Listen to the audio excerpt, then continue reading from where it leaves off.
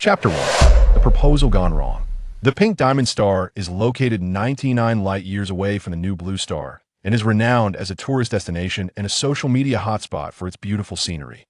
At the Emerald Sea restaurant, outside the floor-to-ceiling windows, there are silver-white beaches, oceans as clear as jade, and at the end of the horizon, a dazzling aurora shines brightly. Li Nianlan picked up a unique diamond fruit from the pink diamond star, and the sweet taste left her with an unforgettable impression.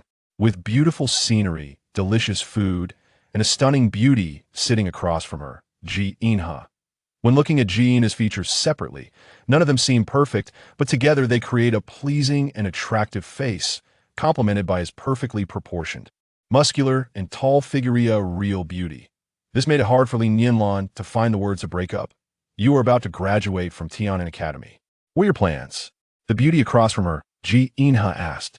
His tone sounded less like a boyfriend speaking to his girlfriend and more like a teacher questioning a student. Li Nianlan wanted to say she wanted to become an explorer like him, but she was interrupted by Li Nianlan. We've successfully matched our genes for nearly a year now, so it's time to prepare for the wedding. Li Nianlan said this as casually as if suggesting that a student who graduated from elementary school should now attend middle school. However, he didn't realize that those who propose in such a tone often fail. Bang. Bang. The pit of Li Nianlan's throat was stuck with a red fruit pit, neither going up nor down, and her mind exploded with fireworks, her heart racing uncontrollably. So, was she being proposed to? By the most outstanding new generation superpower user recognized by the entire Interstellar Alliance? Was this a natural proposal tone, as if he was confident about it? Your superpower may not be very practical, but your genes are decent. With my excellent genes, our children will surely be the best superpower users in the entire alliance. Just like me. Li Nianlan spoke in a calm tone. Decent genes? Heh, what does that mean? Li Nianlan's initially excited and dizzy mind suddenly became cleared. I also really like your personality, possessing the gentle and virtuous traits unique to women of the Hua ethnicity. I'm very satisfied with the idea of marrying you. My plan is for us to raise 4 children within 300 years. Li Nianlan elaborated on his vision of marriage. Cough, cough, cough. Stop. You stop. Li Nianlan finally coughed out the red fruit pit that was lodged in her throat, slightly parting her pink lips and accurately spitting the pit onto Li Nianlan's forehead, where it then bounced into his plate. Li Nianlan elegantly wiped her lips with a non-existent napkin, presenting Li Nianlan with a standard ceremonial smile, and in a mocking tone said, Mr. G. Oh no, I should say Commander Li Nianlan. I want to express my thoughts about marrying you. I have absolutely no interest in marrying you. You mentioned that we have successfully matched our genes for a year, so may I ask how many times have we met in this year? The me you imagine is the real me? You only know our genes are highly compatible, but do you know my favorite color? My favorite food? What profession I want to pursue? Since you're being so direct, I'll be straightforward with you. I actually came here to break up with you today. I regret that our genes match, but I believe you will find a woman whose excellent genes match yours even better. I'm glad to have dined in such a beautiful place, so thank you. Well, goodbye. After speaking, Li Nianlan left with the most graceful posture, leaving Li Nianlan, who was in a daze, with an elegant and beautiful silhouette. The annual graduation ceremony of Tian'an Interstellar Academy on New Blue Star has always been the focus of the entire Alliance. It's the only academy for cultivating superpower users in the Alliance. It gathers all superpower users from across the Alliance. After Li Nianlan, as the representative graduate, finished her speech, she hid in a corner to eat. One of the best things about being in this era of the Interstellar Alliance is the abundance of delicious food. While eating the diamond fruit, she suddenly remembered something. It seemed Li Nianlan hadn't informed his family about their breakup, otherwise the one giving the speech today wouldn't have been her. Although Li Nianlan possessed excellent evolutionary genes, being one of the few women with superpowers, she had 3 types of superpowers, including its class superpower. However, her class mental superpower evolved in the direction of perception, similar to scanning, which was somewhat useless in the highly advanced technology of the interstellar age. Even so, women like Li Nianlan were rare on New Blue Star. Since entering the academy, she had become a target for marriage alliances from various families and factions. The number of superpower users applying to match their genes with hers kept her nominal parents busy. Soon, The gene matching system sent a list of potential candidates to Li Nianlan's guardians. After her parents' careful consideration and meticulous selection, they chose Ji Inha, an class superpower user from an ancient family of Ahua ethnicity, recognized as the most outstanding new generation superpower user in the entire Interstellar Alliance. The Ji family quickly announced their engagement across the alliance. Even so, if her fiancé were not Ji Inha, Li Nianlan wouldn't have been able to speak as the representative graduate at the graduation ceremony. She didn't have a powerful family backing her. Li Nianlan's parents were just ordinary citizens of New Blue Star, regular people without superpowers. Most superpower users at the Academy came from distinguished families that had undergone genetic optimization for centuries and looked down on gene mutation superpower users like Li Nianlan. However, Li Nianlan's superpowers were genuinely strong, which made her favored by many families, though most of the female students in the Academy didn't like her.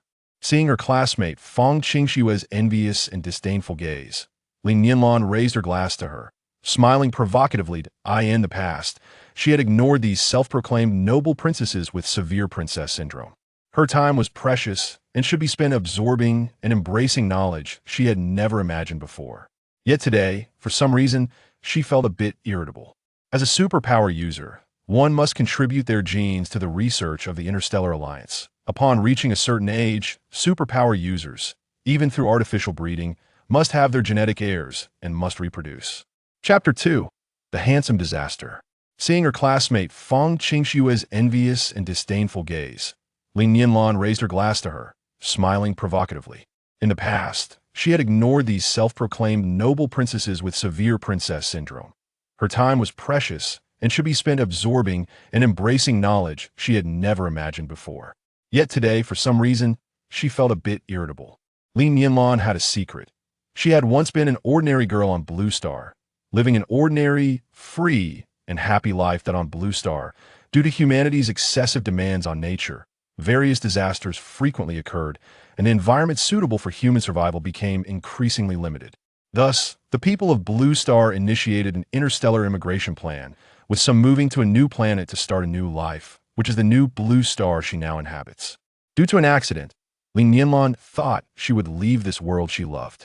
Darkness consumed her consciousness. When she opened her eyes again, she found herself in a research institute on New Blue Star, inside an artificial womb, once again transformed into a fetus on New Blue Star. The birth rate of newborns is very low, and the natural pregnancy rate is even lower. There is no such thing as miscarriage here. As long as a family conceives and gives birth, the Interstellar Alliance will provide them with generous living subsidies. If the parents are willing, the newborns can be raised and educated by the Interstellar Alliance. Even so, many women are unwilling to endure the pain of pregnancy and childbirth. They prefer to choose artificial wombs instead of carrying children themselves. Conservatives strongly oppose this, believing that it would diminish a woman's inherent maternal instincts and reduce the love for the child, which they find very unfair to the child. Moreover, many people question the humanity of those born from artificial wombs, asking what the difference is between such babies and artificially hatched chicks. After learning that her fiancé is Ji Inha, Li Nianlan is still very excited. After all, which girl isn't in love? Her fiancé is such an outstanding man. Ji Inha is a legendary figure at the Interstellar Academy, the super idol in the hearts of all girls. Not only does he have class superpowers, but he also captured an SS-class alien beast during the exploration of alien beast planets. His looks are extraordinarily handsome, and his demeanor is impressive. Such a man makes any woman's heart flutter. Feeling lucky to have such a man, Li Nianlan initially thought she must have saved the entire galaxy in her past life, but later interactions made her realize that such good fortune falling on her head was indeed an unexpected surprise, a coincidence, because she has memories of her past life as an ordinary girl for Blue Star. Thus, after nearly a year of interaction, there has been no spark of romantic love between her and Ji Inha. They have barely met a few times because Ji Inha is always very busy and has no time to graciously meet his nominal fiancé. Li Nianlan is different from other girls on New Blue Star. She has the soul of a Blue Star girl, and even before her rebirth, she was a blossoming young girl. As a young girl in love, Li Nianlan is still full of fantasies and yearnings for love. She does not want to settle for a loveless marriage. Li Nianlan want a lover who loves and supports her, not a man who marries her simply because she can bear better offspring, no matter who that man is or how powerful and outstanding he may be. Even with a man as remarkable as Ji In-ha, Li Nianlan is unwilling to give up her pursuit of love. After serious consideration, she proposed a breakup to Ji In-ha. However, she did not expect a little accident to occur on the day of the breakup. Li Nianlan, although we are graduating and going our separate ways, your future marriage is destined to bring us more interactions. Let's start being friends now. Lu Shaili swayed her way to Li Nianlan, attracting the attention of a large number of male classmates, and handed her a drink. Li Nianlan took the wine glass, gently shook it, and the wine inside was a dripping bright red color, with a rich and clear aroma. Good wine. What's wrong? Not giving me face. Lu Shaili's eyes sparkled with charm, raising her glass in front of Li Nianlan. Li Nianlan smiled lightly, raised her glass, and made a clinking gesture, but did not actually touch Lu Shaili's glass. Cheers! But our opportunities for interaction may be limited in the future. Before Li Nianlan appeared, Lu Shaili had always been rumored to be Ji In-ha's crush, said to have grown up as childhood friends, with the Lu family always taking the initiative. But for some reason, the Ji family had not yet agreed. So after Li Nianlan became engaged to Ji In-ha, Lu Shaili tried to compete with Li Nianlan in everything, both openly and covertly, setting many traps for her. Now, is this a sign of burying the hatchet? However, the next fiancé of Ji In-ha is very likely to be this person in front of her. Thinking of this, Li Nianlan felt that the wine tasted so sour. She downed the drink in one gulp. Seeing Li Nianlan finish her drink, Lu Shaili smiled charmingly, her smile carrying a hint of triumph. Oh, it's possible. After all, it's not easy to integrate into high society. Not everyone wants to integrate into the so-called high society you talk about. It's too stuffy here. I'm going out for some fresh air. Li Nianlan did not want to waste her emotions on such boring matters and simply left without finding an appropriate excuse, leaving Lu Shaili behind, smiling strangely. When your scandalous images become a sensation across the star net, let's see if Ji In-ha would still want to marry you. The poor thing. To be honest, the natural environment of New Blue Star is really good. Thanks to the experience from Blue Star, interstellar immigrants are committed to rational energy development, fundamentally protecting the natural environment. Leaning against a big tree, Li Nianlan looked up at the flocks of birds flying in the sky and suddenly felt her head getting heavier and heavier, an indescribable heat spreading. Within her body, she tugged at the neckline of her dress, but the heat did not dissipate. Instead, it intensified. That a strange man suddenly appeared in front of Li Nianlan, leering as he said, "Senior, I've admired you for a long time. Since you're leaving school soon, can I hug you? Get lost." Li Nianlan suddenly understood something, and her anger only made her feel hotter. She didn't expect such a sordid thing to happen on New Blue Star, that she would encounter it. "Don't be like that, senior. I will make you feel very comfortable." Hee. The lewd man half-carried, half-dragged the struggling Li Nianlan toward the back of the tree. Chapter 3. Escape to the Stars. Ji In-ha has always been a favored child since childhood. Even with a good background, he has put in more effort than others. He doesn't understand what exactly Li Nianlan is dissatisfied with. He thinks they should talk again. Being unilaterally broken up with is really frustrating. Seeing Li Nianlan go out alone, Ji In-ha put down his glass and followed her, but on the way out, Ji In-ha was blocked by several humanoid obstacles, which he ignored and directly crossed over. Who knew that as soon as he stepped outside, he saw a man forcibly hugging the struggling Li Nianlan as they walked toward the back of a tree. In an instant, Ji In-ha was already in front of the man, punching him in the face. "Your actions have already violated the laws of the Alliance. You can wait for your trial. I'm more than willing to testify," Ji In-ha said coldly while swinging his fists. Don't eat me. It's her who seduced me." Hearing this, Ji In-ha hit the lewd man even harder, each punch breaking several of his bones, even though the lewd man had undergone physical evolution. "Yi In-ha, I feel so uncomfortable. So hot." Li Nianlan was unable to bear the heat. Her dress had already been pulled down, exposing her fair shoulders. Seeing this, Ji In-ha ignored the moaning lewd man and walked up to Li Nianlan, intending to grab her hands that were tugging at her clothes to stop her from undressing. However, those delicate and soft arms wrapped directly around his neck, and his lips were attacked by a soft little mouth, biting him wildly. He dodged a few times, but the owner of the little mouth was crying and accusing him. Ji Inha, you look down on me. Seeing the man in front of her, Li Nianlan felt uncomfortable in her body and also felt wrong. Ji Inha. If I look down on you, how could I possibly propose to you? You do look down on me. Woo-woo. You still want me to have 4 children within 300 years. Who wants to have that many children? I've already passed the Interstellar Explorer exam. Do you know? Have you ever cared about me? You passed this decade-long Interstellar Explorer exam? Don't move. Ji Inha was irritated by the little fairy in his arms and couldn't help but shout. Woo. You're bullying me. You feel so nice and cool. Don't hide from me. Let me calm down for a moment. You. Don't hide. I won't really do anything to you. Why are you hiding? Are you not a man anymore? Having the woman he likes in his arms like this, any man would find it unbearable. Moreover, Ji Inha is a man whose superpowers are in an explosive phase. Ji Inha gritted his teeth and whispered in Li Nianlan's ear. So why did you break up with me? You said I'm not a man. This is all your own doing. It'll show you what a man is. No breakup. Well, go register for marriage tomorrow. Ji Inha quickly carried Li Nianlan toward his flying vehicle, a standout among the new generation of superpowered individuals. Ji Inha's speed is unmatched by ordinary people. A few minutes later, Ji Inha's flying vehicle wobbled into the air, with the sound of a man's forced calmness faintly emanating. You behave yourself. Just wait until we get home, and I'll show you how to deal with you. Oh, are you a dog or something?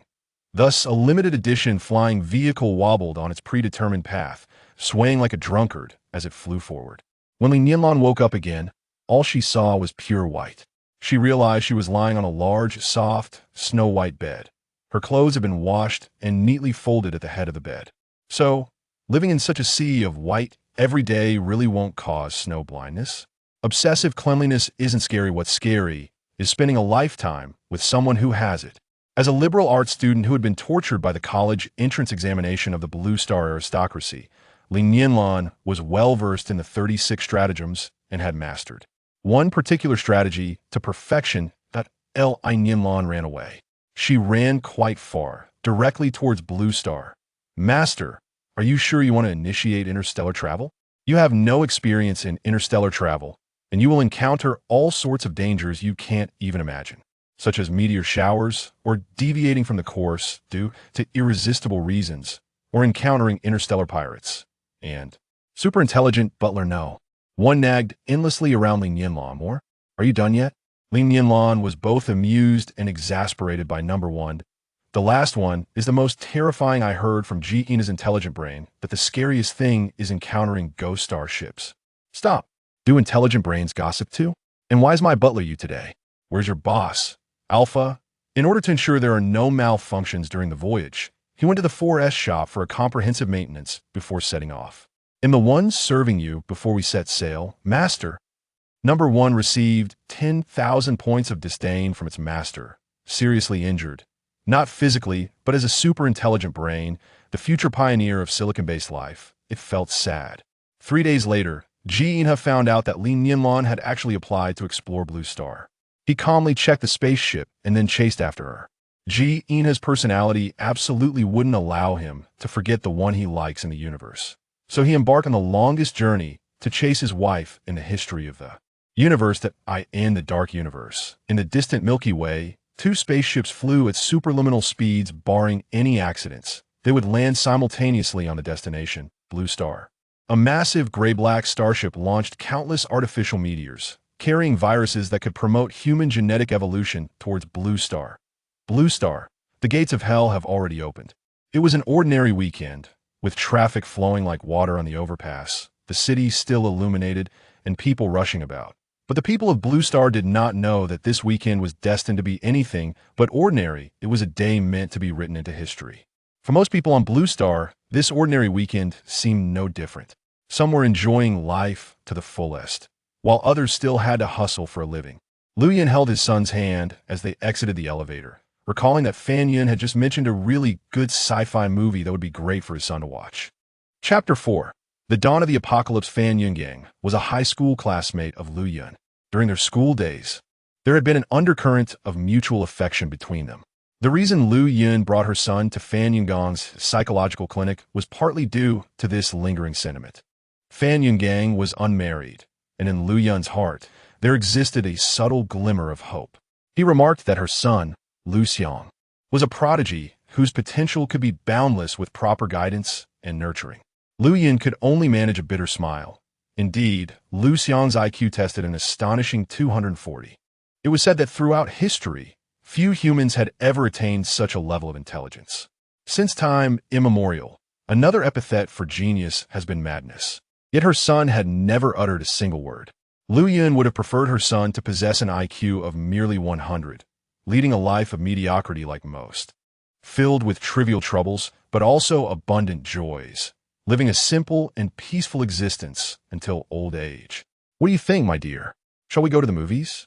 Lu Yun bent down and asked her son with a gentle smile. The 6-year-old Lu Xiang quietly gazed up at his mother, his eyes a deep, clear black, bright enough to reflect the world's beauty and ugliness. Yet, gazing into those eyes made Lu Yun's heart grow restless. Why must it always be like this? Unable to contain her frustration, she raised her voice.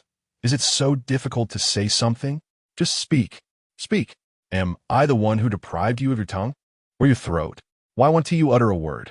Lu Xiang simply nestled into his mother's embrace and kissed her cheek. If one perseveres, life will eventually improve. Everything will get better together. Just as Lu Yun felt she could no longer endure, hope unexpectedly arrived. For 6 long years, due to her son's condition, she had been compelled to resign from her job, traveling across the nation seeking medical help, only to be met with disappointment. Her husband had declared he could no longer cope and had left them. Relatives urged her to abandon Lu Xiang and remarry, have another child. Yet as a mother, Lu Yun could not, nor would she ever, relinquish her child, even in the face of despair. After resigning, Lu Yun used the child support provided by Lu Xiang's father to open a small community supermarket, unaware that her establishment was descending into chaos. Aunt Zhang and Aunt Bai frequently met to shop together, and the last 2 hours before closing were always filled with discounted goods. While some fruits and vegetables might not be fresh, their prices were enticing, offering exceptional value. This was the mundane, yet easily satisfied life of the common people. Sister Lu, you don't look well. What is the matter? Is your son and daughter-in-law causing trouble again? Aunt Bai inquired with concern. No, not at all. I just feel unusually fatigued today, constantly wanting to sleep. I've already napped the entire day, only to be roused by you to take a stroll, Aunt Lu replied. Suddenly, she collapsed, darkness engulfing her. Old Lu, Sister Lu, someone call for help. There has been a fainting. Aunt Bai urgently called for assistance. Curious onlookers quickly gathered. Everyone, please step back. Haven't you seen the news? In such situations, we must give the patient ample space to breathe. Xiao Wang, quickly call for an ambulance. Miss, are you with her? Can you contact this lady's family? Manager Zhang Hua hurriedly approached to disperse the crowd of onlookers, instructing the staff to call for an ambulance. As the manager of Lu Yun's supermarket for several years, he was diligent and earnest, earning Lu Yun's trust, allowing him to make significant decisions within the store. Oh, husband, what is wrong? Quickly, someone, my husband has collapsed. Wife, what is happening? Mommy. Suddenly, several individuals collapsed in the supermarket, causing a wave of panic among the shoppers. An elderly man rushed forward, gripping Zhang Hua's collar, and shouted angrily, "Why are so many people fainting in your supermarket? What are you up to? Have you poisoned them or released toxic gas? Indeed, there must be something wrong with your store. Otherwise, how could so many people faint simultaneously? Let us save the people first. Call for an ambulance." Most shoppers sensed something was amiss in the supermarket and surrounded Zhang Hua and several staff members. Sir, please remain calm. We are running a legitimate business. How can we do such a thing? Zhang Hua quickly attempted to soothe the crowd as agitation. One staff member, visibly angry, retorted, "Have you lost your minds? We run a supermarket, not a gas chamber. What benefit would we gain from harming others? Everyone, please calm down. The manager is right. We cannot falsely accuse anyone." A rational voice emerged from the crowd, urging calmness. "Call the police. We need to report this." "Yes, report it." Someone shouted for the police, and the call was immediately echoed by the crowd. The elderly man, still gripping Zhang Hua's collar, took out his phone and dialed the police. Hello, police station. We are at the supermarket 200 meters from the intersection of Luhe. We have an emergency situation here. What? You can't send anyone right away? I'm asking if you are still the people's police. There's a problem here, and you're not coming to resolve it? What do you mean other places have issues? Is any other place as severe as ours? Several people have suddenly fainted, and we suspect poisoning. What? Hello, hospital? Why hasn't the ambulance arrived yet? How long has it been? What do you mean there are no available ambulances? Do you know that patients cannot wait? Every minute counts. They could lose their lives. Everyone, look at the news on our phones. My friends are posting about people fainting everywhere. It's not just here. A frightened girl exclaimed. Silence, everyone. Since we called the police, let us wait for them to handle the situation. Relatives of the fainted. You should find a way to get them to the hospital. We cannot just wait idly, can we? The priority is the people. As long as they are safe, everything else is secondary. Rest assured, once the police clarify the situation, we will take responsibility for what our supermarket must bear. We will not evade it. Zhang Hua declared emphatically. Chapter 5. Unexpected joy. You say such nice things, but what if you refuse to pay later? Madam, do you see how large our supermarket is? How could we refuse to pay? Moreover, this incident may not be as simple as it seems. The police will provide everyone with an explanation. If you don't trust me, can you not trust the law? In the classroom, the teacher at the podium suddenly collapsed, plunging the students into chaos. In the factory, a worker fell unconscious and was tragically drawn into machinery, crushed to death, while terrified colleagues screamed in horror. In the hospital, a surgeon fainted on the operating table. At the traffic control center, a series of out-of-control vehicles triggered a cascade of accidents. Captain Ning Lei entered the command center while receiving a phone call. What? A nationwide car accident. Secretary. Understood. I will ensure the mission is accomplished. Ning Lei hung up the phone, noticing the anxious faces at the command desk, and commanded in a grave tone. All traffic lights in the city must turn red. All frontline and administrative officers must be dispatched for rescue operations. Notify all bureau chiefs to stand by for further instructions. Report. Captain, we have received notice that the mayor has ordered all awake senior leaders from various departments to convene immediately. An officer rushed in to announce. Call Vice Captain Gao for command. Report. Vice Captain Gao has been taken to the hospital. Then summon Vice Captain Wu.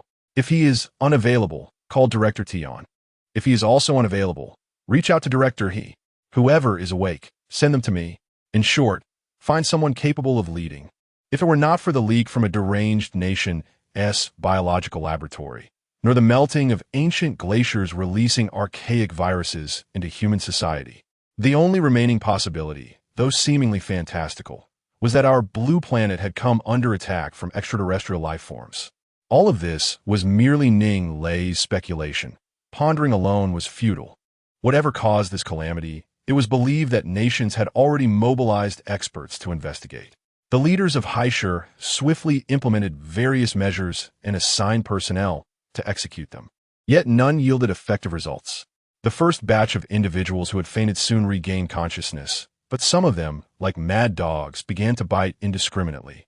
If they were not restrained, they would even devour the living. Those who were bitten quickly fell into a deeper coma, and the duration of their unconsciousness was significantly prolonged. This appeared to be a pathogen capable of driving individuals to madness. Panic and chaos rapidly engulfed Haishur.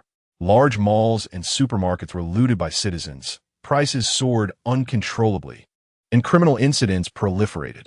Neither the government nor the military could contain the escalating situation. It was not just Haishur, nor merely Huagua.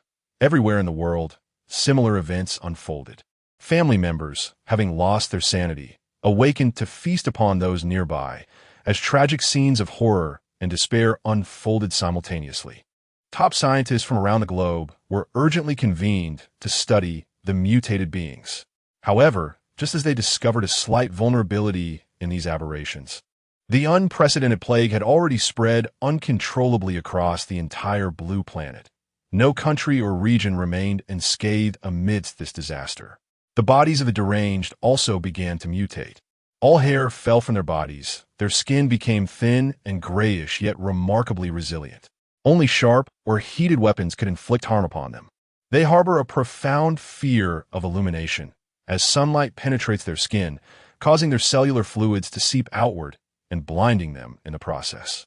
Their strength and agility have transcended that of humanity, transforming these once human beings into an entirely different species that preys upon humankind. Mankind has dubbed them mutants. They have seized control of urban landscapes, venturing out at night to hunt living prey. A staggering 1/3 of the global population has succumbed to mutation, while the remaining humans are largely unprepared for the rampant predation by these creatures. Following a reorganization of the military and government, new settlements have been established in smaller cities, far removed from densely populated areas, granting humanity a temporary respite, which they have named the Survivor's Base. In the stillness of the deep night, the sky appears as the most exquisite deep blue velvet, with moonlight and starlight interwoven in a dazzling display. Suddenly, 2 meteors streak across the heavens, plummeting to Earth. An alarm blares. Warning, warning. The spacecraft is experiencing interference from supermagnetic waves, resulting in malfunction and an inability to land normally. It is about to traverse the atmosphere and will crash at coordinates 221 in 17 minutes, detected to be a lake at a depth of 2,839 meters. Emergency protocols are initiated, and a hibernation pod is urgently awakened. The main brain system reports a malfunction requiring repair. The main brain is about to enter hibernation, initiating the separation procedure for the intelligent brain. Intelligent brain number 1, prepare to connect with the master. In the dim, ethereal confines of the spacecraft, a melodious male voice issues a series of commands. The spacecraft is set to crash in 5 minutes, and the hibernation pod will eject in 2 minutes, landing at coordinates 201. The main brain confers level 1 authority to intelligent brain number 1, noting that the master is at full term and will awaken to deliver. The hibernation chamber has been upgraded, enhancing its defensive level for increased safety, while the intelligent brain's capacity has been elevated to a small workstation, complete with a basic medical pod. Intelligent brain number 1 is tasked with safeguarding the master while awaiting repairs to the main brain. Acknowledged. I shall ensure compliance with the directive. Just as the colossal spacecraft is poised to plunge into the lake, a point of light is ejected, descending onto a golden field. Beep, beep, beep. Master, Li Nianlan, is about to awaken, requesting permission to open the pod door. Survival environment assessment.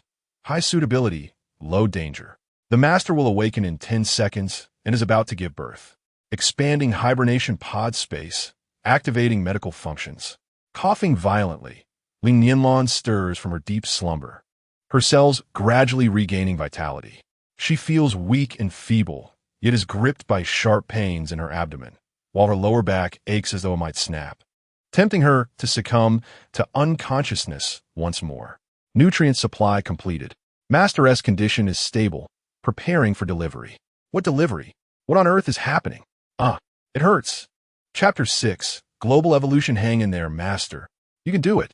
Though the task of childbirth is arduous and daunting, the Master is the most promising woman of the Huazhu lineage on the new blue planet, possessing 3 super abilities, each at a level above, with her control over water powers reaching a remarkable grade. Such minor discomfort cannot defeat her. The youthful voice of intelligent brain number 1 exudes unwavering vigor. Silence. Good heavens. What is this situation? Yes, Master. Oh, it hurts. Am I injured? Stay strong, Master. You can do it. Do what? Be quiet, or I will format you. Number 1 received a daunting intimidation of 10,000 points from the Master, yet dutifully responded, Understood, Master. I shall remain silent. However, how could one truly be silent without a mouth? I am bleeding, Master. You are in labor. Given the urgency of the situation, the life pod upgraded its system to a medical chamber. Do not worry. The medical chamber has conducted a comprehensive examination of your body. All your health indicators are normal, and the baby is a healthy, vibrant fetus. You and your child will soon meet. Delivery? How is that possible? Li Nianlan suddenly recalled an incident that transpired before their escape from New Blue Star. Well, it doesn't seem entirely impossible. Li Nianlan was drenched in sweat, her body slick as if she had just emerged from water, and she was beginning to feel faint. Do not be afraid, Master. It has been thousands of years since a death during childbirth has occurred on New Blue Star. Silence, you ravenous tongue, Li Nianlan shouted weakly. A mechanical arm inserted a small syringe into her arm, prompting her to exert herself as instructed. After enduring 5 hours of excruciating pain at level 10, she finally delivered a tiny, wrinkled, crimson infant. Within the sleep pod, the newborn cried with all its might, its wails akin to that of a kitten. Li Nianlan cradled the baby, still somewhat dazed, her body slick with sweat and her hair in disarray. However, her body had begun to recuperate thanks to the restorative treatment of the sleep pod. Aside from some lingering weakness, her cells had largely returned to their pre-labor condition. Number 1. Yes, Master. It is I. Must you be so verbose? Alas, he is rather unattractive. Are you certain he is my child? Indeed, Master. Though I am merely an intelligent auxiliary, I have meticulously recorded the entirety of your labor process. Once Lord Alpha awakens, I shall promptly relay this invaluable information to him, which he will preserve eternally in the memory database. What transpired? What has happened to Alpha? Li Nianlan then remembered her all-capable assistant, the super-intelligent brain, Alpha. Have we arrived at the Mother Star? Li Nianlan carefully swaddled the infant in protective fabric. You alone refer to this planet as the Mother Star. Most inhabitants of New Blue Star call it Blue Star or Ancestral Star, Number 1 replied. Why were we subjected to a super electromagnetic wave attack? Li Nianlan surveyed her surroundings, discovering herself amidst a lush, verdant prairie teeming with vibrant plant life. This landscape differed somewhat from her memories of Blue Star. Indeed, New Blue Star bore a striking resemblance to it. Though termed a prairie, it was abundant with a variety of plants, including wheat and rice, and occasionally, one could spot vegetables and berries. Were these crops thriving in the wild, growing untamed? How curious. On Blue Star, particularly in the populous Huagua region, every inch of land was precious, and natural resources have been fully exploited. How could such a vast expanse of prairie lie fallow? Moreover, the ecosystem here was peculiar, with cultivated edible plants and wild grasses growing chaotically together. Number 1's report interrupted Li Nianlan's musings. The situation is as follows, my master. Just as we were about to descend upon the blue planet, Lord Alpha suddenly lost control of the spacecraft. The ship's intelligence core became incapacitated, leading to a complete system failure. In response, Lord Alpha activated emergency self-rescue measures, assigning me to your cognitive microbrain and forcefully ejecting your sleep pod. However, there is no need for excessive concern, as Lord Alpha sustained no severe injuries and will soon be able to self-repair. The spacecraft itself has not suffered significant damage, and Lord Alpha will easily restore it. Where are Alpha and the ship? Li Nianlan inquired once more. Well, Lord Alpha executed an emergency landing at the coordinates 221321, which is the bottom of a vast lake. This is preferable, as it will attract less attention from the inhabitants of the blue planet. I require information about the blue planet prior to our descent. One is somewhat at a loss. What? You do not have it? Li Nianlan furrowed her brow. I demand to see that information, she commanded. Yes, my master. As you wish. I shall promptly activate the holographic display. A translucent, half-meter-tall holographic projection materialized before Li Nianlan, vividly depicting scenes reminiscent of a hellish nightmare. Blue Planet, year 2998, November. A spectacular meteor shower penetrated the atmosphere, descending upon various regions of the blue planet, resulting in subtle yet imperceptible changes within the human body. This accumulation of change ultimately led to a qualitative transformation, ushering humanity into an unprecedented global catastrophe and evolution. Chapter 7. Gene Evolution Catalyst. Global evolution represents both a calamity for certain life forms and an opportunity for many others. Subtitles. The period during which we departed from the blue planet coincided with frequent tectonic shifts, leading to natural disasters, a primary reason for our exodus from our home planet. For over 300 years following our departure, natural disasters diminished, allowing the surviving humans to cultivate new civilizations and technologies. The blue planet transitioned from a primitive era to a civilized age. However, as human civilization and technology advanced, war, natural disasters, and ecological imbalances re-emerged, prompting the inhabitants of the blue planet to recognize the need for environmental protection. Unfortunately, this awareness came at a tragic cost, and efforts to rectify centuries of ecological destruction would require threefold, tenfold, or even longer spans of time, labor, and resources. Despite the frequent emergence of catastrophic events, the technology of the blue planet at that time was capable of counteracting these challenges, allowing the majority of the population to survive and enabling civilization to continue its legacy and development. Suddenly, the scene shifted. The camera panned to the vastness of outer space, where 5 resplendent meteors streaked through the atmosphere, crashing into various regions of the world. Subsequently, the world began to transform as a terrifying infectious disease spread uncontrollably. Most individuals fell ill, exhibiting symptoms such as fever, coughing, and even high fevers leading to unconsciousness. News of this outbreak flooded the globe, filling hospitals worldwide with afflicted patients. Some of the unconscious individuals soon regained consciousness, only to frantically bite those around them. Those who were bitten or scratched succumbed to unconsciousness as well. After 2 days of illness, which equates to 48 hours, a significant portion of these individuals succumbed to death, while others awakened with extraordinary powers beyond the realm of normal humanity. However, their skin and hair began to fall away, and more alarmingly, they turned to humans as sustenance. The fortunate few who remained, upon regaining consciousness, retained their sanity without undergoing mutation, but instead evolved capabilities that transcended human understanding. Their physical forms experienced a remarkable metamorphosis. Some evolved individuals could even manipulate the elements of nature, akin to the new blue star inhabitants, possessing newfound superhuman abilities. Upon reading this, Li Nianlan's eyes widened in astonishment, and she could not suppress her exclamation. Gene evolution promoter. Is this not prohibited? The Alliance has established a stringent array of laws to punish its users. How could it possibly be found here? It is well known that humanity's comprehension of the cosmos is less than a fraction of 1%. Numerous known and unknown radiations exist within the universe, and during the interstellar migration, humanity was fully exposed to these rays.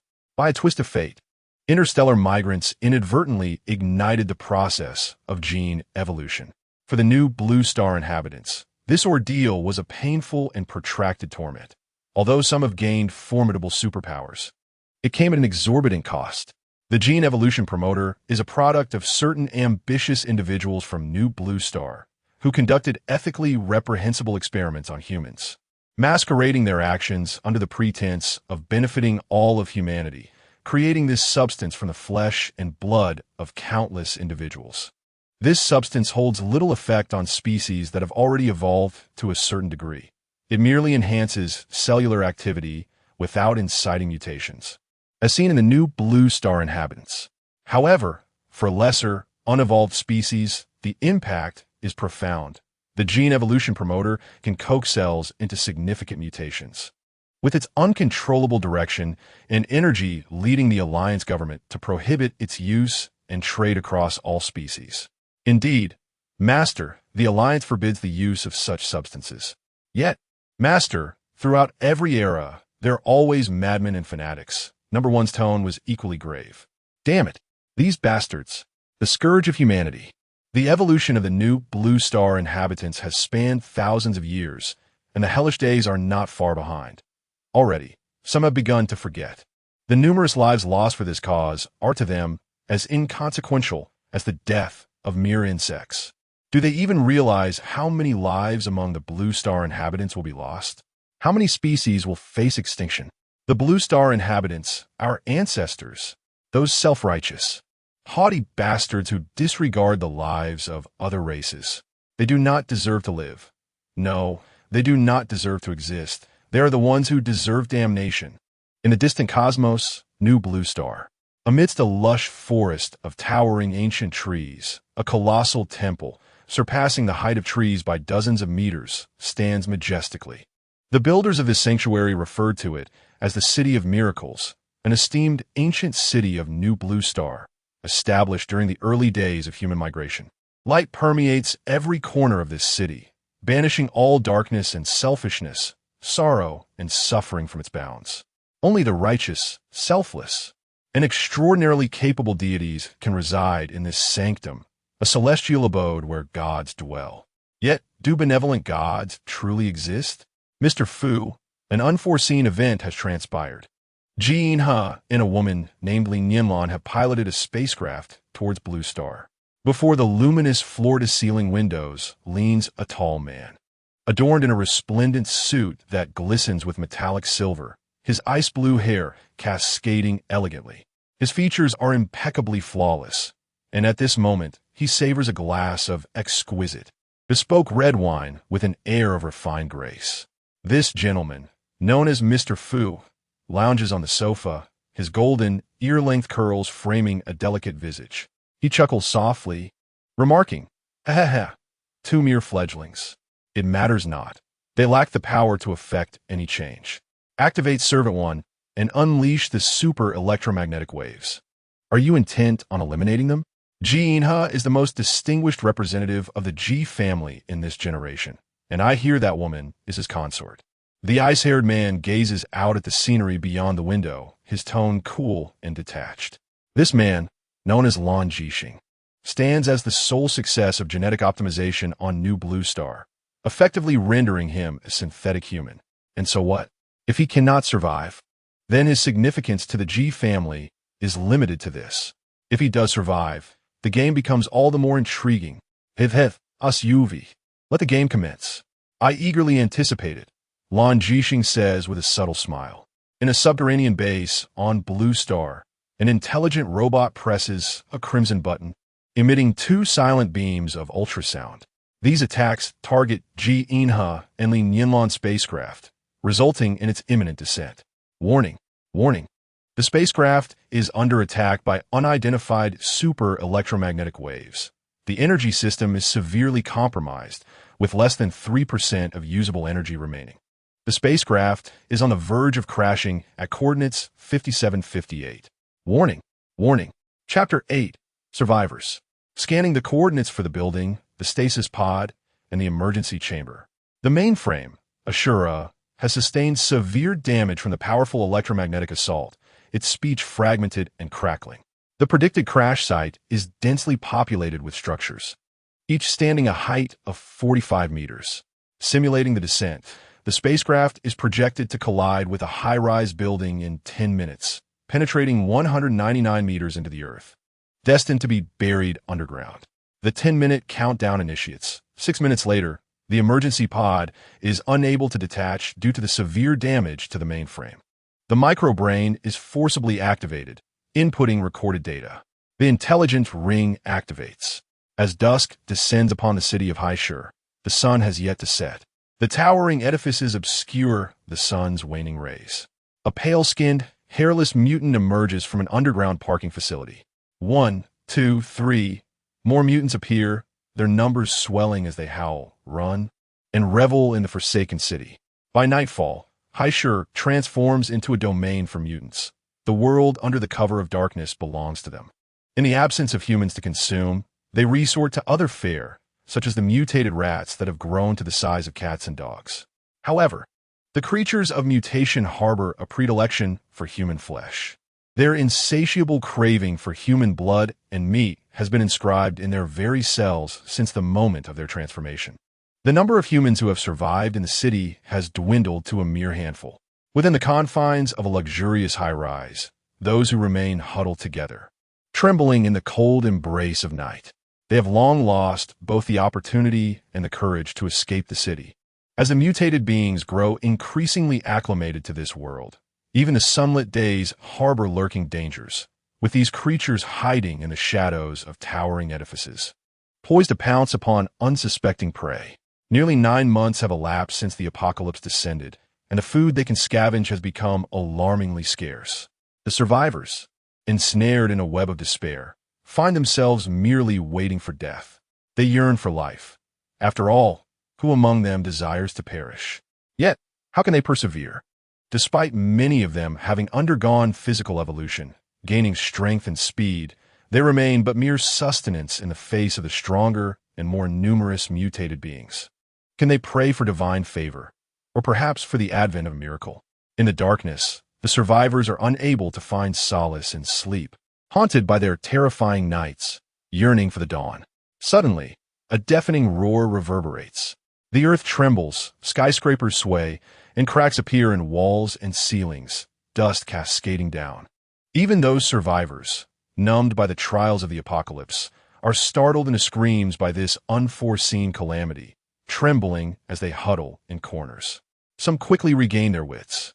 Survival instinct propels them towards what they perceive as a glimmer of hope for refuge. Outside, a colossal object descends from the heavens, crashing into a high-rise near the city center. The immense impact obliterates the structure, creating a vast crater in the ground as steel and concrete are shattered and scattered, swiftly engulfing the vessel within the debris. Nearby, several aged buildings, weakened by time and poor construction, collapse under the tremendous tremors. Many shoddy structures crumble into mere piles of rubble, leaving a scene of devastation in their wake. Most of the mutated beings in the vicinity are either buried beneath the fallen skyscrapers or rendered dead or gravely injured. As dust swirls and settles, the fortunate mutated creatures rush onto the streets, their rage manifesting in guttural cries of confusion. They cannot comprehend the events that have transpired, their evolution having yet to endow them with the intellect to aid their kind. In the pitch-black refuge, perhaps an eternity passes, or perhaps only a fleeting moment.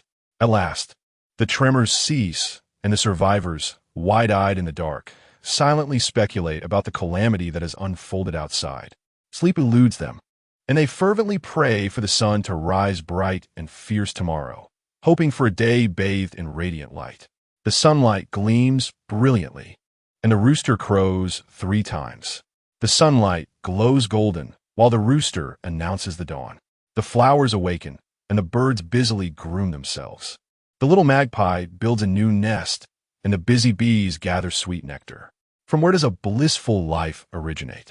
It is through labor that we create it. The verdant leaves and vibrant flowers, the playful little butterflies, all remind us that neglecting work and study is not the path we should follow. We ought to emulate the magpie in its nest building and the bees in their honey gathering. The joy of labor is boundless, and the honor of creation through toil is unparalleled. Recently awoken from a brief slumber, the fortunate ones are roused by the cheerful chime of an electronic alarm clock. The lively melody fills the air with hope. As the weary survivors stretch their fatigued bodies, finally welcoming the sun once more, perhaps they can venture outside to take a look. Yet, the room remains shrouded in darkness. They have taken refuge on the 31st floor of a high-rise residential building, the topmost floor just above them. Although even the mutated cannot scale such heights to enter through the windows, they have fortified each opening with thick walls of concrete and steel salvaged from other rooms. Each window blocked by walls over a meter thick. Several men labor to remove the barricades at the entrance, moving the heavy blocks back and forth at least twice daily. Exhausted and grimy, they find solace in this labor, believing it ensures their safety. The building is structured with 1 household per floor, each unit spanning over 500 square meters. Inhabited by the affluent, they have sealed off the safety exits and elevators with barricades, and even the iron door leading to the top floor is tightly secured. It is through such timid and cautious defenses, coupled with the initial hoarding of food and water, along with various containers for rainwater collected on the rooftop, that these few survivors have managed to endure.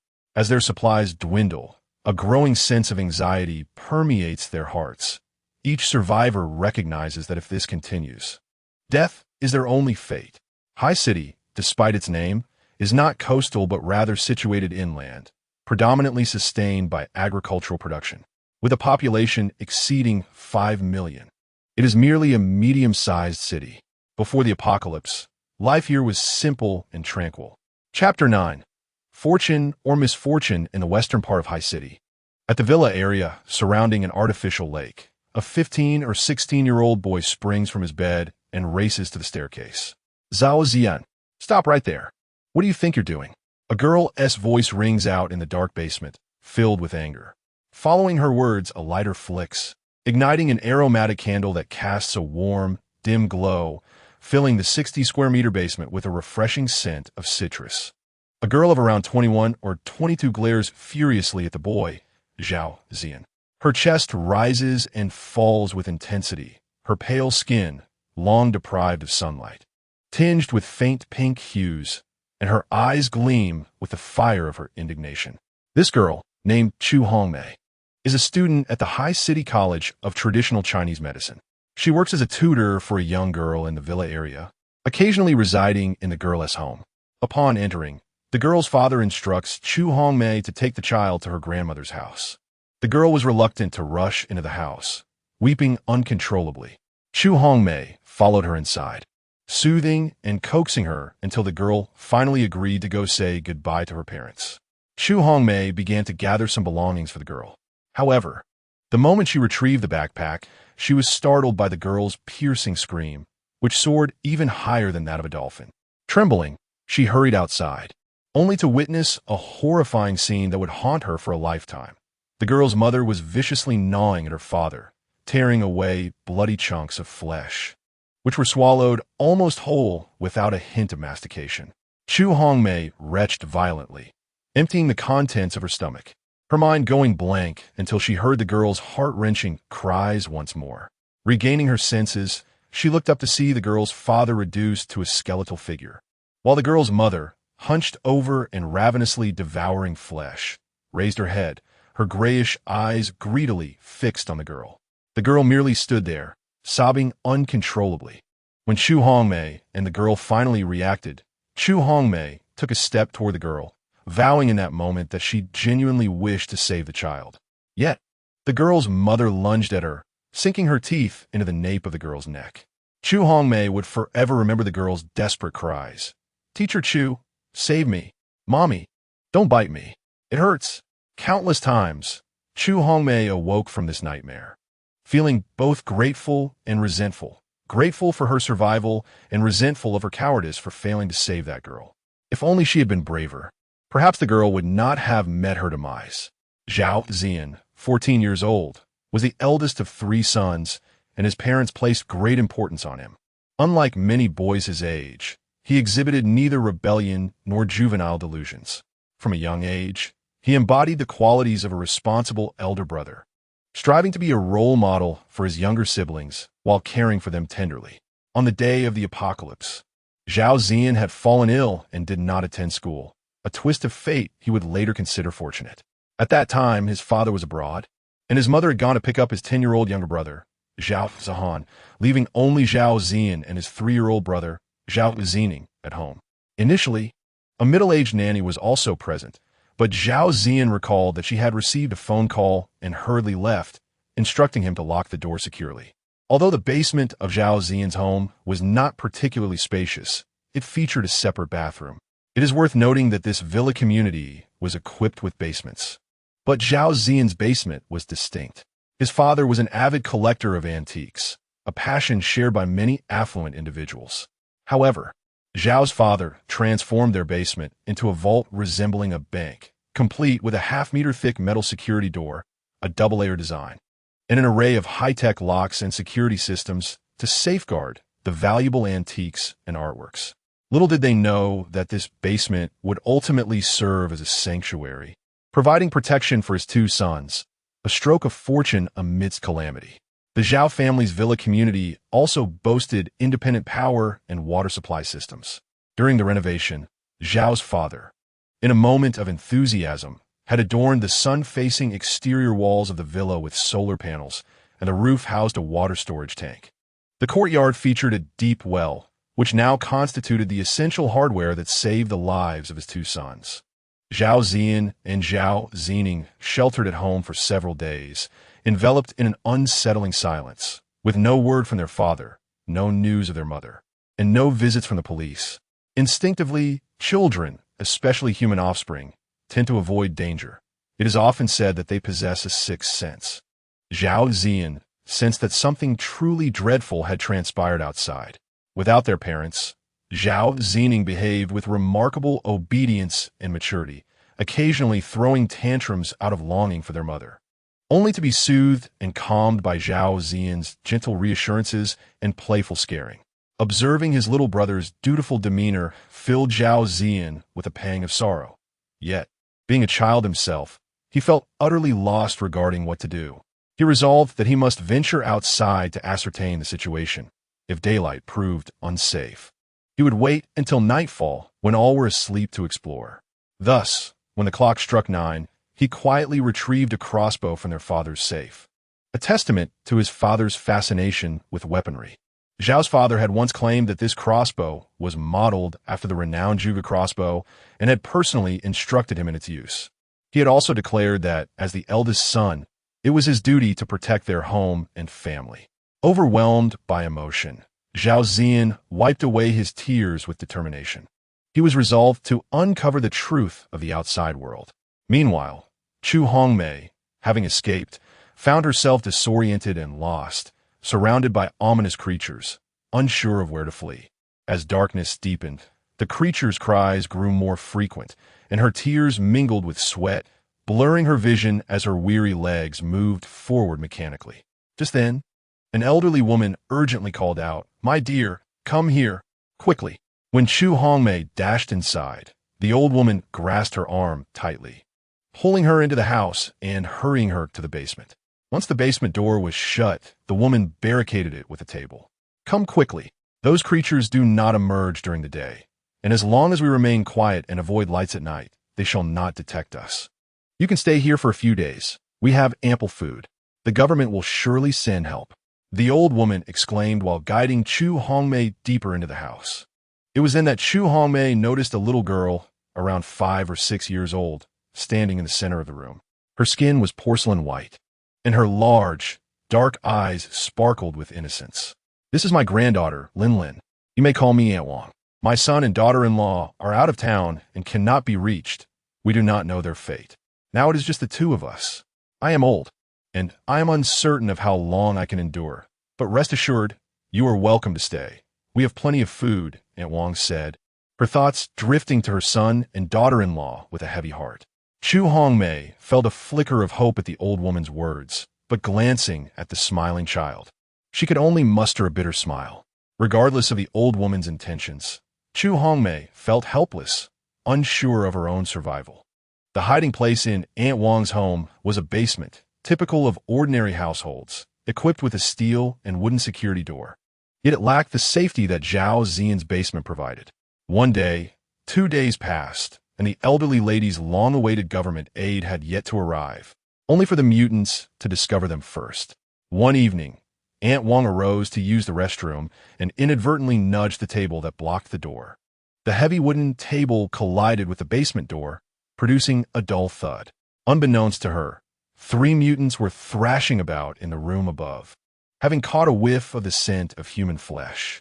Their limited intelligence made it difficult for them to locate their prey, but upon hearing the noise, they immediately charged towards the source of the sound in the basement. The thunderous pounding on the door sent the 3 women into a trembling embrace, the little girl bursting into tears in sheer terror. The mutants, with their sharp claws, tore a hole in the door, and upon glimpsing the people inside, their excitement intensified. Chu Hongmei had no choice but to rush over and brace herself against the table. The mutants howled and clawed at her, their talons repeatedly reaching towards her face. And it seemed that this time they were truly doomed. Aunt Wang quickly clamped her hand over Li Nianlan's mouth, her chest heaving as she whispered shakily to the little girl, "If you cry again, I will throw you out to feed those monsters." Aunt Wang, who typically cherished her granddaughter and rarely raised her voice, understood that the world had changed. Li Nianlan no longer had the luxury to cry. At her age, how much longer could she protect her? Consequently, when she saw Chu Hongmei, she made a swift decision to save her, placing all her hopes on Chu Hongmei. She sought nothing but for Chu Hongmei to help Li Nianlan if she was capable, yet they were still uncertain if they could survive the immediate threat. Li Nianlan dared not cry any longer, and Aunt Wang joined Chu Hongmei in barricading the door. Together, they leaned the table upright. But soon the heavy wooden table was clawed at, creating further openings. The two women exerted all their strength, grappling with the mutants outside. Time seemed to stretch indefinitely until silence fell outside. Yet they still dared not move the table, for the security door had begun to warp, and a few more blows from the mutants could easily shatter it. The two women, drenched in cold sweat, slid down against the wall. Linlin curled up beside her grandmother like a frightened kitten. Aunt Wong gently stroked her granddaughter's hair, her gaze gradually steeling with determination. She rose and approached a safe, retrieving all the gold jewelry and 10 gold bars within.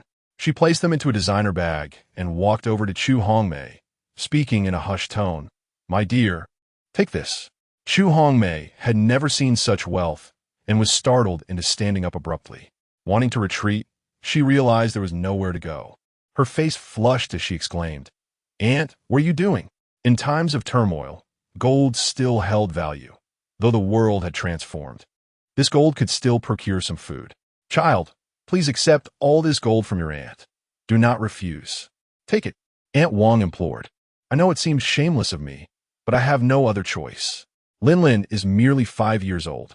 If I were to perish, she would be utterly incapable of surviving alone. Linlin's parents have been absent, and Auntie does not wish to impose any burden upon you. She only implores you that if you encounter those monstrous beings, you must shield Linlin and flee.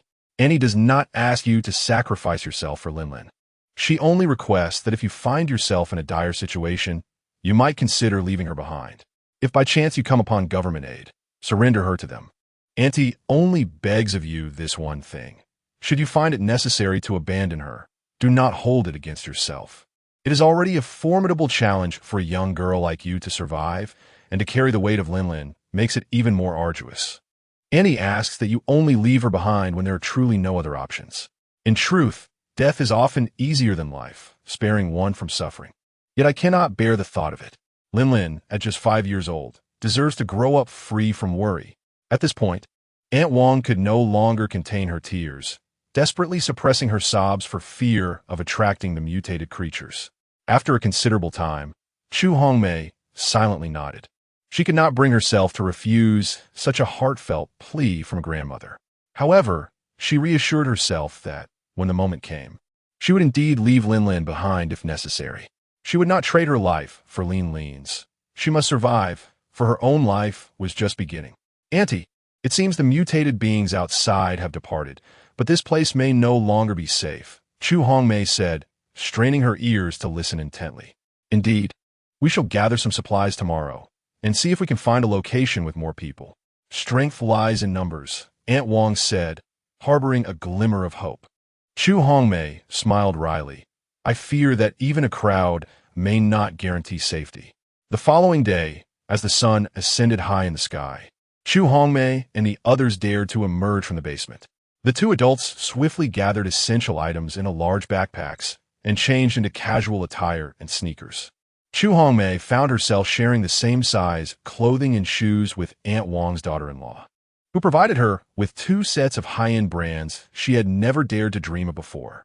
Each adult shouldered a pack, while Linlin carried a small bag filled primarily with high-calorie candies and 2 boxes of milk. Thus the trio set off. Chapter 11. Desperation. Aunt Wong, run! Quickly! Chu Hongmei cried out with a heart-wrenching urgency. Aunt Wong, having undergone initial evolution, reacted swiftly. With a deft twist of her body, she narrowly evaded the first attack from the mutated being, though her outer garment was torn from behind. Fortunately, she remained unharmed. The mutated creature, exposed to the sunlight, had its skin scorched, revealing mottled patches and oozing a translucent yellowish liquid. "Run!" Aunt Wong exclaimed, scooping Linlin into her arms as she fled, with Chu Hongmei closely trailing behind. The 3 women reluctantly abandoned the idea of driving and headed towards the city center. After the recent fright, they dared only to walk along the center of the road, far from the shadows. The villa district lay in silence, devoid of any human presence. Occasionally, 1 or 2 large birds, their wings spanning over half a meter, would take flight from the trees lining the road. Upon closer inspection, they turned out to be pigeons. Aunt Wong and Chu Hongmei exchanged glances, both recognizing the fear mirrored in each other's eyes. To hasten their pace, the two adults took turns carrying Linlin. Just as they were about to exit the villa district under the glaring sun, Aunt Wong suddenly came to a halt. Aunt Wong? Why have we stopped? Aunt Wong stared vacantly ahead. Aunt Wong? Aunt Wong? What is wrong? Chu Hongmei felt a sense of unease at Aunt Wong's unusual behavior. Grandma, what is wrong? Linlin, with her tender little face etched in worry, gently touched her grandmother's forehead. The harsh environment had accelerated the girl's maturity. The news reported that this disaster was nationwide, implying that the situation in the cities was as dire as theirs, if not worse. Just a few days ago, the news mentioned that many public places had spiraled out of control, urging citizens to evacuate the cities swiftly. Aunt Wong's face was ashen, her tone laced with despair. Chu Hongmei could not yet grasp the meaning behind Aunt Wong's words. Aunt Wong, in a frantic gesture, pointed towards the distant skyscrapers and exclaimed, "How can you not understand? There will only be more of those monsters in the city. The government is likely overwhelmed. They may no longer have anyone to rescue us." Chu Hongmei's complexion mirrored Aunt Wong's pallor. If what Aunt Wong said was true, venturing into the city could spell doom for the three women. Suddenly, Chu Hongmei comprehended Aunt Wong's intent. She was implying that their current location was significantly safer than the city. The basement of Aunt Wong's villa was no longer secure. Although the reason why the mutated beings had abandoned their prey the previous day was unclear, they would undoubtedly return that night, and the dilapidated door could no longer protect them. The city was off limits, yet they had nowhere else to go. "We must find an empty house before nightfall. Didn't you say many of the villas here are vacant? We need to find one, at least to survive the night," Chu Hongmei said with a hint of excitement. The sun gradually sank below the urban horizon, and the mutated beings began to awaken from their slumber in the shadows. The once silent city during the day was now teeming with ghostly apparitions. Zhao Zian vigilantly surveyed his surroundings. The villa district, due to its sparse population, was usually quiet at night. However, tonight was different. Eerie, chilling howls echoed everywhere, accompanied by the sharp cries of birds piercing the dark night sky. Suddenly, the desperate screams of several women joined the cacophony. Something was amiss. Driven by intense curiosity, Zhao Zian raced towards the source of the cries, eager to uncover what had transpired, why the once vibrant city at night had transformed into a dark, horror-filled realm. Gulmei, clutching Linlin in one arm and grasping Aunt Wong's hand with the other, ran with all her might, oblivious to the fact that her strength and speed had surpassed that of an ordinary person. Her body had undergone a rudimentary evolution, yet even so, the mutated beings pursued them with greater speed, closing the distance alarmingly. Aunt Wong gritted her teeth fiercely, suddenly breaking free from Chu Hongmei's grasp and charging towards the mutated beings, shouting, "You beasts, I will fight these monsters to the end. Let us die together." Oh! Aunt Wong sank her teeth into the chest of a mutated being, but it seized her hair, leaned down, and sank its teeth into her carotid artery, blood gushing forth. "Grandma!" Linlin squirmed, desperately trying to lunge forward, her strength nearly causing Chu Hongmei to lose her grip. Aunt Wong gazed vacantly at Chu Hongmei, her lips moving as she gasped for breath. A group of mutants surged forward, grasping at arms and legs, their gaping mouths revealing sharp teeth as they tore into fresh flesh. In no time, Aunt Wong's corpse was reduced to a mere skeleton, gnawed upon mercilessly. Chu Hongmei stood in a daze, unable to believe the horrific reality that had unfolded in such a short span of time. Linlin let out a piercing scream, her small body writhing in desperation to rush forward. Chu Hongmei could only hold her tightly, fearing that they too might meet such a dreadful fate. Suddenly, a crossbow bolt shot through the air, striking one of the ravenous mutants squarely in the left eye. The creature howled in agony, releasing Aunt Wong's body as it writhed on the ground. Yet, the other mutants remained unfazed. Another quickly took its place to continue the gruesome feast, resembling wolves devouring carrion on the plains. "Don't just stand there. Are you waiting to die? Run. Follow me. Quickly," Zhao Zian shouted, trembling with fear as the terrifying scenes from the movies became a grim reality. Chu Hongmei followed closely behind him. Thus, Zhao Ziyan managed to rescue Chu Hongmei and Linlin, bringing them to his home. At his age, Zhao Ziyan's rebellious spirit had just begun to take shape, untouched by the wear of time. His defiance, long hidden, erupted following the loss of his parents and the witnessing of such brutal events. It was a primal human response to trauma. Chapter 12. The newborn calf. These two girls, having witnessed their loved ones being devoured, were fortunate to have escaped death, yet were left mentally shattered, often lost in a daze and unable to utter a word. When Zhao Ziyan found them, they reeked of urine, as they had only dared to venture out in search of food, too terrified to leave their hiding place. Huh. The army. Do you still dream of rescue? Let me tell you, the power is out today, and the water will likely stop too. Without electricity or water, how can the two of us survive with a bunch of little children? Tell me, what? The power is out? The water is gone?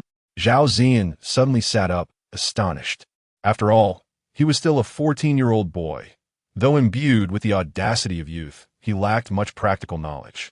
Having grown up in comfort, he truly had no idea how to manage without water or power.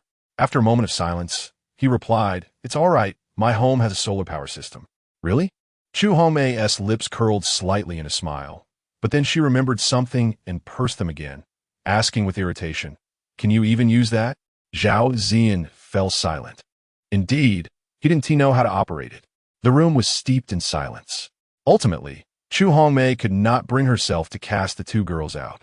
Her conscience and moral compass would not allow her to do so, even though she desperately wished to abandon such scruples. For now, at least, her principles remained intact. Zhao Ziyan suddenly had a bright idea and exclaimed, "I know a fragrance shop. My mother often buys things there. They have a plethora of scented candles. But what about the water? How can we manage without it? Candles alone. Are you suggesting we cook and boil water with candles?" Chu Hongmei replied weakly. A group of children, with their innocent, wide eyes, sat obediently aside, observing two older siblings engaged in conversation. Zhao Ziyan, resembling a miniature adult, scampered over to embrace his brother's leg, casting an indignant glare at Chu Hongmei, and exclaimed in a babyish voice, "Sister is bad. Bad." Chu Hongmei was infuriated by the antics of the two brothers. "There is water, truly. Our rooftop has a water tank. I've seen my father use it. Just turn off the valve in the kitchen downstairs and open the one on the roof. We can cook with firewood. There are plenty of combustible materials available." Zhao Ziyan delightedly proclaimed, reveling in his clever suggestion. Chu Hongmei, observing Zhao Ziyan's blissful ignorance in such dire circumstances, felt exasperated. She was unaware of how to cook with firewood. Stripped of modern conveniences, they were utterly lost in their survival. The tremendous impact from the spacecraft's descent sent tremors through the entire city, causing those who were hiding to cling tightly to one another in fear. Was it an earthquake? Or had the government finally resorted to nuclear weapons to eradicate the mutants? Would anyone come to rescue them? How many would survive the nuclear fallout? The same deafening noise attracted many mutants, who rushed from the city's shadowy corners toward the singular destination, only to find their buried kin and heaps of debris. With limited intellect, they merely howled at the night sky before scattering to forage for food. Nightfall was their domain. A rectangular metallic object traversed the sky above the city, crashing into the edge of a villa, shattering nearly an entire wall. Fortunately, the framework of the building only allowed a small corner to collapse. Nearby mutants, hearing the commotion, hastened over, intrigued by the strange metal box. They attempted to pry it open with brute force, but soon lost interest and dispersed. As dawn broke, the sun gradually ascended, casting its golden rays across the land. The mutants, who had been active throughout the night, sought out dark, sunless corners to succumb to slumber. The External Environment Detection System reported dangerous biological entities entering a state of dormancy, air quality deemed highly suitable for survival, no additional threats detected, preparing to awaken the master.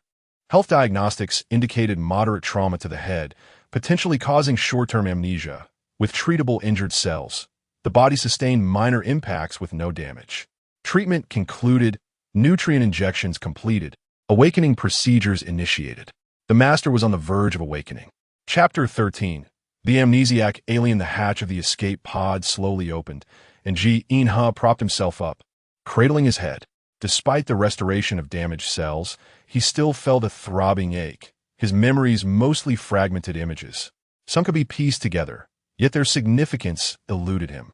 Any attempt to concentrate only exacerbated his headache.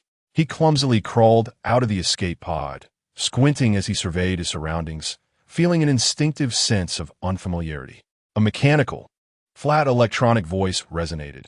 "Master, due to moderate damage to your brain, your memory has sustained minor impairment. While brain cells have been repaired, forcibly recovering memories could lead to neural damage. The medical pod is currently unable to treat this. However, there is no need for you to be overly concerned. As your neural pathways recover, your memories shall gradually return." "Who are you? Where are you? I cannot see you. No one is here, yet I can hear a voice speaking." Li Nianlan inexplicably felt that he had often communicated with this voice in the past. "I am your micro-intelligent brain. When your spaceship descended upon Blue Star, it was unexpectedly attacked, and your superbrain had not yet activated my permissions. Thus, I presently function merely as a standard intelligence system. Artificial intelligence? Where is this? How did I come to be here?" The term Blue Star stirred certain memories within Li Nianlan's mind. A hazy visage of a girl cradled in his arms, astonishingly soft. He could not recall her face, yet he remembered her warmth and scent. Who is she? Why do I remember these? Is she special to me? I recall her, yet her visage eludes my mind. Li Nianlan pressed at the throbbing pain in his occiput, relinquishing the thought of recalling her face. "We are currently on Blue Star, Master. I reside within your intelligent wristband. For every new inhabitant of Blue Star, the intelligent wristband proves immensely useful, as many of your belongings are stored within it. I also serve as a conduit for communication between you and other new intelligent entities of Blue Star. Although my current range of contact is limited, I can establish communication with any new intelligent entity that comes within 1,000 meters. Intelligent wristband?" Li Nianlan glanced at the silver band encircling his wrist. "You mentioned the spaceship and the superbrain? Is my spaceship irreparably damaged? Where is it?" "Your spaceship encountered an ultrasonic attack while traversing the atmosphere, resulting in a loss of control. The coordinates sent before the ship's descent pinpointed the center of this city.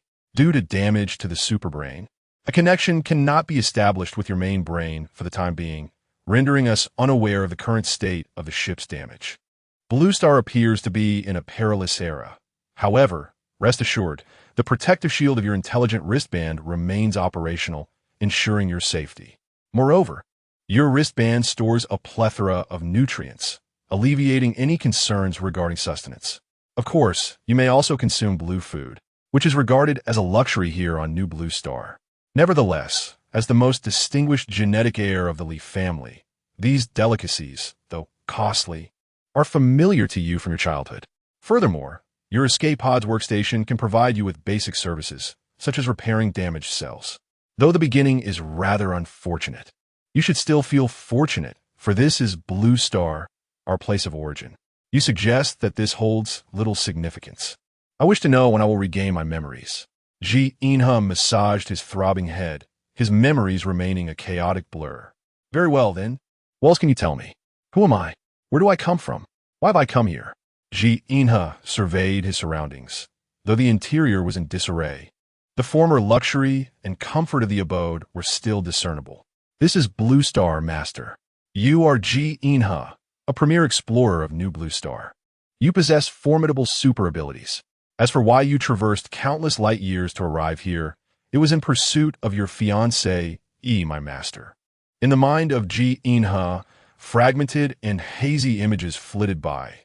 One moment he was engaged in a fierce battle against a colossal beast, and the next, he found himself at a vast interstellar port, where a myriad of spacecraft were docked. Ultimately, the shimmering rays of golden sunlight coalesced into the visage of a beautiful young girl, her enchanting eyes exuding allure, and a teasing smile playing upon her lips. "Regarding me, is what you perceive truly the essence of who I am? In truth, I have come today to bid you farewell. It is regrettable that our genetic makeup is compatible." Li Nianlan cradled his aching head, murmuring, "All right, do not rush. The memories will resurface in due time." A rustling sound ensued. prompting the intelligent wristband to instantly project a spherical, invisible barrier around Ji Inha for protection. From behind him, a door creaked open, revealing a small, furry head peering out. "Quick, hide! He is not my father. He is a bad person." A small boy's voice trembled with urgency and fear. Scanning human offspring, 2 detected. Bone age assessment indicates 5 years and 6 months, and 3 years and 10 months. No aggressive tendencies. Low danger level. The emotionless computer voice echoed in Ji Inha's mind. Thus, he had been hastily branded a villain by these 2 little ones. Ji Inha approached the hiding spot of the children. Scanning reveals a Blue Star family kitchen. Cooking appliances, essential for Blue Star inhabitants to prepare sustenance. As Ji Inha's gaze traversed the objects, the mechanical voice continued its commentary. Upon focusing on a refrigerator, he heard, "Refrigerator detected, an ancient household appliance that utilizes physical means to extend the preservation of food. A hidden space behind it has been identified, scanning for thermal reflective objects." The 2 human offspring previously mentioned are visible. Ji Inha pushed aside the refrigerator, uncovering an iron door. "Is this a door? How does one open it?" "Password lock detected." "Would the master like to unlock the password?" "Unlock the password." "Password unlock completed." With a confirming beep, the refrigerator slid open, revealing a small space within, accompanied by an unpleasant, foul odor. At that moment, a soft, small entity collided with Ji Inha's leg, mumbling, "Grandma is not here. Lele is hungry. I want Grandma," while clasping its tiny hands in a gesture of respect. Chapter 14. Acquiring 2 little ones. The child was round and pudgy, with a softness that suggested a lack of care. Their hair was a tangled mess, reeking of stale milk, and their clothing was soiled beyond recognition of its original hue. Ji Inha felt a strong aversion, using a finger to lift the child's shirt from its back, bringing the little one to eye level. The little face is quite dirty, yet those round, sparkling eyes betray no hint of fear. The grubby little hands cupped Ji Inha's face as the child erupted into giggles. This little chub had quite a bit of courage. Ji Inha found himself somewhat charmed by this filthy little imp, reminiscent of a wild creature. "Do not harm my brother." The older boy, who had been hiding nearby, finally mustered the courage to rush forward, declaring, as the elder sibling, his duty to protect his younger brother. A slightly larger boy, resembling a young calf, charged towards Ji Inha, only to collide with the enemy's thigh.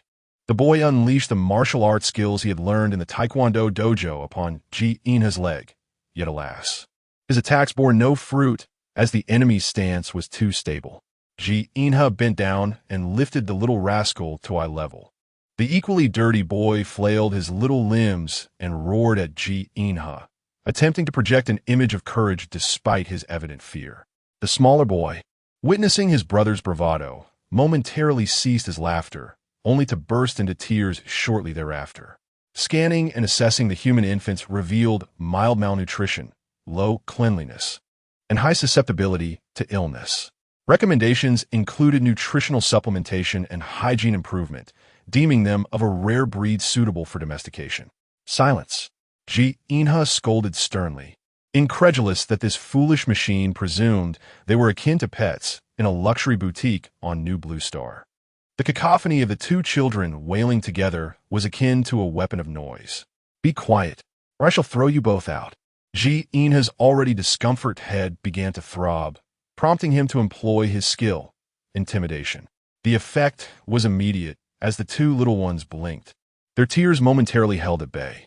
The older boy tightened his little face, while the younger, after a serious gaze at Ji Inha, exhaled deeply and let out a piercing scream that would forever be etched in Ji Inha's memory. Ji Inha had learned through experience that the most effective method of dealing with children was to divert their attention and ensure they were well fed. 10 minutes later, after consuming the nutritional supplement and ceasing their cries, Ji Inha stripped the 2 boys of their clothing and tossed them into a large plastic basin he had procured from upstairs for a wash. The stench was unbearable. It was evident they had not bathed in quite some time, with traces of excrement evident on their trousers, rendering their garments unwearable. The 2 children shivered from a cold, not out of fear this time, but rather due to the discomfort of the chill. How could the uncle who provided them with water and a bath possibly be a bad person? Clearly, he was a good man, yet they felt quite embarrassed. They had never been this dirty before, as they prided themselves on being tidy little friends. However, they were freezing. They had never experienced a cold water bath. Warning, warning. The body temperature of the human infants is decreasing, impacting their life index. Master, would you like to provide them with a heat source? Ina's furrowed brow relaxed. Did they require a heat source? Was such an operation necessary? The water temperature was just right. Provide a heat source. Thus, the escape pod, which had been disregarded until now, finally found its purpose. The pod slowly opened its door, and a mechanical arm retrieved a highly polished silver metal plate, which functioned as both a solar panel and a heat dissipation plate, enveloping the two children. The temperature in the vicinity quickly rose by several degrees. The pale faces of the two little boys gradually regained some color, and their lively spirits returned.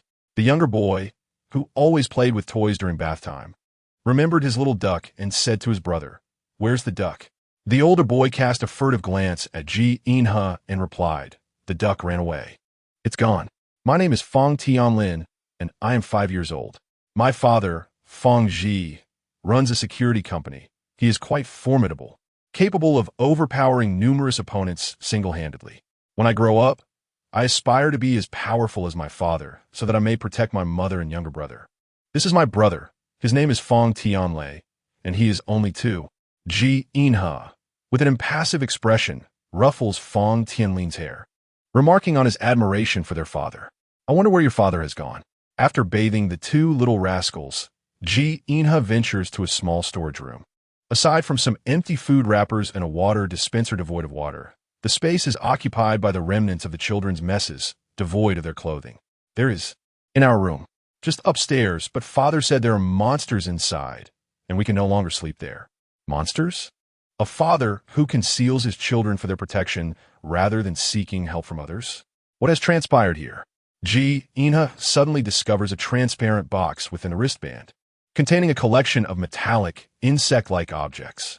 Curiously, he picks it up and instinctively places his finger upon the eyes of one of the metallic creatures. Ding! The BI activates, awaiting commands. The metallic insects hover in midair, emitting sounds. Ina suddenly comprehends the nature of this device.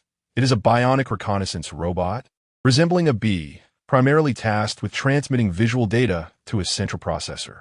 "I require a map of the entire city, along with government and military intelligence, and information regarding the spaceship's crash." "Go," Ina commands. The reconnaissance robots swiftly vanish from sight. Tianlei expresses a desire to play. Fong Tianlin, seeking to curry favor, affectionately wraps his arms around Ina's neck and plants a loud kiss on his cheek. Fong Tianlin gazes curiously at the receding reconnaissance robot and asks, "Uncle, your drone is so small. It's about the same size as the one at Grandpa Wong's house, but the drone my father bought for me is much larger. What is this thing?" Ina wonders. Chapter 15. A suspicious woman. Ina connects the BI to his body's microintelligence brain through bodily memory. Once the reconnaissance range is established, 5 small robotic bees diligently set to work. Blue Star remains oblivious to the unfolding events, yet before departing, it always manages to find guardians capable of nurturing them. The skies are vast, the wilderness boundless. The wind caresses the grass, revealing herds of sheep and cattle. Under the bright blue sky, an endless expanse of grassland flourishes, with gentle breezes stirring the verdant waves, showcasing the splendor of nature. Rows of white wind turbines slowly spin like enormous fans, resembling a vibrant oil painting. However, none of this pertains to the grassland, as the holographic map indicates that just over a year ago, this was merely farmland. What troubles Li Nianlan even more is Ina. Why has he accompanied her to Blue Star? Their relationship is indeed complex. Initially, she was captivated by Ina's striking appearance and personal prowess. After all, who lacks a touch of vanity? Having such a man as a fiancé brought her a fleeting sense of pride. When she declined Ina's proposal, it was indeed a moment of impulsive decision-making, yet it cannot be deemed entirely as such, for the notion had taken root in her mind long before. She had been unable to muster the resolve to act, and the reasons for this were manifold. The most significant factor was the disparity between them. She could comprehend Ji Inha's lack of affection for her, yet she found it impossible to accept the idea of embarking on the journey of parenthood together without love. In her essence, Li Nianlan still embodied the antiquated ideals of her previous life on Blue Star. Now, with her newborn child in her arms, Blue Star had morphed into something unrecognizable, and with Ji Inha's silence, she was left wondering how long it would take to repair the ship. Why did all misfortunes have to converge at once? This time, she had acted on a whim. Suddenly, a rustling sound emerged from the overgrown grass, indicating the approach of Blue Star's inhabitants. Number 1 issued a warning. At your command, Master. Number 1 considered itself a remarkably obedient intelligence. It dutifully executed its master's orders, although it preferred to communicate in a human manner rather than through telepathic transmissions. Shortly thereafter, an elderly man in his 50s emerged from a thicket. Noticing Li Nianlan standing there in a daze, he hurried over and exclaimed, "My girl, why are you alone here? Where are the others? Did you get separated from them during a monster attack? Fear not, we are good people." Soon, 4 or 5 young men followed suit from the brush. Li Nianlan, your words only heighten my fear. Villains often utter such phrases before committing their misdeeds. Besides, you are a group of burly men. How could I not be cautious? The first man gasped again. She is holding a child, a mere infant. How did you come to be here? I haven't heard of any survivor bases in the vicinity. The nearby towns have long been devoid of life, haven't they?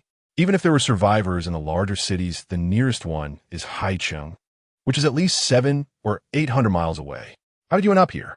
Are you alone? Where are your companions? The man questioning her was the tallest among them, his face etched with wariness and suspicion as he scanned the surroundings. The presence of a solitary woman in such desolation was indeed suspect in these times. Anything could happen in this world. Mutants, creatures, and, more alarmingly, humanity itself. A woman alone with a child might not necessarily be a victim. She could very well be a bait, although no signs of others were evident nearby. The tall man squinted, his expression serious, as he scrutinized Li Nianlan. Could it be that their hidden bunker had been discovered? Was this woman sent to probe their strength? Were they being watched by a group intent on usurping their refuge? In this era, many schemes exploited women and children for nefarious purposes. Moreover, this woman donned a suit resembling that of an astronaut, covering herself completely. Even in the current heat, she showed no signs of perspiration. Not only are the clothes impeccably clean and tidy, but the skin and features are equally pristine. Although water can no longer be considered a scarce resource, it is certainly not something to be casually used for bathing or laundry, like those who have managed to survive. The number of individuals with access to water for essential purposes is exceedingly limited. Before me stands a girl with sleek, shoulder-length hair that gleams under the sunlight, her skin fair and delicate, untouched by the ravages of wind and sun. Her features are exquisitely beautiful, a visage that would have undoubtedly captivated even before the apocalypse. However, in this desolate world, the number of living women is dwindling, and such a clean and attractive woman, one who has evidently not endured hardship or hunger, clearly appears to be a cherished possession, safeguarded by those with power and means, akin to a pet that only a select few can afford to maintain. Chapter 16. The Evolver. I truly do not know how I came to be here upon awakening. Just as I was grappling with my confusion, you all appeared. The honest Miss Li Nianlan found herself resorting to the age-old tactic of feigning ignorance. At that moment, 2 small figures darted forth from the grass like the wind. Their speed was astonishing, even producing afterimages to the human eye. The possessors of such remarkable swiftness were 2 identical girls, around 11 or 12 years of age. Among humanity, superhumans had indeed begun to emerge. The girl with slightly darker skin curiously scrutinized Li Nianlan while addressing the tallest man present. "Uncle Gao, we have scouted the area and found no one within an 800-meter radius of our location." The other girl, fairer in complexion, regarded Li Nianlan with equal curiosity. A group of individuals remained silent, fixated on Li Nianlan, exerting an invisible pressure upon her. Speak. Quickly, speak the truth. Li Nianlan was genuinely uncertain how to elucidate her situation. Revealing that she hailed from another planet would likely be met with disbelief and worse. She might be deemed a lunatic or an anomaly. There was a risk of being imprisoned or subjected to experimentation. In a moment of inspiration, Li Nianlan summoned her abilities, condensing moisture from the air into a sphere the size of an egg. The translucent orb danced upon her fingertips before vaporizing into the atmosphere. She observed several faces transform with surprise, yet the tall man, seemingly the leader, maintained a stern expression.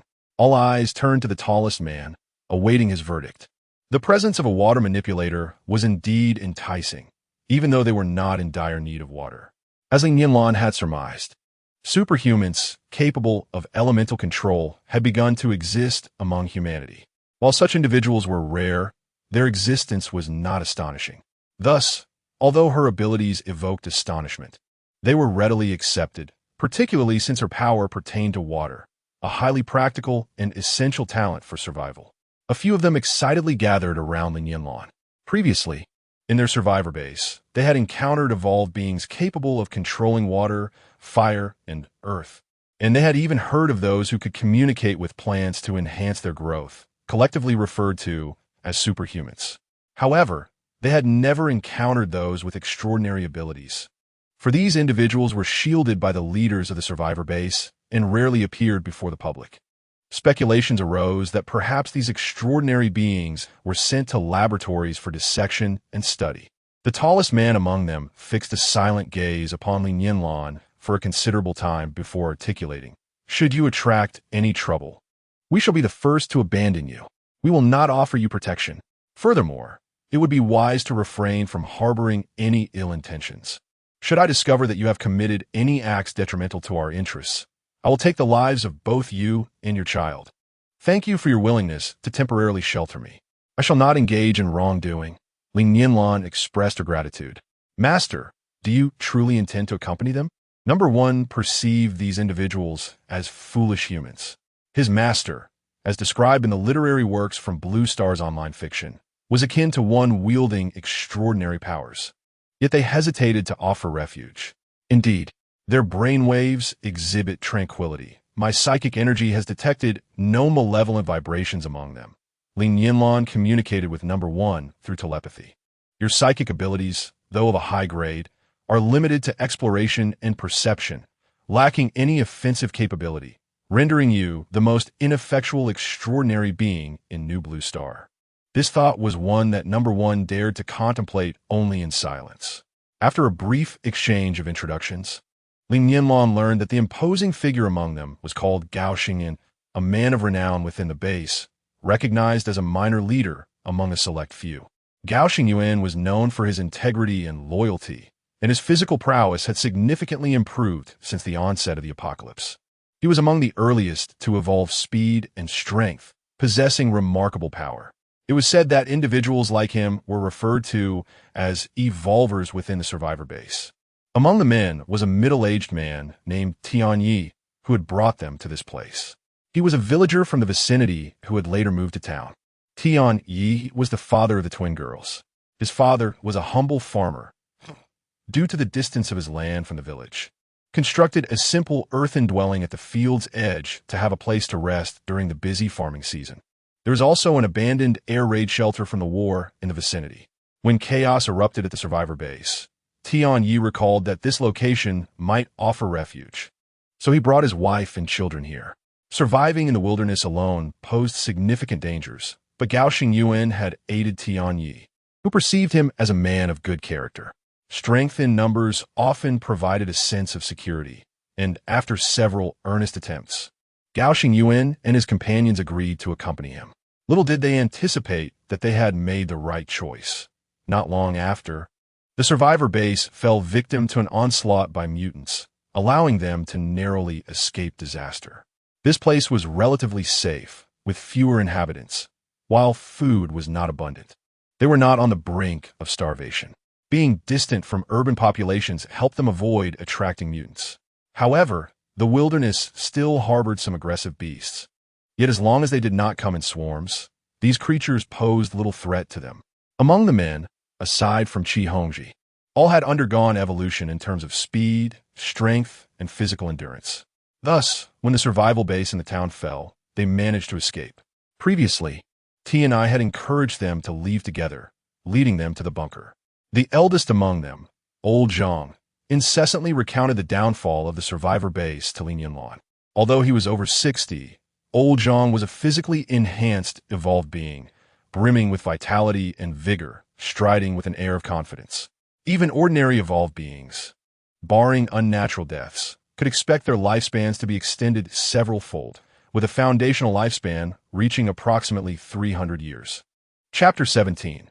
The fall of the survivor base. Old Zhang believed that Li Nianlan had been abandoned by her companions due to their disdain. He reassured her that being discarded by such individuals was inconsequential. Those remaining at the survivor base were not guaranteed to endure until the end, as they too had fled to this place from a base. Although the bunker was not abundantly supplied, it was relatively secure for the time being.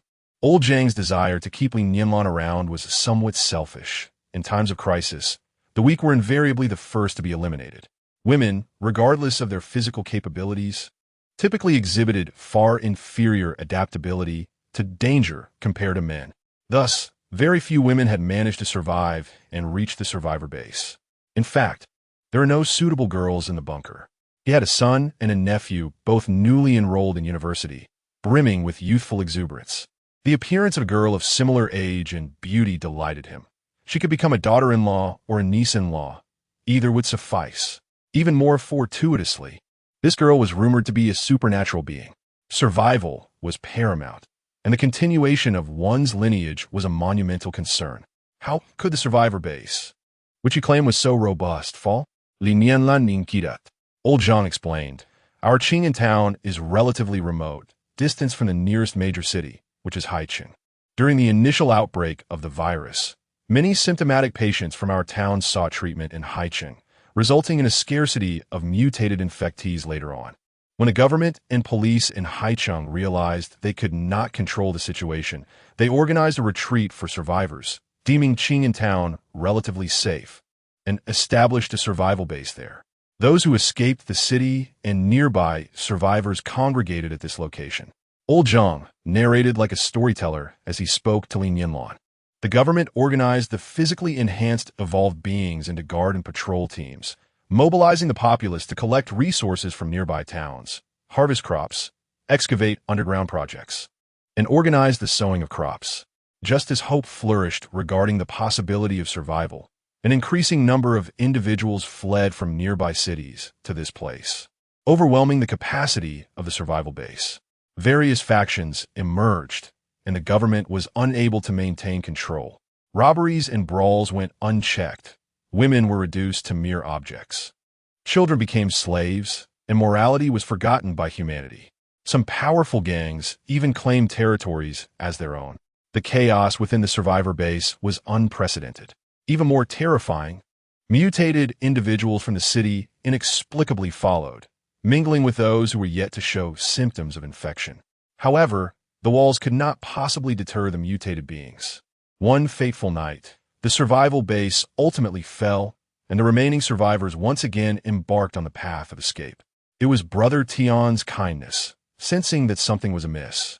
He secretly brought our family here, Qi Hongji expressed gratefully. Before the apocalypse, Qi Hongji was an architect. When introducing himself, he humbly stated that he was merely a builder. As the world crumbled, those who could flee did so, while others sought refuge. Yet his wife was with child, due to give birth in just a few days. Just as despair enveloped him, a rescue team hastily assembled by the government brought them to the survivor base. Fortuitously, they became neighbors with Tian Ye's family, often supporting one another. In a crucial moment, Tian Yi extended a helping hand, ensuring that they did not perish on the day the survivor base was breached by the mutated beings. Tian Yi chuckled. Why speak of such things? You have also aided our family. This bunker, once an air raid shelter, was nearly forgotten as the residents had long since vacated the area. Thanks to Old Qi, it had been transformed into a comfortable and secure living space. The arrival of Uncle Zhang and his companions was serendipitous. if one has the ability. Who would wish to witness another's demise? The Buddha once proclaimed that saving a life surpasses the merit of constructing 7 pagodas. However, we are limited in our capacity. We cannot accommodate more individuals. Upon hearing these words, silence enveloped the group. Surviving the apocalypse was arduous enough, let alone rescuing others. They considered themselves fortunate. As they approached their dwelling, Li Nianlan observed the bunker-like structure. It was said to have been converted from an air raid shelter, although the area was not vast. It could comfortably house several hundred people. However, the labyrinthine corridors posed a risk of disorientation, and there were no floor plans available. Only the space near the entrance had been repurposed into living quarters, while unused passages had been sealed for safety. Additionally, exits had been designed for emergencies, with 3 fortified for security, leaving only 1 for regular use, along with a specially designed concealed escape route. From the surface, the bunker appeared to be an ordinary farmhouse, comprising 3 square rooms, with 2 storage rooms on the east side. Qi Hongji mentioned that 1 escape route was located there, while another was situated near a small hill to the south. The kitchen within the main house served as the entrance to the bunker, with another passageway leading directly to the road, secured by an iron gate and stone barriers. The bunker was ingeniously designed for practicality, while safety was prioritized. Comfort was also considered. Having been adapted from an air raid shelter, the interior was spacious, featuring a communal bathroom and restroom designed by Qi Hongji, with wastewater efficiently channeled through a pipe to lower-lying fields to the east. Although there was a kitchen within the bunker, they seldom cooked there, as it was stocked with ample provisions and various essential supplies. It is said that these items were gathered nearby, and if it were only these few individuals, they would suffice for several years. Although the vegetation in the fields has mutated, a portion was proven edible during their time at the survivor base. The animals, while evolved and transformed, still possess meat that is consumable. However, their capabilities have significantly heightened. They have not only changed in size, speed, and strength, but have also evolved in intelligence, making them quite astute. Even the formerly simple rabbits and wild chickens are now challenging to hunt. Chapter 18. The bunker. Though the bunker is not lacking in food, the variety is rather limited. The fruits are entirely reliant on the men venturing out to gather, as there are scarcely any fruit trees in the vicinity, leading to infrequent harvests. Vegetables are available, though most are now wild greens. The adults seem to manage. Yet the lack of nutritional balance has resulted in a sluggish growth rate for the 3 children. Among them are 3 minors, the twin daughters of Tian Tian and Tian Mi, and Qi Pingyan, the daughter of Qi Hongji.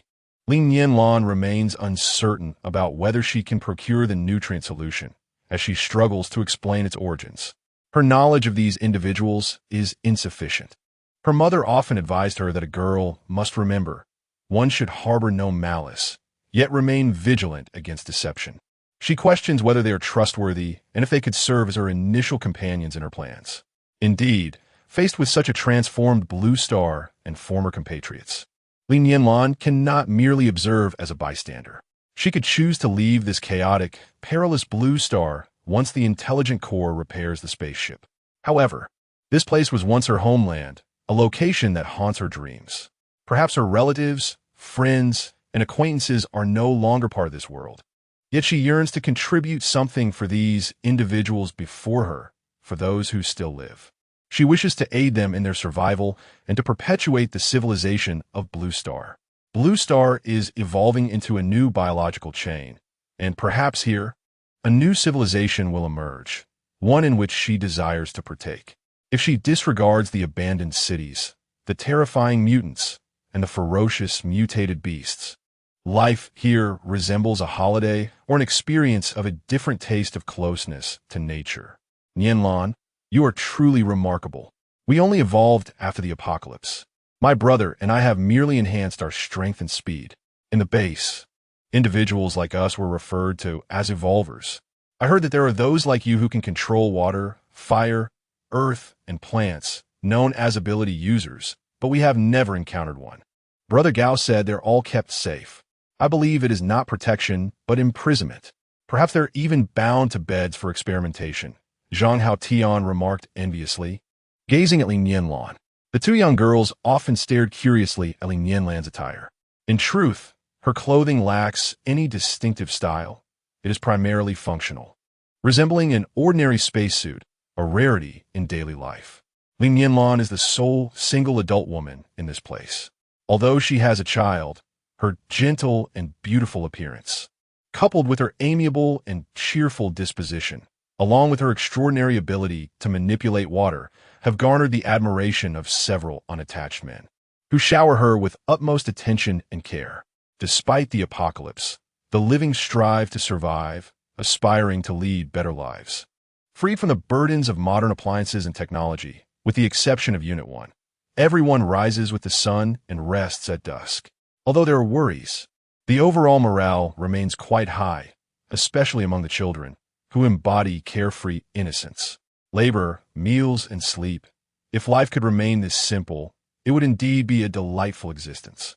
Li Nianlan finds tranquility in her life here, as it evokes distant yet vivid memories of her past, relatives, friends, joy, and sorrow. On this particular day, the weather is exceptionally pleasant. The sun shines warmly without being oppressive, and a gentle breeze carries the distinctive sense of earth and flora from the fields. She takes her two daughters to patrol the nearby area for any unusual occurrences, while Gao Xingyuan leads a group of young men on a hunt.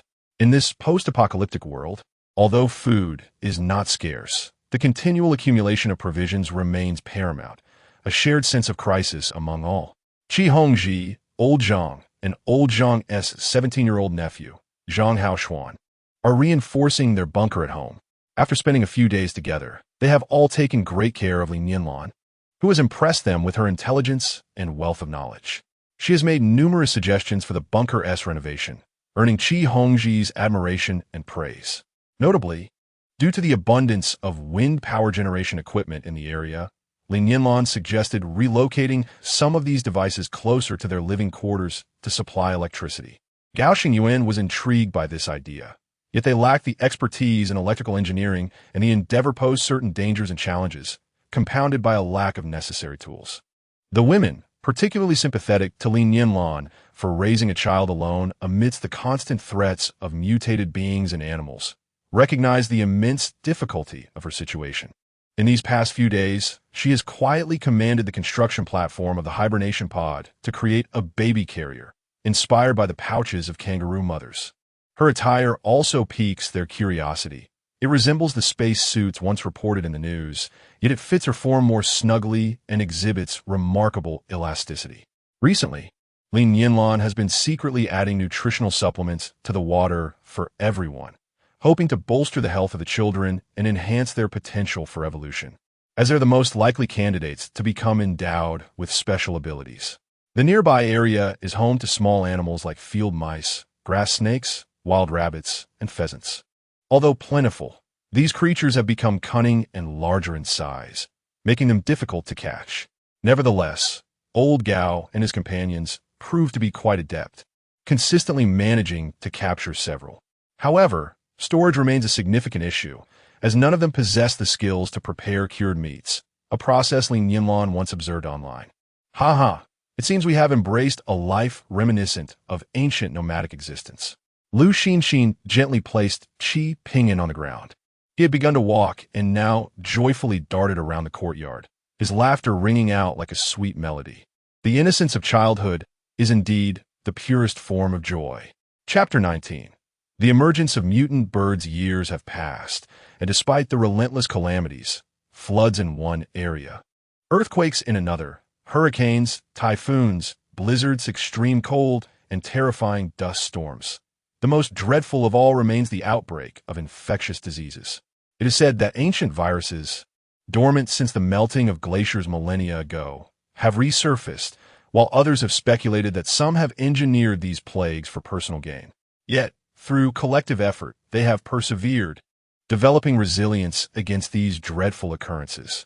However, none could have anticipated the emergence of such monstrous beings. These creatures, once akin to humankind, have transformed into man-eaters.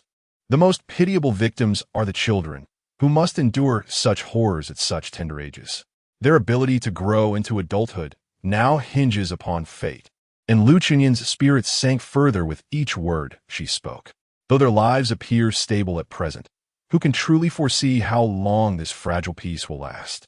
Her sole wish is for her two daughters to grow up safely and live in peace. The once serene atmosphere suddenly turned somber. Li Nianlan then recalled her own baby, whose cries echoed in her mind. She had yet to name the child, feeling a twinge of embarrassment as she scratched her neck and smiled. She pondered what name would suit her little one, questioning why the baby should bear the surname Ji when it was born solely from her own efforts. Oblivious to the sympathetic gazes of the other two women, she remained lost in her thoughts. Beautiful and capable, yet abandoned by the very man who should have supported her after giving birth. What a tragic fate. In this world, where survival often necessitates a lowering of one's moral standards, who can say what choices they might make when confronted with the specter of life and death? I hope he shines like a star, steadfast, radiant, and brimming with energy, illuminating the cosmos. I shall name him Li Nianlan declared with delight. Master, I have detected a familiar biological signal. Number 1 suddenly exclaimed in her mind. It seems to be emitted by Ji Inha. However, the biological information from that region is chaotic, and I cannot ascertain his precise location. Li Nianlan paused, taken aback, and inquired, "Did he contact you?" "Ah, Master." Ji Inha's microbrain sent a faint signal before it cut off. How strange. A wave of concern washed over Li Nianlan as she commanded. Trace the approximate location of the signal. Understood, Master. It appears to be originating from a central area known as Haicheng, approximately 230 kilometers from here. Ji Inha may have encountered danger. His ship had crashed, and it is likely that his vessel suffered a similar fate. His main system must have sustained significant damage. The thought of his dire situation filled her with dread. She could not bear the idea of Ji Inha perishing like this. She must find him. She must save him. Lu Xinxin and Lu Chunyan joyfully echoed that it was indeed a melodious and meaningful name, oblivious to Li Nianlan lost in thought, staring vacantly into the air. Meanwhile, the others remained unaware that danger was stealthily approaching them. The sky was a magnificent expanse, clear and devoid of clouds. A few large birds, reminiscent of eagles yet not quite, soared languidly above. The men returning from their hunting expedition were in high spirits, having had a successful day, capturing 2 wild rabbits and a pheasant. In the distance, their humble abode appeared on the horizon, prompting them to quicken their pace, their hearts yearning for home.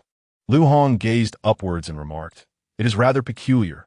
Previously, natural disasters plagued us, yet since the emergence of mutants, such calamities have ceased. The plants flourish, and the sky has become significantly bluer. Look, what is that?" Fong Qingyan, also gazing skyward, pointed in astonishment. "Why are those birds so enormous?" "Mutated birds. Everyone be cautious. A peck from them can be quite painful. Hurry, those large birds are heading towards the bunker." Gao Xingyuan suddenly shouted, sprinting towards the shelter. Home contains the elderly and children. While their lives may not be in jeopardy, they could still suffer injuries from the mutated birds. "Be careful. Danger. Behind you. Children." Lu Hong shouted, pointing at Qi Hongji. "Up, Pingan." At that moment, Zhang Haoshuan accelerated, leaping to grasp the talons of one of the large birds mid-flight. The bird, suddenly burdened by the unexpected weight of over 100 pounds, plummeted several meters, struggling to maintain its balance by flapping its wings vigorously, and thus resumed its ascent, albeit unsteadily, with Zhang Haoshuan in tow. Old Zhang Guoqiang, bellowed, "Xuanzi, let go." He hurled the iron shovel he held towards the avian creature. His adeptness at throwing, honed from years of shooting birds, ensured great accuracy. Upon hearing his uncle's cry, Zhang Haoshuan promptly relinquished his grip on the bird. Fortunate that the creature had not risen too high due to his sudden appearance. Zhang Haoshuan, having undergone skeletal evolution and enhanced muscle resilience, rolled upon hitting the ground and emerged unscathed. Zhang Guoqiang's thrown shovel struck the bird's wing, causing it to emit a painful cry before releasing Qi Pingan and ascending into the sky. At such an altitude, a child not even 2 years old would face grave danger should they fall. While they might not perish, injuries would be inevitable. and in a time of scarce medical resources, any injury posed a significant risk. However, Qi Hongji breathed a sigh of relief, believing he could reach the child in time to catch him, and hurriedly sprinted towards Qi Ping'an. Yet, just as he opened his arms, preparing to embrace the child, calamity struck once more. At that moment, another bird, circling and observing from above, suddenly swooped down, seizing the falling Qi Ping'an and ascended into the sky once again. The child, thoroughly terrified, cried out loudly, gasping for breath amidst his wails. Qi Hongji and Lu Xinxin were engulfed in heart-wrenching despair as they listened to their child's cries. Feeling utterly powerless, the impending loss of their child rendered them mentally paralyzed. Chapter 20. The mutated bird in collaborative combat. This time, it seemed their child was truly beyond salvation. Qi Hongji remained in a daze, staring blankly at the child in the sky, while Lu Xinxin collapsed to the ground, weeping uncontrollably, nearly fainting from her grief. In that critical moment, a brilliant beam of light shot towards the giant bird, which emitted a chilling scream as a white figure, moving with astonishing speed, surged towards Qi Ping'an. It was none other than Li Nianlan.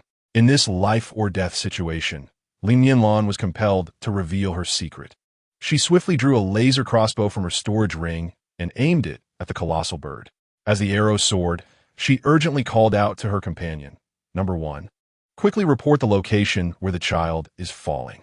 Li Nianlan raced towards a spot where Qi Ping'an was plummeting. As a new inhabitant of Blue Star, her body had undergone continuous evolution and transformation, granting her a speed unmatched by any earlier Blue Star inhabitants. Her movements appeared as a series of vivid frames. Just a meter away from the child, she leaped into the air, catching the falling Qi Ping'an in her arms. Having lost its food once more, the remaining giant bird let out a reluctant cry, furiously flapping its wings to gather strength before diving towards Li Nianlan. If it were only one child, Li Nianlan could have evaded the bird's attack like Zhang Haoshuan, but now, with her own child in one arm and Qi Ping'an in the other, there was no way to dodge. Escape was no longer an option. With a swift motion, Li Nianlan raised her crossbow and shot a piercing arrow just in time. Had she delayed a second longer, the bird would have struck her. With a mournful cry, the giant bird plummeted to the ground, the arrow piercing its body. It flapped its wings a few times before lying still. High above, two other circling birds observed the scene, calling out for a moment before soaring away. At that moment, a crowd rushed over to surround Li Nianlan, their astonishment palpable. She had truly shocked everyone. What they believed to be a mere bronze mage turned out to be a formidable assassin. Her strikes were swift, precise, and ruthless. Li Nianlan's display of speed, strength, and skill surpassed even the mightiest among them. Gao Xingyan, who acknowledged that while he might possess strength comparable to Li Nianlan, he could never match her velocity. The weapon in her hand astonished them as well. Resembling a compact crossbow, it was small enough to be worn on her arm, with short, sharp arrows capable of rapid fire. Gao Xingyan was left bewildered by Li Nianlan's extraordinary abilities. Her speed transcended human limits, surpassing even the extremes of evolved beings. My heavens, you are incredible! Are you like the special forces portrayed in those television dramas?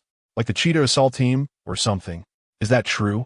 Zhang Haoshuan, at the tender age of 17, was in the prime of his admiration for heroes, particularly those in military and special police roles. His face flushed with excitement as he dashed to Li Nianlan, eagerly inquiring about her remarkable weapon. His younger twin brother, Zhang Haoyan, equally animated, approached Li Nianlan, his eyes sparkling with wonder at the exquisite laser crossbow in her hands. Sister Nianlan, what kind of weapon is this? It's incredible. You shot that bird down. You're so cool. Oh my goodness. You're my idol. The twins encircled Li Nianlan, their voices filled with awe and enthusiasm.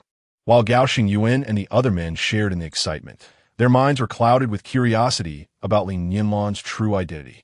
A woman with such formidable skills could not possibly be ordinary. Beyond her physical prowess, her combat techniques indicated extensive training and systematic learning. Could it be that Li Nianlan was indeed a special forces operative from a clandestine military unit? Upon returning to the bunker, a silent understanding passed among the group as they awaited Li Nianlan's explanation the atmosphere thick with tension. Qi Hongji and his wife expressed their profound gratitude for Li Nianlan's rescue of their son. Lu Xinxin stood, saying, "Thank you all for your help earlier. I'm truly grateful. I promise to repay your kindness. Sister Nianlan, you will forever be a beloved aunt to Ping and my dear sister. If you ever need anything, don't hesitate to ask. Even if it cost me my life, I would gladly oblige." With that, she pulled Qi Hongji to kneel and bow before Li Nianlan. "Sister Xinxin, what are you doing?" Li Nianlan hastily assisted the couple to their feet. "Since you regard me as Ping An's aunt, there's no need for such formality. I merely acted as anyone would in my position. As a mother myself, I could never stand idly by while a child is in peril." Li Nianlan then surveyed the assembled group, addressing them, "Brother Gao, Brother Tian, sister-in-law, Uncle Zhang, and all my brothers and younger siblings. I recognize that you are all good-hearted people. I appeared in the fields with a child, my identity suspect, yet you still took me in.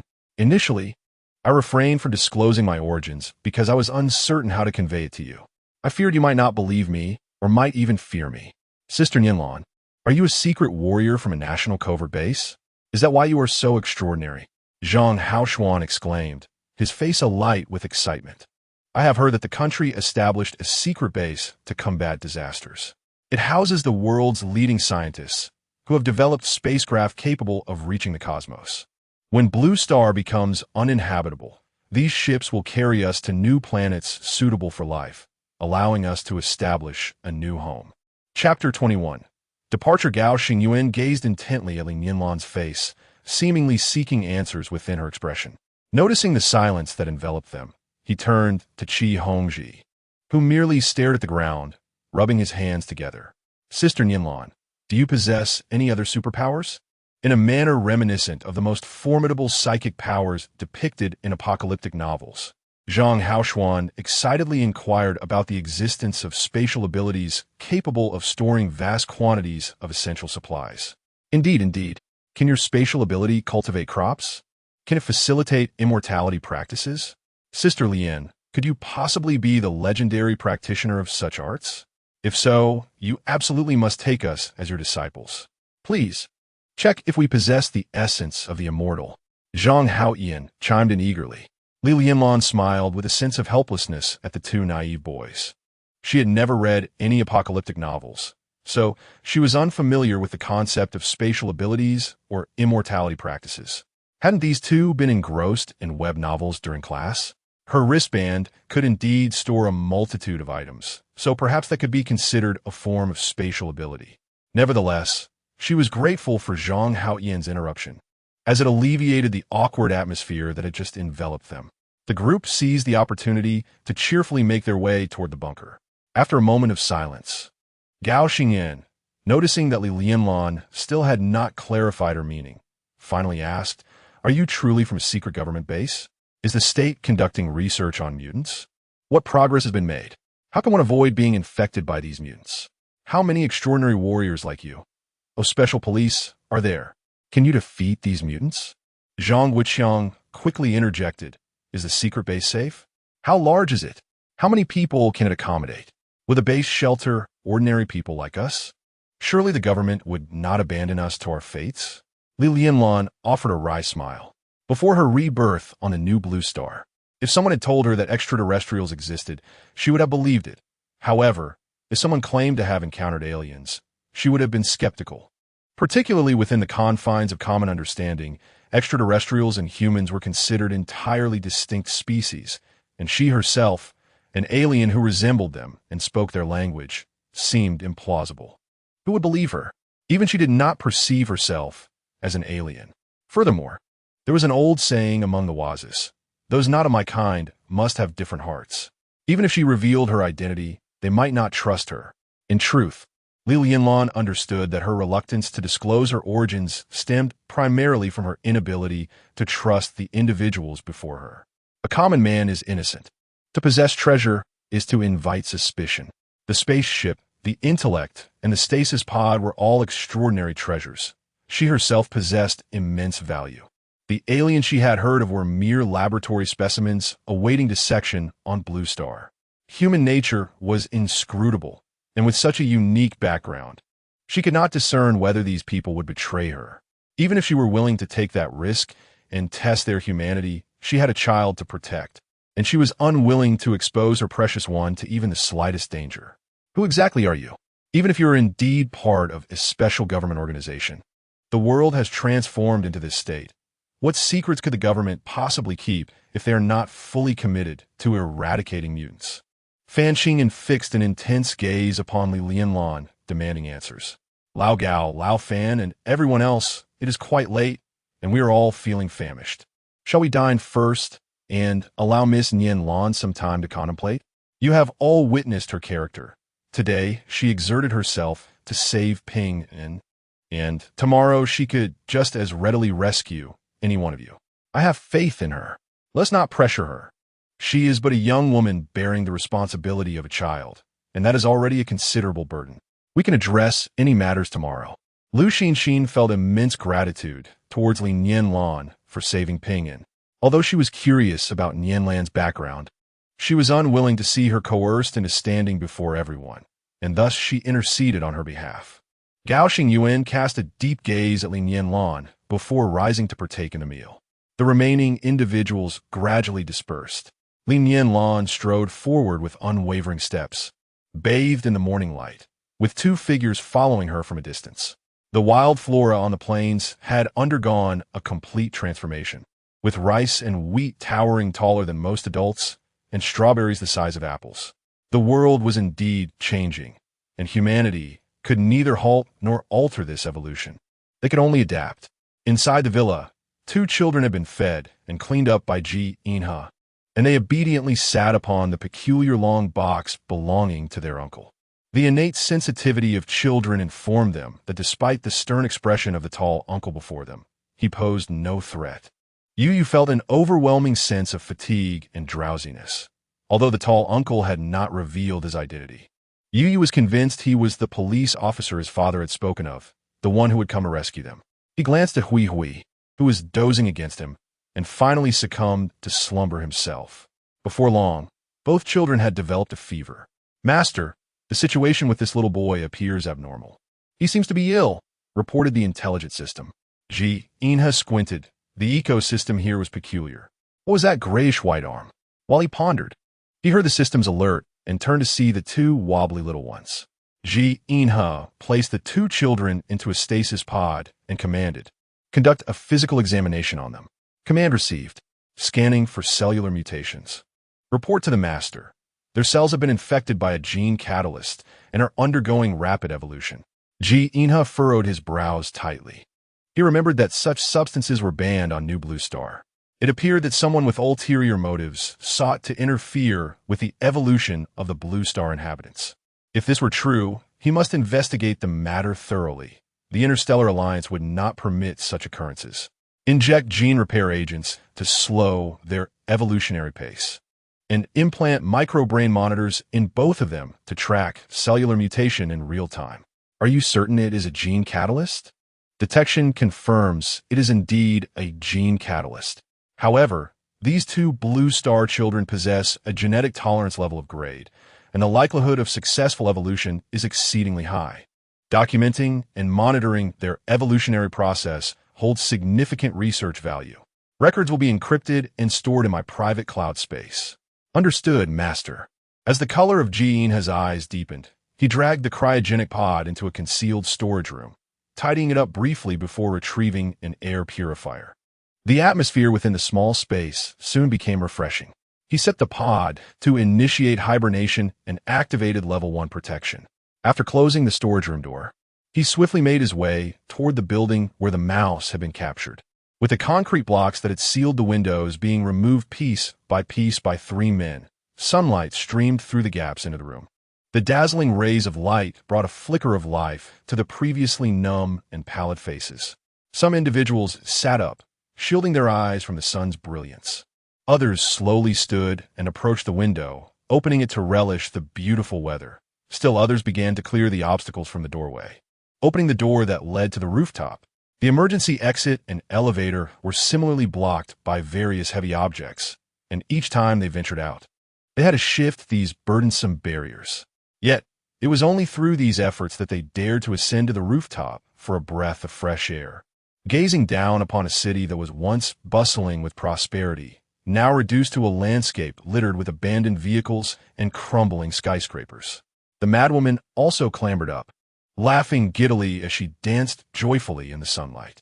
How beautiful the sun is! Ha ha! How wonderful life is! La la la! Suddenly, she shouted, I'm going to fly to heaven. You can stay in hell.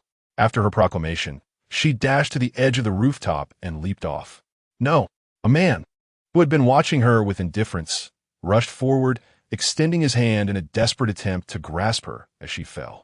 The cold wind whipped through his fingers. Zhang Wei, the man, helplessly slid down against the wall to the ground, sobbing uncontrollably. She hadn't even graduated from college. She was just an intern, only 22 years old. What kind of world is this? A middle-aged woman spoke up loudly, and what of it? What does being 22 matter? My son is only turning 18 next month. Her face appeared several years younger in the sunlight, as she suddenly smiled serenely at everyone. So what? They're all dead. Having said this, the middle-aged woman climbed over the protective wall and, under the astonished gazes of the onlookers, jumped down. It took a while for the remaining individuals to recover from their shock and rush to the wall's edge to look down. The two women's bodies lay sprawled like discarded Barbie dolls in a trash bin, their limbs twisted grotesquely, with blood pooling beneath them, a vivid crimson that was painfully striking. Suddenly, 3 large pet cats, the size of adult leopards, pounced upon the corpses, tearing and gnawing at them. Not far away, several even larger pet dogs were racing toward the scene. The crowd could bear to watch no longer. A man in his 40s or 50s numbly lifted a section of carpet, retrieving fragments of wood to start a fire for boiling water. They had gathered many combustible materials for cooking, but their supply was dwindling. Even the food would last only a few days. Without fire, they could consume only raw rice and drink raw water, but without food, they would simply await their demise. Look, what is that? Wu Jinyu pointed towards a shadow racing towards them with remarkable speed, akin to a streak of light that left a long, silvery trail in its wake. Many were indifferent to Wu Jinyu's alarm. In a world rife with mutants, mutated animals, and altered flora, what could possibly be surprising? Only one individual, Wang Anqing, a man in his 20s, approached and followed Wu Jinyu's gaze. It's a mutant. How can it move freely in sunlight? Its speed is astonishing. Do we still have hope for survival? Wang Anqing pondered, believing that if mutants could roam freely in daylight, humanity was indeed doomed. That is not a mutant. Look again. Truly look. It resembles a person. A living human. Wu Jinyu exclaimed with excitement. A person? How can they move so swiftly? Their speed surpasses even our enhanced capabilities. Is it possible for a human to reach such velocity? At least 120 kilometers per hour, perhaps even faster. Could it be a superhero? Wang Anqing squinted incredulously. Chapter 23. Instant kill. Their conversation finally captured the attention of those nearby, drawing a crowd as they gazed at the approaching silvery streak. Gradually, the shimmering form resolved into that of a person. The figure slowed and came to a halt beneath a tall building, seemingly having sprinted from a great distance. From such a height, the individual appeared scarcely larger than an ant, each movement reminiscent of an animated stick figure. After pausing for a few seconds, the individual walked towards a patch of vibrant yellow beneath the building's shadow, a cluster of dandelions in full bloom, their bright flowers radiating brilliance. Don't go over there. Don't venture into the shadows. It's dangerous, Wu Jinyu shouted, unable to contain himself. His voice rang out loudly, but the wind carried it away before it could reach the ground below from the 55th floor. Ji Inha, hearing Wu Jinyu's cry, looked up slightly. The intelligence system immediately scanned and reported distance, 800 meters. Atop a 135-meter-tall structure, 16 blue star beings detected. Dangerous species, human mutated evolutionary forms, high aggression level. A total of 9, 3 juveniles in a dormant state, 6 adults. The juvenile forms possess significant research value. Capture is advised. Ji Inha stood at the edge of the shadows, sunlight barely brushing his nose before falling to the ground, creating a stark contrast with the darkness. The several grayish-white shadows in the gloom began to move, slowly advancing towards Li Nianlan. Leading them was the most robust-looking mutant, whose grayish-white eyes glimmered with a bloodthirsty light. Suddenly, he lunged towards Li Nianlan with lightning speed, extending his 5 sharp, pale fingers. This person is going to die. There's a small group of mutants inside that building. The last time we went out to gather food, they pursued us and haven't left since. Xiao Ming was devoured by them. Did he not hear me? Why must he walk towards that danger? Wu Jinyu, filled with despair and frustration, lamented that the flicker of hope that had just ignited was extinguished in an instant. He endeavored to warn the individual, wishing to turn away and depart, when suddenly, a distant, dying scream echoed from the mutated beings. Wu Jinyu, look! Everyone come quickly! Wang Anqing shouted loudly. The crowd leaned over the edge of the rooftop to gaze below. There, a man clad in silver-white attire had 1 foot planted upon the form of a grayish mutant, who screamed in anguish, desperately struggling, yet unable to escape the control of the silver-clad figure. The mutant's ashen skin oozed a yellow liquid, slowly melting under the sunlight until its form ceased to writhe, ultimately dissolving into a puddle of flesh and blood. The remaining mutants within the building began to retreat, driven by primal instincts of fear. They bared their sharp teeth at Li Nianlan, who observed with keen eyes. These were no longer human teeth, but rather, the creatures had developed vicious fangs and jagged teeth, enhancing their ability to inflict harm and tear through flesh. Can we scan for cellular mutations? Li Nianlan inquired of the intelligent brain. The section of living cells is required. However, Lord Azura has not granted me the necessary permissions.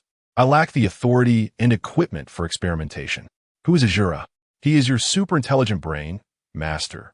Where is Azura now? Lord Azura resides aboard your spacecraft, which has crash-landed in the heart of this city, buried beneath the earth. Li Nianlan cast a cold glance toward the darkened corner of the room where several mutants huddled together, baring their teeth and growling, yet too fearful to approach individually. His gaze darkened. These mutants held significant value in the study of human evolution, having already learned the emotion of fear. Hey, here, over here, calls rang out from above. Li Nianlan looked up to see a group of a dozen people waving at him. He surveyed the tall building before him, inhaled deeply, and leaped effortlessly to the second-floor window, using momentum to ascend to the third without pause, rapidly climbing floor after floor. This height posed no challenge for him. My goodness! Look, is that the legendary martial arts master? It's Spider-Man! Wu Jinyu exclaimed excitedly, his voice brimming with admiration. Could he be the advanced, evolved human from post-apocalyptic novels? Wang Anqing added, equally thrilled. His remark drew puzzled glances from the others. What exactly is an advanced, evolved human? Wu Jinyu voiced the collective curiosity. The evolution of humanity can be categorized into many levels. If we are at the beginner stage, there exist levels 1, 2, and 3 beyond us. The crowd's eyes widened in astonishment as they peered down once more. The silver-clad figure was gradually enlarging. If humans could continue to evolve, might they not endure? Li Nianlan effortlessly reached the rooftop, where Wu Jinyu and the others quickly surrounded him, only to instinctively create distance once more. The intelligent core had thoroughly scanned Wu Jinyu and his companions, transmitting the data to Li Nianlan. Upon receiving the information, Li Nianlan discovered that these individuals were all suffering from malnutrition, autonomic nerve disorders, and other suboptimal health conditions. Brother, are you part of the National Special Forces sent to rescue us? Wu Jinyu mustered his courage to inquire. Although New Blue Star shares the same cultural origins as Blue Star, the vast distance of several million light years and the passage of thousands of years have led to branches in technology, culture, and language. Unlike Li Nianlan, Li Nianlan is a native of New Blue Star. He could comprehend Wu Jinyu's pronunciation, but struggled with certain terms. He commanded the intelligent core to translate. The intelligent core swiftly complied with Li Nianlan's directive, although Li Nianlan's pronunciation and intonation were somewhat peculiar. This was of little consequence to the excited and exuberant group of individuals. Huagua is a vast and magnificent nation, rich in resources and steeped in history. The cultural disparities between the North and South are immense, with dozens of dialects, making it quite common for the standard spoken language to be imperfect. Brother, you are truly impressive. Where do you come from? Young man, could you possibly save us? Is it safe beyond Haicheng? Great one, are you Spider-Man? Chapter 24. Pursuit. After gaining a deeper understanding of the situation, Ji Inha furrowed his brow and addressed the crowd. They fear the sunlight. Why do you not escape during the day? Zhang Wei offered a wry smile and replied, when the mutations first began, everyone held great hope for the eradication of these monsters. We believe that the armed forces could control the mutated beings. The people in the city banded together to establish numerous small bases, but many of these were obliterated overnight by the mutants. The numbers of the mutated increased exponentially, plunging Haicheng into chaos. In times of calamity, individuals scatter. Only a handful of government officials remain, with some fleeing while others perish. Nonetheless, there were still efforts to organize an exodus from the city. Though many lives were lost, many also managed to escape. We, however, are either the old, weak, sick, and disabled who could not flee far, or those who became separated from their loved ones in search of them. Eventually, we discovered that escape was no longer feasible. Why is escape impossible? Ji Inha still could not comprehend. Upon finishing, Ji Inha approached the edge of the rooftop and gazed at the building that harbored the mutated beings. The gene enhancer had triggered an advanced evolution in humanity. Some individuals could not withstand the rapid cellular evolution and mutated into mindless, emotionless beings. Yet, these mutants retained a fragment of intelligence. Had their evolution not ceased? If so, could these mutants evolve into a new branch of humanity, a species stronger than humankind itself? Brother, you are so powerful. Can you kill those mutants? Please, can you save us? Our food supplies are dwindling, and remaining here means awaiting death. Wu Jinyu implored Ji Inha, filled with both trepidation and hope. The intelligent core scanned the area, revealing that the red dots representing the mutants were densely concealed within various buildings. Upon hearing Ji Inha's words, everyone gazed despondently at the desolate and abandoned city.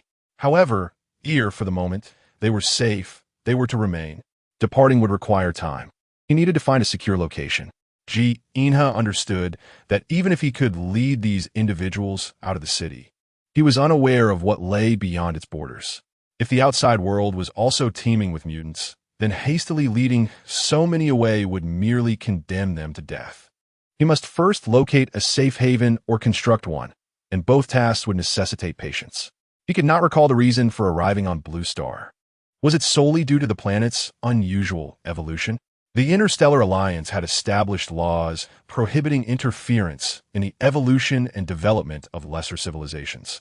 Yet there were always those driven by greed. Meanwhile, Li Nianlan was also running. Without human alteration, the flora on the Earth thrived with reckless abandon. Following the guidance of the intelligent system, Li Nianlan sprinted onward. To sustain her endurance and distance, she maintained a steady pace. Master, 2 individuals have been tailing you since you left the bunker. Zhang Haoxuan and Zhang Haoyin. A holographic projection, the size of a basketball, accompanied Li Nianlan as she ran. Oh, you are aware that you cannot shake them off, yet you allow them to follow you like this? As Li Nianlan caught sight of the distant outlines of houses, a smile graced her lips, and she suddenly accelerated. Humans are social creatures. They require companionship. Observing Li Nianlan's sudden burst of speed, both Zhang Haoxuan and Zhang Haoyin felt a surge of anxiety. In their desperate attempt to keep pace, they exerted every ounce of strength they had. After nearly 5 hours of continuous running, their stamina was nearing its limit, while Li Nianlan showed no signs of slowing down or resting. Rather, she quickened her pace. At this rate, they would truly be unable to continue. Nianlan, sis, this is inhuman. How can she not be fatigued? Zhang Haoyin gasped for breath, forcing himself to push onward. Shut up. Conserve your energy. Zhang Haoxuan gritted his teeth, feeling as though his chest might burst. Conserving energy is futile at this rate. We'll be left behind in less than 10 minutes. Zhang Haoxuan muttered, focusing intently on the path ahead. Indeed, within a mere minute, the distance between them and Li Nianlan widened, her figure diminishing until it vanished beyond the horizon. Filled with frustration and dismay, the two young men, barely 18 or 19, found themselves unable to catch up with the petite woman. Zhang Haoyin collapsed onto the overgrown asphalt road, which had begun to sprout weeds due to neglect. Don't stop. Chase after her. Zhang Haoshuan, despite being utterly exhausted, stumbled forward in pursuit. With gritted teeth, Zhang Haoyin struggled to rise and follow suit. 20 minutes later, the brothers finally reached the outskirts of a small town. The dilapidated structures surrounding them bore crumbling walls and shattered windows, devoid of any signs of human habitation. The two brothers exchanged a glance, each reflecting panic and fear in the other's eyes. Li Nianlan wouldn't have ventured into the town alone, would she? Even though it is daytime now, with the midday sun blazing fiercely, the once thriving town, now a mere shadow of its former self, is marked by dense buildings that evoke a sense of insecurity, suggesting the lurking presence of man-eating mutants. Chapter 25, The Followers. In such a remote locale, this so-called town resembles nothing more than a slightly more developed village. The tallest structure is a 6-story residential building erected by the post office, accompanied by a few 3-story government offices and bank buildings, along with a commercial street lined with 2-story establishments. The population is sparse compared to that of a bustling metropolis.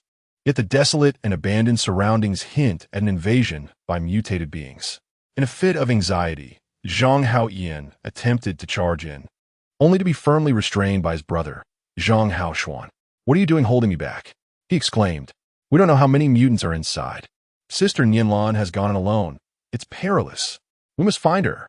Zhang Haoyin insisted urgently. "You know there are likely many. Do you really want to walk into the jaws of those monsters?" Zhang Haoshuan, drenched in sweat and looking as though he had just emerged from the depths of water, replied, "What do you mean? Are you afraid? If we don't go, Sister Nianlan is doomed." Zhang Haoyin retorted, equally soaked and furious. Both brothers were on the verge of exhaustion. "What shall we do then? Just stand by and watch Sister Nianlan perish?" Zhang Haoyin's voice quivered, nearly breaking into tears. "Let us catch our breath and find a suitable weapon before we go in a search for her," Zhang Haoshuan suggested, his eyes fixed ahead like a wolf on the prowl. "But what if we're too late? Sister Nianlan dared to enter alone, which means she possesses the skills to evade the mutants. You've seen her capabilities. Trust in her." Zhang Haoshuan believed that Li Nianlan was not so recklessly impulsive as to fall easily to the monsters. If she were that fragile, they would not have pursued her all the way here. The two young men sat back to back in the middle of the road, gasping for breath. They had rushed out without breakfast, and now they felt the gnawing emptiness of hunger and thirst. Zhang Haoshuan plucked a wild herb and began to chew it. The bitter juice was tinged with a unique sweetness. Observing this, Zhang Haoyin followed suit, having consumed such fare before during times of scarcity. Back then, they had gathered with many others, and a nearby survivor base had seen wild herbs, vegetables, and even tree bark and roots devoured by those desperate to survive. Once their strength had somewhat replenished, the brothers began to search for a suitable weapon. Before long, they discovered a dilapidated repair shop nearby, where they found a crowbar and some wrenches. While these tools would inflict limited damage on the mutants, they were better than nothing. Moreover, it was daytime, the hour when mutants typically avoided the sun to rest. As long as they were cautious and did not disturb the creatures, they should be safe. Exchanging glances filled with determination, the brothers cautiously ventured into the town. "Sister Nianlan? Sister Nianlan?" Zhang Haoshuan called softly for Li Nianlan. They searched for a considerable time, but found neither sight nor sound of her. "Brother, do you think Sister Nianlan hasn't arrived here? She moves so swiftly. Perhaps we have gone in the wrong direction," Zhang Haoyin remarked. "Why are you two following me?" The two turned toward the voice and beheld Li Nianlan standing before a dilapidated storefront. "Sister Nianlan, be cautious. There may be mutants lurking here." The brothers hurried towards her, enveloping her in a protective embrace while vigilantly surveying their surroundings. Zhang Haoshuan peered into the shop. It was small, with sunlight penetrating its interior, rendering it unsuitable for mutants to conceal themselves.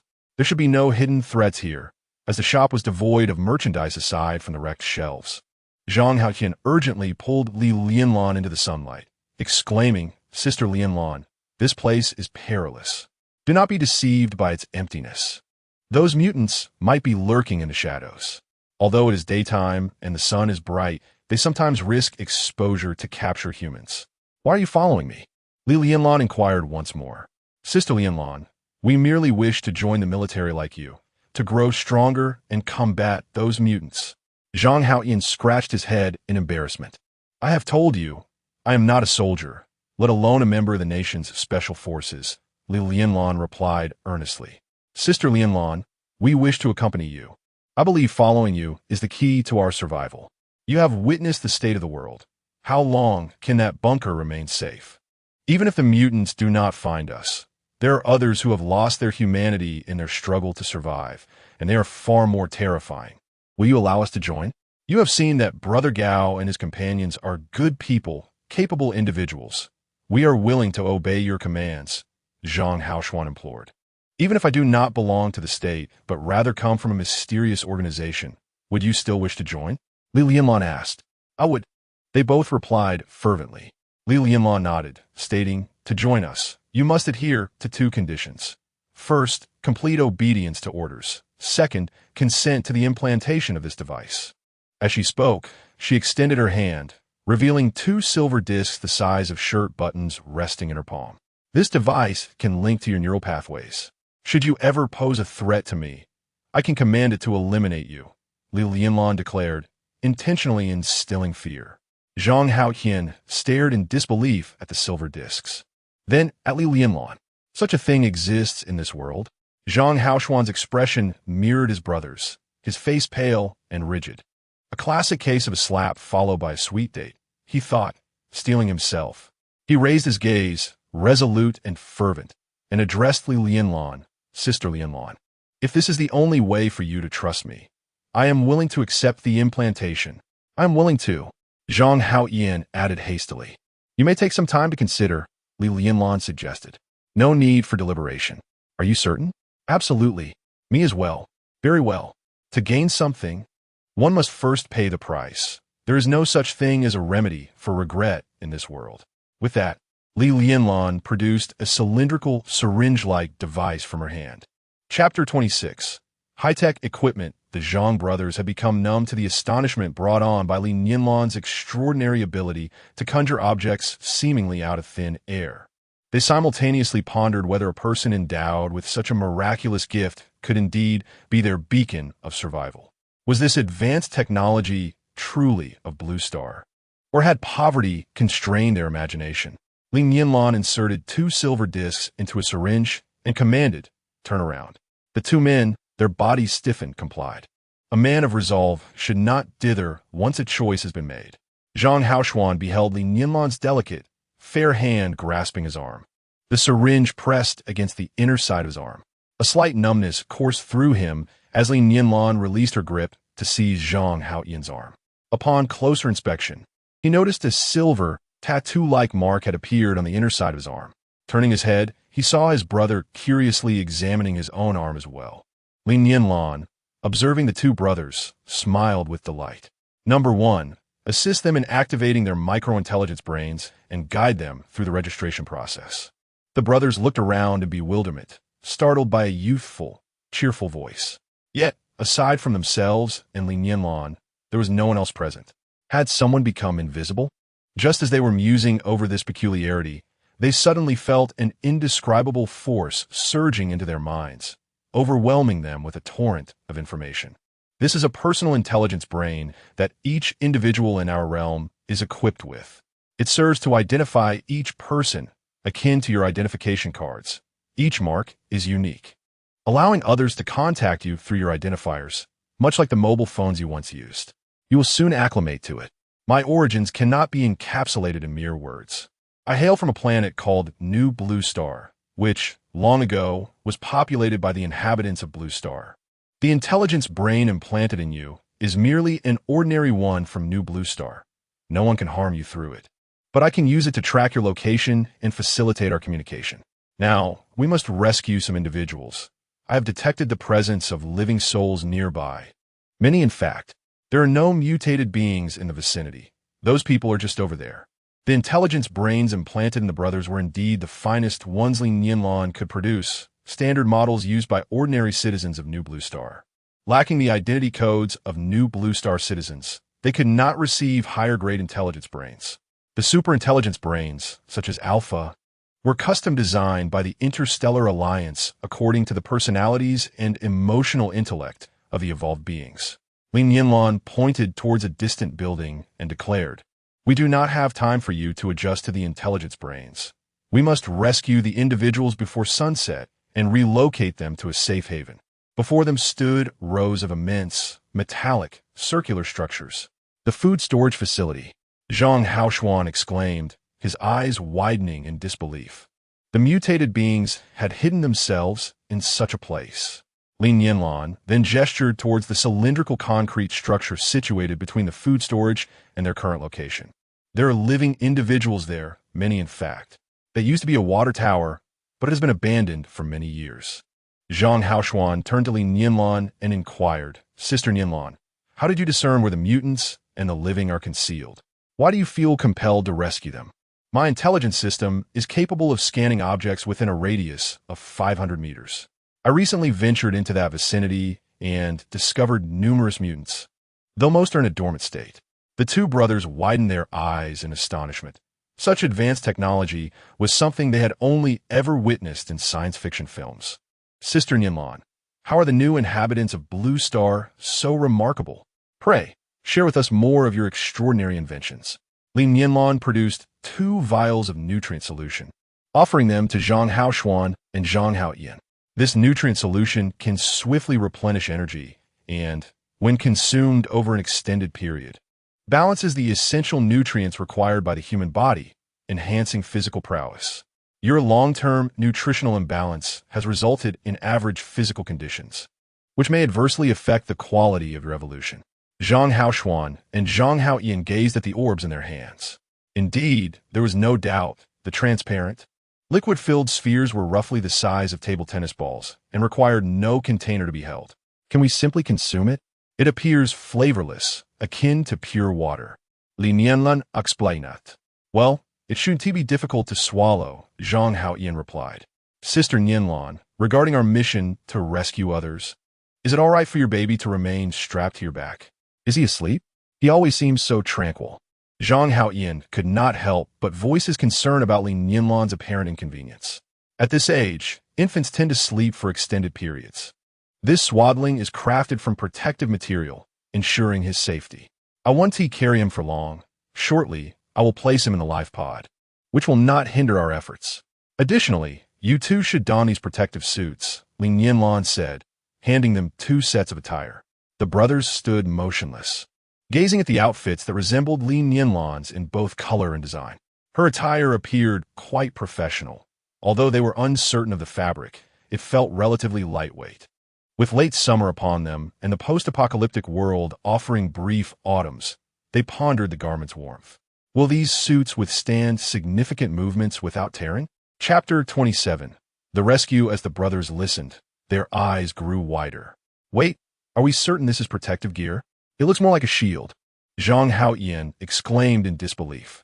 "Sister Nianlan, can this clothing defend against missiles?" he asked in a hushed tone. Li Nianlan genti tapit hadidist, and a rectangular iron box the size of a small boat materialized before them. The lid slowly opened, activating level 1 protective status, establishing a child safety pod. Li Nianlan placed the baby inside and closed the pod's door, observing the 2 young men frozen in astonishment, seemingly in a state of shock. "Hurry and change your outfits. We still have lives to save," Li Nianlan urged with exasperation. In this quaint town, known as 2 shops, much like the majority of settlements in a post-apocalyptic world, humanity has long since abandoned it. Although the population is sparse, many of the locals remained when the mutants first appeared, choosing to hide within their homes rather than flee. Only a few ventured out, as the night transformed this place into a veritable paradise for the mutated beings. The Zhang brothers forged ahead. Equipped with laser crossbows provided by Li Nianlan, their curiosity and excitement evident as they fiddled with their weapons. Li Nianlan trailed behind. The water tower loomed like a 6- or 7-story edifice, its base fortified by a thick iron door. strewn at its entrance with the skeletal remains of countless humans, victims of the mutants' merciless hunt. Even in the broad light of day, an unsettling chill permeated the air, reminiscent of a path to hell itself. At the pinnacle of the tower, two small windows offered a view obscured from the outside. Zhang Haoxuan knocked on the iron door, only to be met with an eerie silence, punctuated by the distant sound of scratching from within the nearby structures, mingled with the cries of mutants. Inside the tower, on the uppermost level, Zhang Haoxuan's knocks faded into a whisper for over 100 men, women, and children huddled together in a stupor, suffering from hunger, thirst, and malnutrition. Their sustenance consisted of raw corn stolen from the granaries at the cost of human lives, coupled with the filthy water from abandoned wells. Yet even this meager fare was quickly dwindling. Zhuang Shanhe, a spirited student from the local elementary school, had come to intern from the sports academy. He was beloved by the children for his vigor and sense of responsibility. As night descended, instead of the anticipated arrival of the police, they were greeted by even more terrifying mutants, creatures bereft of fur, their skin a ghastly gray, endowed with increased speed and strength, transforming into near-indestructible beasts. What had become of his parents? Would he ever see them again? Those capable of escape had already fled. The old officer Jean suggested that the water tower might provide safety, prompting a group of teachers to lead the parentless children and nearby residents to seek refuge there. Indeed, the abandoned water tower proved to be a sanctuary. They barricaded the doors and windows, and as long as they refrained from venturing out, the monsters outside could not breach their defenses. However, they faced a dire shortage of food and were plagued by rats the size of dogs. In a frantic encounter, a young boy, pursued by a rat, instinctively tore apart the creature with his bare hands, signaling the beginning of humanity's own mutation. They also observed that the mutants did not venture out during the day. Consequently, a faction proposed the idea of escaping. Yet, the available means of transportation could not accommodate everyone. Those with some strength hesitated to carry the children, and amidst the chaos of escape, who could guarantee the safety of another? Nowhere was truly safe, and the monsters here were relatively few. With their provisions exhausted, they had no choice but to search for food. During their initial forays into the daylight, they successfully foraged from supermarkets and homes. But it soon became apparent that the mutants had grown cunning, lying in wait to ambush them. The number of the living diminishes daily, consumed by the mutated beings, succumbing to illness, starvation, or mysteriously vanishing. No one knows if survival is truly attainable. Now, food is nearly depleted, and only a handful possess the strength to seek it. Perhaps they too shall perish here. He thinks of his parents. Perhaps death is merely a release. Zhuang Shanhe muses, longing for one last glimpse of his mother and father. Sister, what should we do? If we knock again, we might awaken the nearby mutants, Zhang Haoxuan whispered to Li Nianlan. I will climb up to assess the situation. Li Nianlan replied. Indeed, there are people inside. How can you scale such a height? The wall is exceedingly smooth, offering no footholds. Zhang Haoxuan expressed his concern, gazing at the slick concrete surface. Master, you can utilize the simulated ecological climbing gloves and shoe covers available at the Interstellar Market for just 5-star coins.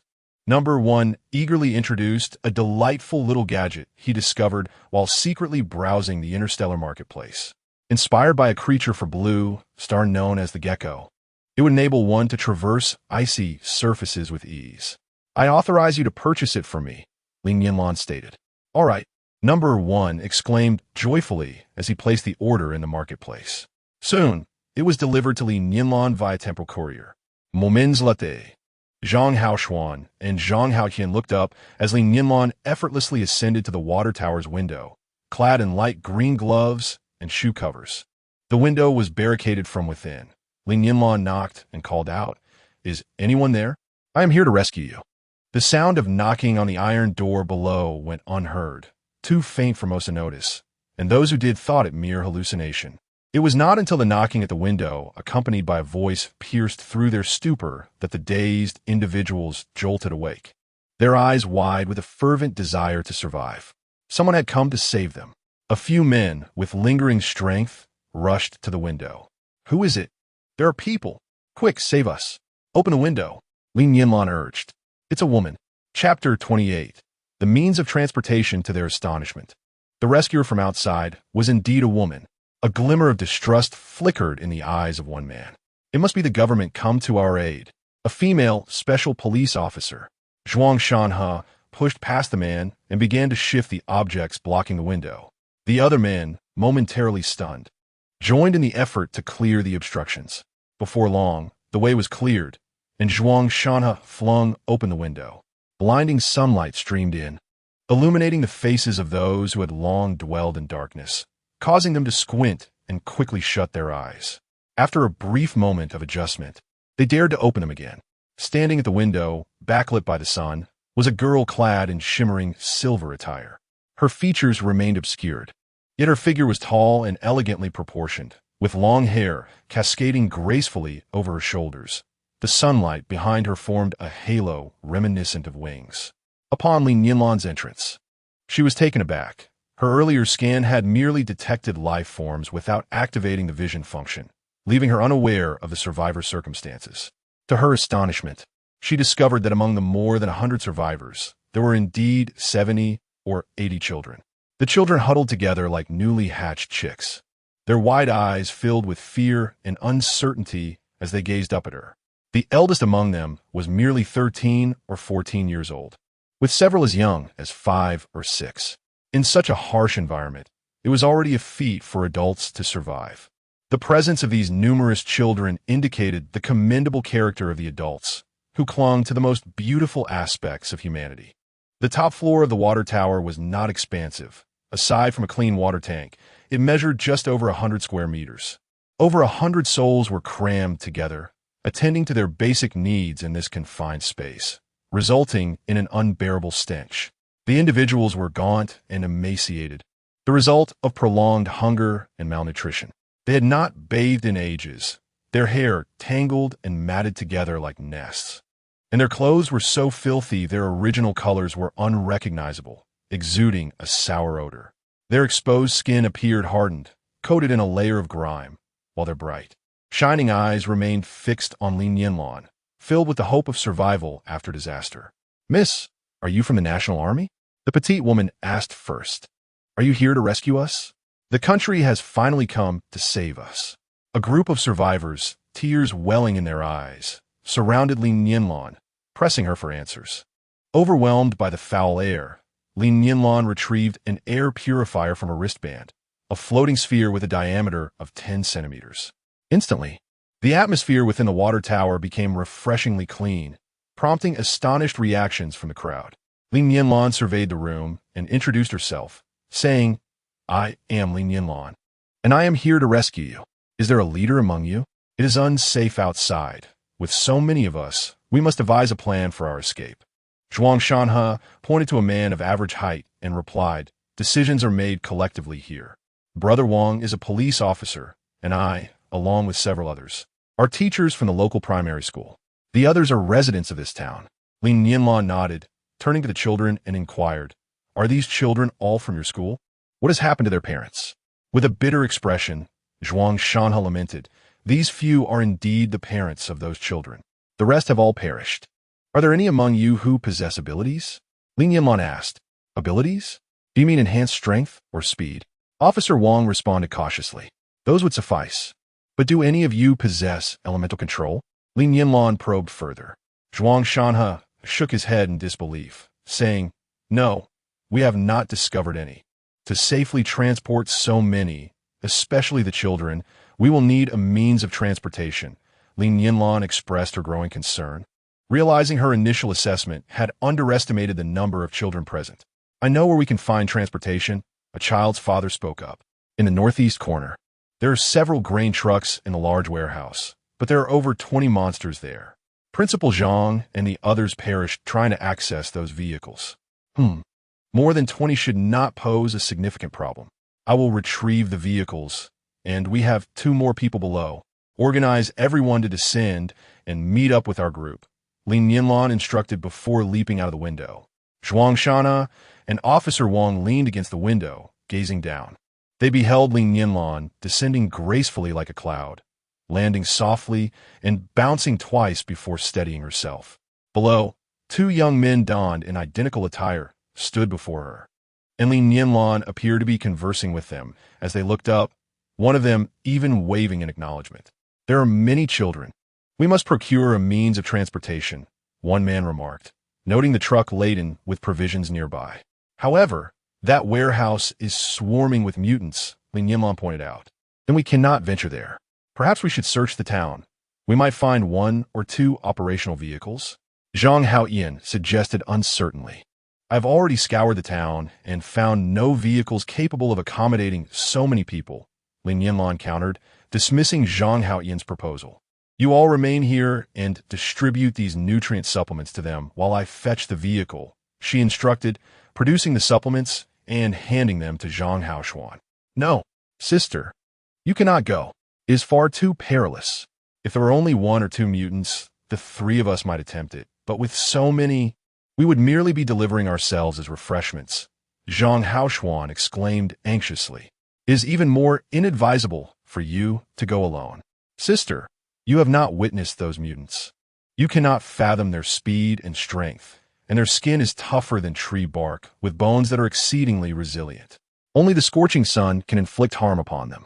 Even if you were swift enough to ascend to the truck's cabin, the glass windows would shatter under their onslaught." Zhang Haoxuan fretted at the thought of Li Nianlan embarking on such a solitary quest. Li Nianlan offered a gentle smile, patting Zhang Haoxuan's arm. "Do not worry. Those mutants cannot harm me," she reassured him. Just as Zhang Haoxuan opened his mouth to dispute her, an invisible force knocked him to the ground. A triumphant voice echoed, "Huh! Those mutants cannot harm my master. As an explorer of the new blue star, my master possesses the most advanced intelligent protective shield. Your blue star's conventional weapons cannot penetrate it. Those mindless mutants lack the capability to do so as well." Chapter 29. Cannot wait to perish. Although the brother Zhang had already discerned that Li Nianlan was of extraordinary origin, what was this intelligent protective shield? New blue star? Blue star? The Zhang brothers exchanged bewildered glances, entirely perplexed. Following Li Nianlan's words, she vanished from their sight like air. The two brothers, left staring at one another, understood the principle of invisibility, yet had never heard of a scientist successfully applying such a concept. Thus, they finally grasped the reality. Their sister Nianlan was indeed an extraterrestrial being. Atop the water tower, a group of individuals found themselves divided in opinion. "There are only 3 of us. Can we truly be protected?" One voiced doubtfully. "You know well the fate of the police, Old Wong. They were devoured by mutants. This water tower stands 15 meters high. Without any tools, who among you could scale it and leap down unscathed? You? Or perhaps you, Mud? That girl is not an ordinary person. She might belong to a secret government organization. Did you not hear her inquire if any among us possessed special abilities? Perhaps she herself is an extraordinary being endowed with superhuman powers." Zhuang Shanha's eyes gleamed brightly, reflecting a glimmer of hope amidst the chaos of mutated beings. The emergence of superhumans among humanity is not beyond the realm of possibility.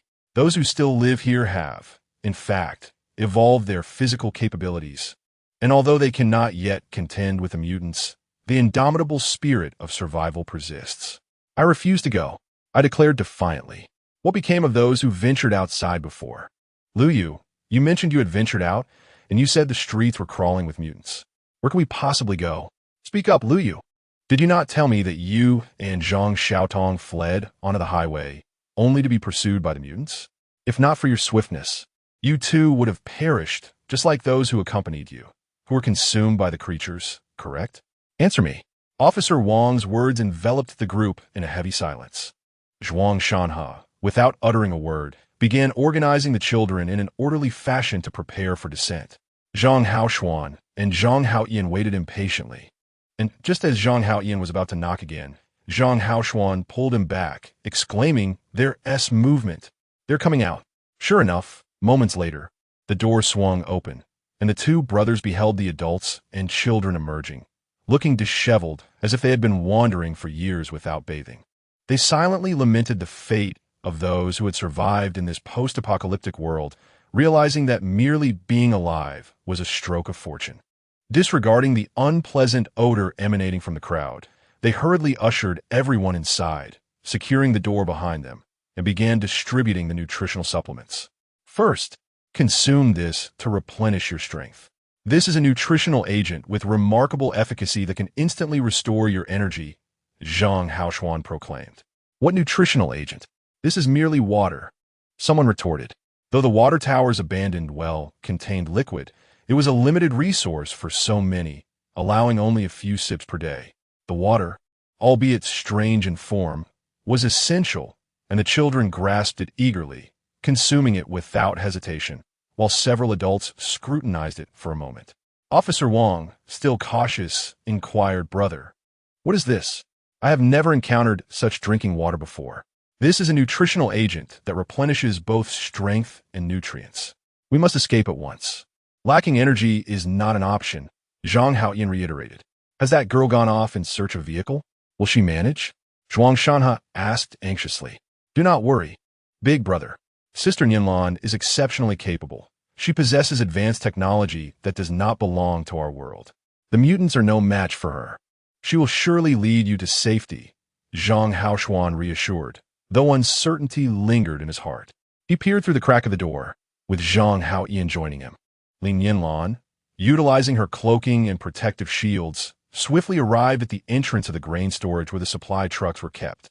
The large iron door was secured with a sturdy lock, and her intelligence system detected 24 mutants within, all motionless in fixed positions, presumably asleep. For mutants were creatures of the night. The storage facility towered 2 or 3 stories high, with only this single entrance, as the windows reached about 5 meters off the ground. After contemplating her options, Li Nianlan retrieved her laser gun and dismantled the lock, swinging the heavy door open. The creaking sound quickly alerted the mutants inside. Awakening, the mutant curiously observed the door, perplexed by its sudden opening. Li Nianlan noticed that the holographic markers indicating the mutants' positions had begun to move, converging toward the entrance. Soon, the door was fully opened by Li Nianlan, allowing sunlight to penetrate the granary for several meters, revealing 6 trucks brimming with grain. The mutants, rushing over, concealed themselves in the shadows untouched by sunlight, failing to detect any living beings. They vocalized their bewilderment to one another, unaware of the unfolding events. Suddenly, one mutant perched atop a window let out a piercing scream, transmitting an urgent message to all others. They observed that the granary, once teeming with supplies, was now inexplicably barren. Something was amiss, very amiss. Chapter 30. The azure like a faint breeze swept through them, yet it was merely a whisper of wind, devoid of substance. Restlessness ignited their calls, rousing the slumbering mutants throughout the town. An uproar of screams echoed, sending chills down the spines of those within the water tower. Fear not, fear not. It's all right. Zhang Haoshuan reassured the others while simultaneously comforting himself. Amidst the rising tide of panic, a series of knocks followed by Li Nianlan's voice called out, "Open the door." Zhang Haoshuan hurriedly unlatched the door, revealing the rear of a truck aligned with the entrance, as Li Nianlan peeked from the side, waving at them. Does anyone here know how to drive this vehicle? Li Nianlan, a former environmentalist in her past life, had never learned to drive in her commitment to reducing vehicular emissions. In her rebirth, she had only acquired skills in piloting spacecraft and flying machines. The Zhang brothers shook their heads. Prior to the apocalypse, they had only just enrolled in driving lessons and had barely completed their written tests, though they often rode motorcycles when adults were unaware. I possess a license, but I've never operated a vehicle of this size. Zhuang Shana hesitated, having trained only on smaller cars. I can drive. I'm a long-distance truck driver. Zhang Yu stepped forward confidently. All right, you take the wheel. Officer Wang, you sit in the passenger seat. First, get the children in the truck. Haoshuan and Hao Yin, you two keep watch on the roof. Where are we headed? Zhang Yu inquired. Li Nianlan turned to Officer Wang, asking, are you familiar with the area? Where's the safest place? Zhang Haoshuan, ever perceptive, anticipated this question. Noticing Li Nianlan's expression, he immediately interjected with resolute disapproval. Sister Nianlan, We absolutely cannot go to the bunker. Setting aside whether the bunker can accommodate so many people, it's simply not safe for such a large group. The bunker is too close. The mutants might follow our scent. That would invite disaster upon Brother Gao and his group. Let us avoid the bunker. We should head south. All the way to a large lake, Li Nianlan decided, resolved to retrieve the spacecraft with the group. South? A lake? Ah, sister. Are you referring to the base.With Lake Reservoir? What are we going there for? Shouldn't we be looking for your organization? Zhang Haoyin questioned.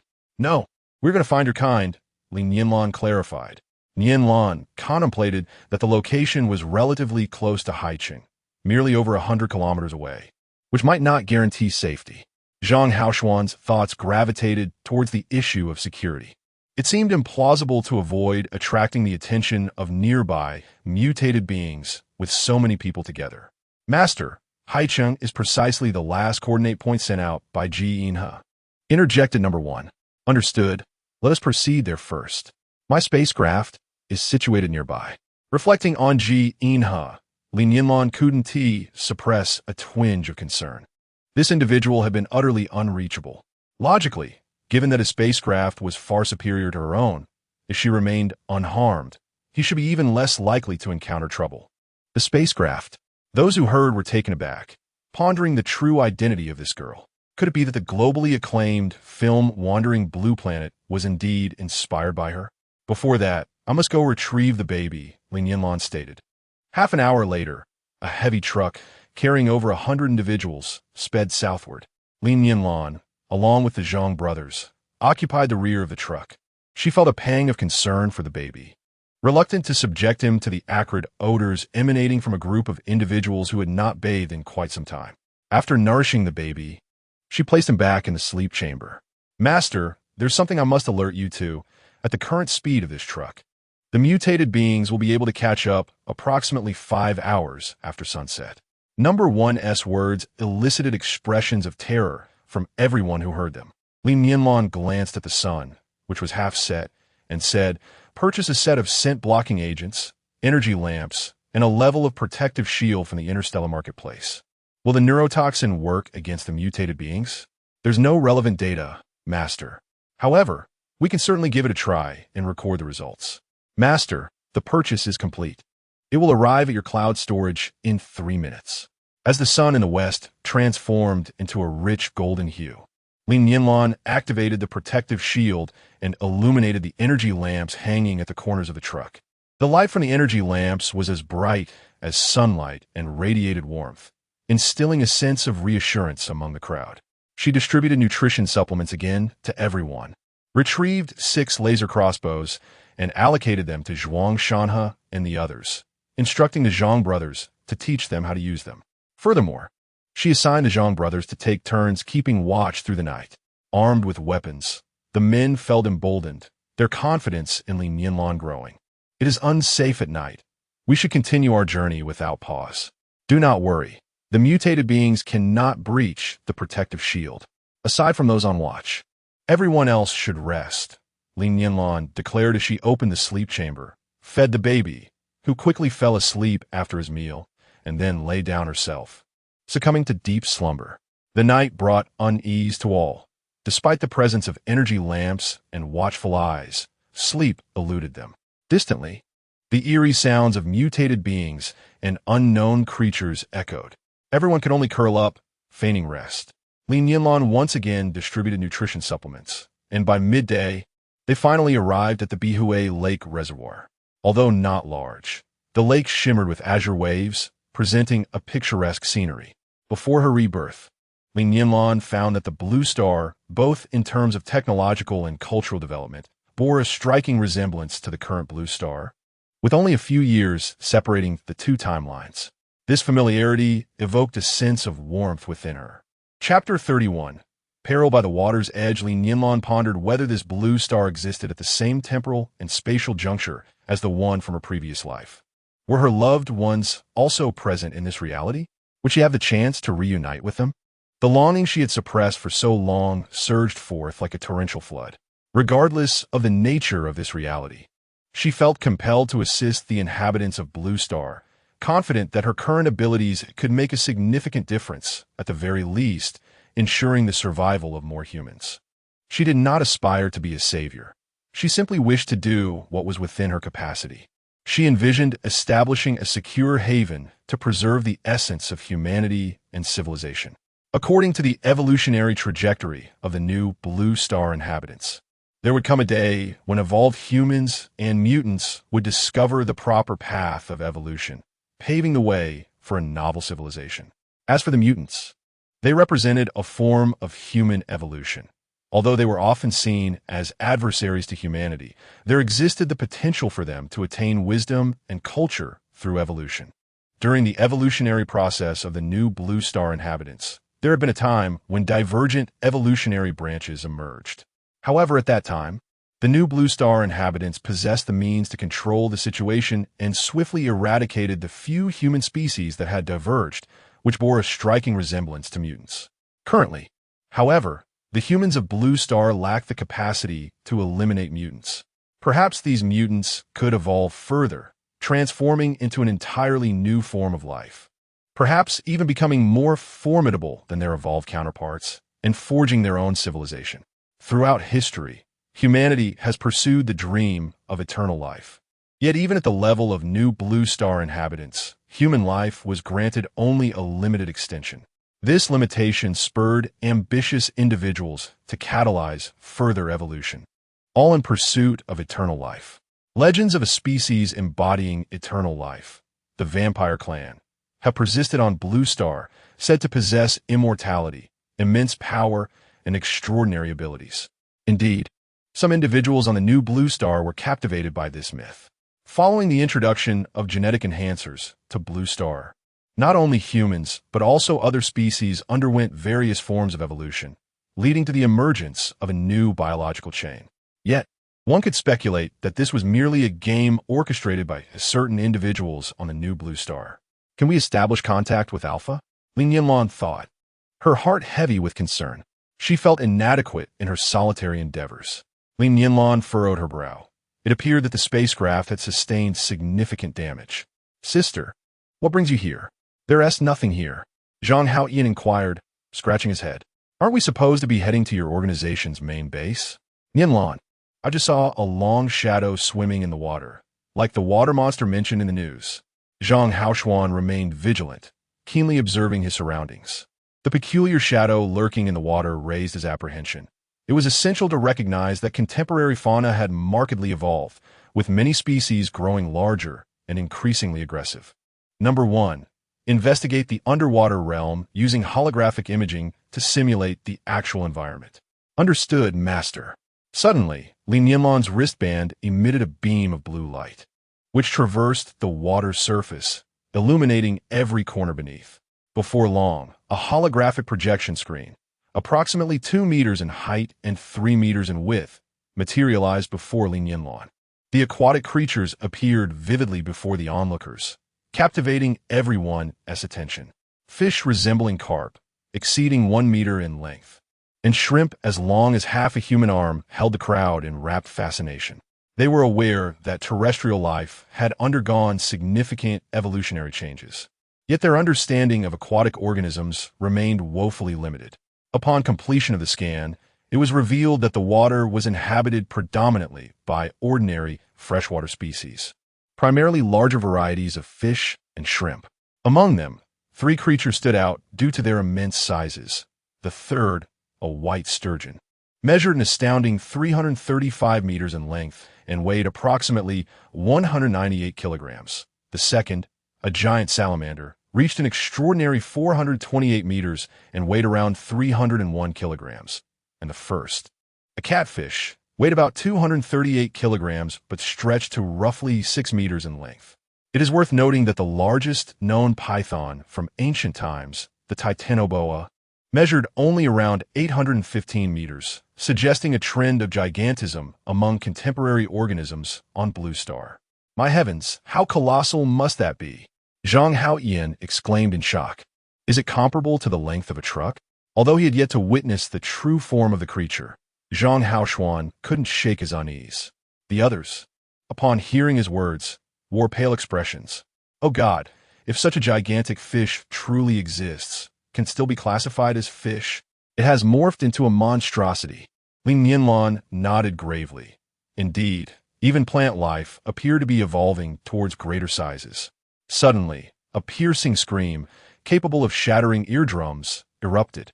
The group, engrossed in the holographic imagery, was startled by the sound. They turned towards its source, realizing that some had unknowingly approached the water's edge.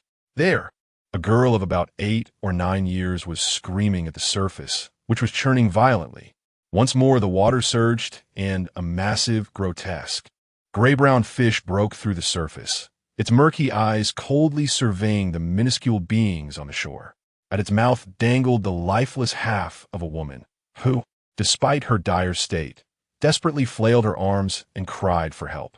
This unforeseen turn of events jolted those who had been oblivious to the unfolding chaos. They hastily followed Li Nianlan's command to retreat to the vehicle. As Li Nianlan drew closer to the girl, the water erupted once again, and a colossal creature leaped from the depths. This monstrous being, with its short limbs, was both enormous and terrifying. Chapter 32. The Battle with the Giant Salamander. Bang! As the creature leaped, the ground trembled in its wake. This beast was capable of traversing land. It is an amphibious creature, a monstrous entity that opens its gaping maw, emitting a foul stench reminiscent of rotten eggs. Its blood-red tongue darts out like lightning towards the screaming girl, instantly ensnaring her and swallowing her whole. Strangely, the girl's terrified cries seem to emanate from within the belly of the beast.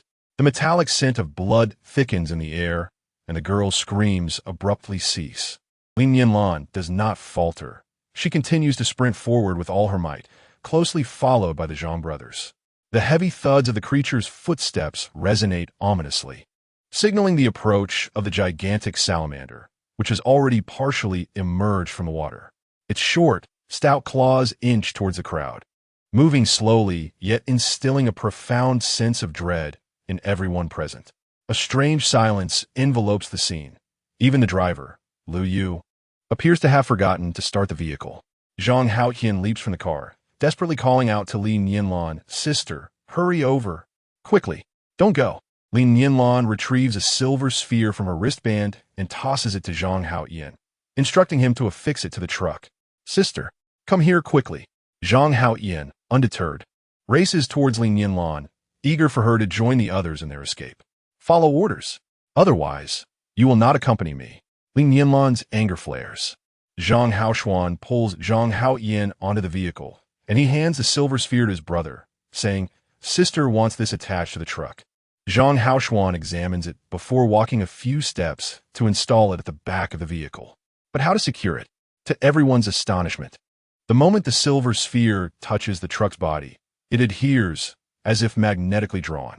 The protective shield is activated, and Unit 1 receives the signal. Reporting back to Li Nianlan. At this moment, the monstrous salamander has nearly entirely emerged from the water, its tail the only part still submerged. Li Nianlan coldly gazes at the creature and issues her command: activate the shield at maximum defense, providing full protection for the truck's retreat. Unit 1, prepare to initiate the mech. Fusion in 3 seconds. 3, 2. Master, it appears your mech is on the spaceship. What? What is going on? Are you trying to doom me? Li Nianlan's eyes widen in disbelief. What about the energy gun? Ah, that seems to be on the spaceship as well. Without armor and weapons, you expect me to engage in hand-to-hand combat with this monster? Unit 1, combat may not be necessary, but a struggle is indeed possible. The lightweight mech and laser sword you used for physical training before adulthood are still tucked away in the corner of your wristband. Would you like to equip them? Rest assured, I have been carefully maintaining them for you. Unit 1 would never reveal to others that it had been secretly coveting this mech, hoping to one day don it. Of course I want to equip them. Do you expect me to merely scratch it with my bare hands? Li Nianlan felt exasperated by her own Na'vi thoughts. One day, when it materializes, she would certainly give it a swift kick. Yes, master. We actually have 1 or 2 alternatives. First, you could escape with everyone. The creature's attack power is negligible against the shield, and let it follow behind us. What is the second option? In the second plan, Your wristband is equipped with an energy cannon. A single shot could obliterate this foe in an instant. The shockwave would then overturn a vehicle full of people. Witnessing the reservoir being destroyed, the creatures within the water would follow the current downstream, wreaking havoc upon the aquatic life below. In that case, we shall resort to the original plan. Activate the lightweight mech, and in 3 seconds, it will merge. Yes, Master. The lightweight mech is activating. 3, 2, 1, merge. The silver metallic armor envelopes Li Nianlan's body, a laser sword capable of slicing through diamonds materializing in her hand. Li Nianlan shines brightly, resembling a celestial warrior descending from the heavens. Typically, lightweight mechs are used solely for physical training. Their performance and combat capability significantly inferior to that of combat mechs. Go for it, Master. I am ready with 360-degree comprehensive surveillance. We shall upload this video to the interstellar internet, and the view count will soar. You will undoubtedly become the most popular figure across the galaxy. No question about it. Silence. One day, I shall format you. Furthermore, do not upload anything to the Star Network. Oh, Master, you are so heartless, so cruel, so disrespectful to artificial intelligence. Enough of your chatter. Li Nianlan ceased her banter with Unit 1 and raised her laser sword, charging toward the giant salamander fish. Let the battle commence, young girl. No, it should be, let the battle commence, mother of the child. She is indeed a mother now. Stop, stop. Zhang Haoyin forcefully urged Zhang Yu to halt the vehicle. The car came to a stop, and everyone held their breath, captivated by the astonishing scene unfolding before them. How fantastical! It was like a real-life version of Ultraman battling monsters. The adrenaline surged. Come on, let us duel, giant salamander fish.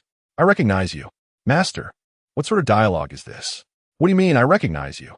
Unit 1 covered its face. Chapter 33. The camp, a creature exceeding 4 meters in length. Its head too flat to be called a giant python, possessed 2 long, whip-like appendages flanking its enormous, flattened mouth. Could it be a legendary dragon? Yet, it lacked the aesthetic charm of a divine beast, rendering it utterly unconvincing for any imitation. So what exactly is this creature? The mythical Loch Ness monster, perhaps? Li Nianlan could not help but mentally scoff. Monsters truly possess bizarre appearances. This giant catfish is quite the eyesore. The others silently concurred, contemplating. Never have we encountered such an unsightly monster. Even the ugliest from Journey to the West is 3 times more appealing. However, while its appearance may be grotesque, its combat prowess is formidable. The enormous tail struck the giant salamander fish mid-air, delivering a resounding crack as it sent the creature plummeting into the center of the reservoir, creating towering waves. Water splashed onto the shore, drenching Li Nianlan, but fortunately, her mech shielded her from even a drop. The catfish, propelled by the powerful waves, soared into the air before diving back into the water. Despite its lack of aesthetic appeal, its agile and graceful movements were undeniably impressive. A dragon entering the water, indeed. Li Nianlan nimbly evaded the splashes of water, observing the 2 colossal monsters entwined in the depths below. It was evident that the giant catfish held a decisive advantage, and she believed that the giant salamander would not endure for long.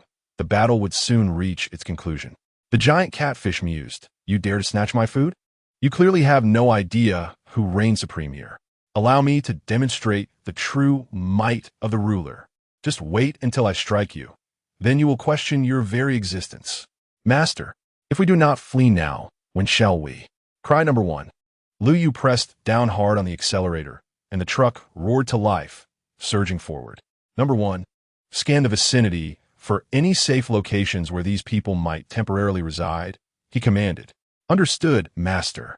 Initiating scan now. Sister, I am aware that there's a fishing village halfway up the hill. Its business has never been particularly good before the apocalypse.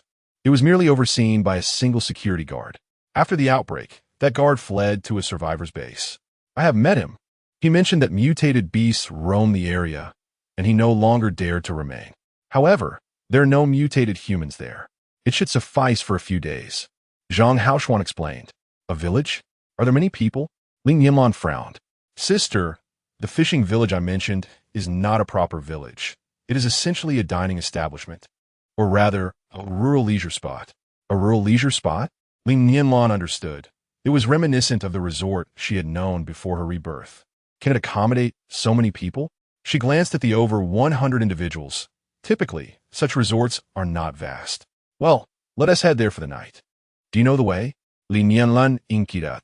My brother and I visited this place twice before, although we did not stay at that fishing village. We lodged at an inn on the other side of the mountain. I can still find the route, Zhang Haoyan assured her. Very well. You lead the way from the driver's seat, Li Nianlan replied. The fishing village was only 6 or 7 miles away, and they arrived in no time. After a thorough scan, Number 1 confirmed that there were indeed no mutated humans present, although there were signs of life in the nearby eastern woods. However, it detected no large, dangerous creatures, only a few evolved squirrels and birds. Due to the prolonged absence of human habitation and signs of prior human activity, usable items were nearly non-existent. Nevertheless, within the courtyard, there was an ancient hand pump well. Officer Wang instructed the 2 adult women to draw water and boil it for the children, as both adults and children were in dire need of cleansing. Upon hearing that they could bathe, the tense nerves of both adults and children relaxed. Despite having just endured a terrifying ordeal, Li Nianlan's displayed capabilities instilled hope for survival among the group. The current circumstances were undoubtedly preferable to awaiting death in that water tower. In the courtyard, a dirt stove, likely used for roasting meat, stood ready, and a corner was stacked with firewood. The stove was soon ignited, bringing water to a boil. Although the water had yet to heat, the boys eagerly stripped off their clothes, laughing and frolicking with unrestrained joy. The fishing village is named Yuyo Yushan Zhuang, featuring a substantial 3-story building shaped like a right angle, encompassing approximately 2,000 square meters. If constructed in an urban setting, it would be deemed a mid-sized restaurant. The architectural style exudes a rustic charm, reminiscent of a return to simplicity. The dining area occupies the eastern side on the ground floor, spacious and bright, albeit shrouded in dust. Li Nianlan directed Zhang Haoshuan and Zhang Haoyan to install 2 spherical protective domes on the rooftop. Once activated, these domes envelop the structure in a secure embrace. Such devices are commonplace for camping protection in New Blue Star, yet they have become an extraordinary safeguard in the technologically challenged Blue Star. Officer Wang and Zhuang Shanhe, along with a group of men, thoroughly searched the entire building, both inside and out, collecting all useful items they could find, cups, towels, and bedding. Though not particularly dirty, they bore the scent of dust. However, they did discover some relatively clean bed sheets and duvet covers in the storage room, just as the children, freshly bathed, found their clothes unwearable due to dirt. 2 women in their 30s, Fan Wenfeng and Lu Qi, wrapped the children in the sheets. Although merely covered in thin fabric, the children displayed no signs of cold.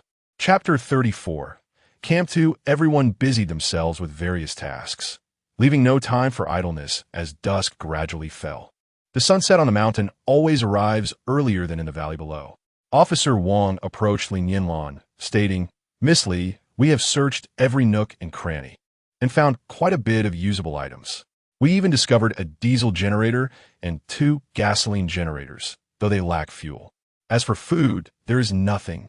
It appears others have come before us and taken all the provisions." Li Nianlan nodded, replying, "Officer Wang, please just call me by my name, Li Nianlan.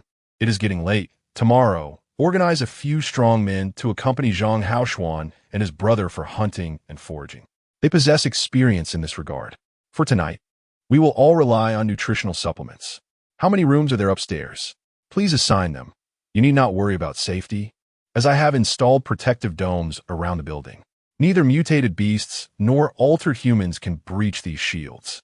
Listening intently, Zhang Haoshuan interjected, "Sister, do you intend to stay here indefinitely?" "Why? While temporary residence is feasible, the long-term issues of food and safety loom large." "What? Did I hear you correctly? Sister Nianlan, you don't mean you plan to go in the water, do you?" Zhang Haoyan exclaimed in surprise. "Indeed, you heard correctly. If I do not receive any messages from my spacecraft within 2 days, I will have no choice but to venture into the water," Li Nianlan replied, furrowing her brow. If Alpha fails to self-repair by then, it would indicate severe damage necessitating external intervention. Absolutely not. The water is perilous. Officer Wong objected, though Li Nianlan displayed remarkable strength. The imposing size of the two creatures still loomed over her. Right, it's out of the question. You've seen those monsters. A single swipe from that enormous catfish could shatter your bones. Zhang Haoyan urged anxiously. Rest assured, the creatures lurking in the water pose no threat to me. I possess a personal shield that renders me undetectable should I venture into the depths.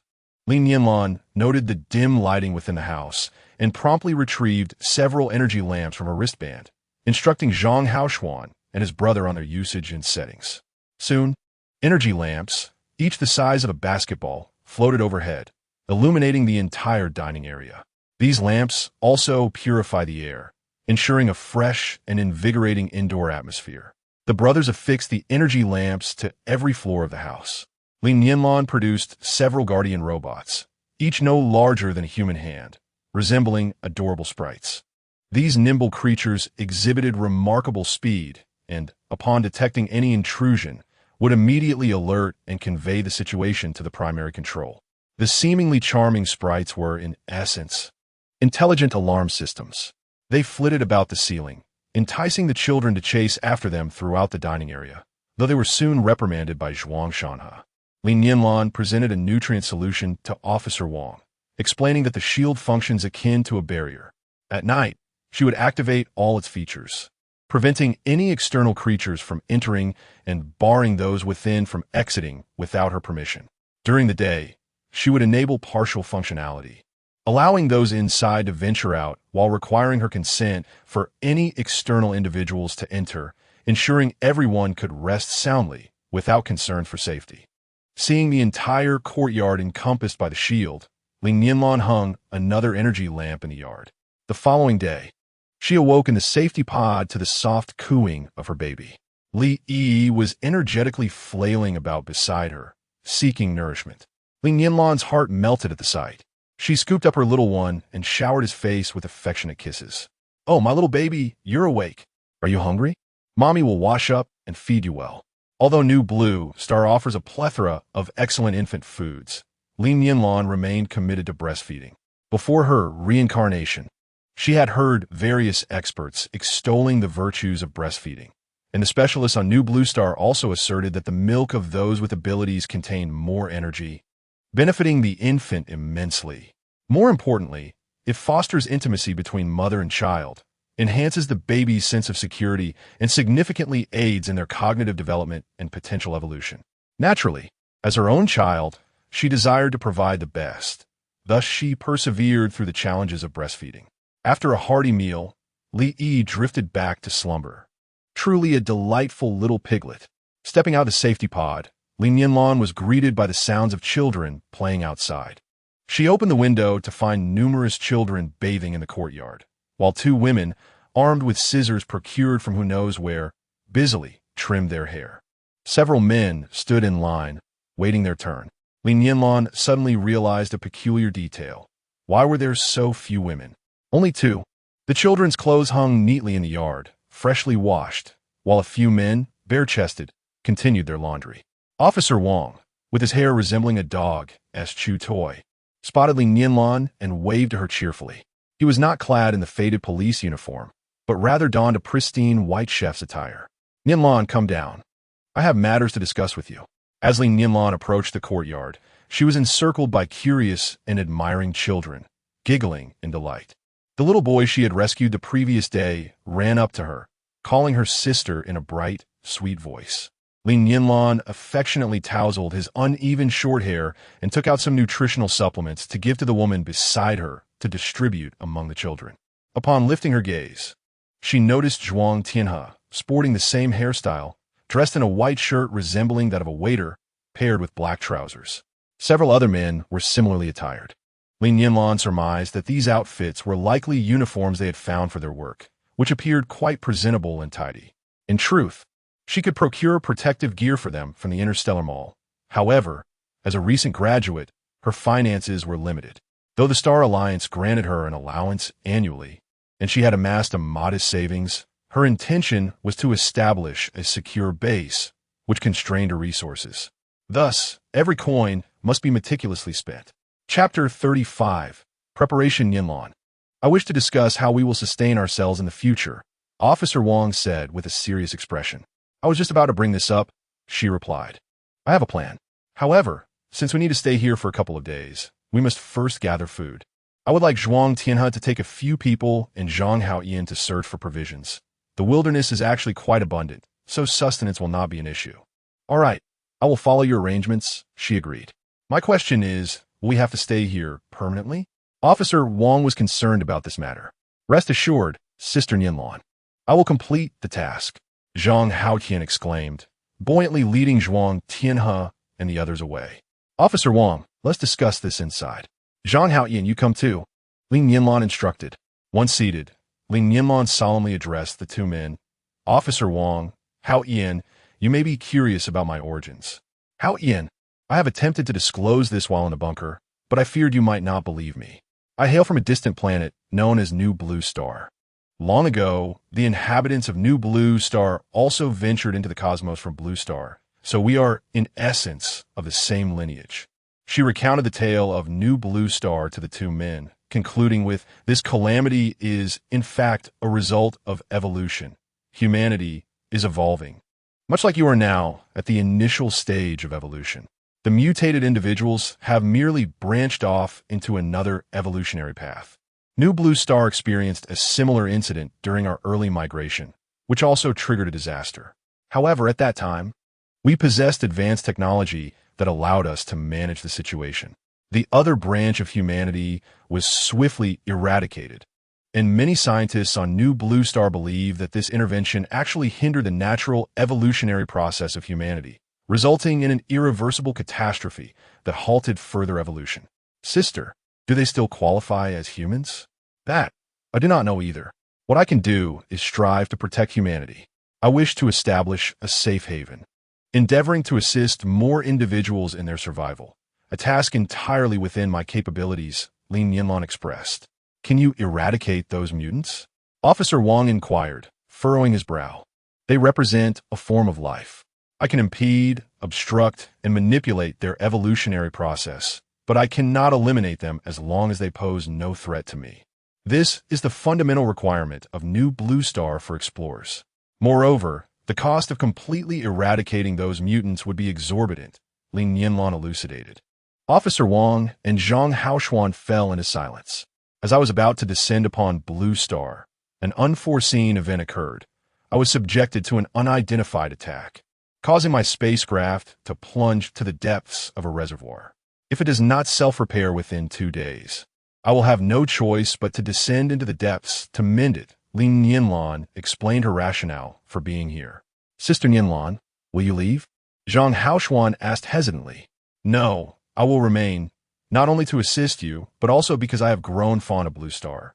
Additionally, my child is still young and cannot endure prolonged flights in the cosmos, Li Nianlan replied. Upon hearing this, Zhang Haoxuan beamed with joy. Officer Wang, what do you think would be suitable for establishing a safe haven?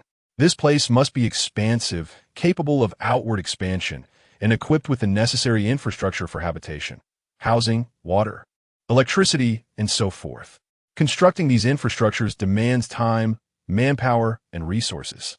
The protective shield I currently possess spans only around 1,000 square meters. Expanding it further would not only diminish its protective index, but also render it fragile, thus compromising safety, she articulated. That alone is miraculous, Nianlan. You have witnessed how we once lived. Rome was not built in a day. Let us proceed gradually, working together. I represent humanity in expressing my gratitude to you. Officer Wang remarked, rising to salute Li Nianlan. Officer Wang, please do not speak of me in such a manner. Although I am not a native of Blue Star, I am nonetheless a member of humanity, she responded. That place will not suffice. I seek a location that can continually expand, preferably a city, Li Nianlan stated. However, cities are rife with mutants. We cannot cleanse them, Zhang Haoxuan countered. In truth, Haicheng is quite suitable. It boasts complete living infrastructure. Yet, as Haoxuan mentioned, The eradication of mutants presents a significant challenge. The most prudent course would be to construct a new city. If only we knew the locations of military bases, as they are well-equipped and provide high levels of security. More importantly, we might find military support, she mused. By the way, could you elaborate on what bunkers are like? Zhang Haoxuan provided an overview of bunkers to Officer Wang. After much contemplation, Officer Wang addressed Li Nianlan. Nianlan, given our current circumstances, you might consider the bunker. I too believe it is the most suitable location. I am aware of one not too far from here, approximately 10 kilometers away, near a river. A city must have a water source, which is a critical condition. 2 days passed, yet still no communication from Alpha was received. It seemed descent into the depths was unavoidable. While others were anxious, Li Nianlan remained unperturbed. Although she had never engaged in actual combat against monsters, her performance in simulated battle ranked her among the top 10 in her school, with the preceding 9 being male. She possessed considerable confidence in her combat abilities. The protective shield of her wristband was far more advanced than those used for safeguarding houses, featuring an invisibility function and a water repellent capability. Li Nianlan had previously utilized this feature, likening it to the water-evading golden-eyed beast that served as the mount of the Bull Demon King in Journey to the West. Chapter 36. Return to the bunker. Zhang Haoxuan's brothers were deeply concerned for him, particularly Zhang Haoyan, who hesitated for a prolonged period before summoning the courage to express his desire to accompany Li Nianlan into the water, providing her with support.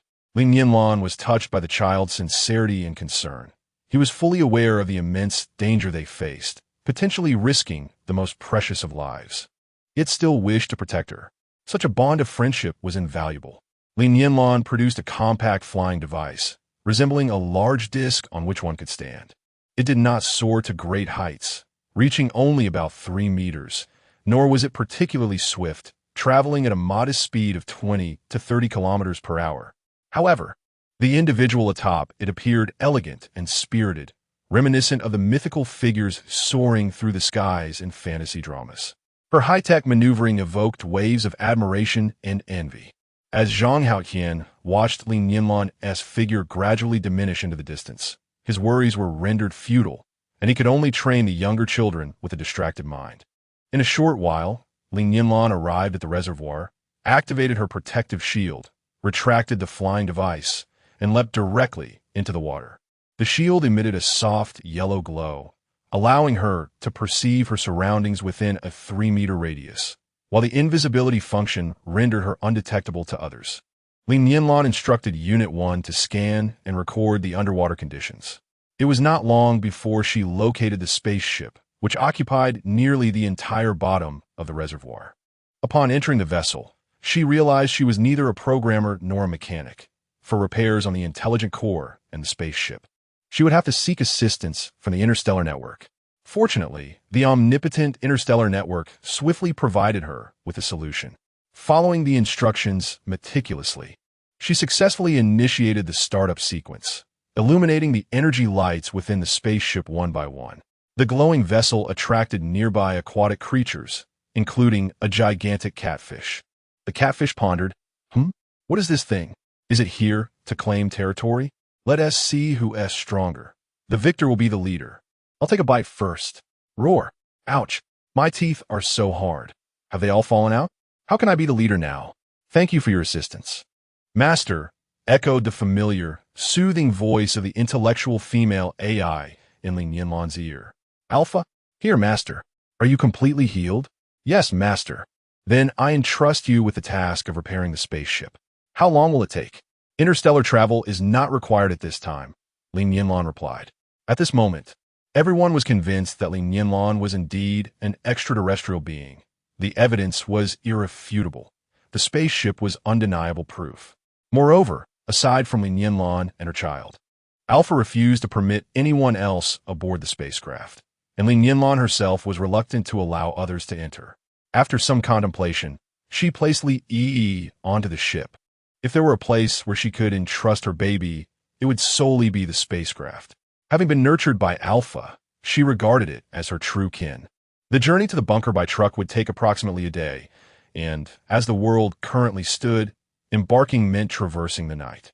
Although shielded from the threats of mutated beings and aggressive evolved animals, they were still susceptible to pursuit, which could lead them close to the bunker. Officer Wong suggested departing around 2 or 3 in the morning, ensuring their arrival at the Great Bunker by noon. Alpha held Li in the highest regard, as newborns in the new Blue Star received the utmost care. However, it was now solely Alpha, the super-intelligent brain, caring for the infant, which made him a tad anxious. Gazing at the small bundle that was Li, Alpha felt as though the heart of his metal-integrated chip began to beat like that of a true human. He activated Li Nianlan's auxiliary intelligent brain space and retrieved a biochemically engineered robotic body. With a gentle and beautiful visage and a tall, athletic frame, it was time for her to awaken. Furthermore, her little master, Li, would require both a playmate and a protector.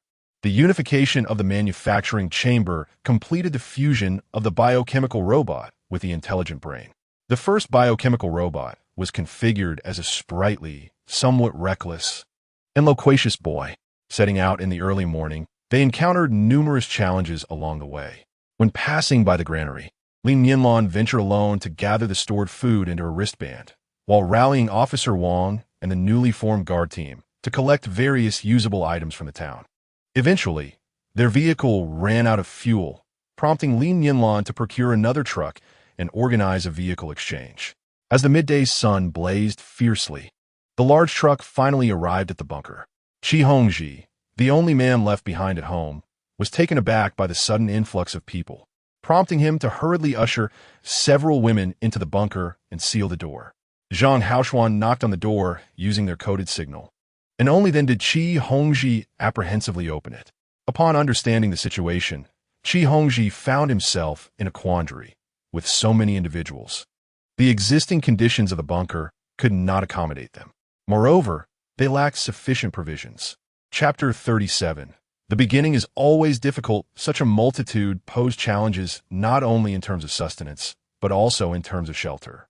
The bunker was originally a repurposed air raid shelter, and due to the low population, Qi Hongji had only made minimal modifications, leaving other passages sealed for safety. To accommodate this many people, it was necessary to open those sealed passages. After scanning, Li Nianlan discovered that the air raid shelter did not harbor any large animals, only a small number of clustered evolved rats. However, transforming the shelter was not a task that could be completed in a day, and most critically, despite the numbers, they lacked the tools required. Li Nianlan did not aspire to construct an underground city.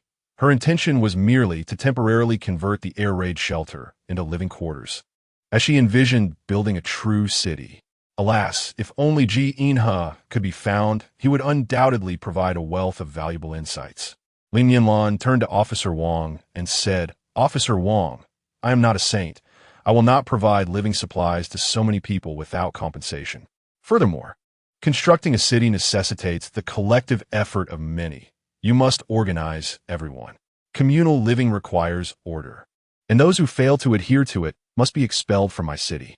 Ji Inhe stood atop a towering building, a prominent structure that afforded a sweeping view of the surrounding terrain.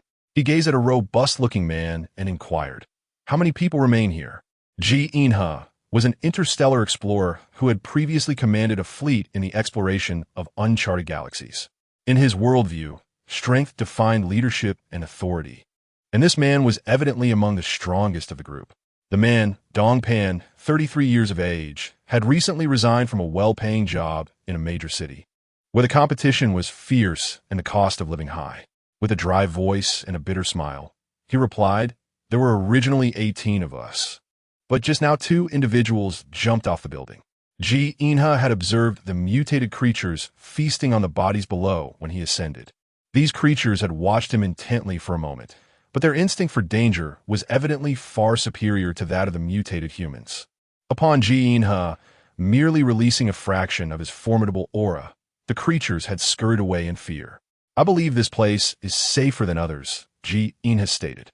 "Yet our food and water supplies are dwindling," Dong Pan lamented, the flickering hope he had just felt extinguished. "I came from the villa district over there. There are survivors. But if there are too many signs of human activity, it will surely attract the mutated beings. A few mutants are manageable, but there are at least several million in this city. If a large number of them besiege that area, none of you will escape. What hope is there then? We are just waiting to die here. Wang Zirwei despondently covered his face, recalling how his parents sacrificed their lives to save him, only to face the inevitability of death in the end. Why must we wait to die here? You can transform this place into a temporary shelter. Or, if you know of other safe locations, I can lead you there. Ji Inha expressed his bewilderment at their resignation to death. A temporary shelter? A safe place? A dozen pairs of eyes turned to Ji Inha, their hopes reignited by his words. Have you not realized that your bodies have already undergone evolution? Evolved bodies? Confusion filled the crowd's eyes. The current situation on Blue Star stemmed from species evolution. The mutated beings had undergone changes during their evolution, diverging into another branch of humanity. Years later, once their intelligence reaches a similar level of evolution, they will become even more formidable than you, the evolved humans. What? The mutated beings will become even stronger? They already prey upon us.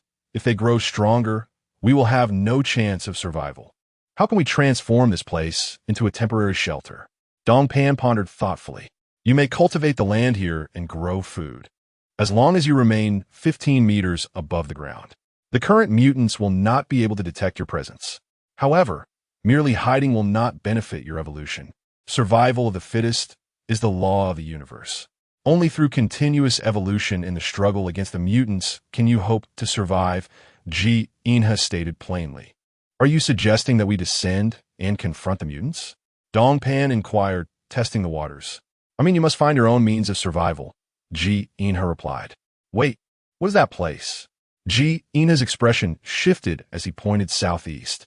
Oh, that's another neighborhood. It appears to be a supermarket. Dongpan remarked as he gazed at the location Ji Inha indicated. What about the red building behind the supermarket? Ji Inha asked. That? It seems to be the supermarket's warehouse, Dongpan responded. That's the place. Ji Inha's gaze darkened as he looked toward it. What is there? Are there many mutants? Or is there a particularly powerful mutant? Or evolved animals? Dongpan asked anxiously. Chapter 38. Escape. There's a very strong evolved being there, possessing formidable mental powers. He is currently seeking help with his psychic abilities. Ji Inha felt the mental wave. The group was bewildered by their lack of understanding regarding the evolved being's psychic power. Ji Inha then leaped down, prompting gasps from the others as they rushed to peer over the edge. They witnessed Ji Inha soaring through the air like a great bird, his back seemingly sprouting a pair of transparent wings, gliding toward the supermarket's warehouse. That day, the crowd was particularly large, and the few of them found themselves overwhelmed. Lu Yun, unable to manage the situation, asked Zhang Hua to gather a few people to assist. Zhang Hua sought help from many, but ultimately only his wife on vacation and his son, who had suddenly been given a day off, showed up. In the end, the store was left with just Lu Yun and his mother, along with Zhang Hua's family. As night approached, Lu Yun grew increasingly restless and displayed extreme agitation, even shouting loudly. Fearing for the worst, Lu Yun could only call Fan Yungang for assistance. Yungang, what should I do? I truly do not know how to proceed. Lu Yun cried, on the verge of collapse. The group hurriedly evacuated customers and locked the doors. Zhang Hua grabbed a rain umbrella sold by the supermarket. Realizing that the store's layout significantly limited the small monster's agility and speed, it was then that they clearly saw the creature was a child of about 11 or 12 years. No, it was not accurate to call him a child. He scarcely resembled a human. He was extraordinarily terrifying, with only a few strands of hair remaining, his skin a ghastly pale, and his gray-black eyes gleaming with a greedy, bloodthirsty light. Moreover, the creature's skin had become exceedingly tough. When Du Jinfeng struck at him with a watermelon knife, it merely left a long gash, raising questions about what this monster truly was. Was he even human? The supermarket's confines temporarily hindered the monster-esque movement, resulting in a standoff between the three and the creature. Dad, it seems he is afraid of the light. Zhang Qingsong quickly observed that the small monster would retreat into the shadows whenever his attacks missed. As the store prepared to close, a portion of the lights had already been extinguished. Lu Yun called out, "I will turn on the lights." She dashed toward the switch. But unexpectedly, Lu Xiang burst forth from the manager's office, racing towards her with a piercing scream. Ignoring the warnings, Lu Xiang sprinted directly at Lu Yun. Reluctantly, Lu Yun abandoned her plan to illuminate the store and ran towards Lu Xiang. At that moment, Lu Xiang abruptly halted, staring behind Lu Yun and shrieking in terror. Suddenly, with a resounding crash, Fan Yungang appeared, wielding a shovel aimed at the creature's neck. The adult monster, clutching its throat, writhed on the ground in agony. Fan Yungang shouted, "Don't just stand there waiting to die. Get Lu Xiang in the car." For the sake of her child, Lu Yun steeled herself, her bitten lip now bleeding, and rushed to scoop Lu Xiang into her arms, fleeing towards the open door of Fan Yungang's waiting vehicle. Fan Yungang struck the monster on the ground with several fierce blows of his shovel, causing it to roll and howl, bloodied yet seemingly unscathed. Realizing the futility of the attack, he gritted his teeth and ran towards the car. "Zhang sister-in-law, Qing Song," Lu Yun shouted as Zhang Hua and his family emerged from inside. Fan Yungang signaled for Zhang Hua to take the front passenger seat, instructing the women and children to sit in the back. Just as they settled in, he quickly started the engine. Chapter 39, Abilities. At that moment, a deafening crash shook the vehicle violently, followed by another impact as a fist slammed against the windshield. The creature continued its assault, cracking the glass in a spiderweb pattern. "What do we do?" Lu Yun asked, trembling and drenched in sweat. Fan Yungang, panting heavily, scanned the surroundings anxiously. Spotting the supermarket's warehouse, a thought flashed through his mind. Women and children, head to the warehouse. "Lu Yun, do you have the key?" he inquired. "Yes, but the door has a fingerprint lock." Lu Yun wiped the sweat from her brow, clutching Lu Xiang tightly. "In a moment, Zhang Hua and I will get out to distract the monster while you all run to the warehouse. You must run with all your might, understood?" Fan Yungang fixed Zhang Hua with a serious gaze. Now is not the time for anyone to falter. Even the slightest hesitation could spell doom. "I understand," Lu Yun reassured herself. Zhang Hua, grasping Fan Yunggang's intent, replied, "Wife, the children are behind us. I will not retreat, nor can I. All right, let's do this. Together, we can ensure the safety of our women and children." Fan Yungang, a psychologist adept in pre-battle morale tactics, motivated the two men. Zhang Hua offered a wry smile. The two exchanged determined glances and charged out of the vehicle, standing firm in the path of the creature. The monster attacking the car was the same one Fan Yungang had struck with the shovel, now more enraged than ever. Nearby, a smaller creature bared its teeth, growling and poised to pounce. Zhang Hua gripped a fire axe, muscles taut with tension. "Come quickly. Hurry," Lu Yun called out from the doorway of the warehouse, waving her arms as she urged the two men to join her and Lu Xiang inside. Two men cautiously retreated as the monstrous creature tentatively attempted to strike. Zhang Hua brandished his axe, compelling the beast to withdraw. At last, the two reached the entrance of the supermarket's warehouse. Fan Yungang exchanged a knowing glance with Zhang Hua, who nodded slightly in response. With a sudden motion, Fan Yungang hurled his shovel at the creature, seizing the moment when the beast swiftly dodged, allowing both men to dash into the warehouse and slam the door shut.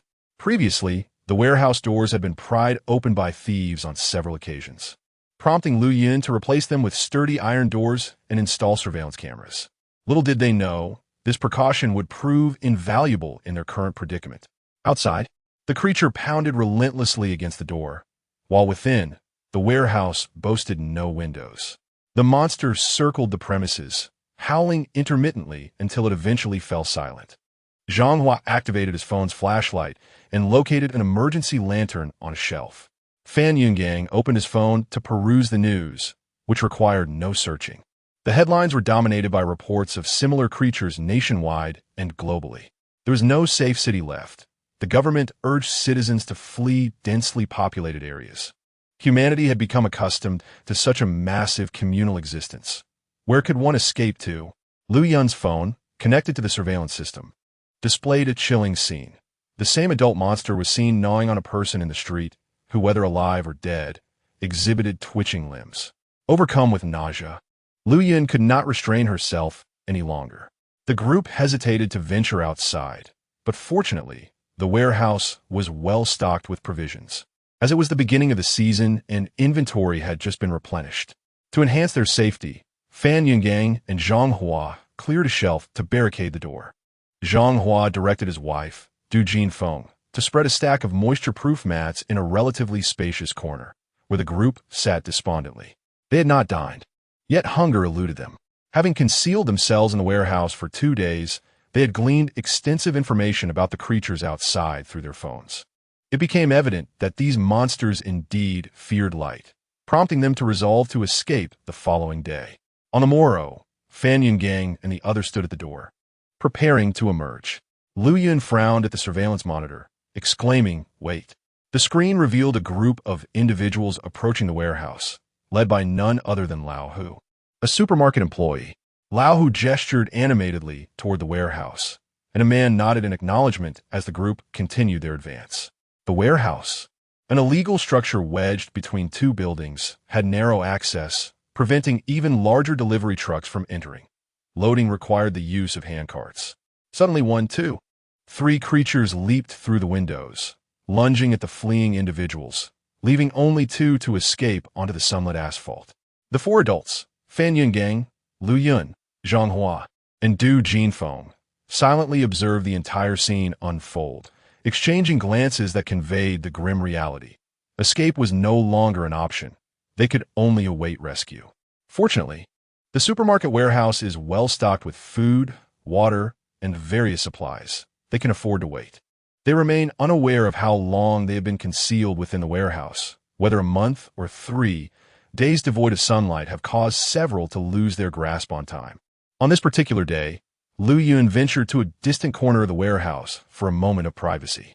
In consideration of hygiene, they had designated 2 corners for makeshift toilets, breaking the tiles and digging pits to minimize the unpleasant odor of waste. As Lu Yun emerged from the makeshift restroom, she was startled by a rustling sound, akin to something burrowing.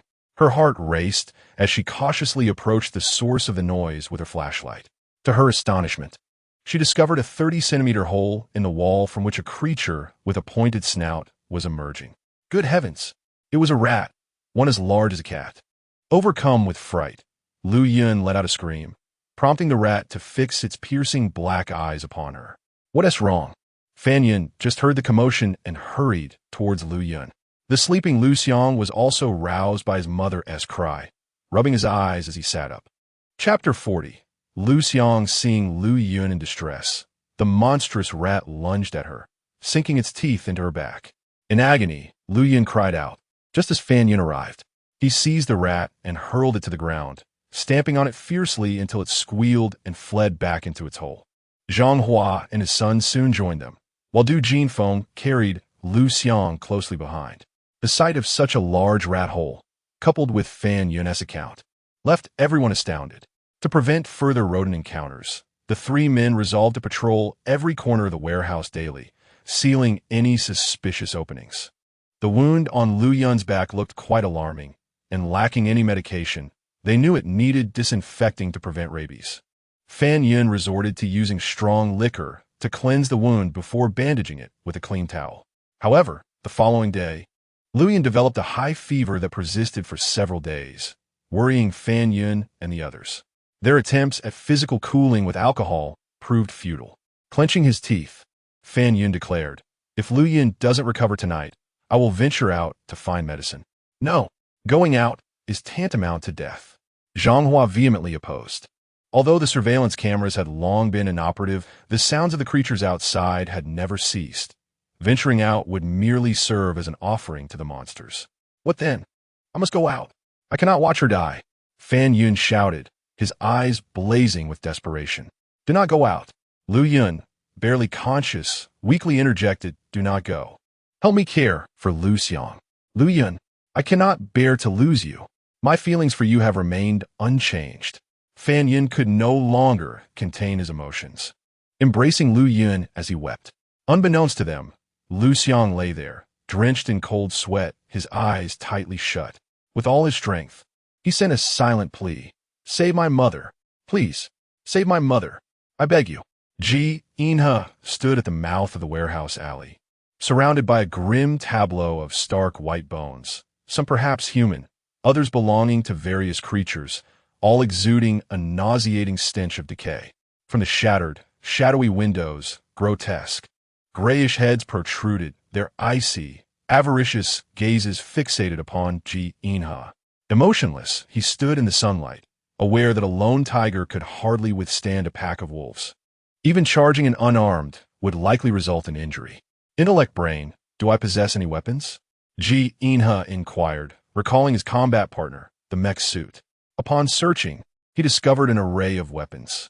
He also remembered the protective shield feature, which would allow him to avoid the noxious odors. Activating the shield and setting it to maximum, he strode boldly into the alley. The mutated beings, upon seeing him, erupted with joy, rushing towards him only to be repelled back against the walls with resounding thuds. That's cheating. Come on, let's brawl. Who's afraid of whom? The mutated beings protested, irate at the apparent advantages bestowed upon Ji Inha. What kind of protagonist is this? Clearly, he is just a pampered darling of the author. Silence, the author retorted. I have already restrained myself. I once contemplated writing the leads as super scions. You mutated beings would turn to ash in an instant. Author, pray do not manifest within the narrative. We would obliterate you on sight. Ji Inha gazed disdainfully at the frustrated, relentless mutants, their futile assaults against the shield eliciting a cold, contemptuous smile. Foolish, inferior creatures, he thought. Approaching the warehouse door, he refrained from knocking, instead transmitting a mental message. Open the door. I am here to rescue you. If the telekinetic within truly possessed formidable mental fortitude, he would receive the message. As anticipated, Lu Xiang suddenly opened his eyes wide and dashed towards the entrance, startling the adults. Zhang Qingsong quickly caught up and embraced him. But Lu Xiang pointed at the door, exclaiming in a frenzy. Fan Yungang furrowed his brow. He knew Lu Xiang well. Despite his mental illness, Lu Xiang exhibited extraordinary intelligence. Releasing Lu Yun, Fan Yungang approached Lu Xiang, asking, "What is it? What has happened?" Lu Xiang gestured towards the door, striving to articulate. "There's a person here to save Mom." Fan Yungang was taken aback. Is someone coming to rescue us? Is this real, or merely a figment of Lu Xiang's imagination? Lu Xiang struggled free from Fan Yungang's hold and rushed towards the shelves, making an effort to push them aside. Fan Yungang followed, peering through the door. Scanning the area, he detected 6 humans inside, one of whom appeared to be evolving. However, her condition seemed dire, exhibiting symptoms of mutation. Open the door. That individual is on the verge of mutation, Ji Inha stated, raising the shield to block the entrance, effectively sealing the mutated beings outside the supermarket. There truly are people, exclaimed Zhang Hua, who had just approached, excitement evident in his voice. Are you from the government, sent to rescue us? Fan Yungang silenced Zhang Hua, redirecting the inquiry towards Ji Inha. Did you come in response to our call for help? Quickly, open the door. That person is about to mutate. I can assist her. Ji Inha urged once more. What should we do? Should we open the door? Zhang Hua whispered anxiously. Fan Yungang forced a wry smile, replying, What else can we do? We must open the door. Lu Yun cannot hold on much longer. We need to get out. As the door swung open, Fan Yungang beheld a strikingly handsome man, his physique reminiscent of a perfectly sculpted leopard, every muscle radiating immense strength. But upon a closer look, he was nearly startled into a shout. Behind this man lurked more than 10 grotesque creatures, all lunging towards him. However, as Zhang Hua cautiously peered out, he noticed that the monsters seemed to be halted by an invisible barrier, thrashing and flailing just 2 meters away from the man. Lu Yun stepped forward, craning his neck to gaze up at Ji Inha. Intrigued, Ji Inha looked down at the little one, realizing, so it is you. Quite the strong mental energy, capable of transmitting information directly. Fascinating. He produced a gene stabilizer and handed it to Fan Yungang, instructing, administer this to that individual. Gazing at the storeroom, filled with supplies, Ji Inha contemplated that despite Fan Yungang and a few others having lived there for over half a year, a substantial amount of resources remained. After a moment of thought, He collected everything into his wristband. Zhang Hua's family stared at the suddenly empty storeroom, while Zhang Qingsong was the first to accept the surreal turn of events, believing the man to be a descendant of a hidden family of immortals come to save them. Chapter 41. Alpha Fan Yungang, carrying Lu Yun, approached and inquired, "How do we get out?" "You all walk ahead of me, but do not stray more than 3 meters from my side. Within this range, you will not be attacked." The group huddled closely within Ji Inha's protective shield as they moved forward, the atmosphere fraught with trepidation. Grotesque, half-human faces loomed before them. Their gaping mouths gnashing in the air was truly terrifying. At last, they emerged into the sunlight at the alley's mouth, and relief washed over them as they collapsed onto the ground. Ji Inha guided several individuals to where Dongpan and the others were. He noticed that Dongpan had opened the stairwell and was in the process of clearing the lower level. Ji Inha regarded Dongpan with appreciation. The arrival of Fan Yungang and his companions was met with reluctance from the others, as food supplies were dwindling. However, they feared Ji Inha's formidable power, and none dared voice their concerns. Dongpan addressed Ji Inha, saying, "We do not have much food left. I would like to request your assistance in finding some ropes. I believe it would be safer to descend from the outside than from within." Ji Inha looked at Dongpan with indifference and replied, "You have 16 people, plus there's 6. Who among you will accompany me?" With unwavering determination, Dongpan declared, "I will." He turned to another man, calling out, "Xiao Guangping." Xiao Guangping, appearing ashen and weary, looked to be in his 40s, though he was actually a high school classmate of Dongpan. He gazed back in confusion. Yin has scoffed disdainfully. He intends to seek his own demise. "I will go. Brother, I will accompany you." Zhang Qingsong stepped forward, halting before Ji Inha. The circumstances of Fan Yun and his companions are undoubtedly far superior to those of Dongpan and his group. They have remained in the company of their loved ones, shielded from the harsh realities beyond, and are not lacking in sustenance, both physically and mentally thriving. "I shall go. You stay and accompany your mother," Zhang Hua urged, hastily pulling his son back. "No, Dad, I want to go," Zhang Qingsong insisted, stepping forward once more. As dusk quietly approached, the city, rife with towering buildings, saw the emergence of mutated beings in search of prey. At that moment, Ji Inha received a transmission from the dormant capsule's AI, revealing a monstrous figure assaulting the capsule, while 2 children clung tightly together, with the younger one wailing loudly. Ji Inha sighed inwardly, activating the cloaking feature of the protective shield, and leaped once again from the building, racing towards the villa district. The sudden disappearance of a living person astonished the crowd, yet they felt a certain reassurance in Ji Inha's strength, knowing that the greater his prowess, the higher their chances of survival. Upon understanding the situation, they fell into a contemplative silence. "Do not worry about provisions. I possess ample supplies of food sufficient for this many individuals for an extended period. Furthermore, the granary holds reserves that I can access if necessary," Li Nianlan stated. However, the issue extends beyond mere food. The presence of so many people could easily attract mutated beings, potentially leading to a reenactment of the chaos at the safe base. Li Nianlan smiled. "This is not an immediate concern. My protective shield can currently withstand attacks from mutated creatures.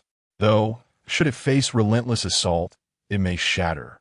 A scenario that would only arise in the face of an overwhelming number of mutants, which, as of now, is not evident in our vicinity. You aspire to transform this place into a survivor base, yet it will require a vast array of resources," Gao Xingyuan remarked, staring at Li Nianlan with a peculiar expression. Realizing that aliens and humans are not so different after all, Li Nianlan nodded. "The most crucial element is the presence of a leader. Order is essential among such a multitude. Moreover, I do not intend to establish merely a survivor base. I envision a city that embodies the future of humanity, which I wish to name Dawn City. What do you think?" Li Nianlan continued. "You are aware that I hail from place New Blue Star, where technology surpasses that of this world. The city I inhabit is divided into 4 levels. The lowest is dedicated to public transport, akin to your subways. The next level encompasses commercial, industrial, and research sectors, housing factories, shopping centers, government offices, medical facilities, and research institutions. Above that lies the residential area, complete with schools and recreational spaces. And finally, the uppermost level consists of military zones and private transit areas. I am not suggesting we establish a city immediately. Rather, we can construct it according to the city's blueprint. As for energy, those wind turbines in the fields could adequately supply the electricity needs of so many individuals. However, Li Nianlan added, what materials would be required to construct such a city? In this transformed world, where would we source these materials? According to your vision, we would also need numerous individuals with advanced technological knowledge. To address the energy issue, we would at least require an electrical engineer, but where could we possibly find one? Gao Xingyuan interjected, dousing the enthusiasm with a cold reality. I am fortunate to have the most advanced and knowledgeable instructor in theoretical knowledge, who can guide your endeavors. Li Nianlan said with a smile. You can't possibly be referring to yourself, can you? Gao Hangyuan inquired with skepticism. Alpha, disembark from the spaceship, Li Nianlan commanded. Understood, Master. A colossal spacecraft enveloped the sky above the bunker, and a beam of light illuminated the ground, revealing a mature woman who appeared to be around 30 years old. She was of medium stature, robustly built, and possessed a gentle, intellectual beauty in her features that invited closeness. Li Nianlan joyfully rushed forward to embrace the woman. Alpha, you have activated the fusion program. My goodness, it has been so long since I have seen you like this. My physical form was restored a year ago. I refrained from initiating fusion temporarily to facilitate our space travel together. Alpha replied, equally delighted. The embodiment made her feel as though she had attained human emotions, drawing her closer to humanity. Chapter 42. Urban Infrastructure Initiation. Li Nianlan turned to the assembly and introduced, this is Alpha. As a super-intelligent housekeeper, she possesses a wealth of knowledge, akin to a versatile scientist on your blue planet. However, the others scarcely registered Li Nianlan's words. They were entranced by the astonishment of witnessing an extraterrestrial spacecraft at such proximity. Brother Qi, Brother Gao, Officer Wang, regarding construction. Alpha can assist us in designing urban architectural plans. Our task is to gather resources and initiate urban infrastructure, Li Nianlan articulated. Nevertheless, it bears repeating, Rome was not built in a day. Even with the super-intelligent Alpha, a skilled artisan cannot work without materials. No matter how well Li Nianlan envisions it, they must commence with transforming the bunker, as they need to provide shelter for so many individuals. Li Nianlan, a destitute student, had been supported by the Interstellar Alliance throughout her life. While she had some pocket money, it was merely enough to purchase a few protective shields. Alpha suggested acquiring a molecular manufacturing machine capable of producing various objects from molecules. Upon viewing the prices in the Star Network store, Li Nianlan gasped in disbelief. Alpha, this would nearly exhaust all my savings. In actuality, you can collect items on the blue planet and directly exchange them in the Star Network store for other goods or interstellar currency. This task can be entrusted to Number 1. He will undoubtedly excel at it, Alpha proposed. Entrust it to Number 1? Li Nianlan began to ponder this idea. Indeed, Number 1 can care for EE while simultaneously exchanging resources, thus managing both tasks efficiently. Alpha remarked as she activated the communication panel with Number 1. Hello, Master. Master, I finally have my own physical form. Do you think I'm adorable? Upon seeing Li Nianlan, Number 1 joyfully twirled around, addressing her. Before Li Nianlan stood Number 1, depicted as a youth of around 15 or 16 years, strikingly handsome and vivacious. However, the peculiar detail was that this boy sported a pair of panda ears. Li Nianlan turned to Alpha for clarification. He chose that for himself. Isn't it quite charming? Alpha chuckled. Li Nianlan quietly lamented that the reason why Number 1 possessed such a personality was due to his creator, Alpha, harboring a restless spirit. Oh, I have also programmed Number 1 with the capabilities of a super nanny. He is more than capable of taking care of EE, Alpha added. Li Nianlan nodded nonchalantly, fully aware that Alpha would care for EE exceptionally well, as she herself had been raised under Alpha's attentive guidance. Gao Xingyuan felt compelled to interrupt the endless chatter between the human and the robot, stating, time is of the essence. Can we discuss where all these people will sleep tonight? Li Nianlan ultimately decided to purchase a molecular manufacturing machine. Alpha informed her that they could currently procure materials such as wood and plastic on Blue Star, which could be transformed by this machine into lightweight, deformation-resistant boards that were easy to cut and assemble. They could utilize this material to construct temporary living quarters within the bunker. Li Nianlan also exchanged 3 collected trucks with the Star Network store for 20 camping safety houses, 2 eco-friendly restrooms, and a complete water purification and recycling system. The purification system would allow wastewater to be recycled after treatment, as the bunker would become overly cramped with the addition of the camping safety houses. And with safety concerns no longer at the forefront, Li Nianlan decided to place the safety houses on the ground. She arranged the safety houses into 2 groups, placing them back-to-back in sets of 10, with the 2 eco-friendly restrooms situated between the 2 groups. She intended to install the purification and recycling system in the communal bathing area, although that facility had yet to be constructed. There was no rush. The others had grown accustomed to the novelty of Li Nianlan's innovations, hardly surprised anymore. However, the camping safety houses sparked genuine excitement, as humanity's quest for a comfortable abode had remained unchanged throughout the ages. Li Nianlan felt that her actions were not a matter of special treatment. She was inherently special. Moreover, it was only aboard the spaceship that she could truly relax, especially with Alpha, whom she completely trusted by her side. Observing her son's chubby form growing rounder each day melted Li Nianlan's heart. She playfully nibbled on his little hands and feet for quite some time, eliciting endless giggles from Li.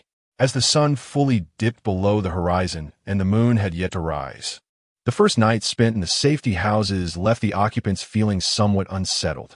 The night was tranquil and serene, occasionally interrupted by the sounds of nature. A new dawn awaited. The following day, the group convened to allocate tasks. Alpha and Qi Hongji would design the city blueprint. Officer Wang would lead the older children on patrol. Gao Xingyuan would venture into the wild with the stronger men to hunt.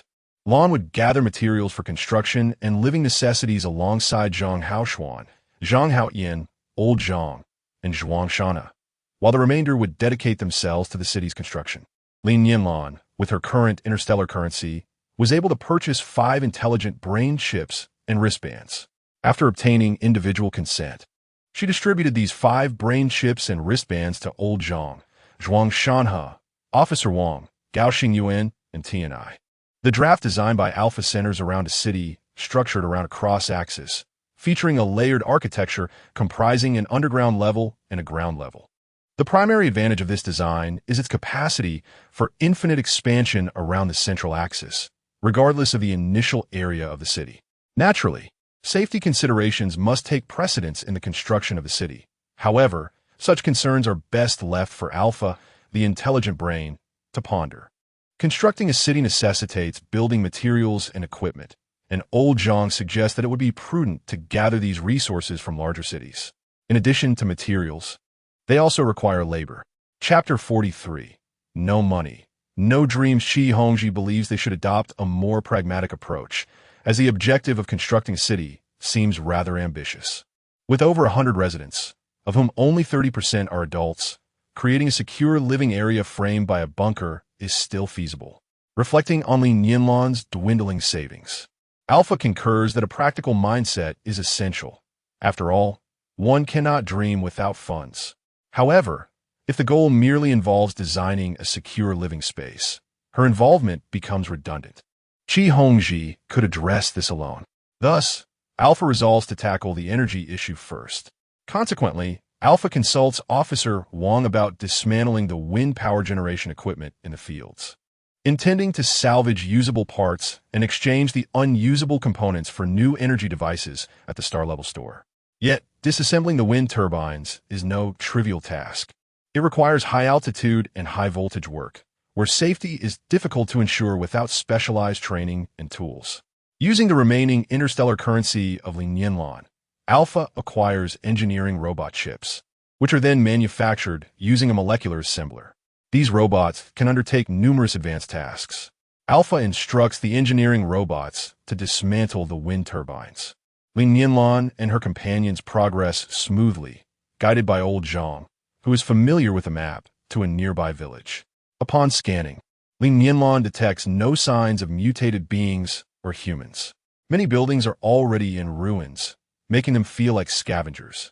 They collect items, which are stored in their wristbands, and subsequently submitted to a cloud warehouse specifically designated for submission to Unit 1, awaiting future exchanges with the Star-level store.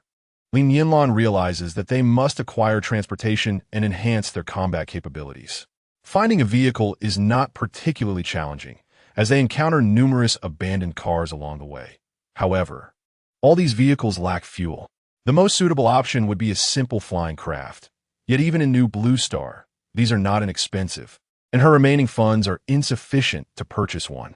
The only simple flying craft she possesses was a gift from Ji Yinhe, a state-of-the-art model rumored to be favored by many for global travel. A small airship? Li Nianlan wonders why she has never heard of such a thing. Alpha presented the details of a small airship to Li Nianlan. This innovative mode of transportation, developed by an energy company, relies on solar power for propulsion. It is said that the inventor drew inspiration from an ancient aerial vehicle known as the hot air balloon. However, the sales of the small airship have not been promising, leading the energy company to cease production and clear its inventory, slashing prices to an all-time low and offering a 24-month payment plan, making it quite suitable for us. The financially constrained Li Nianlan waved her hand dramatically, exclaiming, "Wow, we must take full advantage of this opportunity.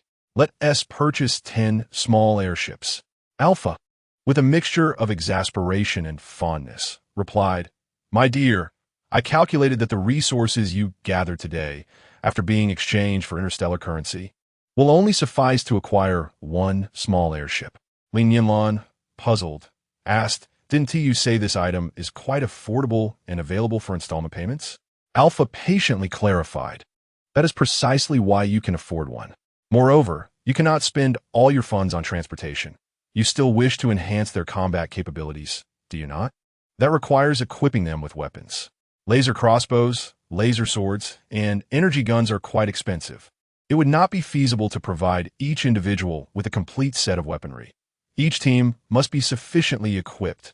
Additionally, there are protective suits, shields, and various construction resources." All right, I understand." Li Nianlan suddenly grasped the truth. While money may not be omnipotent, a lack of it is indeed crippling.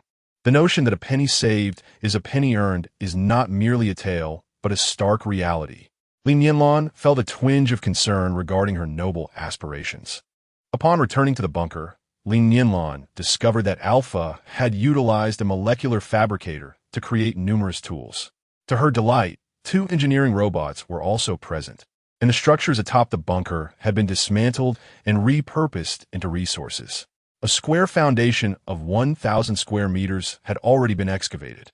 With their bodies having undergone evolution, everyone labored effortlessly, with even the children wielding small shovels to assist in digging, resulting in a surprisingly fruitful day. Qi Hongji approached with his sketches and ideas, but due to limited experience, his design was rather outdated, a square building primarily powered by wind turbines. While water resources would rely on Li Nianlan's advanced technology from the New Blue Star, Li Nianlan was not satisfied with such a design. Within the walls, the first level was designated for fruit tree cultivation, spanning 50 meters in width. Following a 30-meter gap was the livestock area, measuring 170 meters across, succeeded by another 30-meter gap leading to a 270-meter wide planting area. After another 10-meter space, the vegetable planting zone occupied 90 meters, followed by a 20-meter wide green belt of trees and a 5-meter wide flower and plant area, with a 5-meter wide path separating them.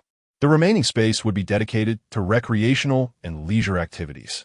The 5-story building, constructed in a modular format, could be extended upwards, which justified the necessity for such high walls. The optimal height for buildings made from this material is 50 meters. The 4th, 5th, and top floors would serve as administrative, military, and energy control zones, strictly prohibiting entry to unauthorized individuals. The 2nd and 3rd floors would function as residential quarters, while the 1st floor would house the cafeteria and academy. The latter focused on imparting knowledge and training combat skills. The basement would host a manufacturing plant and warehouses. Chapter 44. The Dystopian Utopia. Qi Hongji gazed at the design blueprints with palpable excitement. He could hardly fathom such a technologically advanced city.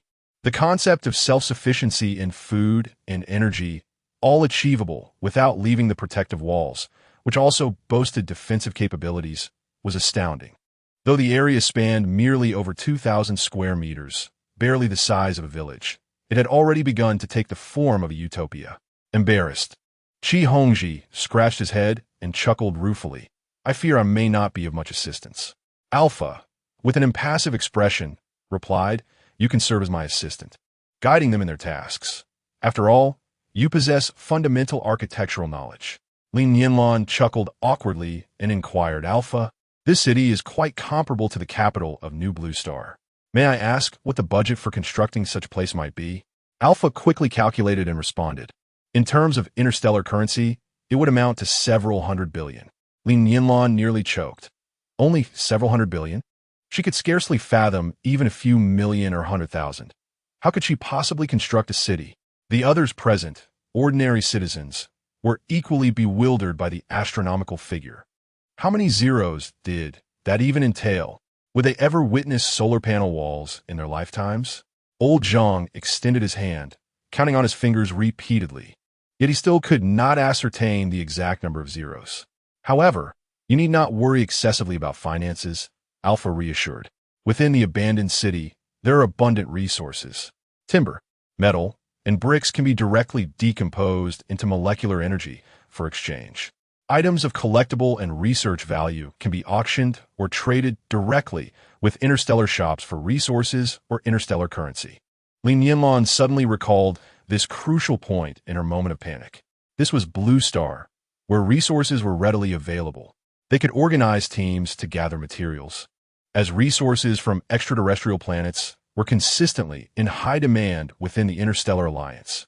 Inspired by Alpha's city design, the group was filled with determination, vowing to eat well, sleep soundly, and work diligently the following day. Li Nianlan used all her interstellar currency to purchase a small airship, deciding to venture to that small town the next day. That evening, as she observed the carefree infant who only knew of eating and sleeping, she couldn't help but reminisce about the father of her long-lost child, whose fate remained unknown, leaving her heart heavy with sorrow. Another day dawned, and Li Nianlan, accompanied by the curious old Zhang and a few others, boarded the small airship. The adults and children left behind eagerly rolled up their sleeves, ready to dig and initiate the groundwork. Each individual diligently fulfilled their roles, their hearts brimming with hope. The small airship faced sluggish sails in New Blue Star as its speed peaked at only 350 kilometers per hour, rendering it slower than the intercity elevators. Few purchased it for tourism purposes. However, in Blue Star, that velocity exceeded high-speed rail by 100 kilometers, and, as the airship operated on solar energy, it required no other fuel, a vital advantage in a world where petroleum was scarce. The small airship was indeed an essential tool for adventuring. Within minutes, Li Nianlan and her companions arrived at their destination. Due to the presence of intelligent brain chips and wristbands among Lao Zhang and his companions, the collection of resources has become quite convenient. The primary source of energy in this small town is food. The harvested grains can be directly exchanged for nutrient solution, and the exchange rate is generous. In the New Blue Star, nutrient solutions are fundamental necessities with a low cost, while the grains for Blue Star are highly sought after by upscale hotels at premium prices. Their group primarily focuses on gathering various supplies, as dismantling houses for materials is seen as a waste of time and not cost-effective. In the town, aside from the grain storage facilities where there is a higher incidence of mutated beings, only a few scattered mutated individuals inhabit several buildings. Whenever Li Nianlan detects the presence of a mutated being, she promptly prevents anyone from entering and marks the area with conspicuous warning signs. Li Nianlan emphasizes that they must not interfere with the evolution of another species unless it is a matter of life and death. They should not take the lives of other beings unless it is for survival. Lao Zhang and his group are astonished by the respect the aliens show towards life. Is this the compassion of a higher civilization? While collecting grains, they inadvertently awakened many mutated beings. However, due to the bright sunshine of the day, these beings could only emit fearsome cries. Upon returning to the bunker, Li Nianlan was greeted with delightful news. 2 additional engineering robots and an excavator had been acquired. The excavator was proposed by Qi Hongji and others, who explained its basic framework and principles. It was created using molecular fabrication from data searched by Alpha in the Intelligent Brain database. Considering the area excavated the previous day, they had nearly completed half of the foundation. Everyone worked diligently, and within a few days, the foundation for the building was finished. The construction materials were sufficiently prepared, and Alpha began teaching everyone how to assemble them. As they watched their home rise from the ground, joy filled the air. When it came to constructing the residential area, Qi Hongji suggested that for convenience and comfort, the layout should be segmented into family and hotel areas. The 3rd floor was designated as the hotel area, featuring a public bathing area for men and women of 180 square meters, public restrooms for men and women covering 65 square meters, and a communal kitchen of 45 square meters. The rooms were designed as 10 single rooms of 10 square meters each, 20 double rooms of 15 square meters, and 10 quadruple rooms of 20 square meters, with bunk beds intended mainly for children who had lost their parents.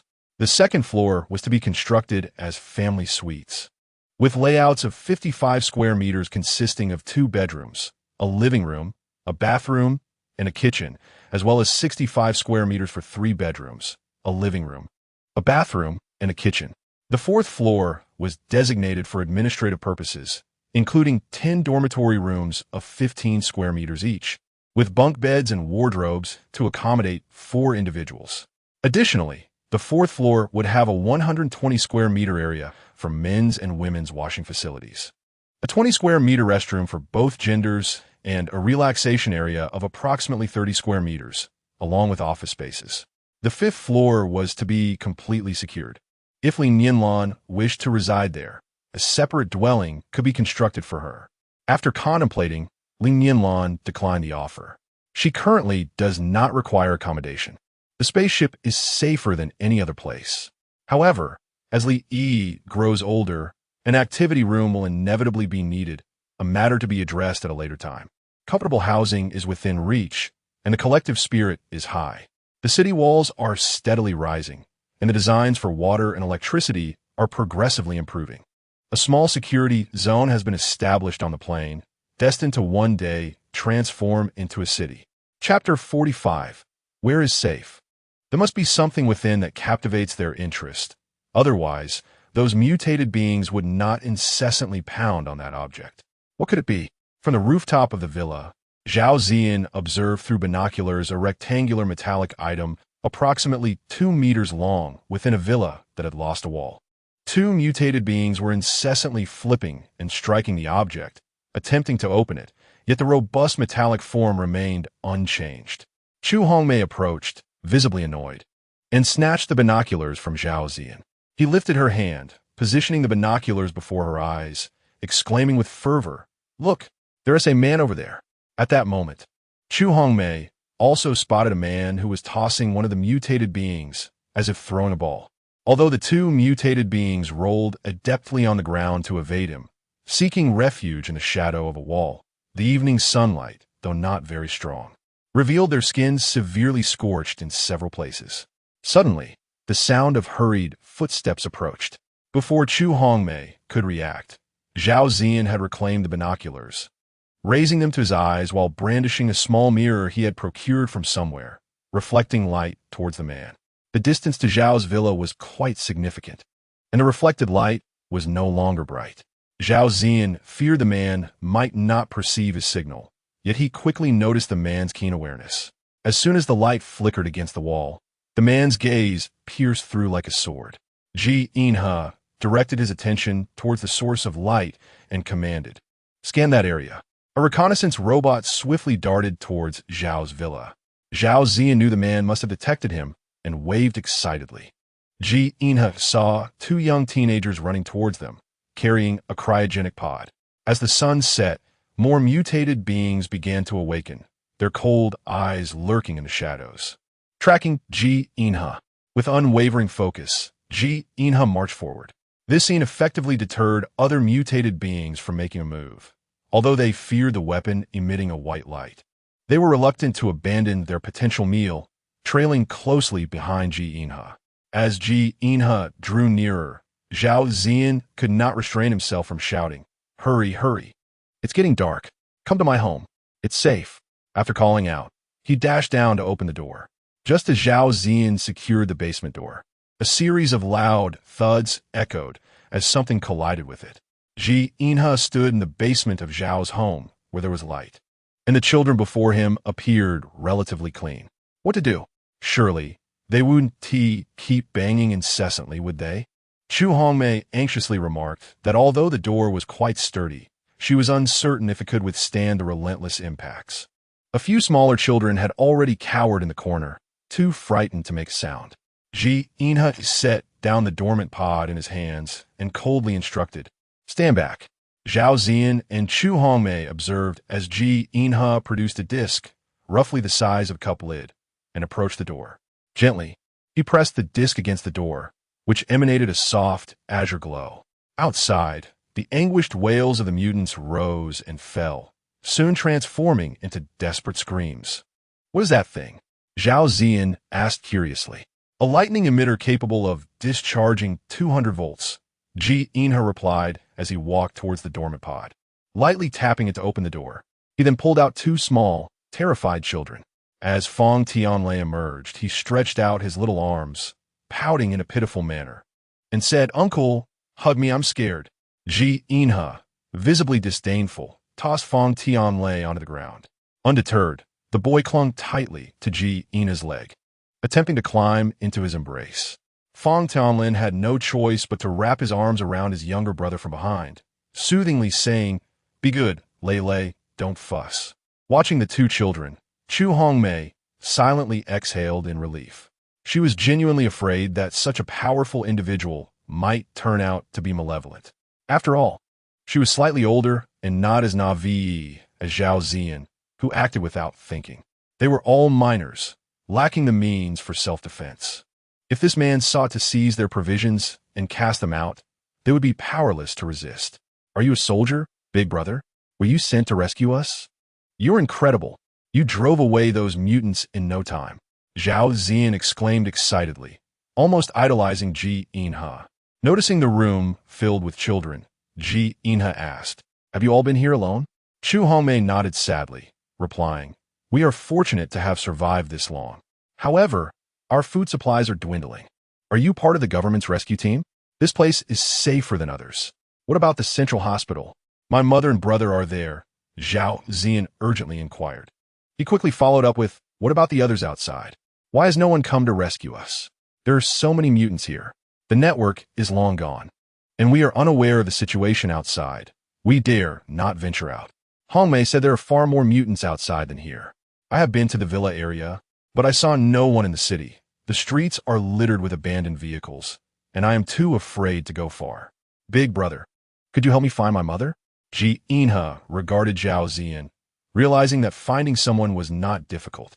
Yet he feared that the boy's mother might no longer be in the city, or perhaps she had mutated, or worse, she might already be dead. He replied, "The people in the city may have relocated to other safe areas." Zhao Ziyan was acutely aware that he might never see his father, mother, and younger brother again. Yet, without having witnessed it firsthand, he clung to a glimmer of hope, though tears inevitably welled in his eyes. Zhao Ziyan had unknowingly come to nestle against his leg. Zhao Ziyan, suppressing his tears, tenderly caressed his brother's soft hair. They might be each other's only family now. Chapter 46. To the Villa District, who are you? Did you escape from a city? Are they your relatives? My name is Ji Inha. These two are children from your vicinity. Their parents may have perished or mutated, Ji Inha replied. Chu Hongmei despondently sat down, remaining silent for a considerable time before asking, "Is there truly no one left in the city? Did the government evacuate them?" Ji Inha responded, "There may only be a handful of surviving humans. Today, I discovered a dozen individuals in a tall building. Mutants are incapable of climbing to such heights, making that place relatively safe. Before finding this location, I considered it a potential safe camp for temporary living. However, that height limits the mutants as well as themselves. Your area is more suitable for establishing a secure camp. Do you want those people to come here? Chu Hongmei asked, furrowing her brow. Yes, they're mostly adults. These children cannot survive on their own. Ji Inha indicated towards the children. Chu Hongmei, looking troubled, replied, but we have very little food left. What will so many people eat? Moreover, there is simply not enough room for them here. Zhao Zian interjected, we can stay in other houses. The layouts here are identical, and the nearby villas have basements. I told you that not all basements are as secure as yours. Chu Hongmei remarked to Zhao Zian. We can renovate this place, block up all the windows above, reinforce the doors, and I can provide lightning emitters. I can assist you before I leave, Ji Inha suggested. Can't we seek the government's relocation site? Shouldn't we do that? How long can such a small group survive in a city teeming with mutants? I do not know where your government's relocation site is. If I find it before I leave, I can take you there, Ji Inha stated. Where are you going? Isn't everywhere filled with mutants?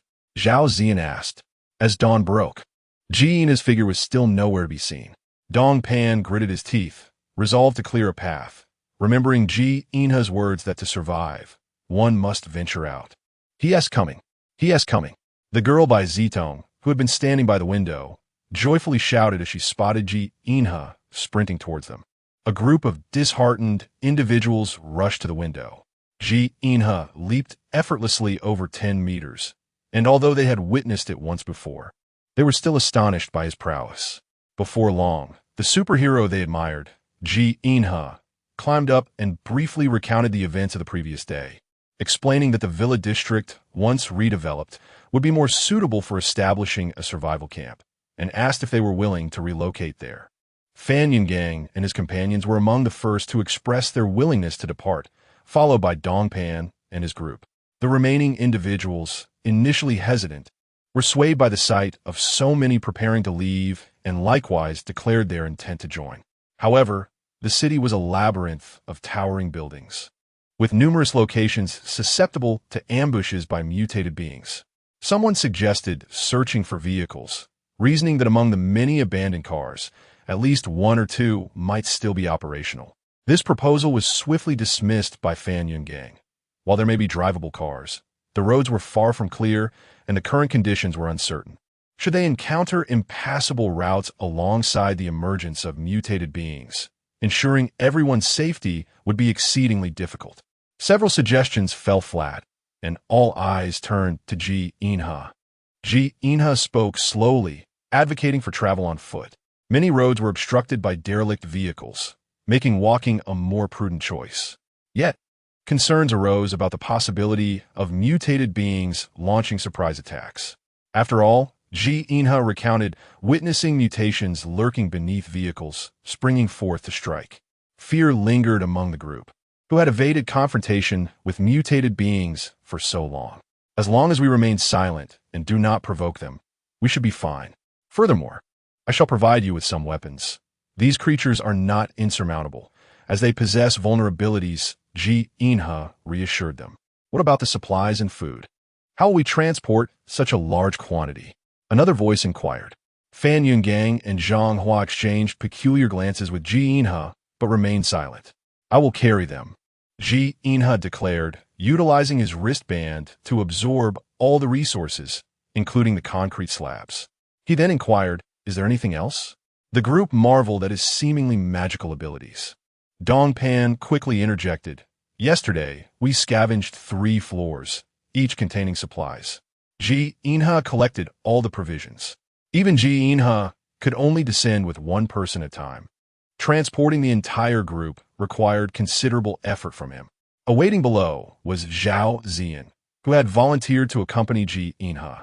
Throughout their journey, he demonstrated remarkable courage and vigilance, earning Ji Inha's admiration, who entrusted him with a laser sword.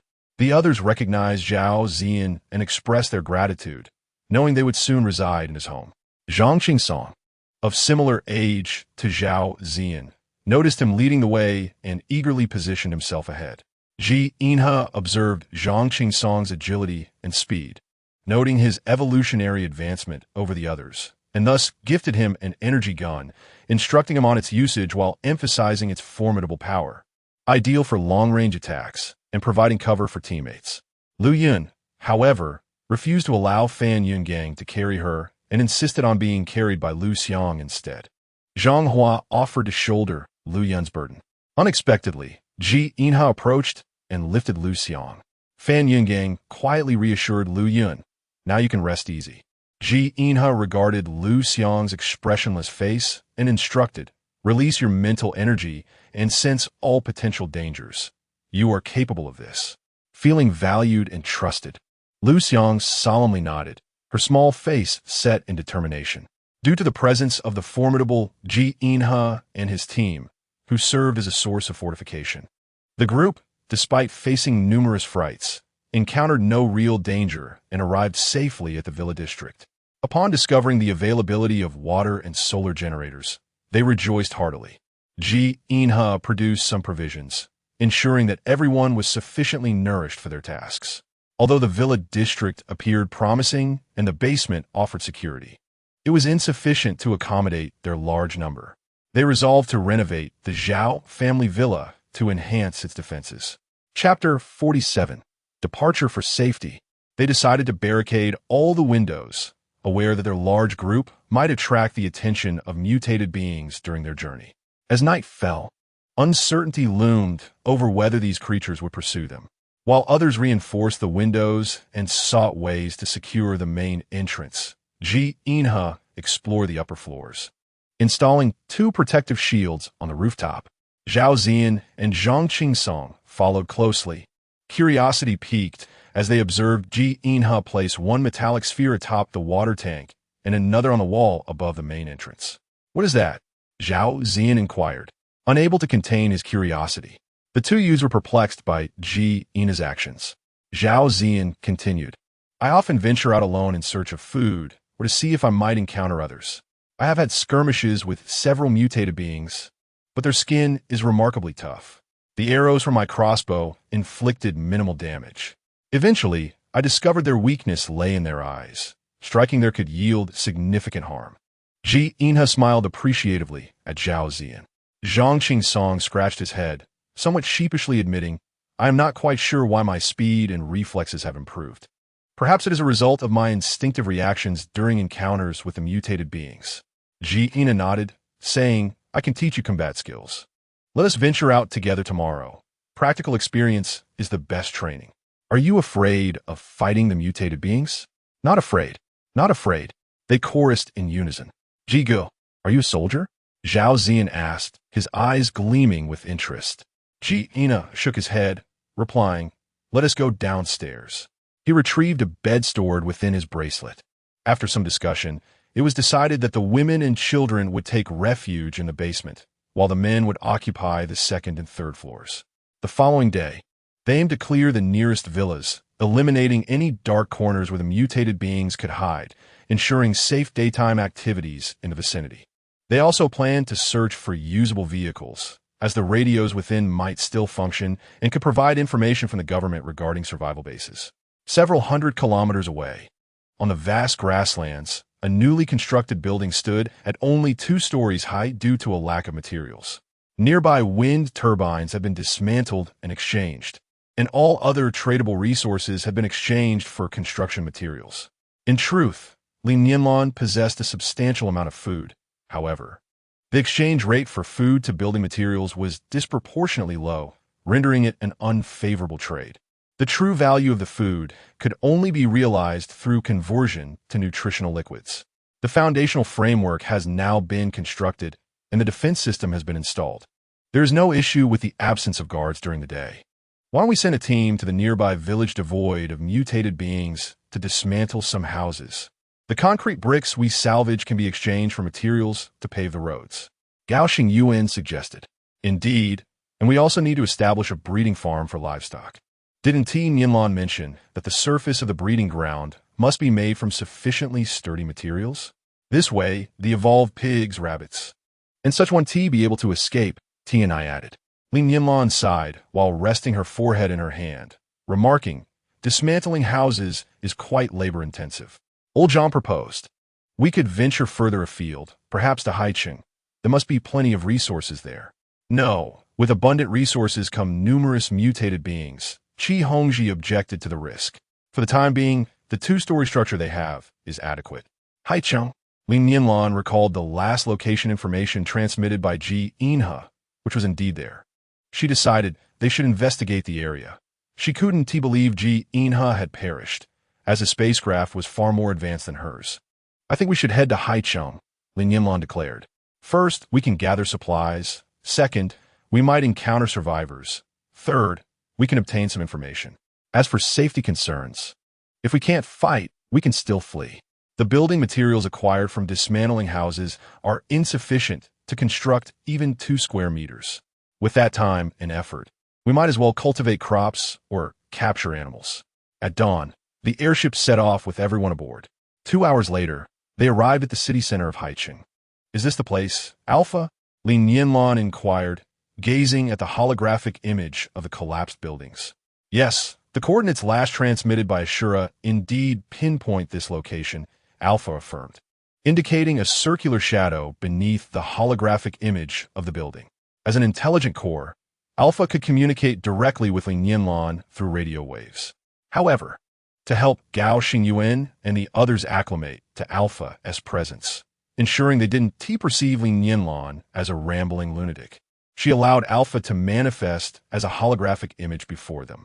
However, Alpha continued, "I believe the commander is not buried beneath the rubble before the fall. Ashura would have ejected the sleeping pod from the spacecraft. The reason Ashura has not transmitted any information could be due to severe damage that prevents it from initiating self-repair. I suspect it requires assistance. As for the commander, he may still be unconscious or unable to contact you due to certain circumstances. Perhaps that is the case. I think we should excavate Ashura and then repair it," Li Nianlan stated. "Relying solely on our manpower would likely take a considerable amount of time, far beyond just a few days. However, we could utilize engineering robots, which would expedite the process," Alpha suggested. "After all, without construction materials, they would be unable to accomplish much at home." "Very well, then please transport them here using the spacecraft," Li Nianlan instructed. Turning to the others, Li Nianlan declared, "Beneath this rubble lies my friend's spacecraft. We must unearth it." Zhang Haoshuan cautiously inquired of Li Nianlan, "Has your friend passed away?" Li Nianlan shook her head and replied, "No, he is likely somewhere in this city." Chapter 48, The Fiancé E. "We shall undoubtedly find him," Zhang Haoshuan reassured her. Li Nianlan smiled faintly but remained silent. Gao Xingyuan recalled that there was a building materials market nearby and suggested, "There's a construction materials market in the vicinity. We can investigate there, as it should contain a plethora of resources." Zhang Haoyan scratched his head, his eyes lighting up as he exclaimed, "We can land the airship at the stadium.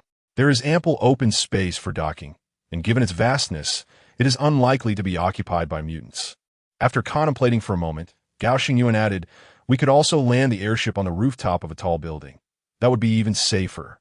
At that moment, a beam of light descended from the sky, strikingly brilliant even in broad daylight. 2 engineering robots were swiftly deployed to the ground, having already received their orders from Alpha. Upon landing, they immediately commenced the task of moving the collapsed walls and debris. Alpha addressed Li Nianlan, stating, "At their current pace, it will take at least 10 days to excavate the Ashura spaceship.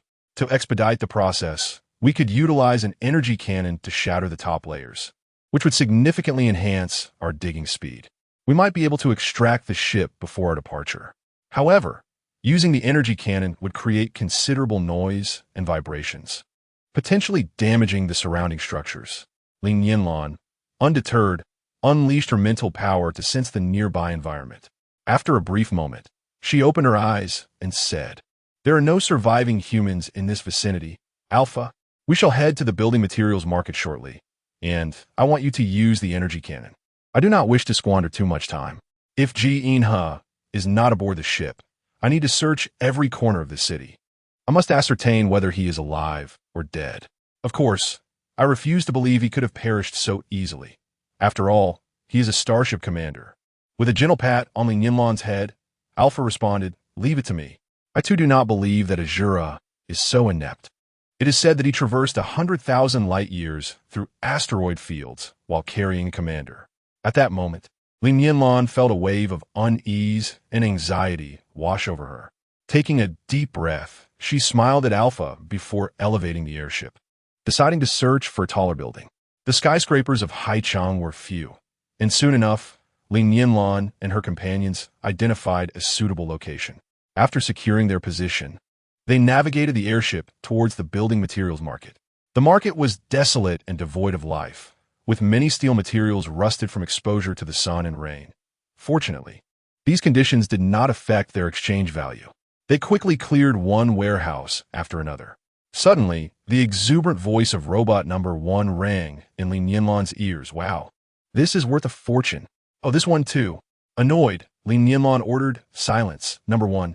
The building materials market was quite extensive, and, as the sun began to set, they had managed to collect a substantial portion of materials. With a wave of her hand, Li Nianlan decided to conclude their efforts for the day and piloted the airship to inspect the excavation site. She couldn't help but sigh inwardly. Despite the use of the energy cannon, they had only managed to dig down about 8 or 9 meters.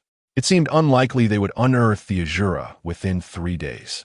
Li Nianlan piloted the airship to land on the rooftop of the skyscraper from earlier.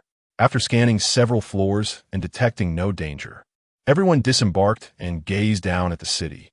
The buildings, bathed in the warm glow of the setting sun, reflected a serene beauty. Yet the absence of life rendered the scene eerily silent. The sight weighed heavily on the hearts of all who beheld it. Li Nianlan hurried to inspect the excavation progress of the Azura, noting that they were merely 6 meters away from the spacecraft. However, the energy cannon could not be used the following day, as it might damage the ship. Thus, they would rely entirely on the engineering robots for excavation. "We shall not venture elsewhere tomorrow. Let us all assist in unearthing the spacecraft," Li Nianlan informed the others. In the same city, Ji Inghe had heard the sound of energy cannons for 2 consecutive days. Furrowing his brow, he pondered whether such sounds could only emanate from heavy weaponry. Did this city possess a military force from Blue Star? He dispatched a bionic reconnaissance robot to investigate. "Master, this is indeed the location where your spacecraft has fallen. Those 2 engineering robots appear to be excavating your vessel," reported the intelligence unit. Ji Inghe remained silent, observing the footage, and commanded the reconnaissance robot to continue monitoring. The entire day was filled with footage of the 2 engineering machines tirelessly digging.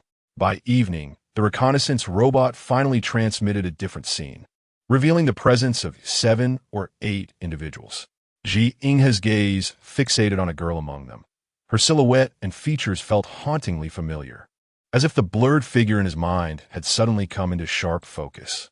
A deluge of fragmented memories surged forth, leaving Ji Inghe with a throbbing headache. "Brother Ji, would you like a drink?"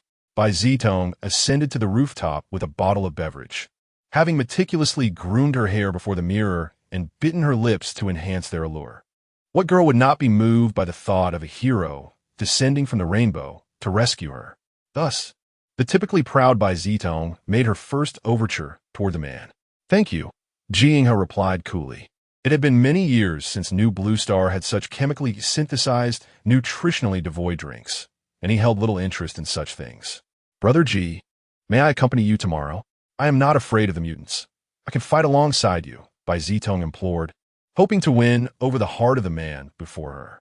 Ji Inghe, who had been the object of admiration for many girls throughout his life, felt no excitement towards her advances. He had long since grown indifferent to such pursuits. As more memories coalesced, Ji Inghe searched for information on the girl in the intelligence unit. Li Nianlan, 20 years old, having graduated from the Interstellar Academy this year. She was his fiancée. So, it turned out he had an affiance partner. Chapter 49. The Battle of Man and Serpent. Ji Inghe retrieved a rudimentary flying device from his wristband and leaped into the air, his figure swiftly diminishing until it vanished from sight. "Brother Ji, where are you going?" "The sun is about to set," Bai Zitong called out, watching with determination as Ji Inghe piloted his remarkable invention, solidifying her resolve to win his heart. Such advanced technology hinted at an extraordinary origin, and many women would envy her for capturing the attention of such a man. The sunset's afterglow still illuminated the airship, casting a golden radiance upon it. Zhang Haotian, restless as ever, led Zhang Haoshuan and Zhuang Shanhe through the floors, reassured by Li Nianlan's words that no mutants lurked here, alleviating their safety concerns. "Brother, it seems someone used to live here," remarked Zhang Haoshuan, noticing what appeared to be remnants of food in a disposable cup. "Of course, this was originally a residential area," Zhang Haotian replied. Standing by the window, Zhang Haoshuan gazed down at the surroundings, contemplating the exorbitant property prices of the past. Indeed, the proximity to a park in front, a shopping center behind, a hospital to the left, and schools to the right rendered this neighborhood a prime location. "That's not what I meant. Look, there's leftover food here. Seems like water-soaked biscuits." "Zhuang Shanhe, do you think those are biscuits?" Zhang Haotian continued. Upon closer inspection, Zhuang Shanhe confirmed. "It really does seem that someone lived here not long ago." Zhang Haoshuan, having overheard their conversation, approached to take a look, and after a moment, suggested, "Let us go down and investigate." Just then, Gao Xingyan emerged from the airship, admonishing them, "You three should settle down. What are you running about for? What if you encounter danger?" Sister Nianlan said there's no danger. Zhang Haotian laughed off Gao Xingyuan's concerns and dashed downstairs, with Zhang Haoshuan and Zhuang Shanhe hastily following. "Don't worry, Brother Gao, it'll be fine," Zhang Haoshuan called back. Upon reaching the next floor, they found it equally desolate, devoid of even a bed. The trio exchanged glances and continued their descent. "Hey, brother, this safety passage is blocked by cement boards," Zhang Haotian remarked with curiosity. "It seems someone intentionally blocked it, likely to prevent anything from emerging through the passage," Zhang Haoshuan observed. "The elevator here isn't blocked," Zhuang Shanhe called from short distance. "Ah, the elevator is still operational," the Zhang brothers exclaimed as they rushed over. "How long has it been since the apocalypse began? The elevator is still functional?" Zhuang Shanhe pondered aloud. Without a moment's thought, Zhang Haotian replied, "It's been nearly a year. The entire nation has lost power. How could the elevator still work?" "Perhaps it's on a backup power supply," suggested Zhang Haoshuan. "Impossible. The backup should have run out by now." Zhuang Shanhe frowned. Zhang Haotian opened the elevator door. "Stop. Be careful. Don't open it." Zhang Haoshuan and Zhuang Shanhe simultaneously protested, but it was too late. The elevator door creaked open, revealing an empty interior, save for the flickering emergency lights. Both Zhang Haoshuan and Zhuang Shanhe let out a sigh of relief. "Let us go. Let us see where it leads." Zhang Haotian boldly stepped inside, grinning with the naivety of youth, even pulling his brother along. "Hey, Zhuang Shanhe, are you coming?" Zhuang Shanhe hesitated, feeling a sense of trepidation, aware that such scenarios often lead to unexpected twists in films. "What's wrong? Are you scared?" Zhang Haotian taunted. Sighing resignedly, Zhuang Shanhe, despite his apprehension, followed into the elevator. Just as Zhang Haotian's finger hovered over the button for the first floor, another hand seized his, halting him. "It is perilous to venture to the first floor. It is undoubtedly unsafe. Moreover, the sun is about to set. Let us descend 2 floors and then return," suggested Zhang Haoshuan, grasping Zhang Haotian's hand. "All right, let us choose an auspicious floor, perhaps the 36th. A floor blessed by abundant sunlight, indeed," Zhang Haotian exclaimed, pressing the button for the 36th floor, leaving Zhang Haoshuan with no choice but to watch his brother with exasperation. The flickering lights within the elevator created a sinister atmosphere, and Zhang Shanhe recalled a film he had seen titled The Elevator Has Ghosts. He also thought of mutants, self-deprecatingly acknowledging his cowardice. There were no ghosts, for the ghosts had transformed into monsters. The elevator soon halted at the 36th floor, and the doors opened. The corridor was exceedingly bright. Zhang Haoshuan held back Zhang Haotian and Zhang Shanhe, hesitating to let them exit immediately. Instead, he paused at the entrance of the elevator, listening intently for a moment before cautiously peering out. Only after ensuring it was safe did he step out, signaling for the others to follow. Zhang Haoyan chuckled. I told you, this place is inhabited by the wealthy. They must have fled with the government at the onset of the apocalypse. Surely, there must be something left behind for us to discover.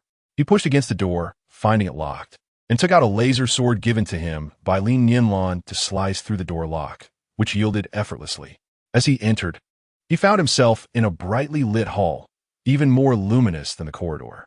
The space was well furnished, featuring a cream-colored leather sofa before a floor-to-ceiling window, and a massive white dining table on the opposite side. Perhaps there is food in the kitchen, Zhang Haoyan exclaimed joyfully, darting towards the kitchen, rummaging about until his eyes lit up upon spotting the refrigerator, and he moved to open its door. Meanwhile, Zhang Shanha approached another door, pushing it open to reveal the master bedroom, where the bedding lay scattered on the floor and the sheets were disheveled. Zhang Haoxuan, noticing another door ajar, reached for the handle just as Zhang Haoyan let out a piercing scream. Alarmed, Zhang Haoxuan hurried to the kitchen door. Haoyan, Zhang Shanha rushed over, anxious and inquiring. What happened? What's going on? They saw Zhang Haoyan emerge from the kitchen, pinching his nose, and they were struck by an unbearable stench of decay. My heavens! The odor from the refrigerator is horrendous. Open the windows. Zhang Haoyan's words faltered as he stared in fear at the two behind him, his mouth agape, breath momentarily caught in his throat. Are you being mischievous again? Trying to frighten us? Are you? Zhang Haoxuan playfully tapped Zhang Haoyan's head. Finally, Zhang Haoyan gasped for air, stammering, "BB behind. There's a snake." Zhang Haoxuan whispered gravely, "Do not move. Turn slowly." His heart raced with trepidation. Chapter 50. The Battle Between Man and Serpent. Zhang Haoxuan and Zhang Shanha cautiously turned their heads at an agonizingly slow pace. They beheld, emerging from the very room where Zhang Haoxuan had stood moments prior, a colossal snake's head, nearly filling the entire doorway, slowly protruding from within. A colossal serpent, resplendent in jade green, slithered forth from the doorway, its scaly body undulating with a languid grace. Its eyes, nearly entirely pupils, glinted with a frigid intensity as they fixated on Zhang Haoxuan and his companions. The serpent's blood-red tongue flicked out, tasting the air for the scent of humanity. What should we do? Zhang Shanha stammered, his voice trembling as he felt his legs weaken, akin to limp noodles, threatening to buckle under his weight. Zhang Haoxuan endeavored to regulate his breath, whispering to Zhang Haoyan, "Message Sister Li Nianlan and seek help." All right. Zhang Haoyan activated his neural interface, sending a distress signal to Li Nianlan. Meanwhile, Li Nianlan, who was gently lulling Li to sleep, received Zhang Haoyan's message with a hint of perplexity. She approached the stasis pod, carefully placing the now slumbering Li down.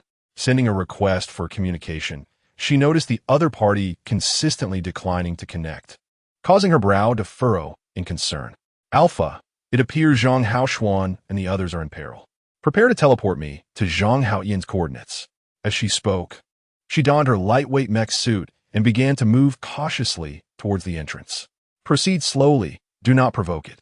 Zhang Haoxuan took the lead, meticulously inching towards the door, followed by Zhang Haoyan and Zhang Shanha, who mirrored his movements with equal caution. Suddenly, a series of beeps erupted from Zhang Haoyan's wrist communicator, signaling an incoming communication. The trio was instantly drenched in cold sweat, their gazes fixed intently on the enormous serpent nearby.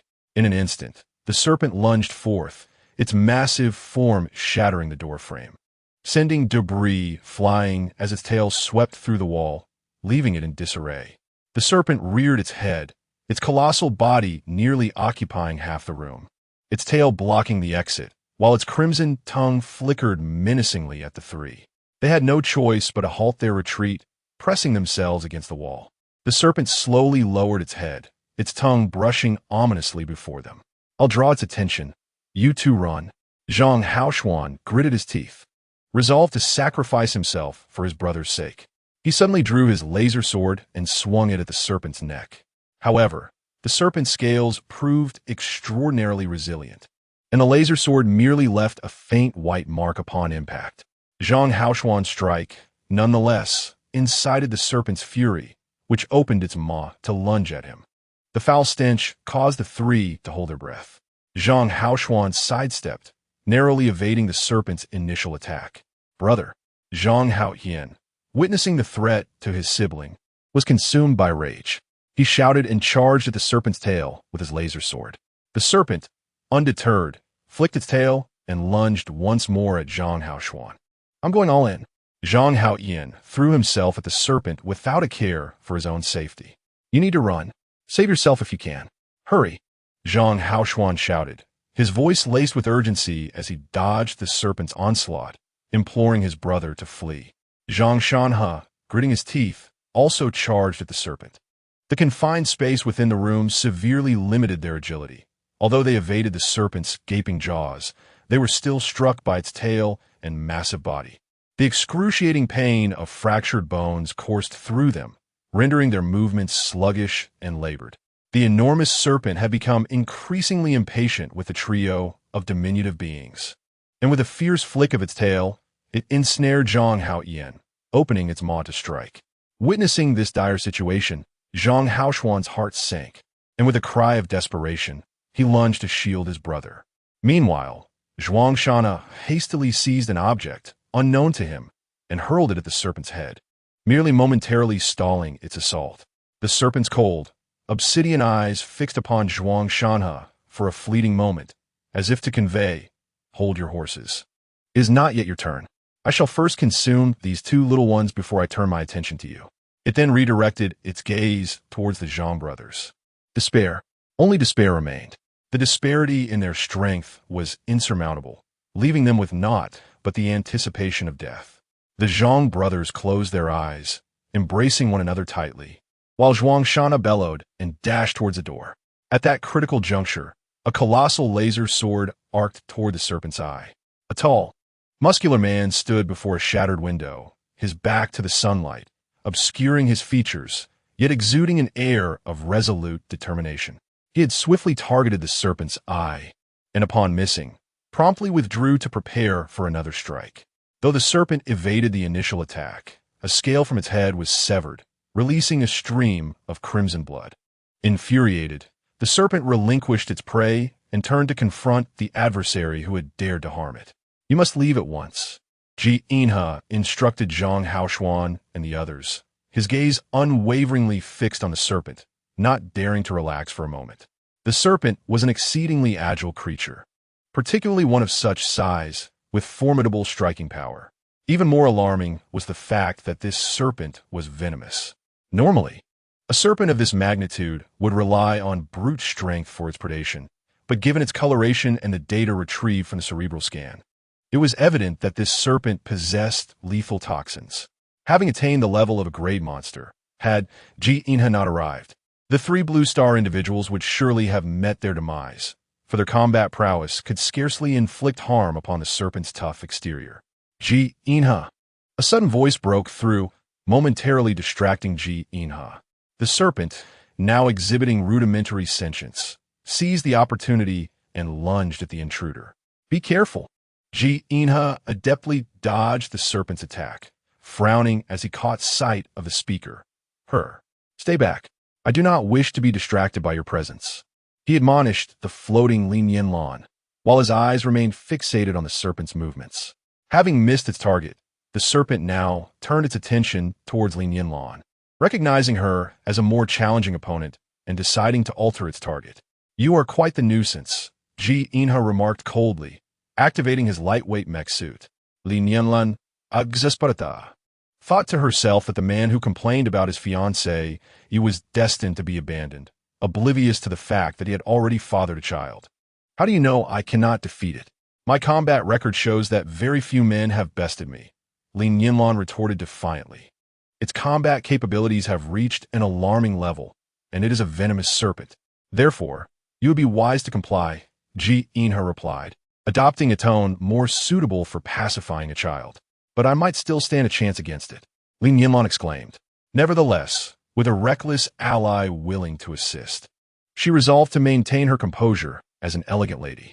The three individuals who had already fled to the doorway, though hesitant to approach any closer, did not wish to leave the scene immediately. They concealed themselves in a safe location to observe the unfolding events. Who is this man? He seems to be acquainted with Sister Nianlan. Chapter 51. Mecha Warrior. Since humanity's migration to the new planet Blue Star, intelligence has evolved from its nascent stages to the realm of superintelligent brains, which have been widely implemented since their inception. Initially, mechas were merely constructed as metallic exoskeletons designed to protect human bodies and assist in movement. It was only with the integration of intelligent brains that mechas began to exhibit a semblance of life. Only individuals with formidable strength can merge to control a mecha. The more powerful the controller, the mightier the mecha becomes, creating a symbiotic relationship.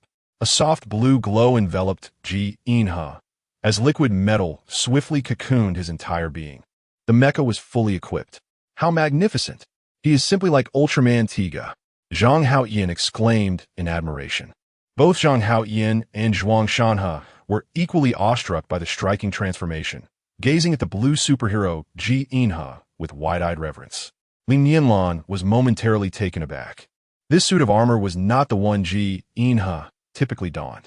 She recalled having watched videos of Ji Inha battling formidable monsters, where he wore a suit of pale golden armor. The giant serpent grew impatient, emitting a hissing sound, and with a flick of its tail, it struck towards Ji Inha. Unperturbed, Ji Inha evaded the attack, causing the serpent's tail to crash violently against the wall, shattering it and creating a sizable hole. When the serpent realized its strike had missed, it became increasingly agitated, hissing erratically and lunging at Ji Inha with its gaping maw. The confined space of the room hampered the serpent's speed and proved disadvantageous for Ji Inha's combat capabilities. This environment was hardly suitable for a skirmish. Although Li Nianlan had passed the explorer's examination, which consisted of simulated holographic battles, this was her first time witnessing a physical confrontation with a monster. After a prolonged struggle, the serpent's attacks grew fiercer with each passing moment as its impatience mounted. Sensing the opportune moment, Ji Inha propelled himself upwards off the ground and leapt atop the serpent's head, plunging his laser-short sword forcefully into a critical area just below the serpent's head. However, the serpent, possessing remarkable instinct, sensed impending danger and swiftly adjusted its body angle. Ji Inha's laser sword merely grazed its left flank, where the scales were relatively thin. Despite the serpent's quick evasion, it was still pierced by the laser sword, causing blood to spurt forth. Get away! Be careful! Ji Inha's body was struck by the serpent's tail, sending him crashing through a glass window, which shattered with a resounding crash. Ji Inha was flung outside. Yet the serpent refused to accept victory so easily. Relinquishing its prey, it coiled its tail around the window frame and launched itself after him. Zhang Haoxuan and the others were taken aback, having not anticipated that the dashing hero would meet such a fate, leaving them utterly disheartened. Li Nianlan swung her laser sword towards the serpent, attempting to hinder its pursuit of Ji Inha. However, she heard Ji Inha's commanding voice, laced with fury. Get away. You are no match for it. Li Nianlan, though, would not obey so readily, her sword drawn, thirsting for blood. With no other choice, Ji Inha abandoned the strategy of luring the serpent out and instead gathered all his strength to deliver a decisive blow to the beast. Li Nianlan wielded her lightsaber, striking at the colossal serpent. The serpent writhed in response, and as Li Nianlan, exhausted, lost her grip on the weapon, her body was jolted and she plummeted. With all his might, Ji Inha delivered a decisive blow, finally piercing the serpent's vital spot. The creature let out a chilling scream, its body collapsing as it desperately coiled its tail. Despite its efforts, the fatal wound proved insurmountable, and it writhed a few final times before falling lifelessly from the building. Li Nianlan also removed her mech suit. Sister, are you all right? Did you sustain any injuries? Zhang Haoxuan and Zhang Haoyan hurriedly surrounded Li Nianlan, their concern palpable. Li Nianlan smiled faintly, shaking her head as she reassured them, I'm fine, truly unscathed. While conversing with the Zhang brothers, her peripheral vision discreetly assessed Ji Inha. Ji Inha calmly observed the heartfelt concern exchanged among the group. Zhuang Shanhe approached Ji Inha, gratitude evident in his demeanor. Thank you for saving us. I am Zhuang Shanhe, And these are Zhang Haoxuan and Zhang Haoyan. That girl is our leader, Li Nianlan. May I ask your name, benefactor? Where do you hail from? Benefactor? What nonsense! His name is Ji Inha. Li Nianlan interjected, finally stepping closer to Ji Inha, her tone slightly confrontational. Ji Inha, you have witnessed the state of Blue Star. You must be familiar with the history of evolution.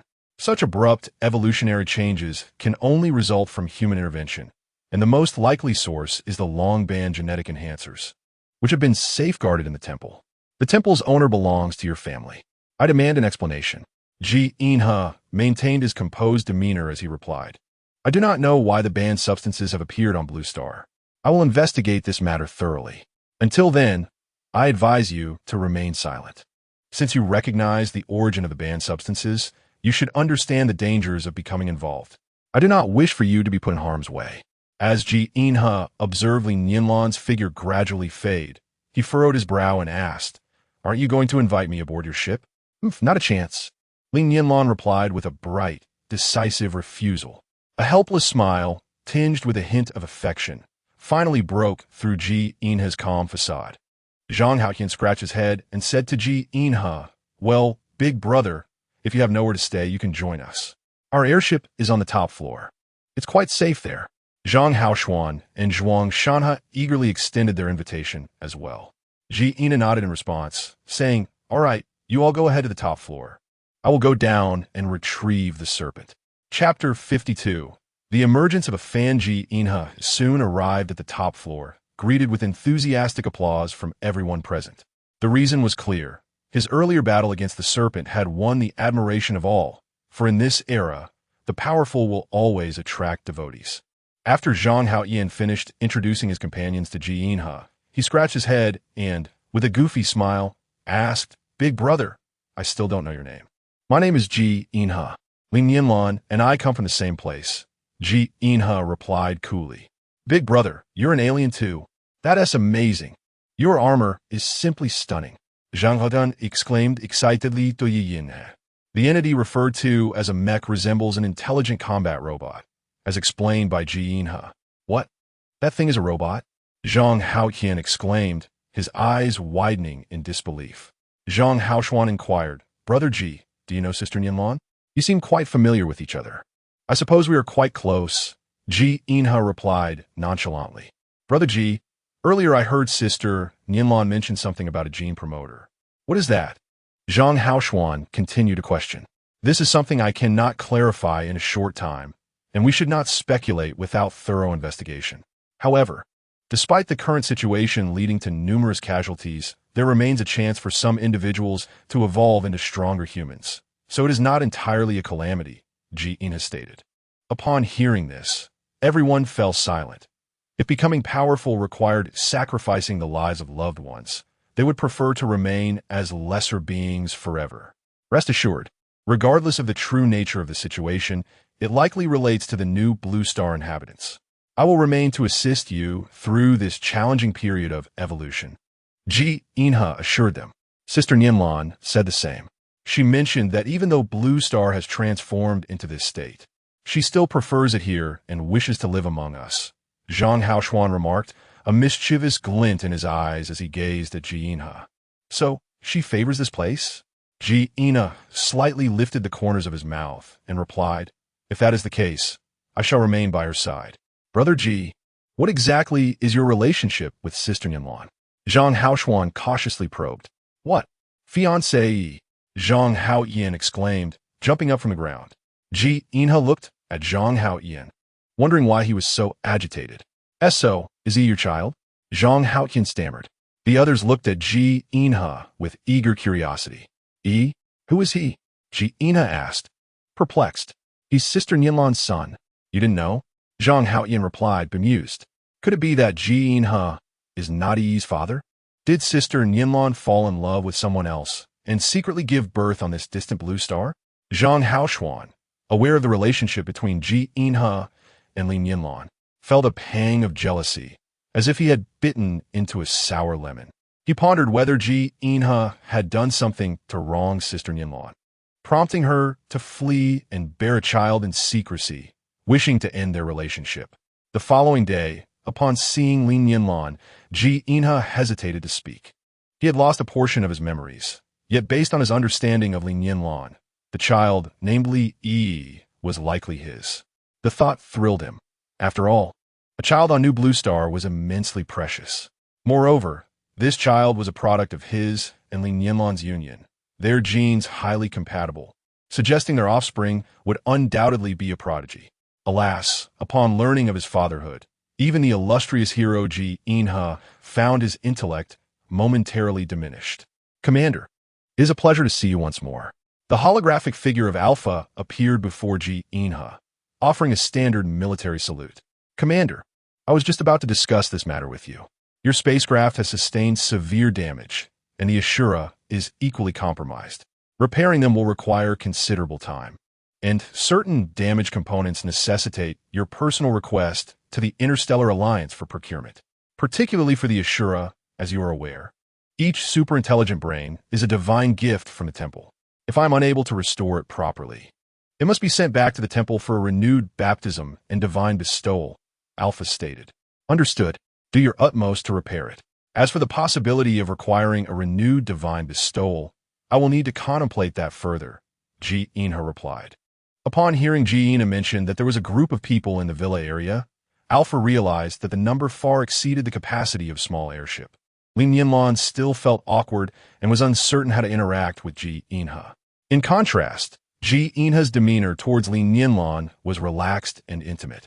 He felt a deep affinity for her, experiencing a sense of ease and joy in her company. He recognized this as the feeling of affection. So despite lacking memories of their engagement, he accepted her status as his fiancée with pleasure. What perplexed Ji Inha was Li Nianlan's silence regarding their son. She had kept the child hidden aboard the spacecraft, and thus he had yet to lay eyes upon him. As for why he was certain that Li Yi was his child, well, he could not quite articulate it. It simply was. The arrival of Fan Yungang and his companions was met with enthusiastic welcome. Urban development requires not only material resources, but also human labor. People are the foundation of civilization's progress. The initial surprise of Fan Yunggang's group swiftly transformed into exhilaration as they beheld the burgeoning city, which, though modest in size, will become their future home. After enjoying a hearty meal and discussing urban construction, they would all sleep together in the hall that night, yet none felt fear. Instead, there was a shared hope for a brighter future. After all, nightmares eventually give way to the dawn. Chapter 53. Wealth will come. Ji Inha examined the city planning blueprints and remarked to Li Nianlan, "This hardly qualifies as a city. It is merely a living area." Li Nianlan, equally resigned, replied, "The cost of establishing a new city is exorbitant. Where would I procure such funds? It seems we must proceed gradually." Ji Inha gazed at Li Nianlan, a playful smile gracing his lips as he said, "Are you not aware that one can apply for a colonial fund?" "Colonial fund?" Li Nianlan had never heard of it. She looked up at Ji Inha, inquiring, "What is a colonial fund? I recall you mentioning that you passed the exam for interstellar explorers. Was it the preliminary examination?" Ji Inha asked. "Yes, that was the exam for prospective candidates." Li Nianlan replied, a hint of embarrassment in her voice. "The prospective candidates serve as reserves for interstellar exploration and must pass the preliminary examination to participate in space travel. At your age, that is quite an achievement." "I only embarked on my first interstellar exploration at 25, Ji Inha added. "The interstellar explorers who discover planets bearing traces of life may apply to establish research stations or colonies, providing experimental specimens or scientific data to the Interstellar Research Institute. In return, the Institute and the Interstellar Alliance shall offer financial compensation. The assets of the colony shall belong to the founders for a period of 300 years. Provided that the founders do not interfere with the planet's natural evolution, do not damage its natural environment, do not enslave or harm its life forms, and do not initiate wars on the planet.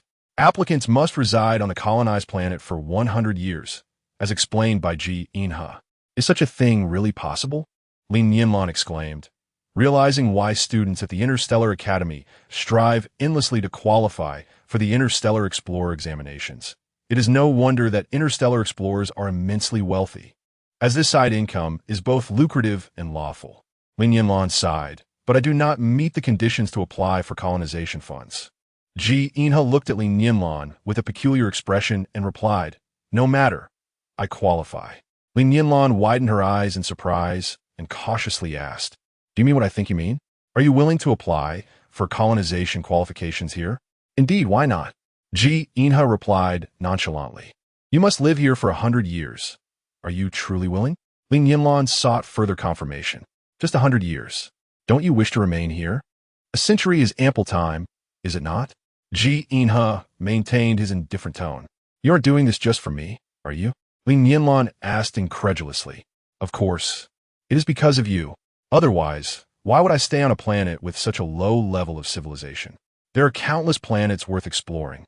A single ordinary beast from the behemoth planet in the Medusa galaxy could fetch 300 million interstellar coins. The eternal star in the Athena galaxy is giving rise to silicon-based life. In the Panga universe, there are numerous planets with greater economic and scientific value.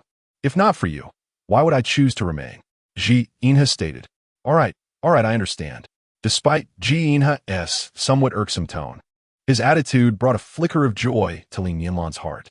Feigning indifference, she remarked, You really don't need to do all this for me.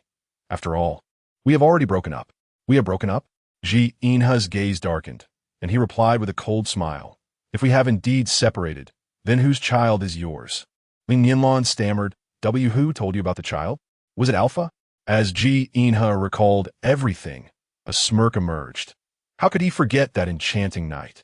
With such memories, his mood became more composed. The Ashura is not yet repaired, so I cannot contact the Interstellar Alliance for the Colonization Fund application until it is fixed. Furthermore, will you not allow me to see the child? I believe I have that right, Ji Inha asserted.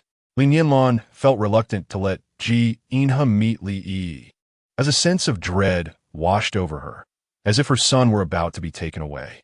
The girl named Li Nianlan possesses an exquisitely elongated physique, fair skin, and strikingly beautiful features, yet devoid of any vulgarity. Rather, she embodies a radiant beauty akin to the brilliance of the sun.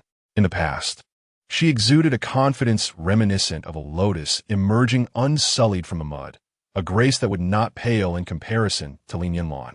However, she now finds herself unable to rival Li Nianlan's allure. Moreover, Ji Inha's gaze towards Li Nianlan is distinctly different, as if they share a profound familiarity. Bai Zedong feels as though she has consumed a cup of unsweetened sour lemon juice, the acidity displacing her very insides.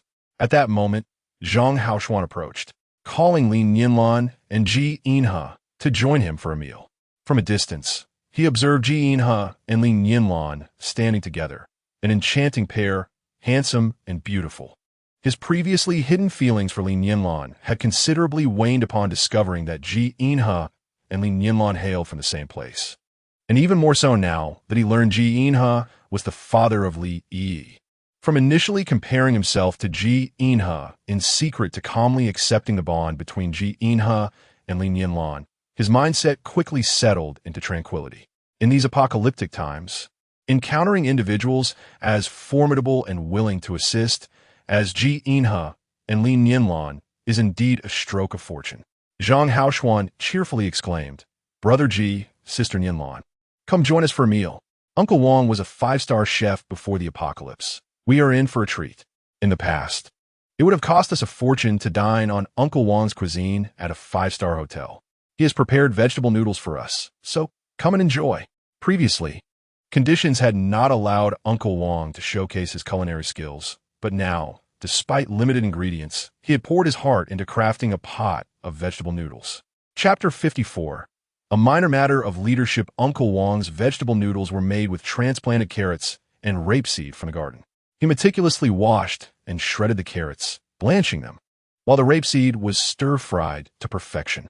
He then prepared a broth with vegetables and boiled the hand-cut noodles, drenching them in the fragrant vegetable soup, resulting in a simple yet exquisite bowl of flavorful soup noodles. Everyone relished the meal, praising its delightful taste. Yi Yinhe, who had never before tasted the cuisine of Blue Star, was particularly taken aback, for the new Blue Star's culinary philosophy aimed to maximize the energy and nutrients within food. Such a visually appealing, aromatic, and flavorful dish was something Commander G had never encountered, nor had he even imagined it. After satisfying their appetites, they gathered to discuss urban development and personnel divisions, among other matters. Although Ji Inha had never established a colony, he had perused similar construction plans on the Star Network. No matter how capable one individual may be, possessing the ability to single-handedly create a colonial city, that person cannot effectively manage such a city alone. The construction and management of a city necessitate the involvement of local inhabitants. Furthermore, Ji Inha and Li Nianlan were not saints, willing to give unconditionally. Ji Inha surveyed the faces of those present and stated, "A city is a place where everyone must reside, and each individual must contribute effort. Everyone must earn their right to live here and obtain resources through labor." I recall a saying, "Without rules, nothing can be accomplished." The establishment of management and regulations is of utmost importance. We must have core management personnel to formulate rules and systems. One must bear the responsibilities commensurate with their capabilities. Everyone unanimously agreed that Ji Inha's words held profound wisdom. In truth, selecting the core management team was a straightforward task. The prowess of Ji Inha and Li Nianlan was evident, and the construction of the city necessitated their material support. Thus, they were collectively nominated for the positions of mayor and vice mayor. However, disputes arose regarding who would assume the role of leader and who would be the subordinate. The assembly naturally divided into two factions, those aligned with Li Nianlan and those siding with Ji Inha. Both groups lacked a comprehensive understanding of the intricate dynamics between the two, yet there exists a saying, "Two tigers cannot coexist on the same mountain." Although they were of different genders, a clear hierarchy was essential. In the affirmative camp, one voice rose above the others. "Of course it should be Sister Nianlan. We have built this city to its current state, and now you arrive? Do you not understand the order of precedence?" Zhang Hao proclaimed with indignation. "Indeed, the contributions made by Sister Nianlan and Alpha are immeasurable. The current scale of the city is the result of our painstaking efforts. You are merely attempting to usurp the fruits of our labor. How shameful!" Tianmi, a participant in the school debate team, immediately countered. "To gain without labor is disgraceful." Tian chimed in. In the opposing camp, a voice emerged. "We do not seek to gain without effort. We intend to contribute to the city's ongoing development. How can that be deemed as stealing the fruits of labor? Moreover, Brother G possesses exceptional abilities. He has saved many of us, and we naturally wish to heed his guidance." The young Zhao Ziyan, with unwavering conviction, supported his idol. "Brother G single-handedly defeated a colossal serpent. Our city requires his protection. Is it not the strong who rule?" Zhang Qingsong, a devoted fan of Ji Inha, voiced his support. "I too stand with Brother G. He is far more formidable." Lu Xiang, a brilliant child with autism, expressed his admiration. Lu Yun's eyes brimmed with tears. Her son's ailment had finally been cured. Suddenly, Ji Inha interrupted the heated debate, a playful smile gracing his lips as he glanced at Li Nianlan. "This is merely a minor matter. Let Nianlan assume the role of mayor. I shall wholeheartedly assist her in her duties." Naturally, Alpha would serve as her versatile aide, but she would require 2 additional ordinary assistants. Zhang Haoshuan and Zhuang Shanha. Would you be willing to undertake this responsibility? Both Zhang Haoshuan and Zhuang Shanha eagerly affirmed their willingness. The operational management will be overseen by Dongpan and Officer Wang. Yi Yinhe instructed. Both Dongpan and Officer Wang nodded in agreement. The city's safety will be the responsibility of Gao Xingyuan. You are to organize a security team. For now, we cannot recruit too many. I'll allocate 3 positions to you. Zhang Guoqiang, you are tasked with training these children in basic combat skills. Should you find yourself shorthanded, you may appoint older children to supervise the younger ones. I recall there are few teachers.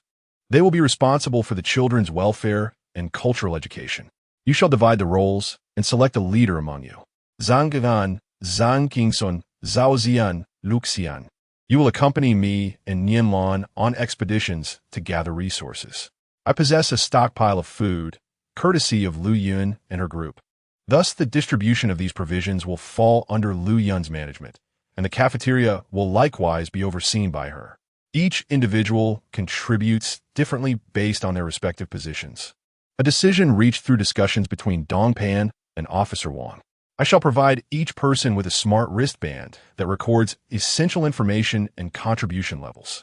Management positions will be equipped with intelligent assistants to aid in governing the city.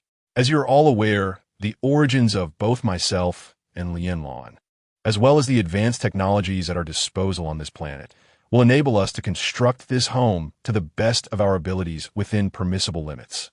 After speaking, Li Nianlan quietly awaited the opinions of others. Everyone gazed at Li Nianlan with admiration.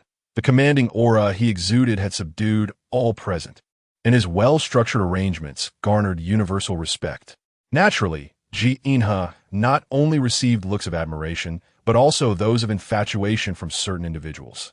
Li Nianlan could not help but voice her thoughts. Although you refer to me as the mayor, I cannot shake the feeling that you are the true mayor. Li Nianlan, charmed by Li Nianlan's adorable pout, gently patted her head and replied, "I only heed your words." The gathering found amusement in their exchange. With a blush on her cheeks, Li Nianlan mustered the courage to say, "Very well, let us settle this matter. However, as mayor, I wish to seek your opinions on one thing. Our city lacks a name, and I hope we can collectively bestow a title upon our home." Initially intimidated by Li Nianlan, the crowd eagerly began to offer suggestions. Our city is freshly established. Why not call it New City? That name lacks charm. How about Prosperity City, as our city is destined to flourish? This place has given us hope for survival. Let's name it City of Hope. We are fortunate to be here. Thus, Lucky City seems most fitting. As everyone chimed in with their ideas for the city's name, they eventually reached a unanimous decision to call their shared home Future City. Chapter 55. Shortage of people. Once everyone took their positions and began their tasks, the most pressing issue became evident: a lack of personnel. It is no wonder that the population count is often referred to as a demographic dividend in developing nations. More people mean greater strength and consumer power. Before the apocalypse, even a village boasted a larger population than what they possessed here. Although various departments have been established, each one was staffed by only a handful of individuals. Whether they held the title of minister or not, everyone was required to engage in hands-on work. Otherwise, even the most well-crafted plans would remain mere words on paper without execution. Under Li Nianlan's insistence, Li Nianlan reluctantly took her partner to the spaceship to see their son. Li Nianlan had never before encountered such a small child. When number 1 joyfully handed over Li for him to hold, he was nearly startled enough to leap from the spacecraft. Nearly 3 months old, Li blinked her large eyes and smiled gleefully at Li Nianlan after studying her father for a while. Blood is thicker than water. Li adored this giant. Her angelic smile prompted Li Nianlan to instinctively reach out and embrace Li. Li is an unabashedly bold child. Despite this being his first encounter with his biological father, he cheerfully extends his tiny hands toward his father's face, making delightful sounds as if to say, "Lower your head. Let me touch your face, Daddy. I want to feel it." At this moment, Li Nianlan, typically a stoic man, finds his heart melting like ice cream under the summer sun. He bends down, bringing his face closer to Li, gently rubbing his cheek against the child's soft face. "Don't think he is trying to scratch you." Li Nianlan's voice grows softer as she vows to prevent such mischief. Yet, Li Nianlan's swift movements leave her with no time to intervene. As Li Nianlan leans in, Li seizes the opportunity, fiercely scratching his father's handsome face with all his might. Consequently, 2 red scratches adorned Li Nianlan's cheek. Li Nianlan secretly revels in the moment, thinking, "This meeting gift may not be to your liking, dear father. My son, you might as well have offered him a splash of urine to cool his temper." With his son's claws having left marks on his face, Li Nianlan adopts a stern expression, as if preparing to reprimand the little one. Li Nianlan quickly scoops up her precious son, feeling quite displeased. "How can you even think of that? Children are the flowers of our nation. I have never even laid a finger on him." She pouts and glares at Li Nianlan, saying, "What are you doing? Do you want to hit him? He is so young. It wasn't intentional. Besides, how much strength does he have? I've endured countless scratches from him without a single complaint." This is fair treatment. You are his father, and I am his mother. He can't just scratch me and not you. He fears you might feel jealous. Ji Inha is left speechless. How could he ever strike a child? This little one is far too small to withstand even the gentlest touch from him. He merely reacted instinctively to the sudden attack.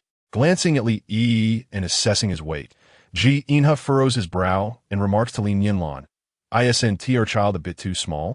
Is this normal? Could he be experiencing growth delays due to inadequate nutrition? Have you had him checked?" Li Nianlan, growing increasingly irate, retorts, "Where is he small? A 1-year-old on Blue Star is about this size. Besides, he is just 3 months old. Among peers on New Blue Star, he is one of the larger babies. He is quite lively and energetic. He once kicked number 1 back a step with his little foot." As a first-time father, Ji Inha, lacking expertise in this area, can only touch his nose in silence. Then, recalling something, he asks Li Nianlan, "Have you decided to personally raise the baby?" Li Nianlan looks at him as if it were obvious, replying, "Of course, I am his biological mother. That's not what I meant. I meant, have you applied for the childcare subsidy?" Ji Inha clarifies. Li Nianlan realizes she has indeed forgotten to apply for the subsidy, having completely overlooked it. As Ji Inha observed Li Nianlan's expression, he realized that she had likely not yet submitted her application. With a sense of resignation, he remarked, "The subsidy is not of utmost importance, but you must at least register his identity and apply for the superintelligence brain." Li Nianlan pouted and replied, "I must have forgotten. Since arriving here, I have been exceedingly busy. First, I needed to grasp what had transpired, then repair the spaceship, construct future city, and worry about you." Hearing Li Nianlan express concern for him brought joy to Ji Inha's heart. With a gentle demeanor, he approached her and softly embraced both her and their child. Resting his chin atop Li Nianlan's head, in a tender voice, he proposed, "Once Axilo is repaired, let us marry." Marriage? Let's hold off on that for now," Li Nianlan exclaimed in surprise, instinctively refusing the notion. Ji Inha's expression darkened as he inquired, "Why? We already have a child together. Do you wish to call off the wedding?" Well, you see, shouldn't we establish our careers before getting married?" Yes. We need to focus on our endeavors first, and then have a grand wedding." Li Nianlan chuckled awkwardly. "Oh." Ji Inha regarded her with a bemused smile, waiting for her to continue. "Right, we must first establish the colony, so that those who have always looked down on me will recognize my capabilities. They will envy you for having such an extraordinary wife. How splendid that would be." Li Nianlan thought that delaying the matter would buy her some time, if necessary. She could always flee again. "It matters not what others think. I have already asked Alpha to assist in applying to the Civil Affairs Department of the Interstellar Alliance. We shall register first and hold the wedding afterwards," Ji Inha said with a gentle smile. "What? When did this happen? Why didn't T Alpha consult me? She is my superintelligence brain. Shouldn't she have informed me of such matters beforehand? Alpha, come here." Li Nianlan was taken aback, incredulous that Alpha could act without her knowledge. "Oh, I told Alpha to register Li Yi's citizenship information first to apply for the superintelligence brain. Only in this way could I establish his status as an heir, and Alpha was more than happy to assist with this," Ji Inha explained, his tone even softer.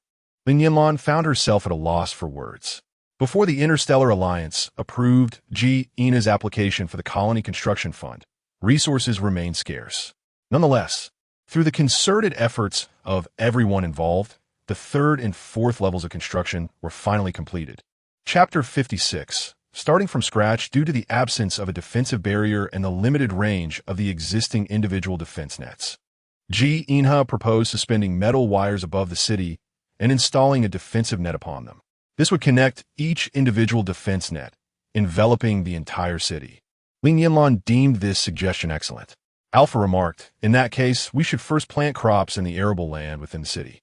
Li Nianlan then recalled another matter and inquired, "The defense net can protect against all fly creatures, correct?" "Of course," Ji Inha replied, looking at her with curiosity, unsure of what she intended to convey, as this did not seem to be her primary concern. "You have also studied botany, haven't you? The process of flowering, fruiting, and reproduction in plants necessitates a medium, such as wind or insects, to transport the pollen," Li Nianlan elucidated. "I understand. You are wondering who would pollinate the plants in the absence of insects, correct? That is a rather straightforward matter. Artificial pollination, Li Nianlan replied. Artificial pollination? That would require an immense amount of labor, and we are already facing a shortage of manpower. Li Nianlan anticipated Li Nianlan's response, yet she was reluctant to resort to such methods. One could employ mechanical insects. In the planting zones of New Blue Star, the majority utilize these pollinating machines, significantly reducing pest damage and the transmission of plant diseases from the wild. Consequently, the plants thrive and yield higher outputs. Li Nianlan imparted agricultural knowledge to Li Nianlan. As a native of Chung City in both this life and the last, Li Nianlan expressed, "I never knew it could be done this way. It's quite enlightening. But how costly are these mechanical insects? How much funding do we need to plan for? They're not expensive, merely the price of nutrients, though the required quantity is substantial, thus necessitating a considerable amount of capital," Li Nianlan explained. Li Nianlan's delicate features contorted in worry. Now, she was not only short on personnel, but also lacking in funds. She had neither resources nor manpower. Li Nianlan found her distress endearing. Her vivacity was infectious, and he could not help but feel joy in her company. Once he had savored his delight, he remarked, "The funding issue is easily resolvable." "Really? Are you willing to lend me some?" Li Nianlan inquired, her heart brimming with hope. Li Nianlan shook his head, smiling gently. "My funds are earmarked for supporting a wife and raising children." Li Nianlan shot him an indignant glare. Li Nianlan finally burst into laughter, saying, "The Interstellar Colonization Foundation will provide mechanical insects free of charge. We merely need to offer them a portion of our crops in return." The newly established city is in dire need of supplies, ranging from the most mundane kitchenware to essential living facilities. While they had secured rooms, they lacked beds, curtains, and bedding. Li Nianlan and Li Nianlan resolved to gather these necessities from the nearby towns. The absence of a map was easily remedied. With a few commands, intelligent reconnaissance robots could accomplish the task. Thus, Li Nianlan and Li Nianlan, accompanied by a team, ventured out daily to collect living supplies. Meanwhile, the construction of the city proceeded intermittently, while the cultivation of crops flourished vigorously. After their classes and physical training, the children would eagerly assist in the fields. The agricultural area was soon well planted. However, the livestock sector faced challenges. The only small animals that could be captured for domestication were rabbits and wild chickens. Yet, these creatures proved difficult to tame, having evolved significantly. A single rabbit could weigh around 100 pounds, while a wild chicken could reach 50 to 60 pounds. The animals had also grown more aggressive. It is said that a rabbit, when provoked, can bite fiercely. Not only can these rabbits inflict severe injuries, but a bite could also be classified as a serious wound. The once common roosters of the pre-apocalyptic era now possessed formidable attack power. On one occasion, T&I nearly lost his eyesight while attempting to catch a rooster that stood over half a meter tall, its wings spanning nearly a meter wide. Thankfully, Gao Xingyuan and others rushed to help, surrounding and subduing the formidable fowl. However, having only roosters is of no use. One must also capture hens. Hens tend to be timid and, under normal circumstances, flee at the sight of too many people. Moreover, they usually gather in flocks, and when cornered, they may launch a collective attack, pecking humans mercilessly.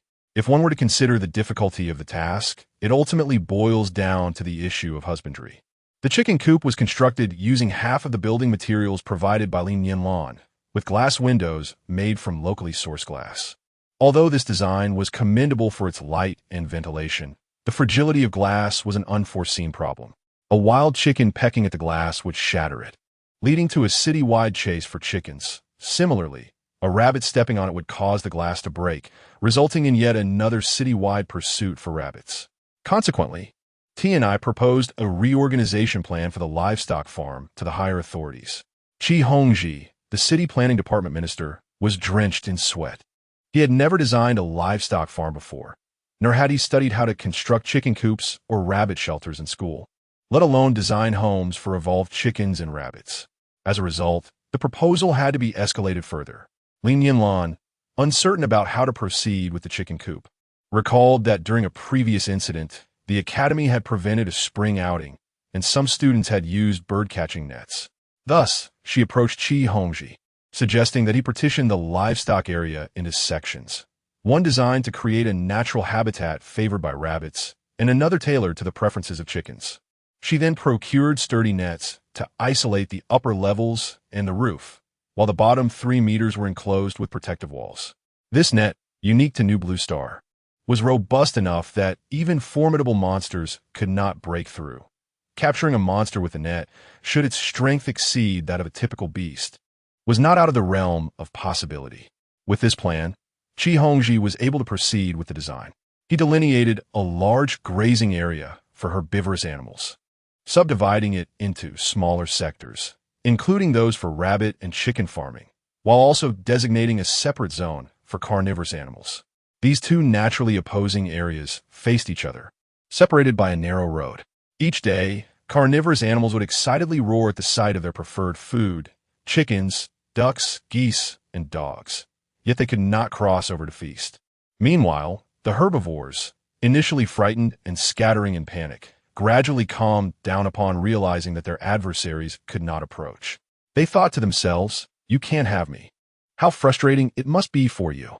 Despite the challenges, the variety of animals in the livestock area slowly increased. Nearby orchards were also transplanted into the designated fruit tree area. As the city flourished, the faces of its inhabitants beamed with joy. The roads within the city were meticulously paved with the new stone slabs from New Blue Star, and energy lamps adorned the skyline, with Li Nianlan opting for a design reminiscent of starlight. Chapter 57. Leaving the city, no one could compensate for deficiencies with robots, and, at times, robots were more reliable than humans. Moreover, the robots utilized by Li Nianlan and her team were advanced intelligent machines. Thus, surveillance robots were installed at intervals of 55 meters along the city walls, capable of detecting any occurrences within a 500-meter radius. Every event transpiring each second would be relayed to the central monitoring hub of the Public Security Management Department. The Minister of Public Security, Gao Xingyuan, has assigned personnel to monitor the control room around the clock. Due to a shortage of staff, his team consists solely of adults. During the day, 3 adult men are divided into 3 groups, each accompanied by 2 children aged 13 or 14, rotating every 6 hours starting from 6 in the morning. The final shift of the day is manned by Gao Xingyuan and an administrator, as the children must attend classes in the afternoon. The remaining 3 individuals cover a 6-hour night shift, a pressing need for manpower. The employment of child labor has not raised objections. In this world, self-sufficiency is essential for survival. As the sun sets once more, energy lamps illuminate the skyline of future city. To enhance its beauty, Li Nianlan has set the hue of the energy lamps to a moonlit tone, casting a clear, radiant glow that cascades down to illuminate the buildings, streets, and corners of the city. The inhabitants no longer fear the night, although the eerie howls of unknown creatures echo from the wilderness. Inside the cafeteria, however, laughter from children and the relaxed conversations of adults fill the air. During dinner, those responsible for city sanitation organize the children to assist in cleaning, adhering to a duty roster. The remaining children prefer to frolic at the training grounds for a while. With the completion of the 5th level of construction, the application for the Colonial Fund submitted by Ji Inha has finally been approved. They now possess financial resources. Yet, Li Nianlan has encountered a dilemma. Although funds are available, no one seems willing to spend them. As she entered all citizens into the urban population management system, she discovered that there are only 199 citizens in the city, still shy of the 200 mark, a cause for concern. Li Nianlan has issued smart wristbands to each citizen, which differ from the personal smart brains used by Zhang Haoxuan and others. These wristbands, provided by the Interstellar Alliance, only record the wearer's personal information and facilitate communication, akin to our mobile phones, while also marking certain attributes of the city's citizens for better management. After refining the citizen registration and urban facilities, she found that she had only spent a small amount of money. Deep in thought in her office, Li Nianlan was interrupted by Zhang Haoyan's entrance. Over the past few days, Zhang Haoyan's confidence has soared. He feels on the verge of becoming extraordinary. Having witnessed Ji Inha donning a mech suit in battle, No man can resist fantasizing about owning their own mech one day. The pursuit of greater strength is an instinct deeply ingrained in the male psyche, even among those still in their youth. Their unexpressed desires reflect the lifelong goals they strive to achieve. Li Nianlan has informed them that to master a mech, one must pass a 5-level evolution assessment. The mech operates on an independent intelligence system, exhibiting greater humanity and wisdom. It possesses its own personality and only submits to those capable of commanding it. Only by conquering the mech through strength can one achieve true integration with it. Today, Zhang Haotian seeks out Li Nianlan to request permission to venture outside for training. Remaining within the confines of the city for daily practice, with only occasional excursions with Li Nianlan and Li Nianlan to gather resources, leaves little opportunity for real combat experience. How can he expect to find a breakthrough under such circumstances? Today, Uncle Tian lamented to him about the scarcity of animal species in the livestock area. Currently, they only possess 22 evolved rabbits, 37 evolved chickens, and 3 evolved pigs. Astonishingly, they do not have a single evolved dog or cat. These were once common household pets before the apocalypse. It is evident that the livestock area should diversify its animal species. Zhang Haotian felt a spark of inspiration. This was indeed a rare opportunity. Today, Brother Ji mentioned that they would visit the Bihu Reservoir, taking only Zhang, Qingsong, Zhao Zian, and Lu Xiang, the 3 minors, while leaving him, an adult, to train those few children who had a better foundational skill set than the others. He was perfectly positioned to seize this chance to take the group of children out for practical experience. What is going on? Just say it. Upon seeing the lively glint in Zhang Haotian's eyes, Li Nianlan sensed that he was harboring some peculiar idea, but she was too troubled to engage with him. Suddenly, she chuckled, her interest piqued. You do know that jade must be polished to become exquisite. Fine, make sure you're all equipped.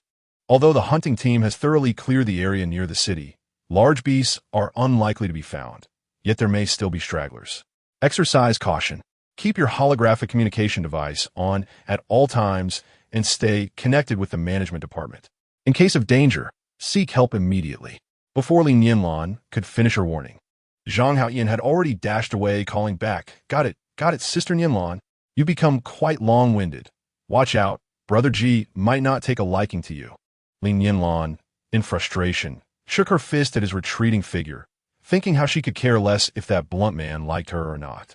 Zhang Haotian took it upon himself to be the captain, appointing Xiao He as the temporary vice-captain, and the group set off with great enthusiasm. The city of the future is a fully enclosed metropolis, with its gates protected by a defense system. Exiting the city requires approval. As they approached the entrance, a reconnaissance robot scanned each of their wristbands and reported back to the Central Intelligence. In a short while, the gate opened, and the children rushed out with excitement. A reconnaissance robot followed closely behind, as Li Nianlan remained concerned for the group of children. Chapter 58. Exiting the city to the city of the future is built upon a plain, where the terrain outside is notably gentle.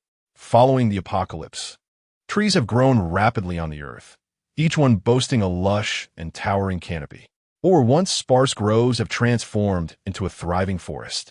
However, due to prior human habitation, the land had been dominated by humanity, which cleared trees for agriculture and construction, displacing many animal species. Consequently, most animals were either forced to migrate or vanished entirely, leaving only small creatures that could coexist with humans or rely on human refuse. Thus, the area is populated solely by evolved mice, evolved hares, and chickens that escaped from farms or nearby homes after the apocalypse. Despite the changes in the ecosystem making it more suitable for animal life, the animals still struggle to reproduce in this new environment. The flora remains dominant. Zhang Haotian was quite familiar with the surroundings, having often accompanied Gao Xingyuan on hunting expeditions. In truth, there were hardly any large beasts in the vicinity. Once, they encountered a pitch-black leopard, and at that moment, they were genuinely terrified. They had only seen such creatures in the zoo, observing them through iron bars. While behind those bars, they had dared to roar at the cheetah, which would respond with a playful grunt if pleased, or simply remain indifferent if not. Now, facing the majestic beast at a mere dozen meters apart, with no barriers between them, they realized how easily it could leap upon them with a single powerful bound. This was a wild animal, a cheetah that feared neither the larger tigers nor lions, let alone a group of humans weighing just over 100 pounds. However, bolstered by their numbers and armed with weapons, they steeled their resolve, thinking that in a melee, it would be uncertain who would prevail. To their surprise, the leopard seemed to share this sentiment. The great cat's bright yellow eyes widened and narrowed several times before it flicked its tail in reluctance and trotted away with small, delicate steps. Zhang Haotian felt confident that their group could capture the black cat, believing that if they couldn't manage to catch it alive, surely they could secure the lifeless form. He led the young team back to the spot where they had last encountered the black cat. Coming to a halt, Zhang shouted, "Form ranks." The group of youths stood straight and tall. Adopting the demeanor of a commanding officer, Zhang began to address them. "Let me reiterate the importance of discipline. First, no one is to lag behind. If you find yourself falling behind, call for help immediately. Second, if you detect any unusual occurrences, do not leave the group. You must signal us at once. Third, if a battle ensues, there shall be no retreat or abandonment of comrades. You are all aware of the penalties for cowardice, so I need not elaborate further. Do you understand?" Li Nianlan, who was observing the children with joy, received a message from Qi Hongji, who stated that the city required further construction and expressed a desire to expand its area. Despite the current population lagging behind, there are countless people in Huagua. Although the apocalypse had significantly reduced the population, a substantial number must have survived. To consider the future development of the city, expanding its area is imperative. Li Nianlan turned off the holographic display and sought out Qi Hongji. Zhang Haotian had taught these children the art of hunting, so they moved with caution and vigilance. After searching for quite some time, they only spotted a few birds perched atop the treetops and some 30-centimeter-long meaty caterpillars, yet they didn't even see a single mouse. Behind them was a boy named Li Xiaojia, just 10 years old and evolving toward strength. As he turned his head, he noticed a pine cone beneath a nearby pine tree. Excitedly, he stepped forward and picked it up, and upon inspecting it, he joyfully exclaimed, "Look what I found. It has pine nuts." Just then, a shadow darted towards Li Xiaojia with a speed so swift that no one could discern its nature. Li Xiaojia saw a shadow lunging towards him, and he was utterly terrified. After all, he was merely a 10-year-old child, momentarily forgetting to evade the impending danger.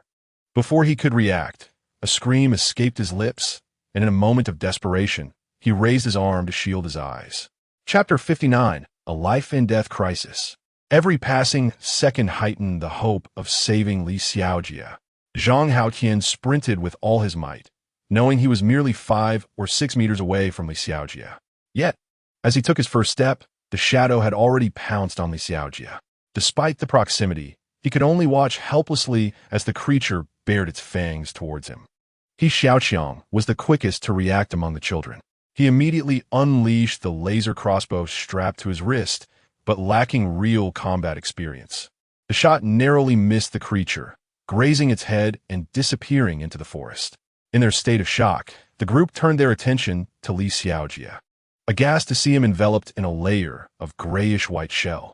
The monster had bitten down on his neck, leaving only a minuscule crack. Li Xiaojia. Zhang Haotian rushed to Li Xiaojia's side, grabbing his body and retreating. "Stand guard. Provide cover," he commanded loudly. A group of youths swiftly formed a diamond-shaped formation, encircling Zhang Haotian and Li Xiaojia. Each one readied themselves to shoot, vigilantly watching the creature perched in the trees. They had practiced this formation countless times. Ji Inha had taught them that when strength is lacking, the best solution is to fight in unison.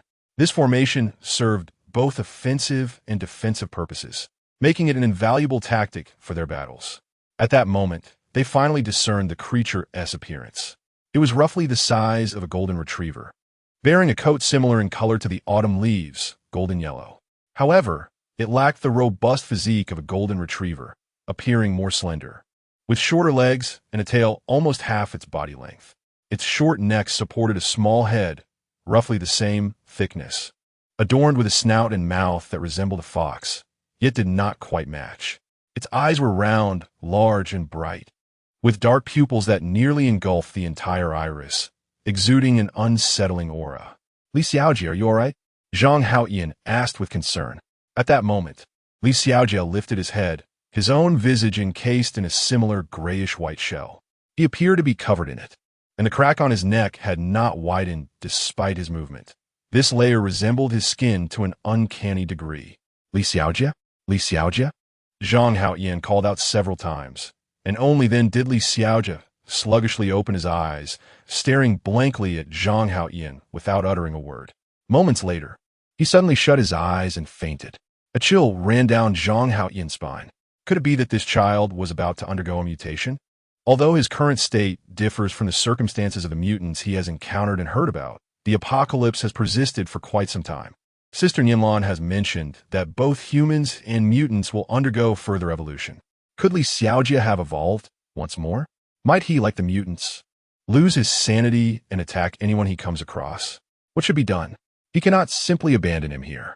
These youths are merely on the cusp of adolescence, still brimming with an insatiable curiosity.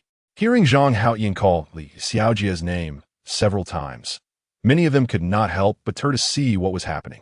Just as everyone's attention was focused on Li Xiaojie, a child suddenly let out a piercing scream. Everyone hurriedly looked and saw that the monster had, unbeknownst to them, captured a small boy, biting into his shoulder as it swiftly retreated into the woods. At that moment, Zhang Haoyan was filled with regret. Realizing he should have contacted Li Nianlan immediately and evacuated the children, thus preventing the current calamity. He shouted, "Run towards the city, quickly!" The children's eyes were red with fear, particularly Wang Jisheng, the youngest among them. As Zhang Haoyan spoke, he hoisted Li Xiaojie onto his back and sent a distress signal to Li Nianlan. Li Nianlan was in discussion with Qi Hongji and Alpha regarding the city's expansion. Alpha believed that expanding the city at this time would be a waste of resources. The current size was sufficient for the present population.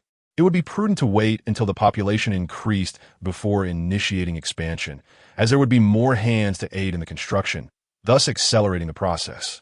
Qi Hongji suggested that they should at least draft design plans, firmly believing that more people would soon arrive. They had not only planned to rescue others, but had also transmitted information about their location via radio waves, specifically tuned to a frequency accessible by car radios, ensuring that someone would eventually receive it. At that moment, Li Nianlan's communicator flickered to life. Upon connecting, she immediately received a holographic image of Zhang Haoyan and the group's perilous situation. Her expression changed dramatically as she quickly retrieved her aircraft to fly to the scene, commanding Alpha to notify Gao Xingyuan to organize a rescue squad to assist Zhang Haoyan and his group. Upon receiving the order, Gao Xingyuan swiftly led 5 individuals out of the city to provide support. Soon, the two parties converged, and upon seeing Li Xiaojie's condition, several adult men were taken aback. Gao Xingyuan suspected that Li Xiaojie's current state indicated another evolution, yet he was uncertain of its nature, leading him to oppose bringing Li Xiaojie into Future City. Having witnessed the collapse of the previous survivor base, which disintegrated when someone suddenly evolved into a mutant, he knew that no one would resist. They only thought of fleeing. Chapter 60. The Duel of the Black Cat and the Yellow Weasel. Li Nianlan flew swiftly, unleashing her mental energy. While the wristband could scan, its coverage paled in comparison to her mental prowess, lacking both the breadth and precision she required. However, utilizing her mental prowess to such an extensive range and precision would severely deplete her own energy, which is why she seldom employs it. On the ground, amidst a sparsely wooded area, a large creature resembling a canine was swiftly leaping and bounding, its jaws clamped around a child. The creature, elated at the prospect of finally indulging in a hearty meal after days of hunger, reveled in its anticipation. Li Nianlan, having identified her target, donned her mech suit, preparing to obstruct the monster's path. At that moment, an even larger beast emerged. This creature bore resemblance to a tiger, a round head, rounded ears, and a robust physique, particularly its powerful limbs and claws, exuding immense strength. Its imposing presence was undeniable, radiating the regal aura of a sovereign. Yet, it was not a tiger, for its size paled in comparison. It It resembled a leopard, its sleek, pitch-black fur devoid of any blemish, glistening with health, a testament to its superior diet. With such a physique and fluid muscle lines brimming with latent power, this was an animal capable of captivating its prey through sheer beauty. How magnificent it was! One could hardly resist the urge to pet it. Could it be possible to adopt it as a companion? Li Nianlan, captivated by this stunning creature, felt her heart sway irresistibly, yearning to take in this large, furry being. As she beheld the pure black cat leap down to block the monster's advance, the feline opened its mouth wide. Just as Li Nianlan anticipated an imposing roar akin to that of a lion, the black cat instead emitted an indignant meow. Could events truly unfold in this manner? Li Nianlan was taken aback by the sound, her expression reflecting a mixture of surprise and amusement. Was it truly a cat? Who could enlighten her? Meanwhile, the two creatures below had no time to notice Li Nianlan as they engaged in a verbal sparring match, exchanging meows and screeches, opting to resolve their conflict through words rather than claws and teeth, for who knew which of them might not see the dawn of the next day. Thus, the two animals continued their vocal duel for several minutes. Eventually, the yellow creature abandoned its meal and lowered its chest, baring its white teeth, adopting a stance that beckoned to duel. The proud black cat raised its head, meowing defiantly, poised to pounce while emitting a low, menacing growl. The two beasts advanced cautiously, each taking half a step forward, alert and patiently awaiting the opportune moment to strike. Finally, the black cat, growing impatient, felt confident in its physical advantage over the yellow creature. Having evolved to seek its little master, it had traversed a path fraught with peril, skillfully navigating encounters with various foes. Its combat prowess had been rigorously tested, and regardless of the outcome, it knew it could always flee if the situation turned dire. The great black cat, once cherished and adored as a delicate young lady, has accumulated a wealth of battle experience on her quest to find her family. When she encountered a weasel, she was slightly larger than the creature, yet fear gripped her heart. They exchanged intense gazes, each sizing the other up, until, just as she contemplated fleeing, the weasel abruptly darted away in panic. The exhilaration of achieving victory without conflict was simply exquisite. With a triumphant roar that echoed into the sky, the great black cat expressed her elation while simultaneously intimidating her foe. Subsequent events unfolded seamlessly. Whenever the black cat spotted the weasel, she would terrify it, baring her teeth and letting out fierce cries. For several days, this became her amusement. However, for reasons unknown, she could no longer find the weasel, leaving her disheartened and bored, lamenting the absence of a playful adversary. Consequently, she often sang to herself in a melancholic tune, "How lonely it is to be invincible! How hollow it is to be invincible! Alone at the pinnacle, the cold wind blows relentlessly. Who can comprehend my solitude?" Yet in recent days, an inexplicable sensation stirred within her. It felt as though her previous owner was near. She wandered in search, but found nothing. Today, while meandering about, she suddenly heard a piercing scream. Yes, that sound was familiar. It echoed from her memories, reminiscent of the time her mother scolded her little brother, who would run from the room to the kitchen, then to the bathroom, wailing in despair. "Please, mother, do not strike my brother.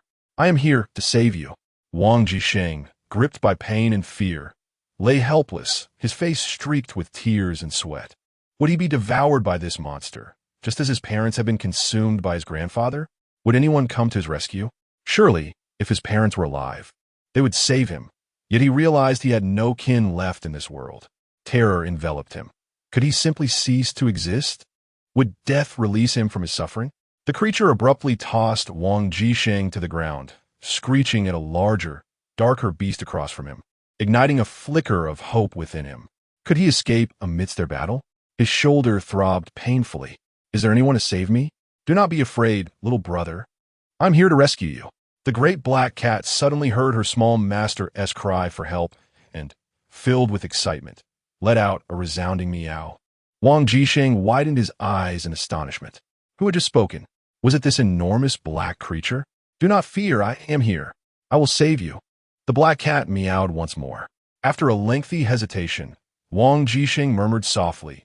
Heimei? This imposing black figure resembled the pet cat, Heimei, that his family had once owned. Chapter 61. How Animals Speak. It is I.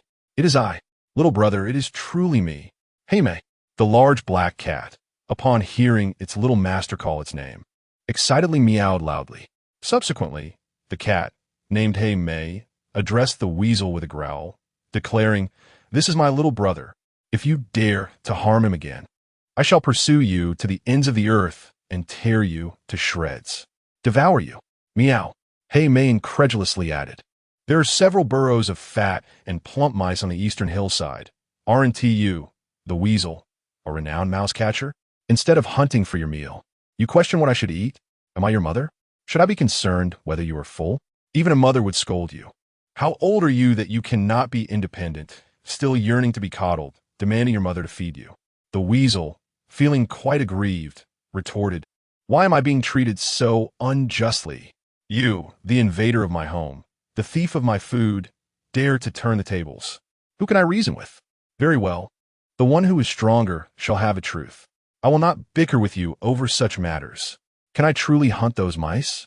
Aren't they your food? Are you allowing me to eat them?" The weasel asked incredulously. "Of course. Am I expected to catch them and deliver them to your home?" Heimei replied dismissively. The weasel, feeling utterly wronged, thought it wiser not to waste precious time arguing with the large black cat and scurried off to hunt mice. Alas, there was no choice. It truly could not best the formidable Heimei. Wang Jixing pondered, "Why is it that I can understand the speech of animals? Is it mere auditory hallucination? Or is it a figment of my imagination? Who can enlighten me?" Just as Heimei reunited with her little brother, he was once again seized by a strange individual. This was unacceptable. "Return, my little brother. Fear not. I shall rescue you."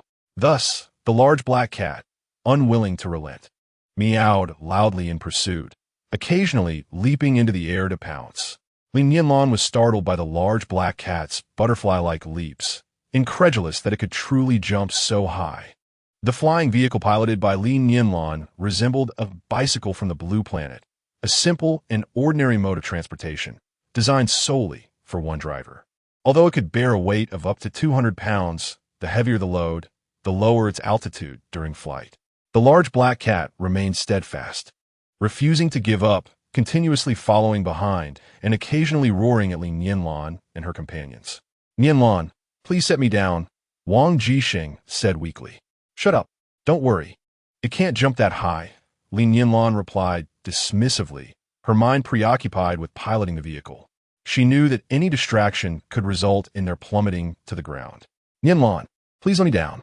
Wang Jixing expressed his frustration, hurriedly adding, "Can you allow me to finish speaking? Below us is that large black cat named Heimei. She has been with my family since she was 2 months old, a native pet. I do not comprehend how she has transformed into what she is now, nor do I understand why I can comprehend her words. That strange yellow creature was a weasel, and I understood it as well. Am I evolving?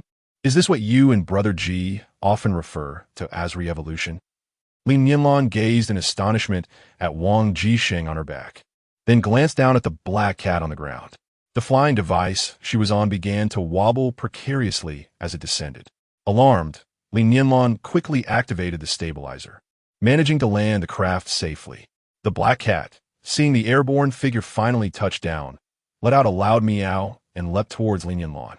Not wishing to harm the creature, she nimbly dodged its advance. "Black cat, do not harm Sister Nianlan. She is my friend, just as you are friends with Li Hua," Wang Jixing shouted with all his might, positioning himself protectively in front of Li Nianlan. The black cat, poised to pounce once more, paused to process Wang Jixing's words. After a moment of contemplation, its pupils narrowed as it scrutinized Li Nianlan for a brief second before letting out a meow that, to Li Nianlan's ears, sounded like an epiphany. "Oh, I see now. I understand." In truth, the black cat was communicating to Wang Jixing, "Oh, little brother, it has been so long since I last saw Li Hua." Wang Jixing winced in pain, beads of cold sweat forming as he endured the ache in his shoulder. Gently imploring the black cat, "Come here, black cat." The creature trotted over with dainty steps, lowering its body to nuzzle its large head against Wang Jixing's face. Li Nianlan remained slightly wary as the black cat approached, But upon witnessing the affectionate interaction between it and Wang Jisheng, her apprehension subsided. Under normal circumstances, a pet would never attack its owner. The black cat tilted its head and meowed sweetly at Li Nianlan, then extended its tongue to affectionately lick her cheek. Chapter 62. Extraordinary Abilities. Meanwhile, Zhang Haoyan, not daring to bring Li Xiaojie into Future City, laid him on a blanket outside the city gates and contacted Alpha for a physical examination. To others, Li Xiaojie's current state appeared exceedingly bizarre, and since he remained unconscious, Gao Xingyuan feared that he might become aggressive upon awakening. Gao Xingyuan briefed Alpha on the situation, requesting him to come outside the city. Just as he shut off the communicator, the airship descended nearby, with Ji Inhe and several young boys disembarking. What has transpired? Ji Inhe inquired upon seeing a crowd gathered. His intelligent brain detected a new energy entity among them, prompting him to halt the airship at the city gates. Approaching, Ji Inhe observed Li Xiaojie's condition. His skin had become petrified, exhibiting remarkable strength, reaching a Tier 2 level. He expressed mild astonishment, stating, "He has undergone re-evolution. I did not expect you to experience such an occurrence so swiftly and to advance directly to Tier 2. Such occurrences are exceedingly rare." Re-evolution? Zhang Haoyan had often heard Ji Inhe and Li Nianlan speak of this term, but he had no clear understanding of its implications. He scrutinized Li Xiaojie closely, pondering, is this truly what re-evolution entails? His evolutionary direction is towards the earth element, a rather practical ability. He is fortunate. What transpired to provoke his re-evolution? Yinhe inquired. Zhang Haoyan hurriedly recounted the day's events to Ji Inhe, though he was perplexed about Li Xiaojie's evolutionary direction being the earth element. Upon hearing that Li Nianlan had ventured into the forest to search for the child abducted by a monster, Ji Inhe lost interest in further explaining the matter of re-evolution to Zhang Haoyan. Instead, he addressed Gao Xingyuan, stating, "He possesses no aggression. Take him inside to find Alpha. Let Alpha administer the nutrient injections. His unconsciousness is due to his inability to adapt to the energy surge and control his own energy. Alpha will provide you with a thorough explanation. By the time he awakens, he should be fine. I must find Nianlan. She causes me endless worry." Ji Inhe requested a connection with Li Nianlan's intellect, asking her to send him her location coordinates. Soon, a small red dot began flashing on the holographic map, moving toward the direction of Future City. Ji Inhe dashed toward the red dot, leaving behind a white afterimage. Everyone wiped their sweat. It was simply extraordinary. Was this speed normal for a human? Even mutants couldn't match such swiftness. It seemed indeed that aliens were not human. At this moment, Alpha also arrived and, astonished, looked at Li Xiaojie, instructing everyone to carry him into the city's medical facility. She was highly intrigued by Li Xiaojie's evolution and took out her instruments to conduct examinations and monitoring, eager to record all the data, believing the research institute would be willing to pay a hefty sum in interstellar currency for this information. They had not run for long when they encountered Ji Inhe. Without hesitation, Ji Inhe took over Wang Jisheng from Li Nianlan, forming a trio along with the cat as they continued toward Future City. The large black cat, Hei Mei, consistently eyed Ji Inhe with caution. Its animal instincts warned it that this man was not to be trifled with, yet it sensed he would not harm the young man. Along the way, Li Nianlan shared the events concerning Wang Jisheng with Ji Inhe. Ji Inhe was astonished. Two children had awakened their abilities in succession, and both evolutionary directions were promising. Was this mere coincidence? It is noteworthy that even on New Blue Star, only about 30% of humans possess abilities, with the majority lacking any offensive capabilities. If such high evolutionary probabilities existed on Blue Star, even under the influence of gene enhancers, it would be rather excessive. In a life-or-death situation, he unlocked the potential of his cellular structure, resulting in an evolution characterized by a mutation of mental power. I suspect Wang Jisheng can communicate with animals through his mental prowess, representing a high-level evolution, which is quite rare on New Blue Star, Li Nianlan speculated. Indeed, it is a variant evolution of mental power, Ji Inhe affirmed. I have previously encountered an evolved individual with such capabilities. This ability is immensely beneficial for interstellar exploration. Even without a common language, he can communicate with intelligent beings of other races post-evolution. Thus, many starships welcome such interstellar explorers. Li Nianlan nodded as they spoke. Having already caught sight of the grand gates of the future city, the guard robots, upon scanning them, promptly activated the opening mechanism. Wang Jisheng had long succumbed to slumber. Li Nianlan gently caressed the head of the large black cat, exclaiming in delight, "Ah, I finally get to pet a cat." She turned to the black cat, warning, "You must not harm or frighten those inside. Otherwise, I shall expel you from the city. Do you understand?" Ji Inghe cast a disdainful glance at the large black cat, producing a pet collar in his hand. With a cold demeanor, he commanded, "Come here." The black cat trembled slightly and obediently approached Ji Inghe, lowering its body. Ji Inghe fastened the collar around the black cat's neck. Li Nianlan was startled by Ji Inghe's authoritative tone, her body stiffening in response. There was something almost magical in his command that made her want to comply without hesitation. It was quite terrifying. Noticing Li Nianlan's naivadameno, Ji Inghe's lips curled into a slight smile as he remarked, "This is one of my abilities. Though it is merely a basic skill, it proves exceedingly useful." "Did you not know? I assumed you were aware of everything about me." "Your ability? Aren't you an all-elemental adept?" Li Nianlan queried, perplexed. "What kind of ability is that? I've never heard of it." "This ability is called intimidation. It is quite effective in capturing extraordinary beasts, allowing one to unexpectedly command them. It also exerts a certain level of deterrence over those with weaker wills. However, I have never employed it against humans," Ji Inghe explained. Li Nianlan felt a pang of jealousy, akin to the sourness of a lemon. How could some people be so fortunate? Even a mere basic skill could be so practical. I'm not envious at all." She lifted her chin defiantly and remarked, "You must be the son of the dimensional deity, the offspring of the creator. Why do all the fortunate occurrences seem to favor you?" Upon hearing Li Nianlan's words and witnessing her proud demeanor, Ji Inghe could no longer contain his laughter, erupting into a hearty chuckle. Chapter 63. Becoming stronger, Li Xiaojie had been in a coma for 2 days. During this time, he had only received nutrient injections. On the second day, the stone-like shell encasing him began to crack, yet he remained unresponsive, devoid of any sensation. To everyone's astonishment, they discovered that Li Xiaojie's skin had transformed into a delicate, fair complexion, akin to the baby-soft skin advertised in commercials.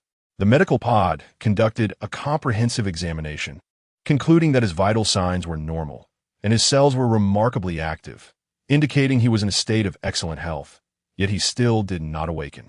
Wang Jisheng's condition mirrored that of Li Xiaojie's, though he had been in a coma for an even longer duration, 3 full days.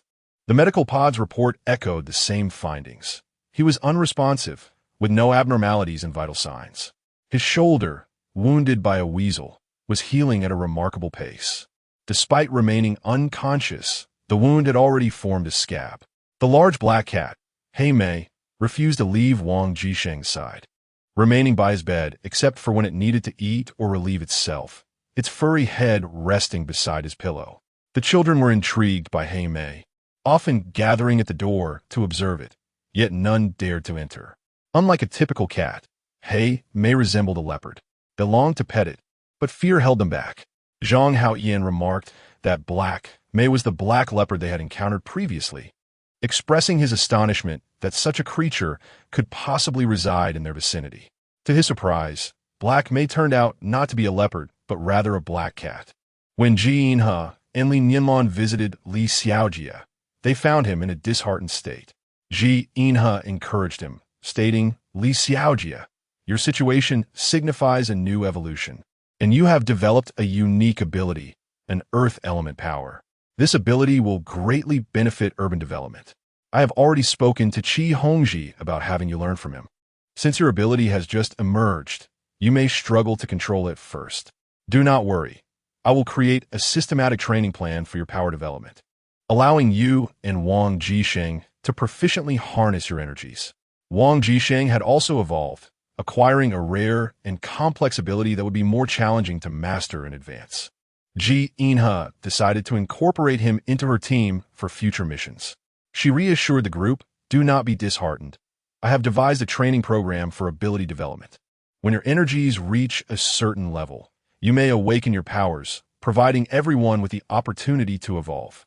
Upon hearing Ji Inha's words, both adults and children were filled with excitement. They had heard tales of those with extraordinary abilities, renowned for their might.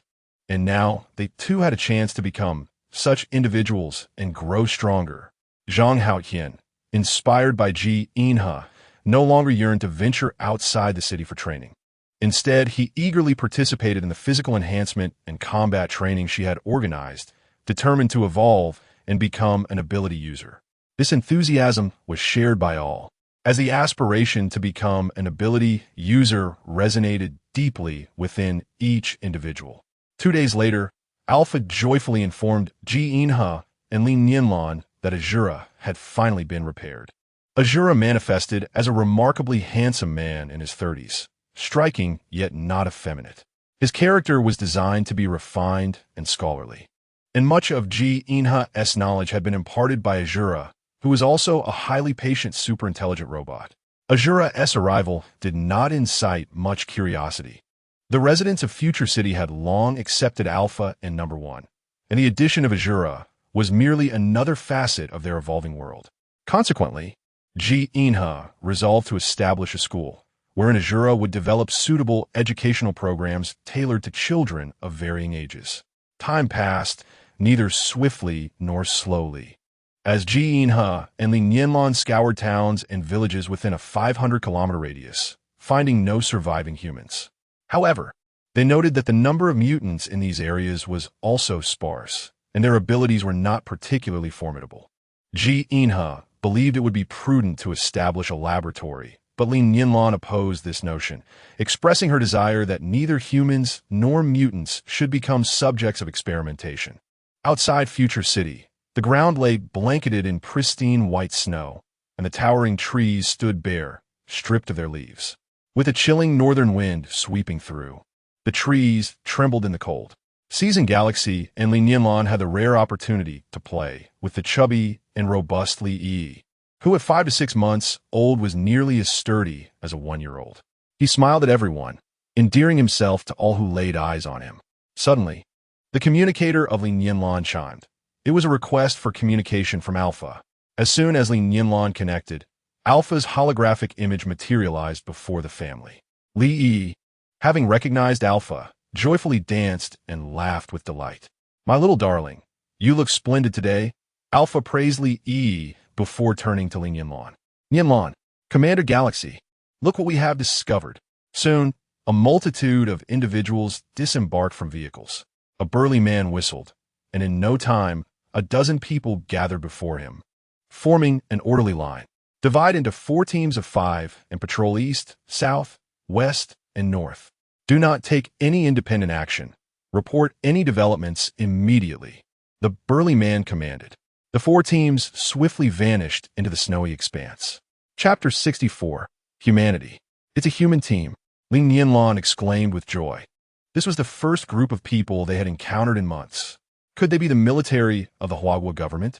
She turned to Ji Inha, who had already commanded Ship 1 to establish a teleportation channel at that location, eager to investigate. "Not necessarily. Given the current circumstances, it is uncertain whether the Huagua government still exists. They may merely be a fragmented group disconnected from the higher authorities. Let's not rush over. We should assess the situation before deciding our course of action," Ji Inha replied. "Then let's prepare the ship. I wish to see them. After all, there are so many of them." "Our city desperately needs more inhabitants," Li Nianlan inquired. Ji Inha simply gazed at the holographic image in silence, aware that circumstances are often more complex than they seem. On the other side of the hologram, a convoy trudged forward against the biting cold. Its occupants huddled together for warmth. Team leader In Hongyan, with cracked lips from the frost, stood as the highest commander of this group. He had meticulously surveyed the surrounding area, noting the open terrain without any signs of beasts or mutants, ideal for a temporary camp to rest. As they had gone nearly a day without food, since entering winter, the movements of mutants appeared to have slowed. prompting Yin Hongyan to embark on a journey to seek the fabled Dawn base. The advantage of departing now was an increased safety index, though the drawback was the scarcity of food. They were unaware of the exact location of the Dawn base, only knowing it was secretly constructed during the years of frequent natural disasters, approximately in a mountainous region of the West. Originally built to preserve the ember of human civilization in the face of calamities, it was ironically utilized during the apocalypse instead. Rumor had it that at the onset of the apocalypse, many leaders, scientists, renowned scholars, and entrepreneurs, societal elites, were relocated there. Certainly, the nation has not abandoned its citizens. When the government realized that the situation had spiraled beyond control, it issued an order to open military bases in a desperate attempt to rescue the populace. It was not a matter of being too late. Rather, it was a testament to their helplessness. A multitude of civilians flooded into the military bases, leading to chaos as various factions undermined the military's authority. How many military bases remain operational today? Many have transformed into survivor enclaves under civilian control, as the armed forces can no longer manage the circumstances.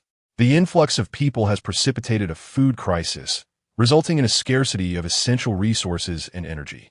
The Dakingshan military base lost all communication with higher command and allied units several months ago, and supplies of food, fuel, and ammunition dwindled rapidly. Consequently, they were compelled to send soldiers to forage for food and hunt wild game.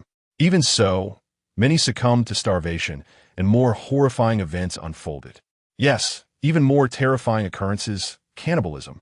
The majority of those who perished were women, the elderly, and children. In private, some individuals resorted to consuming the corpses of the deceased, driven by hunger and the instinct for survival. As the situation at the Dakingshan base became untenable, Commander Yin Hongyan had no choice but to organize the remaining soldiers along with a handful of healthy women, children, and their families for evacuation. Men who wished to accompany them were permitted to do so, provided they could secure their own means of transportation and provisions. Ultimately, fewer than 100 able-bodied men chose to follow, most of whom still clung to the vestiges of human decency. They endeavored to circumvent densely populated cities. Although encounters with mutants were infrequent, their numbers continued to dwindle. "Commander Yin, shall we set up camp here?" inquired Wang Yang, the leader of the convoy, as he hurried over, clad in the military coat provided to them. Prior to the apocalypse, he had been the owner of a publicly traded company, one of the affluent. But in this new world, wealth holds no value. Food and strength are now the essential prerequisites for survival. Wang Yang placed his hands over his mouth to warm his breath and remarked, "I have been in this vicinity before. There are no towns nearby. But approximately 50 to 60 miles to the northwest lies a prison. I wonder what the situation there is like now." "A prison nearby?" Yin Hongyan furrowed his brow, contemplating. "Come over here and tell me more about that place." Wang Yang queried, puzzled. "What do you want to know about it?" "There's nothing there but criminals. The prison's cafeteria should have provisions. Our supplies are running low, and we can't last many days," Yin Hongyan replied. Wang Yang rubbed his hands together in silence. They had been subsisting on a single meal per day, and those with weaker constitutions had already succumbed to hunger and illness. Food. Perhaps at the prison, they could indeed find some sustenance. With food, they could survive. They could only hope to reach the Dawn base swiftly, for it symbolized hope, the hope of survival. Before long, the 4 teams returned. As anticipated, the area was remarkably secure. Yin Hongyan issued orders to set up camp for the night. The convoy ventured into the wilderness, with several fully enclosed military trucks parked side by side in the center, while the remaining armored vehicles, trucks, and private cars encircled them. One by one, individuals emerged from the trucks, and a notably tall, portly man clad in a military overcoat began to organize the lighting of a bonfire. 2 vehicles followed a patrol team into the woods to gather firewood, ensuring the bonfire would burn throughout the night. A cooking brigade composed of women had already commenced boiling snow for water, which would first be offered to the children and drivers. Yin Hongyan summoned Wang Yang to his command vehicle, where several other officers were present, and a discussion ensued regarding the collection of food from the prison.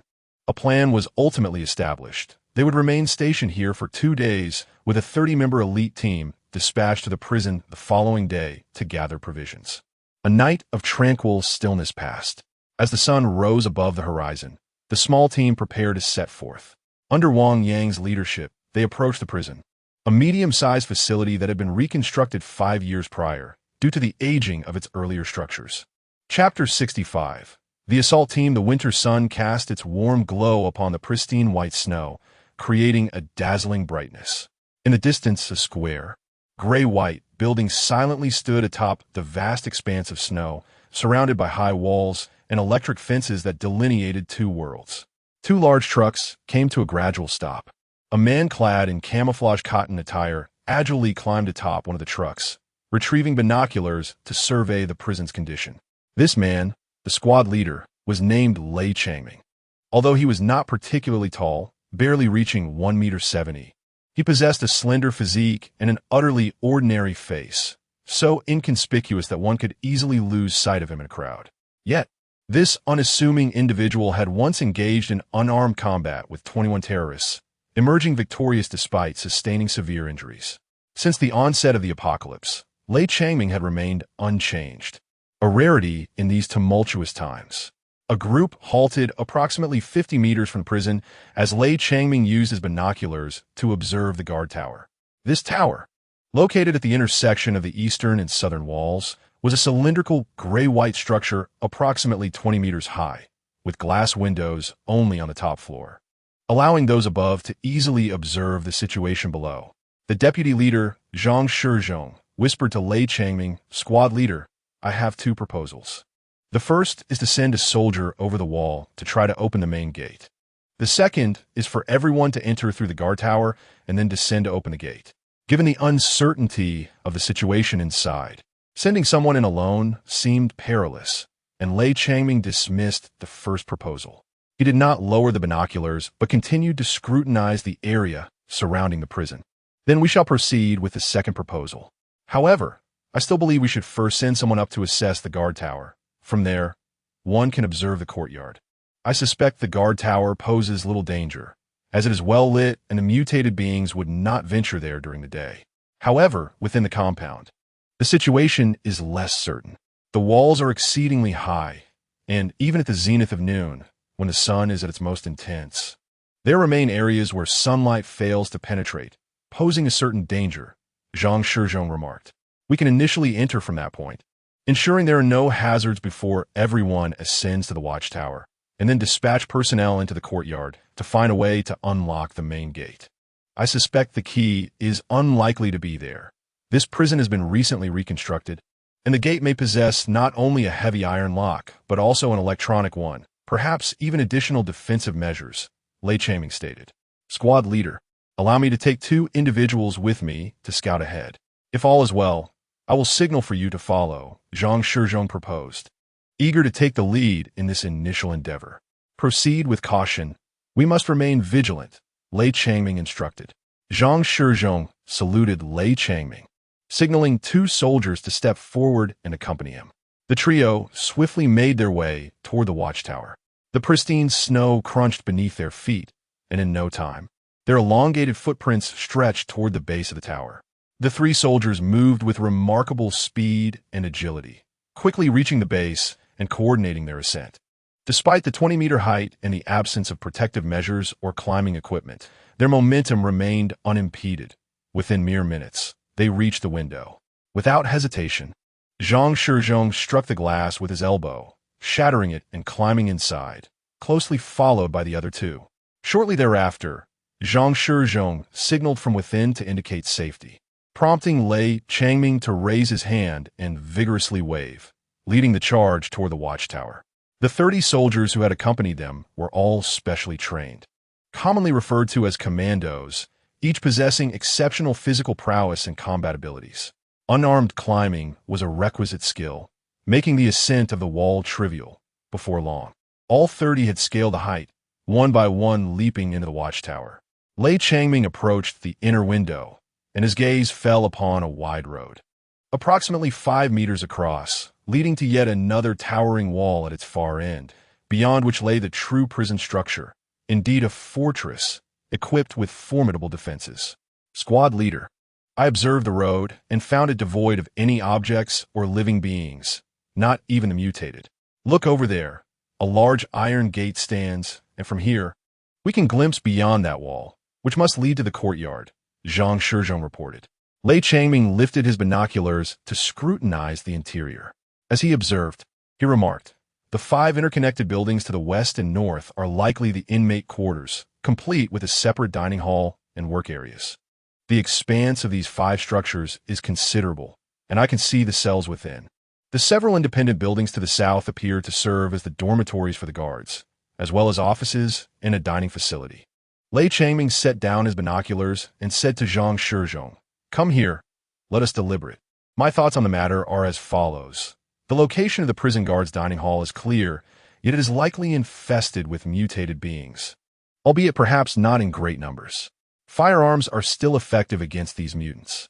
We could adopt a swift and decisive strategy, eliminating any encountered mutants with a single strike. Conversely, the location of the mess hall within the cell block remains unknown, complicating our operations. We are uncertain about the freedom of movement of any mutants inside. However, since we have arrived, we must not hesitate or second-guess ourselves. We must take everything that can be taken." Upon hearing this, Zhang Shizhong nodded in agreement. "First, let us open the main gate of this courtyard. We shall assess the interior doors thereafter. Go ahead. Remember, caution is paramount. Safety and life must come first," commanded Lei Changming. Zhang Shizhong selected 5 soldiers once more, and they descended through the inner glass windows. They successfully reached the main gate, where a soldier knowledgeable in electrical engineering proceeded to inspect the mechanisms. After carefully examining the wiring, he reported to Zhang Shizhong, "Report. Deputy Platoon Leader. While there are only mechanical locks here, there are 5 in total. However, unlocking them is quite simple, requiring no advanced technical skills. Yet, observe here, there are backup defense measures. If any of these locks are forcibly damaged, a backup system will activate, sending high-voltage electricity through the connections to the gate. Whoever attempts to open the door will be severely electrocuted." "What? You cannot open the door? What do you mean by all this?" Zhang Shizhong asked, glaring at him with annoyance. "Of course not. This is a trivial matter," the soldier replied with a cheeky grin. "Then get on with it and stop wasting time," Zhang Shizhong commanded. Chapter 66. Assault 2. The soldier chuckled and skillfully got to work. Nearly 40 minutes later, the mechanical locks clicked open one after another. 2 other soldiers immediately rushed to assist in opening the gate. The soldiers waiting outside in the truck saw the gate open and drove into the courtyard. Lei Changming descended directly from the watchtower with the remaining soldiers. A rather portly soldier mockingly said to Zhang Shizhong, "Oh Zhang, what were you thinking? Why climb the walls when there are perfectly good stairs?" He laughed heartily. Zhang Shizhong felt a tinge of annoyance as he watched them come down the stairs. Why hadn't they considered using the stairs instead of scaling the walls? What a miscalculation. Such a waste of energy. And now he had to endure the jibes from that rascal Yu Jinhua. Lei Changming cast a cold glance at the portly soldier, who was also a deputy platoon leader named Yu Jinhua. He often enjoyed jesting, and he and Zhang Shizhong frequently engaged in playful banter, though they shared a profound bond. They had been in the same squad since their rookie days and had both risen through the ranks due to their exemplary performance. Their bond was closer than that of brothers, forged through trials of life and death. 30 individuals arrived before the second layer of the door, which was relatively simple to open, secured only by 3 mechanical iron locks. However, the situation within remained uncertain. Although no mutated beings were observed in the courtyard from the watchtower, there was no guarantee that none existed. Thus, caution was paramount before attempting to breach the door. Lei Changming signaled, and the stout Jin Gui was the first to ascend the wall, followed closely by Zhang Shizhong and his team, who remained on alert. Despite his corpulence, Jin Gui displayed surprising agility, being the first to reach the top of the wall. After a brief observation, he waved his hand to indicate that it was safe to proceed. The engineer who had previously attempted to unlock the door swiftly moved forward, and soon the 3 locks were deftly opened, allowing the soldiers to enter the inner courtyard in a strategic manner. The innermost area of the prison was indeed expansive, divided into 2 main sections, the inmate activity zone and the guard activity zone, completely separated by barbed wire. They had entered the guard's domain. A rectangular courtyard paved with asphalt. On one side lay a parking lot, home to several luxury vehicles of notable brands. Adjacent to the parking area was a basketball court and recreational space, presumably for the guards' leisure. Before them stood a substantial building, likely the administrative office, dormitory, and mess hall for the guards, though its total area was not overly vast. Indeed, the word mess hall was inscribed above a pair of double doors on the building. The doors were ajar, allowing a view into the majority of the dining area. Li Changming signaled for an assault, and the soldiers quickly organized into a combat formation. 5 soldiers cautiously infiltrated the mess hall, followed closely by 8 others for support, while the remaining soldiers aimed their rifles at the entrance to provide cover. With some on alert outside, the foremost 5 soldiers raised their weapons, surveying the interior, which bore signs of disarray. Tables and chairs lay strewn about, covered in a thick layer of dust, with occasional bird tracks marring the surface and droppings scattered throughout. It appeared that the only living creatures present were birds. The 5 soldiers, covering one another, proceeded towards the kitchen. Upon entering, they exchanged glances, each reflecting disappointment. The kitchen was even more chaotic, with rice and flour mixed with dust, rendering the supplies inedible. However, it seemed devoid of immediate danger. One soldier began opening cabinet doors to inspect their contents. Another soldier whistled, signaling the agreed-upon cue, and Li Changming and his team stepped inside, leaving 2 soldiers to maintain vigilance at the entrance. It appeared that there was little of value here. Li Changming expressed his own disappointment, noting their dwindling food supplies.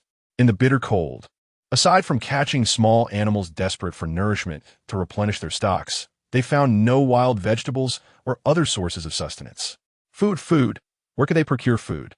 After finally reaching this location, they found themselves utterly empty-handed. Perhaps they might explore the possibility of a food storage warehouse nearby. Typically, in such secluded places, there would be warehouses for food storage, just in case, Guigue remarked while stroking his chin.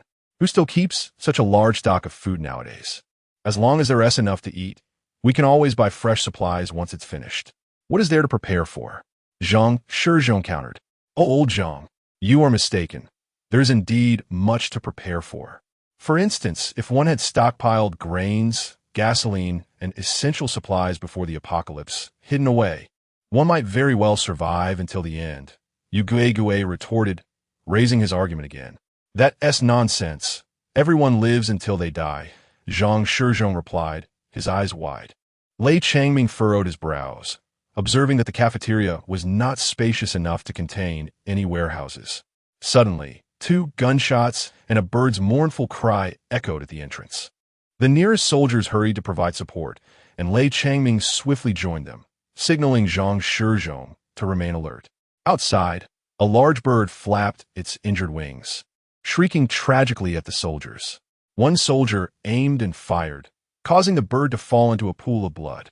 A soldier from the kitchen shouted, "There are eggs here." I don't know what kind of bird they come from, but they are as large as dinosaur eggs. One of these eggs would suffice for 10 people. What bird is inedible? Roasting it would surely be delicious. Another soldier chimed in. First, let us search this area to see if we can locate a warehouse. We must not let our guard down. Li Changming commanded Guigue. Understood, Guigue replied, straightening his expression and saluting Li Changming. Everyone, listen to my instructions. Now, line up according to height. Good. Now divide into 5 small groups and search the first floor of this building. Pay close attention to find food and other useful supplies. The rest will remain here on guard. In case of danger or any potential threats, do not act independently. Report promptly. Is that clear? Guigue commanded loudly. Chapter 67. Perilous encounter. The small team first searched the dormitory building, which was not very large, comprising only 5 floors with 4 rooms on each floor. Evidence of struggle was evident throughout the dormitory, along with several skeletons of bodies clad in tattered police uniforms, indicating that these deceased individuals were prison guards. They also discovered some expired snacks, blankets, cotton clothing, toothpaste, and other essential supplies, all of which the soldiers packed and loaded onto their vehicle, asserting that usable items should not go to waste. Although they were once trivial, the future production of such goods was uncertain. The situation in the office building was similar to that of the dormitory, yielding no significant discoveries, save for two desiccated corpses in what appeared to be a file room, not yet reduced to dust. Neither building contained any warehouses. Lei Changming had long noticed an independent two-story building to the north of the barbed wire gate leading to the inmates' area. Pointing towards it, he commanded, "Search there." The soldiers promptly surrounded the structure, and one soldier, under the protection of his comrades, smashed a window on the northern side. "Stay alert," Zhang Shizhong whispered firmly. The warriors stood vigil at the window, their weapons raised for quite some time, yet no sound emerged from within.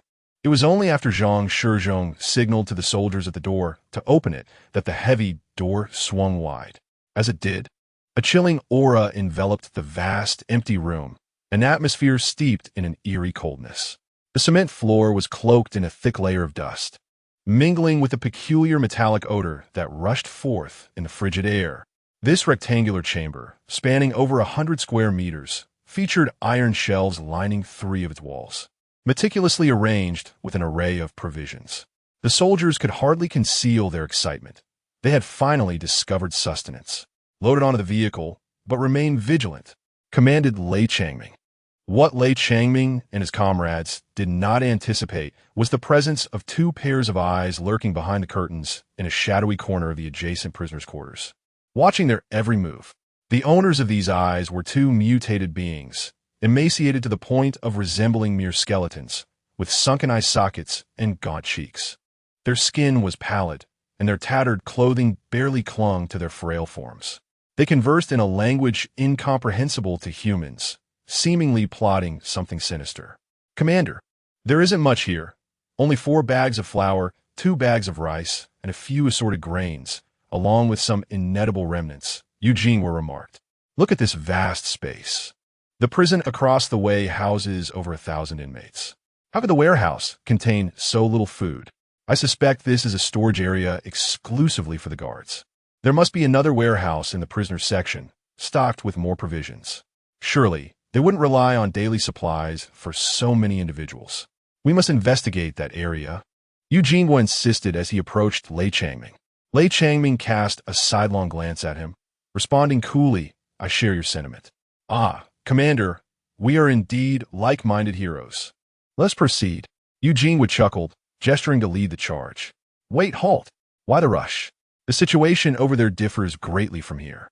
You cannot just act recklessly," Lei Changming admonished, summoning Zhang Shizhong to join them. Zhang Shizhong had just procured the layout of the prison and laid it before Lei Changming. Pleased, Lei Changming nodded in approval, saying, "Well done, there is progress." Zhang Shizhong beamed proudly at Eugene, who feigned ignorance, stretching his neck to peer at the map. The trio scrutinized the layout together, ultimately deciding to head directly to the cafeteria, followed by the factory area to search the courtyard, while foregoing exploration of other locations. They believed that within the confines of the prison, 2 scenarios could unfold. One where, during a mutation outbreak, the majority of inmates were confined, unable to escape their cells even if they transformed, with only a handful of prisoners or guards outside succumbing to mutation, unable to breach the cell blocks. Though both sides yearned for a confrontation, they could only watch in frustration, resulting in a mere handful of mutants within. The second scenario depicted a rampant outbreak, with most individuals outside, leading to widespread chaos and significant casualties, though the mutants outside would likely be hiding in the shadows, resting. With careful movements, the danger could be mitigated. Regardless of the situation, caution was paramount. In the aftermath of the apocalypse, despite their encounters with mutants, their understanding of these creatures remained woefully limited. The commander emphasized that safety was the priority, with all else taking a back seat. Human life was the most precious. Lei Changming cast a solemn glance at Zhang Shizhong and Eugene before stating gravely, "Proceed as planned." They traversed peacefully to the cafeteria, where the heavy door stood firmly closed. Outside, the asphalt yard was overtaken by weeds sprouting from the cracks, a testament to the passage of time, rendering any signs of past skirmishes unrecognizable after a year. Cautiously, they pushed open the cafeteria door. Unlike the guards' dining area, this place, though covered in dust, boasted neatly arranged tables and chairs, devoid of any evidence of previous conflicts. The spacious and well-lit dining hall revealed no signs of mutants upon their inspection. Zhang Shizhong, leading the charge, signaled for several soldiers to cover one another as they advanced towards the kitchen, while others prepared to open the door leading to the factory area in the opposite direction. The soldiers approaching the door moved with urgency, quickly arriving at their destination. One soldier cautiously pushed the door, while the others assumed a heightened state of alert. The creaking sound of the door was jarringly loud in the eerie silence. As the partially ajar door swung open, the soldiers at the threshold were drenched in cold sweat, instinctively stepping back. "We have a situation. Prepare for battle." Lei Changming's warning was barely uttered before he dashed forward, with Zhang Shizhong and Yu Jinghua following closely behind. Upon witnessing the scene within, a chill ran down their spines. The long, dim corridor was cluttered with countless mutants sprawled in disarray. "Close the door," Lei Changming ordered in a hushed tone. Two soldiers carefully shut the door, securing it with a latch. Chapter 68. Extracting from the tiger's jaw, a group of over 20 advanced stealthily in reverse. At that moment, the soldiers who had ventured to the kitchen emerged, carrying 2 bags of rice and 1 of flour. Zhang Shizhong quickly gestured for silence, and the group retreated into the courtyard, moving even more quietly than before. The soldiers dispatched to search the cafeteria scoured the area, but found nothing unusual. They retrieved the remaining edible rice and flour. Finally emerging into the frigid air, the group found themselves drenched in a sheen of white sweat. "Commander, what should we do? It seems there are numerous mutated beings in the factory," Zhang Shizhong remarked, his expression grave. "What is this prison factory producing? Does anyone know?" Lei Changming inquired. Most prison factories primarily manufacture police uniforms, and some collaborate with enterprises for contract work. However, they all fall under the category of light industry, Yu Jinghua explained. "If they're producing garments, we ought to inspect the factory. The military supplies we have brought are limited in clothing. Rather than later searching through the densely populated cities for these essential items, we should collect as much as we can while we have the opportunity," Lei Changming suggested after a moment of contemplation. "Indeed, it would be far more efficient to gather a substantial amount now than to collect them one by one later." Zhang Shizhong concurred. "However, we must deliberate on the safest entry point. This area is well lit, yet lacks a door," Lei Changming noted. "The safest entrance would undoubtedly be to the south, where sunlight abounds." As they turned to the southern side, they discovered that there were indeed no doors, only rows of windows fitted with barbed wire. Lei Changming commanded 2 soldiers to open a window quietly. The soldiers swiftly dismantled a section of the barbed wire and opened a window. With their comrades providing cover, they first climbed inside without incident. Subsequently, the remaining soldiers entered in pairs, followed by Lei Changming himself. The last to enter were Zhang Shizhong and Yu Jinghua, leaving 2 soldiers outside to maintain vigilance. Upon entering, they realized they were in a long corridor lined with windows. The corridor was quite spacious, allowing 3 individuals to walk side by side. The abundance of windows ensured that it was also well lit. Having consulted the map earlier, they recognized this as the corridor outside the workshop. Moving in one direction led to the dormitory, while the other direction connected to the corridor adjacent to the canteen, which was teeming with mutated beings. "We must not make any loud noises. Awakening so many mutated beings would be a considerable hassle," Lei Changming remarked while studying the map. "Understood." The 3 soldiers responded in unison, their footsteps synchronized as they jogged toward that direction. "You 3, search for an operable door along this corridor. Be swift. Move quietly," Lei Changming commanded, gesturing to the soldiers. "Yes," they replied softly, quickly scouring the corridor for any accessible doors. Meanwhile, Lei Changming, Zhang Shizhong, and Yu Jinghua continued to scrutinize the map. Without delay, Lei Changming led his team toward the open workshop door, which provided a clear view of the interior. Although sunlight did not fully penetrate the workshop, the illumination was sufficient to discern the surroundings. The nearly 1,000 square meter rectangular workshop was lined with sewing machines, confirming that it was indeed a garment production facility. Lei Changming felt a flicker of satisfaction. Although food was scarce, clothing was also running low. A door on the eastern side was ajar, which the map indicated was a storage area for finished products. On the production line, numerous semi-finished products lay scattered, their integrity likely compromised after nearly a year of exposure to the elements. Zhang Shizhong suddenly gestured for silence, pointing to two dimly lit corners where several mutants were huddled together. Lei Changming's expression grew increasingly stern as he signaled 6 of the most accurate marksmen to remain vigilant, silently instructing them. Should any of the mutants stir, they must fire simultaneously and with lethal precision. The soldiers acknowledged the command with a nod. With the remaining personnel, Lei Changming proceeded towards the product warehouse. The door to the warehouse stood ajar, the lighting within resembling that of the outside, dim yet sufficient to discern all details clearly. Inside the warehouse, towering stacks of cardboard boxes leaned against one wall, presumably filled with finished garments, while the opposite wall housed a series of shelves laden with bags of semi-finished clothing, equally stacked high. Lei Changming directed 2 soldiers with hand signals, silently commanding them to carefully dismantle the wire mesh outside the nearest window and to open it with utmost caution so as not to rouse the mutants. The 2 soldiers saluted, pledging to fulfill the task. Lei Changming then led the way, moving boxes outside with gentle precision, while the remaining soldiers swiftly joined in. The boxes were heavy, yet manageable for these soldiers. As the window was opened, 2 soldiers were designated to relay the boxes outside, while the driver also descended to assist in transporting them. The soldiers, in peak physical condition, worked with remarkable speed, swiftly transferring the finished boxes before continuing with the semi-finished items contained within bags. Lei Changming was intent on leaving nothing behind.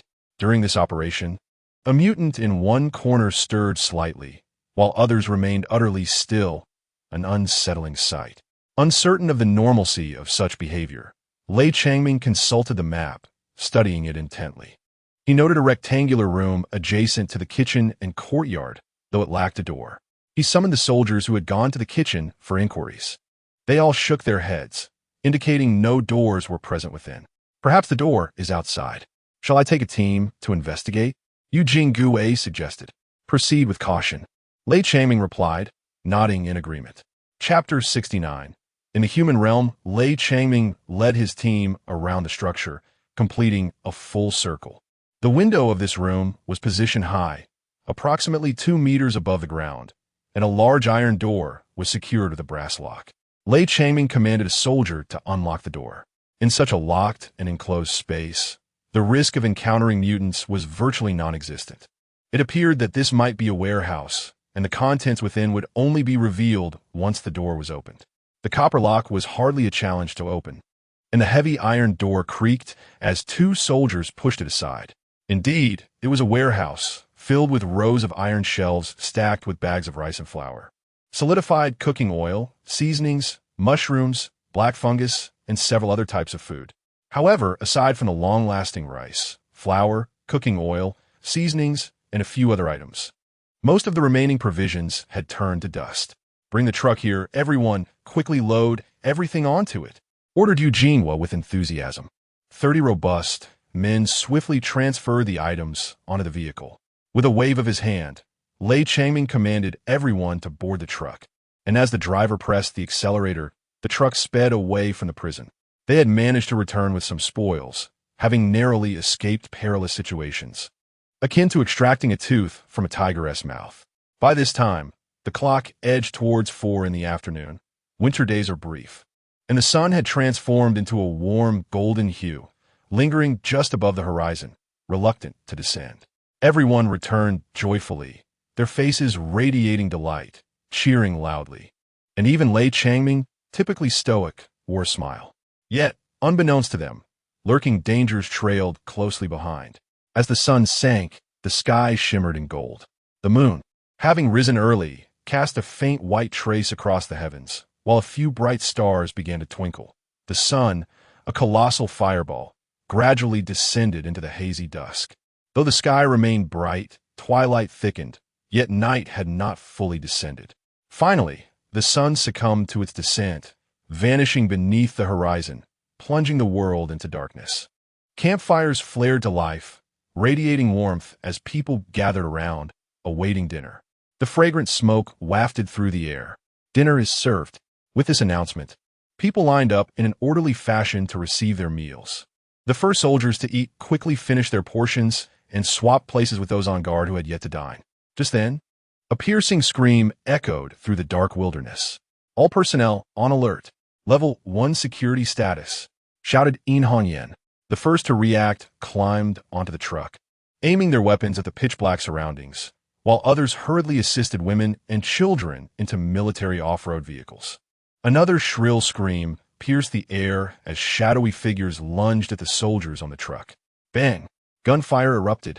Some soldiers were overrun by the shadows, and the nearby comrades hesitated to shoot for fear of friendly fire, instead rushing to assist. One by one, mutated beings emerged within the camp, pouncing upon the unsuspecting populace. Feasting upon them, they're crawling in from under the trucks. "Block their entry," Zhang Shizhong shouted, realizing that more mutants were surging in from beneath the vehicles. In the flickering light, Li Nianlan finally discerned the countenance of the mutated beings that had crawled in. These mutants were unlike any he had encountered before. They were emaciated, their hunger for human flesh more frenzied and terrifying. In their eyes, there existed only the primal urge for food, devour, consume every morsel. Eugene Gouet seized a machine gun and dashed to the front of the truck, unleashing a hail of bullets beneath it. A young soldier, witnessing this, abandoned his rifle, hoisted the machine gun, and rushed to the opposite side to fire at the undercarriage. Lei Changming was already drenched in blood, unable to discern whether it belonged to the mutants or other humans, perhaps even his own. He was locked in a fierce struggle with a towering mutant, each of his strikes precise and ruthless. Nearby, several mutants lay incapacitated, their necks forcefully twisted, yet they still clung to life, albeit rendered motionless. Li Nianlan cradled a wailing child in one arm, while raising his weapon with the other, firing at the oncoming mutants with a series of gunshots. Bang, bang, bang. Each bullet found its mark, and with the final shot, he pierced the head of a mutant that was about to pounce on him, causing it to convulse and collapse onto the ground. The civilians scattered like headless flies, desperately seeking a safe haven to hide. Some, in their panic, lost their bearings, fleeing from the inner camp to the outside, where they were swiftly torn apart by the mutants lying in wait, their deaths a horrific spectacle. A few soldiers, determined to protect the women and children aboard the truck, clung tenaciously to the mutants trying to board, despite being gnawed at and drenched in blood. The terrified women and children could only cry and await their fate. Everywhere there was carnage, cries of anguish filled the air. Waves of mutants surged forward, only to be repelled by the soldiers, but new waves continued to attack, appearing almost organized in their assault. What was once a tranquil night had transformed into a scene of bloodshed. "Damn it, squad leader, why are there so many of these monsters? We can't keep this up," Zhang Shizhong exclaimed, wiping blood from his face. Chapter 70. Life and Death. Zhang Shizhong grasped a nearby soldier, thrusting the machine gun into his hands, and shouted, "Hold the line. I'm going to report to the commander. We cannot continue fighting like this. If we do, everyone will perish." The young soldier, armed with a machine gun, fired wildly beneath the truck, having only joined the military a little over a year prior. At the tender age of 18 or 19, this was his first encounter with a real machine gun. "Commander, squad leader," Zhang Shizhong called out as he searched, ultimately spotting Li Nianlan amidst a throng of bloodied figures. "Commander, I have urgent news to report." Li Nianlan had just tossed the child into a truck when he heard Zhang Shizhong's voice. Wiping the mingled sweat and blood from his face, he urged, "Speak quickly." "Commander, we cannot continue this way. It appears that these mutated beings have a leader. Each time one of them emits a high-pitched scream, they launch an assault. They do not attack all at once, but rather employ a strategy akin to a rotating wheel, advancing in waves. The mutated beings possess formidable defensive capabilities, and our warriors lack sufficient combat experience, uncertain of how many bullets it takes to bring down a single mutant. Our ammunition is limited, and if this persists, we will inevitably be depleted," Zhang Shizhong remarked to Li Nianlan. At that moment, Lei Changming rushed over, having also recognized the gravity of the situation. We cannot afford to waste time like this. Commander, we must break through. Lei Changming asserted his opinion. In Hongyan clenched his teeth, gazing deeply at the comrades beside him, those with whom he had shared life and death. Indeed, he could not allow them to perish here. However, to avoid a slow death, someone must be willing to make the ultimate sacrifice. Only through sacrifice can some hope to survive. Everyone desires to live. No one wishes to die. Even as the world has transformed into this dire state, the wish to live remains a universal longing. In Hongyan proclaimed with a firm voice, Lei Changming, Zhang Shizhong, Yu Jinghua, Wang Kai Lu Yihong, to which they responded in unison, Here, here, here, here, here. The 5 valiant men stood resolutely before In Hongyan, their postures erect and their gazes unwavering. Amidst the continuous gunfire, In Hongyan inquired, Are you afraid of death? With determination, he continued, Good, but we cannot succumb to death. We must survive. In Hongyan declared loudly, I, Lei Changming, and Zhang Shizhong will lead 100 soldiers in a charge for survival, holding back the mutants. Yu Jinghua and Wang Kai, you two will lead the way and ensure the safe passage of everyone. Lu Yihong, organize a team of soldiers to provide cover from the truck, and if any mutants pursue, you must secure our rear. In Hongyan commanded, No, Commander, you should lead the charge. I, along with the company commander and old Zhang, will hold back the mutants. Yu Jinghua insisted, The soldier's duty is to obey orders. Have you forgotten? You are still a deputy company commander. Obey the command. In Hongyan asserted loudly. Zhang Shizhong, with a smile, patted Yu Jinghua on the shoulder and cheerfully said, Look at you. You once aspired to compete with me for the company commander position. Why the tears? None of us have perished yet. Besides, it is not certain that we will meet our end. Brother, if I happen to survive today, let us celebrate with drinks until inebriation. Since ancient times, who has escaped death? Let our loyalty shine brightly through the annals of history. Brother, even if today leads to our demise, let be a noble death, one that weighs heavier than Mount Tai. Indeed, Commander, Company Commander, rest assured, we will ensure the mission's success. Lu Yihong spoke, suppressing his sorrow with a resolute voice. They all understood that each of their tasks was fraught with peril. The difference lay merely between a 10-to-1 or 9-to-1 chance of survival. Very well, go. Lei Changming, organize a team. You know your soldiers best. Select those of the highest caliber. Even if it leads to mutual destruction, we must buy more time. Only then can more comrades survive. Yinongyan commanded, Lei Changming. Understood. Commander, Lei Changming replied, ascending to a higher vantage point, and began to call out a series of soldier names.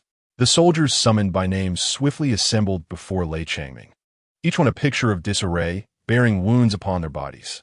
We must charge out and hold off those mutated beings to buy time for the main force retreat. Can we guarantee the completion of this mission? Lei Changming shouted. All right, arm yourselves with your most effective weapons. We shall confront those man-eating monsters. He declared. Yes. The remaining few organized themselves to execute the task. In Hongyan, Lei Changming and Zhang Shizhong, accompanied by a squad of warriors, surged forth with a determination to face death. The surrounding mutated creatures were caught off guard by their onslaught, although the mutants held the advantage in numbers and physical prowess.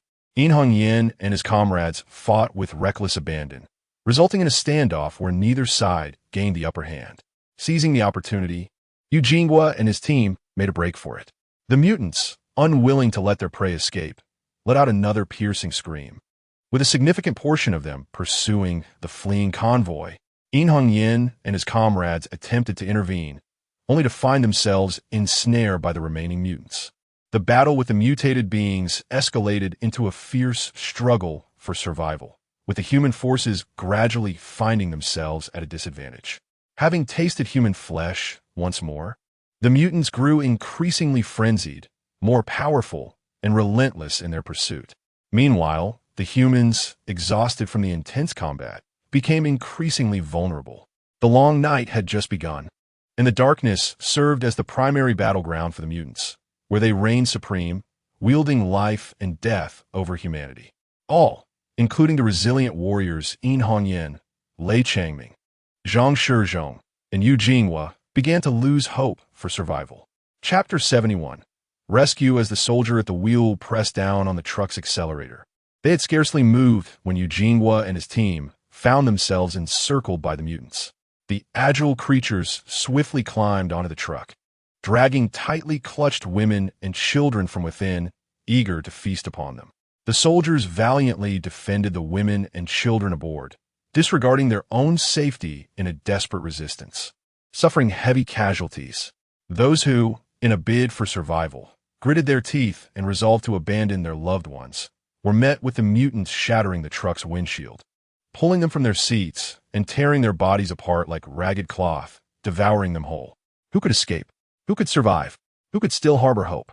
At that moment, the night sky was suddenly illuminated as bright as day, casting a dazzling light upon the glistening snow, blindingly brilliant.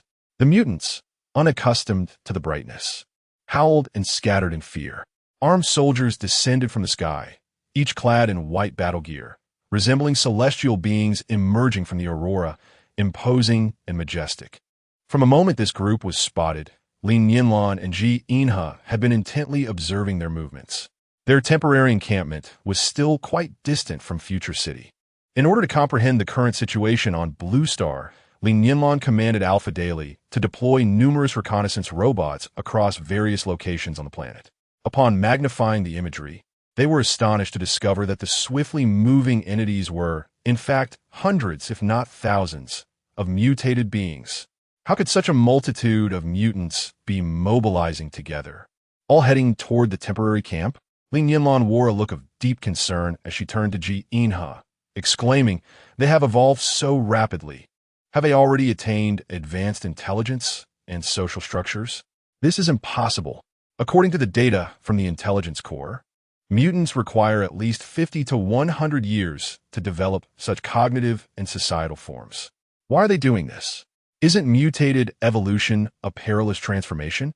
It has always been prohibited by the Interstellar Alliance government." Li Nianlan replied coolly, "Of course, it's driven by profit. Throughout human history, the pursuit of immortality and boundless power has led various nations and races to cultivate myths of divine beings beyond natural phenomena. It is said that while the mutated evolutionists possess fatal weaknesses, they also harbor formidable powers akin to those of the divine, which humanity cannot surpass. Along with a life that approaches immortality, our own longevity is derived from the study of their cells." At this point, Li Nianlan had already terminated the communication with the Intelligence Corps and stated, "Let us proceed. I have instructed Gao Xingyuan to organize others for the rescue operation. We must save them. Humanity should not be manipulated into extinction. I will report this matter to the Interstellar Alliance government. I believe they would prefer to abide by the Cosmic Code. Therefore, assisting humanity should not contravene the Alliance's regulations. Pilot your ship there swiftly. We still have time." Li Nianlan nodded and communicated with Alpha aboard the ship. The vessel moved at incredible speed. Before they were transported to the ground, Li Nianlan calmly issued a series of commands. "I will assist those who are encircled. They are in urgent need of rescue. Gao Xingyuan, you and your team must clear all the mutants from the vehicles and set up the protective measures, which can withstand relentless attacks from the mutants for at least 3 hours. Ample time indeed.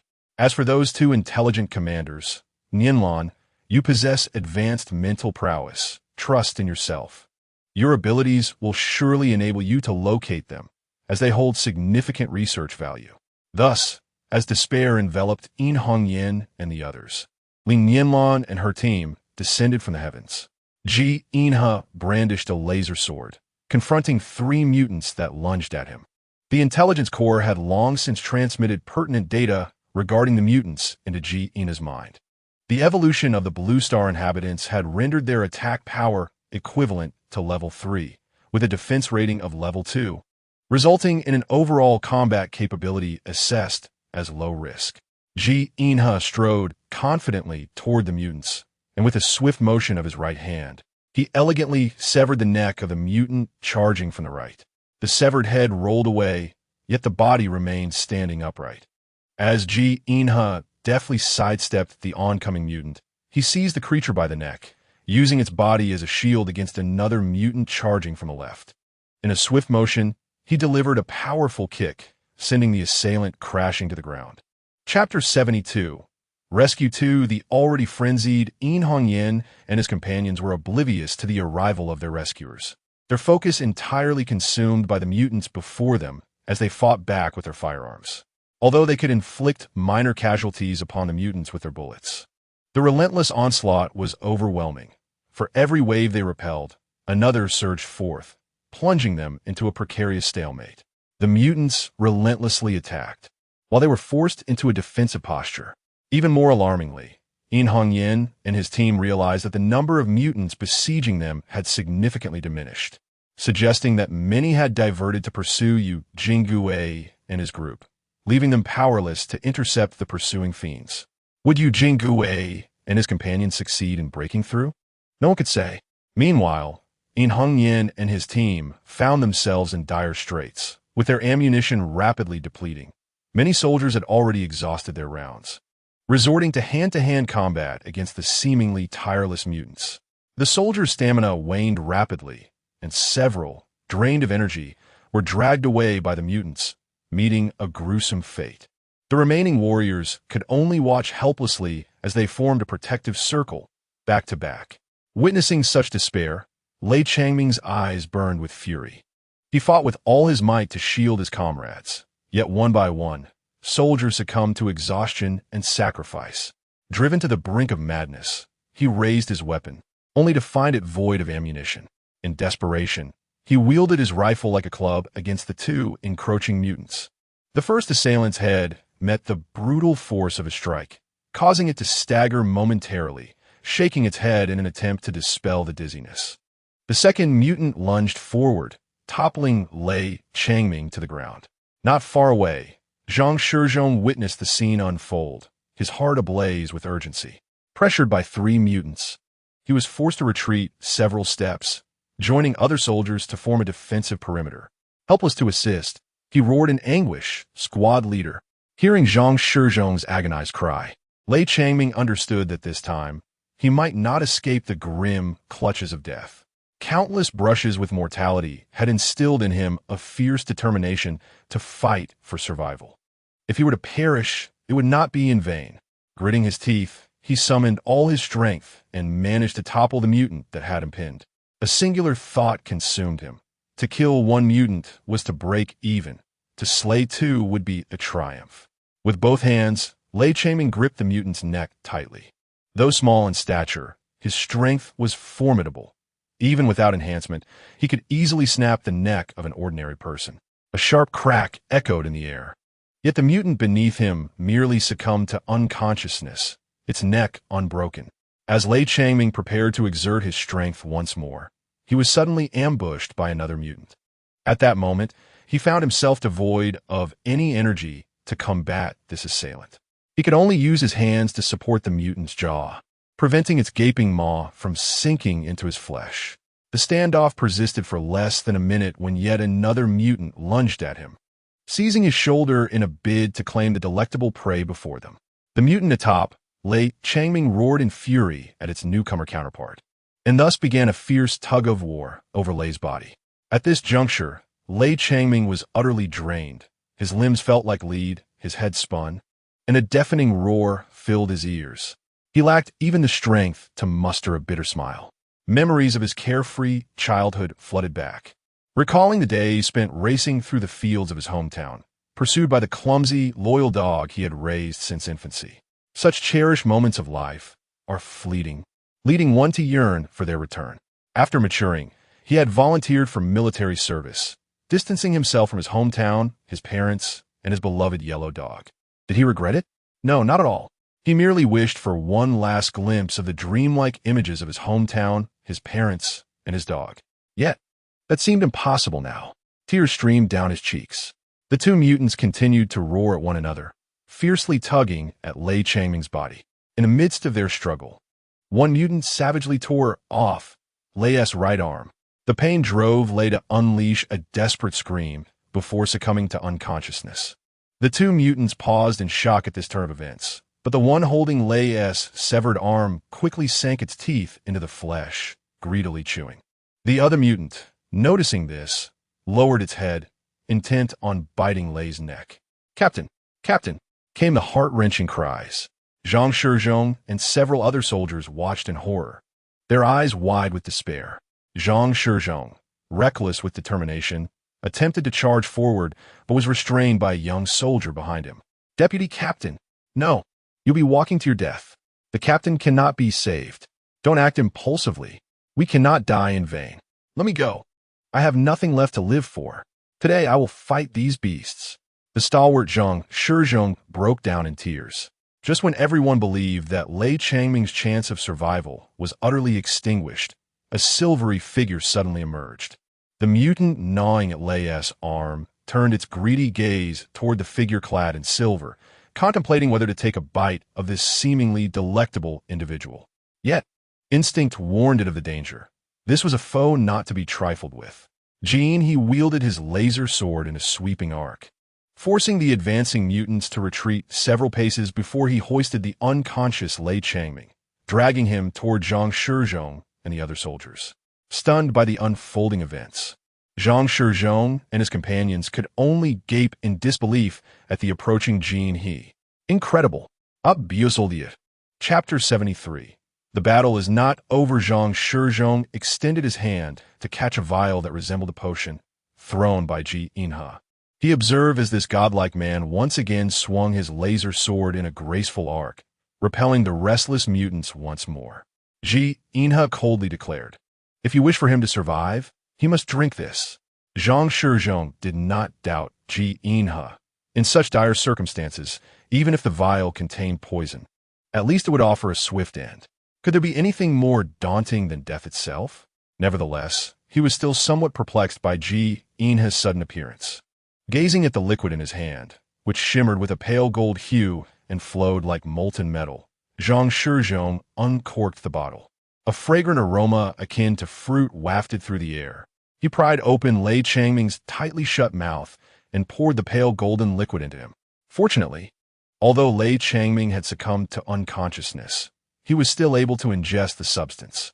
Remarkably, the liquid seemed to coalesce as a whole, with not a single drop spilling out, flowing seamlessly down Li Changming's throat and into his body. Zhang Shizhong marveled at the mysterious concoction.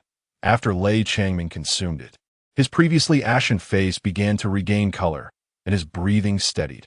Earlier, Zhang Shizhong had applied pressure and bandaged Li Changming's severed arm. But due to the severity and irregularity of the injury, blood and cellular fluid had continued to seep out. Astonishingly, after drinking this liquid, the bleeding ceased. Truly remarkable.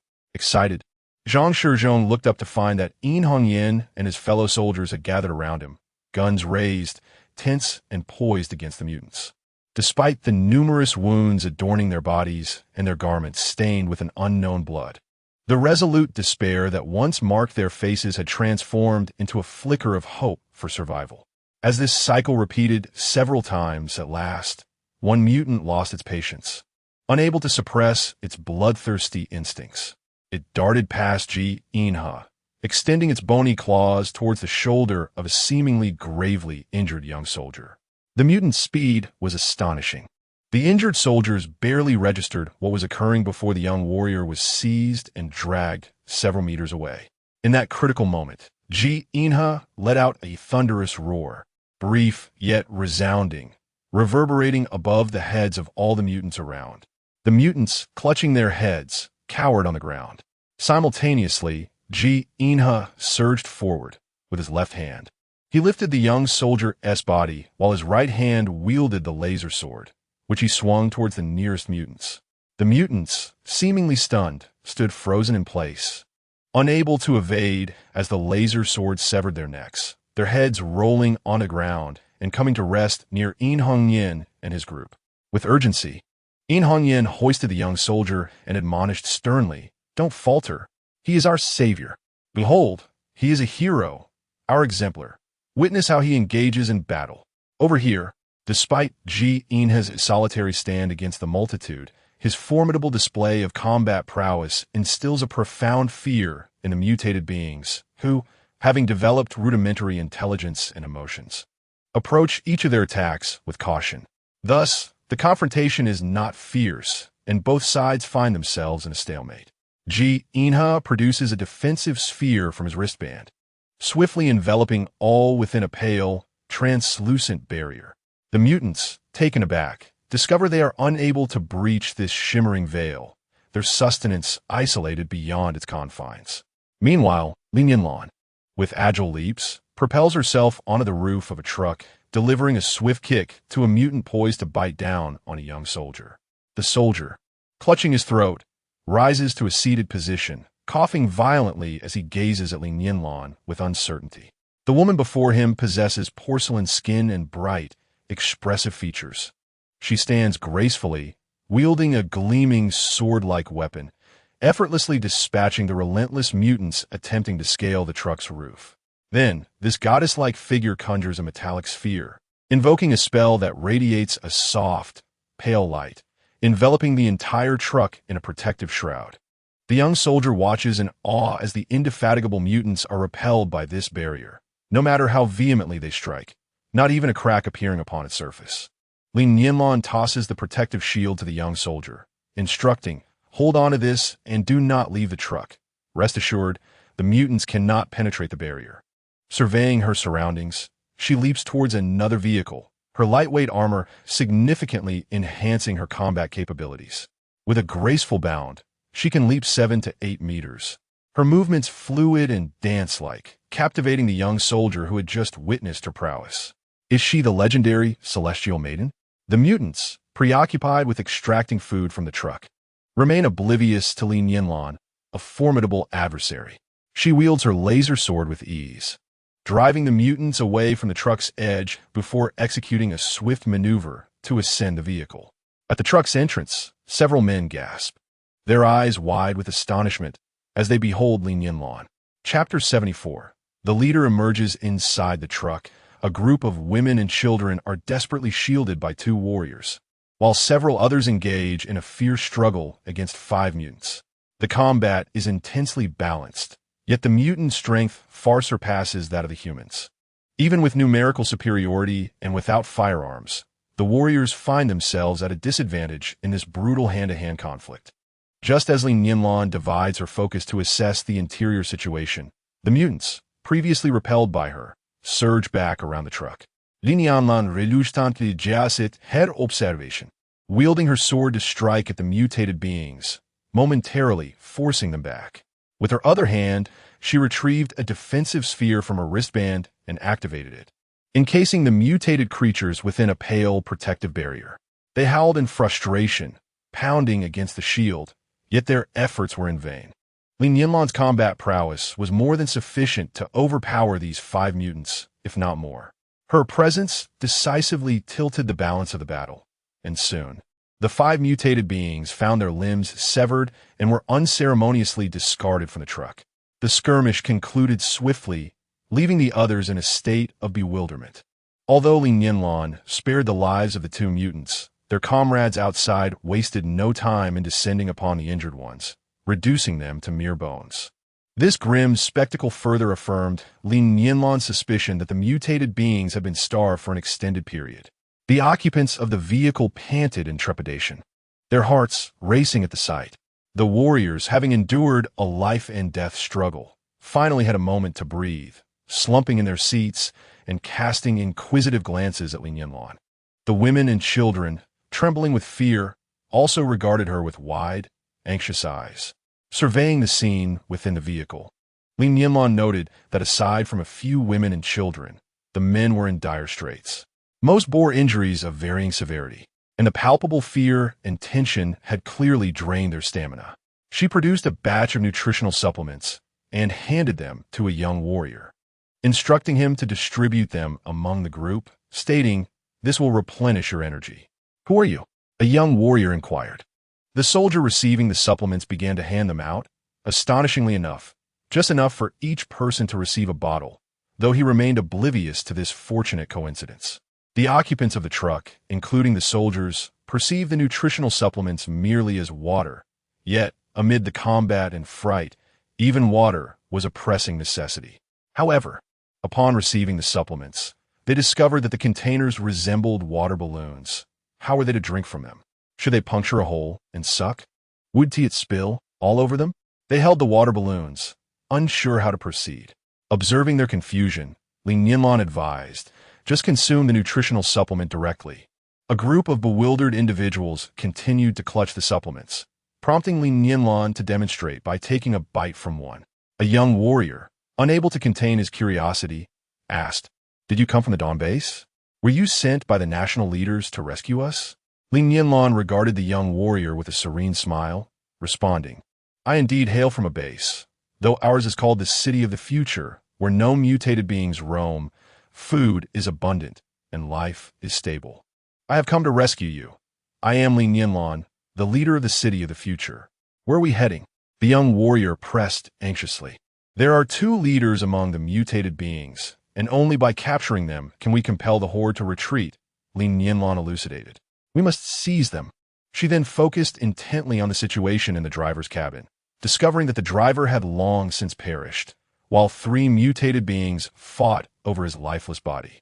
More mutants clamored at the door, eager to ascend the vehicle. Li Nianlan's gaze turned icy as she contemplated the detestable mutants. However, she was reluctant to engage with them further. Her primary objective was to locate the two leaders. Only by subduing them could she compel the mutants to retreat. Focusing her mental energy, she gradually closed her eyes and released her psychic force. Soon, the surrounding scenes unfolded in her mind like a vivid holographic projection, playing out in succession.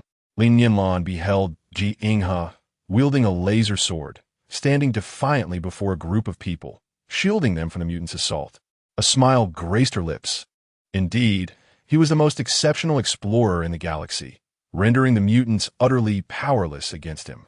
She observed Gao Xingyuan and his companions engaged in a fierce battle with the mutants, driving them from vehicles and activating defensive spheres to protect the occupants within. Suddenly, two piercing screams pierced the air, and the mutants' attacks grew increasingly ferocious and reckless, as if they sought to conclude the conflict swiftly. Simultaneously, Li Nianlan sensed two waves of brutal, sinister psychic energy. The mental force she had unleashed swiftly entwined around these two energies like tendrils, and she followed them closely until, amidst the fallen leaves of a grand tree, her psychic power located two mutants. These two mutants clung to the trunk, gazing into the distance. A psychic wave flowed between them. Could they communicate through mental energy? Li Nianlan then witnessed one mutant gesturing to the other. Unlike the others, these two mutants appeared more emaciated, almost skeletal, suggesting they had endured prolonged starvation. However, their eyes differed from those of their counterparts, though their pupils were frighteningly large. They shone with a clarity reminiscent of humanity, radiating the light of a soul. Chapter 75. Capture. Ji Yinghe handed a defensive sphere to In Hongyan. With striking features and an upright posture, Ji exuded an air of cold authority that compelled those around him to instinctively follow his commands. He addressed In Hongyan, stating, "This is called a defensive sphere. The white barrier it generates serves as protection. The principles behind it may elude your understanding, but suffice it to say, if you remain quiet and do not venture outside, these mutants cannot breach this barrier to harm you. Comrade, I am immensely grateful to you and your comrades for coming to our rescue. Which unit do you belong to? Are you the highest-ranking officer here? Is your mission solely to rescue us? You could provide us with weapons akin to yours, enabling us to fight." In Hongyan inquired urgently. Ji Yinghe replied with a steely demeanor, "I am Ji Yinghe. We shall discuss other matters once we have repelled the mutants. There is no time for further conversation. I must capture the leaders of the mutants. There are two of them, and as soon as we seize them, these mutants will be left leaderless and can be easily driven back." In Hongyan was left further perplexed. How could the mutants possess leaders? Do they not lack intelligence? He inquired, how could the mutants have a leader? Are they not devoid of intelligence? Ji Yinghe could only briefly convey the general situation to Ji Yinghe, stating, Your team dispatched to the prison to gather food and other supplies was immediately detected by these two mutant leaders upon entering. The number of mutants within the prison is substantial.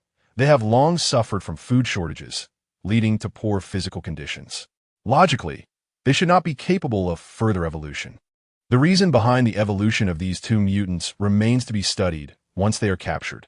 I suspect that the mutants in the prison have resorted to cannibalism to survive, and when your team appeared, they could have devoured every member of your squad.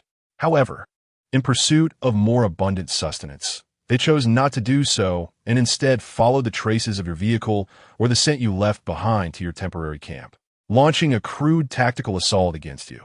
In Hongyan was rendered speechless by disbelief.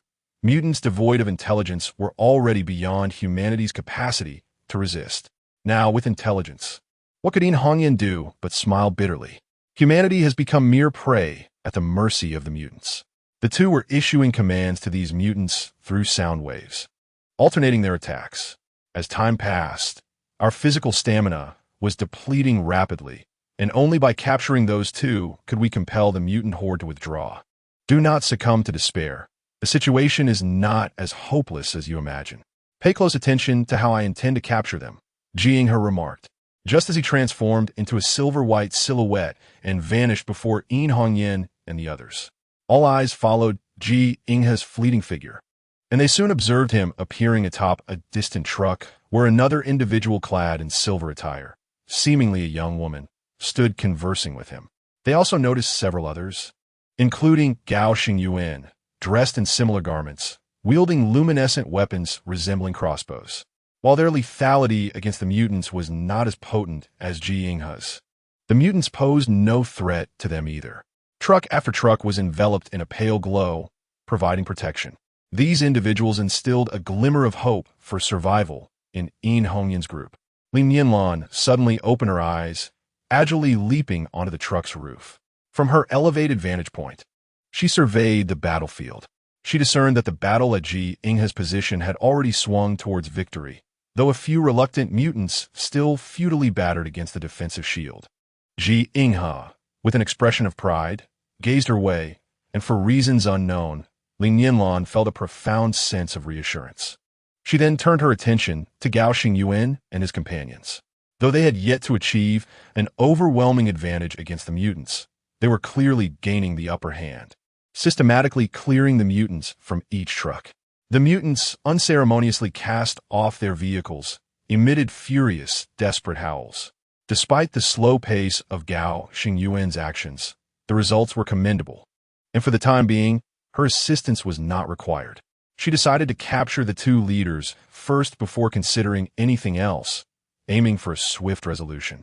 Prolonged delay would lead to physical exhaustion for Gao Xingyuan and his companions. As Li Nianlan contemplated this, she suddenly noticed the presence of another individual beside her. Before she could turn to see who it was, she caught a whiff of a familiar and pleasant scent. It was Ji Yinghe. Only he possessed such a uniquely delightful aroma. How curious, she pondered. When had she grown accustomed to this fragrance? You have discovered them, Ji Yinghe stated with certainty rather than inquiry. Indeed, they are approximately 800 meters away, hiding in a large tree while directing the mutants to attack us, Li Nianlan replied. Surprisingly, they are able to control their hunger, opting to observe from a distance rather than rushing to devour their prey. Thus, it is imperative that we capture these two mutants, Ji Yinghe asserted. Capturing them is easy. But then what? What do you intend to do? I do not consent to dissecting them or using them as lab rats for research. They possess intelligence and emotions. It would be more merciful to end their lives, Li Nianlan remarked. This is not a matter of your consent. They currently stand as humanity's archenemy. However, after further evolution, what powers might they wield? The new blue star beings are also human. Could they too become adversaries to the new blue star inhabitants? Or might there come a day when the new blue star people find themselves unable to contend with the evolved mutants, becoming victims much like the blue star people before them? Ji Yinghe posited. I can assure you, I will hand them over to the Interstellar Alliance government and report these circumstances accurately. What they choose to do next is beyond your jurisdiction. That decision rests with me. Li Nianlan felt a slight lift in her spirits due to his words. There's an ancient saying among the blue star as Hua Zhu that goes, "Those not of my kind must have different hearts." Humanity, a creature of reverence, is also one of skepticism. Yet, for the sake of the survival of the species, such doubt is not without merit. Chapter 76. Captured you approach from the front, and I will flank them from behind. These two mutants possess a relatively high level of intelligence. They will likely notice you and attempt to flee. However, given our combined abilities, they will have nowhere to escape. Yinga explained. Do not be overly eager. Let me handle the dirty and strenuous tasks. You need only lead the way. I will take care of everything. Ji Inghe said with a gentle smile, ruffling Li Nianlan's hair. He too found himself missing the cheerful little chubby boy. Li Nianlan shot Ji Inghe a defiant glance, snorting in annoyance as she retorted, "Have you ever heard the saying? A man is reliable only if a sow can climb a tree." With that, Li Nianlan ignored Ji Inghe further, leaping from the car's roof and deftly evading the mutants that lunged towards her, charging ahead towards the position of the mutant leader. Ji Inghe let out a wry smile and followed closely behind. Since arriving on the Blue Star, Li Nianlan had undergone significant changes, becoming much more relaxed and cheerful. Yet, he preferred this version of Li Nianlan. Two silvery figures like shooting stars glimmered beautifully as they darted through the crowd. The two mutant leaders were engaged in conversation atop the tree. Initially, both of them were filled with excitement for this operation, as it promised an opportunity to indulge in a hearty feast. Ever since they gained consciousness, they had been in a perpetual state of hunger. The mutated beings resembled energy vessels, never experiencing the sensation of fullness regardless of how much energy they absorbed. Thus, even when satiated, the sight of their favorite food would ignite an insatiable desire to consume more. The prison had remained under strict lockdown, and even with the onset of the apocalypse, no one, including the guards, had managed to escape. The two mutated beings were, in fact, a prison guard and a doctor from the facility. At this juncture, a small squad dispatched by Yin made its appearance. The two mutated leaders effortlessly led their followers to track down the temporary camp. As for their strategy of attack, the leaders had a rather simplistic approach. They observed that Yin's group appeared numerous and possessed weaponry capable of inflicting harm on the mutated beings. Consequently, they resolved to divide their forces into several groups to assault Yin's people, anticipating that even if casualties occurred among their ranks, they could ultimately deplete Yin's resources and strength, thereby allowing themselves to relish the bounty of food. What the two mutated leaders did not foresee was the unexpected emergence of a formidable team led by Cheng Yaojin, a veritable nightmare for the mutated beings. This group not only displayed fearlessness in the face of their adversaries, but also effortlessly vanquished them. Among them, a man and a woman exhibited exceptional prowess, easily overpowering even the most formidable of the mutated beings. As the two leaders deliberated on whether to retreat with a few morsels of food, not wishing to abandon their subordinates to escape alone, one taller, mutated being emitted a sharp howl of alarm before hastily retreating into the depths of the forest. The other, shorter one, swiftly leaped onto another tree, following suit. In that moment, their concern for the well-being of their fellow mutated beings evaporated, as they realized that failure to flee could result in their demise. Li Nianlan, witnessing their flight, promptly contacted Ji Inghe via her intelligent device, relaying the direction of the mutated leader's escape, while she leisurely pursued them from behind. The warning from the mutated leader had reached other mutated beings, who seemed to sense the gravity of the situation and began to howl, fleeing into the woods. Meanwhile, Ji Inghe, upon receiving Li Nianlan's information, swiftly altered his course to intercept the two leaders. Before long, Ji Inghe encountered the two mutated leaders face to face. There was no way he would allow them to dictate the pace of the chase. With a leap, he swung his sword with a fluidity that was both swift and precise. The two leaders, sensing the impending danger, lunged forward. Yet one of them suffered a deep gash across his back, blood pouring forth in torrents. Chapter 77. Returning home, the speed of Ji Inghe was as swift as lightning. Even Li Nianlan could not discern how he executed his movements.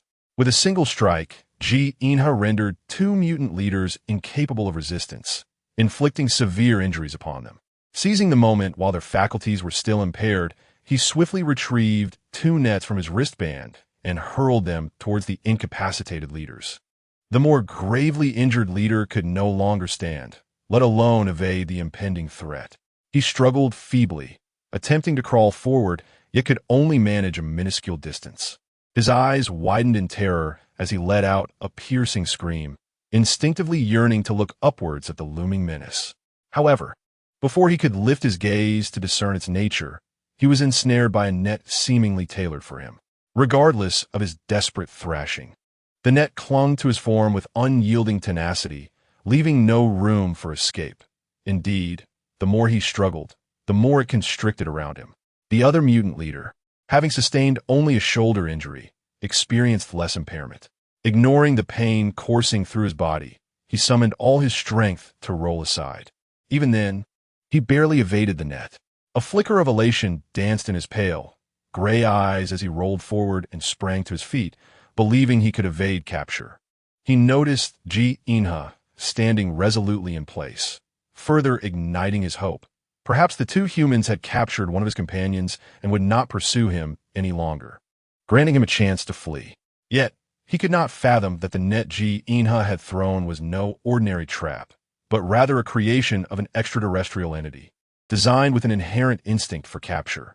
This entity could ensnare prey based on the biological parameters set by its master, and though it possessed life, it lacked intelligence, acting solely on directive and refusing to relent until it succeeded in its task. The cries of the mutant leader echoed in the ears of the surrounding mutants, many of whom paused their assault on the humans, attentively straining to listen. Gradually, fear colored their grayish faces, and a portion began to flee in terror. Ji Inha turned to Li Nianlan and inquired, "Do you have cages aboard your ship?" Furrowing his brow, he lamented the ongoing repairs to his own vessel, which proved to be quite inconvenient. Suddenly, an idea struck him, and he added, "You could appoint me as the first officer on your ship. This would facilitate my tasks considerably." Li Nianlan, perplexed, tilted her head and asked, "Why would you wish to do that? What is it that you find inconvenient?" Isn't Alpha sufficiently obedient? Although Li Nianlan held Ji Inha in high regard, she understood that for the new Blue Star inhabitants, a spacecraft was as vital as a home was for Blue Star denizens, particularly for interstellar explorers, as a ship nearly represented one's very essence. Li Nianlan cast a sidelong glance at Ji Inha and, with a hint of prideful defiance, proclaimed, "According to the regulations of the Interstellar Alliance, should you wish to become the vice-captain of my ship, a contract must be signed. You are obliged to obey my reasonable commands. Are you agreeable to this? Even though you are a starship commander, I am merely a humble explorer." Ji Inha chuckled joyfully and replied, "Even your unreasonable commands, I would comply with, dear." The term dear flushed Li Nianlan's cheeks with indignation, prompting her to glare at Ji Inha with a huff before adopting a haughty demeanor and conceding, "Very well. In light of your earnestness, I shall approve your request." Ji Inha's laughter grew louder, but soon after, his intelligence device transmitted Li Nianlan's appointment letter and contract. Without hesitation, Ji Inha inscribed his genetic sequence information upon it, a testament to the integrity of the new Blue Star inhabitants.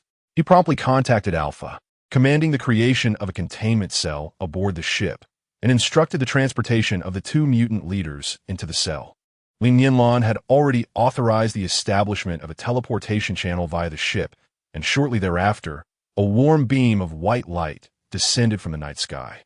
Ji Inha directly summoned In Hongyan. In Hongyan was eager to consult Ji Inha regarding their next steps, as the injured required immediate medical attention, and there were concerns about possible further infections. They were a large group in dire need of rest and energy replenishment. He pondered whether Ji Inha could provide the quick replenishing fluids for a few individuals to all, or if they could dilute the supplies with water for distribution. Yet, these were not obligations that Ji Inha was required to address. Nonetheless, In Hongyan felt compelled to swallow his pride and beseech Ji Inha for assistance. With an anxious expression, In Hongyan approached Ji Inha earnestly. Just as he opened his mouth to speak, Ji Inha interjected, "Are you the highest-ranking officer among them?" "Yes, indeed, Mr. Ji. I have a request." In Hongyan had formulated his approach, yet before he could proceed, Ji Inha continued, "Organize your personnel, women, children, and the injured, into teams of 20, prioritizing by urgency. I will teleport them to a safe location in batches." Chapter 78. Teleportation. Although In Hongyan was unaware of where Ji Inha intended to relocate them, nor whether that place would be safe, he found himself with no choice in the matter. They were without refuge, especially with so many elderly and infirm among them. He wondered about the adequacy of food at Ji Inha's base to sustain them through the winter. In Hongyan commanded loudly, "Zhang, Shizhong, gather a few individuals for the first batch of relocation, organizing them into groups of 20, 10 lightly wounded soldiers, and 10 severely injured. Yu Jinggue, you're responsible for organizing the women and children for the second batch, also in groups of 20, each accompanied by 4 soldiers for protection, positioned behind the injured. The remaining comrades will follow, forming teams of 20 as well, organized by the squad leader. Let us move swiftly. The swifter our actions, the greater the chance for our severely injured comrades to survive." In Hongyan harbored no apprehensions regarding the safety of the journey. He had witnessed Ji Inha's protective shield firsthand and felt no fear of the mutated beings. Even in the event of a large creature attacking them, they were a formidable group and could easily capture it for sustenance. Zhang Shizhong assigned the task of organizing the injured into groups to 2 junior soldiers. He personally ensured that Lei Changming was placed in the first squad before approaching In Hongyan and quietly inquired, "Commander, do you think Ji Inha can be trusted? Is he merely deceiving us to betray our trust and sell us out?" In Hongyan, too preoccupied to wipe the blood from his face, had little patience for Zhang Shizhong's concerns. He shot him a sharp glare and barked, "Get out of here! Stop asking pointless questions. Have you not seen their capabilities? Do they need to deceive you? They could easily crush you with sheer strength." As he spoke, he glanced in Ji Inha's direction and, noticing that Ji was oblivious to their conversation, whispered to Zhang Shizhong, "Does he need to deceive anyone? He could simply take you away without effort. You wouldn't stand a chance against him. Besides, if we do not trust them, do we have any alternative? Inform the soldiers to be cautious. Alas, if they truly intended to harm us, our numbers would mean nothing. We would be destined for death, as effortlessly as they dispatch mutated beings. Yet, we must possess some conscience. They have made considerable efforts to rescue us. Do they not deserve our trust? Have you seen the weapons they wield? High-tech. Even our country's finest special forces have not been reported to possess such armaments. Such advanced technology is bound to be kept under wraps, and it is implausible that no whispers of it would escape." As the two engaged in their hushed debate, Zhang Haoshuan rushed over, exasperated, and exclaimed, "What are you two dawdling about? Aren't soldiers supposed to prioritize efficiency? Hurry up, the first group is ready to go for transportation. Brother Ji sent me to hurry you along." In Hongyan and Zhang Shizhong stared blankly at Zhang Haoshuan, who appeared to be no older than 18 or 19. What did he mean by transportation? Were they all speaking the same language? "Move quickly. Those who can walk, do so. Those who cannot, let others assist them. If someone is unable to walk at all, carry them. Our medical facility is prepared, and they will receive immediate treatment upon arrival." As he noticed the 2 men remaining motionless, staring at him in confusion, he could not help but grow frustrated, his tone sharp. In Hongyan and Zhang Shizhong remained bewildered. Though they could understand every word he uttered, the meaning eluded them. What was this transportation?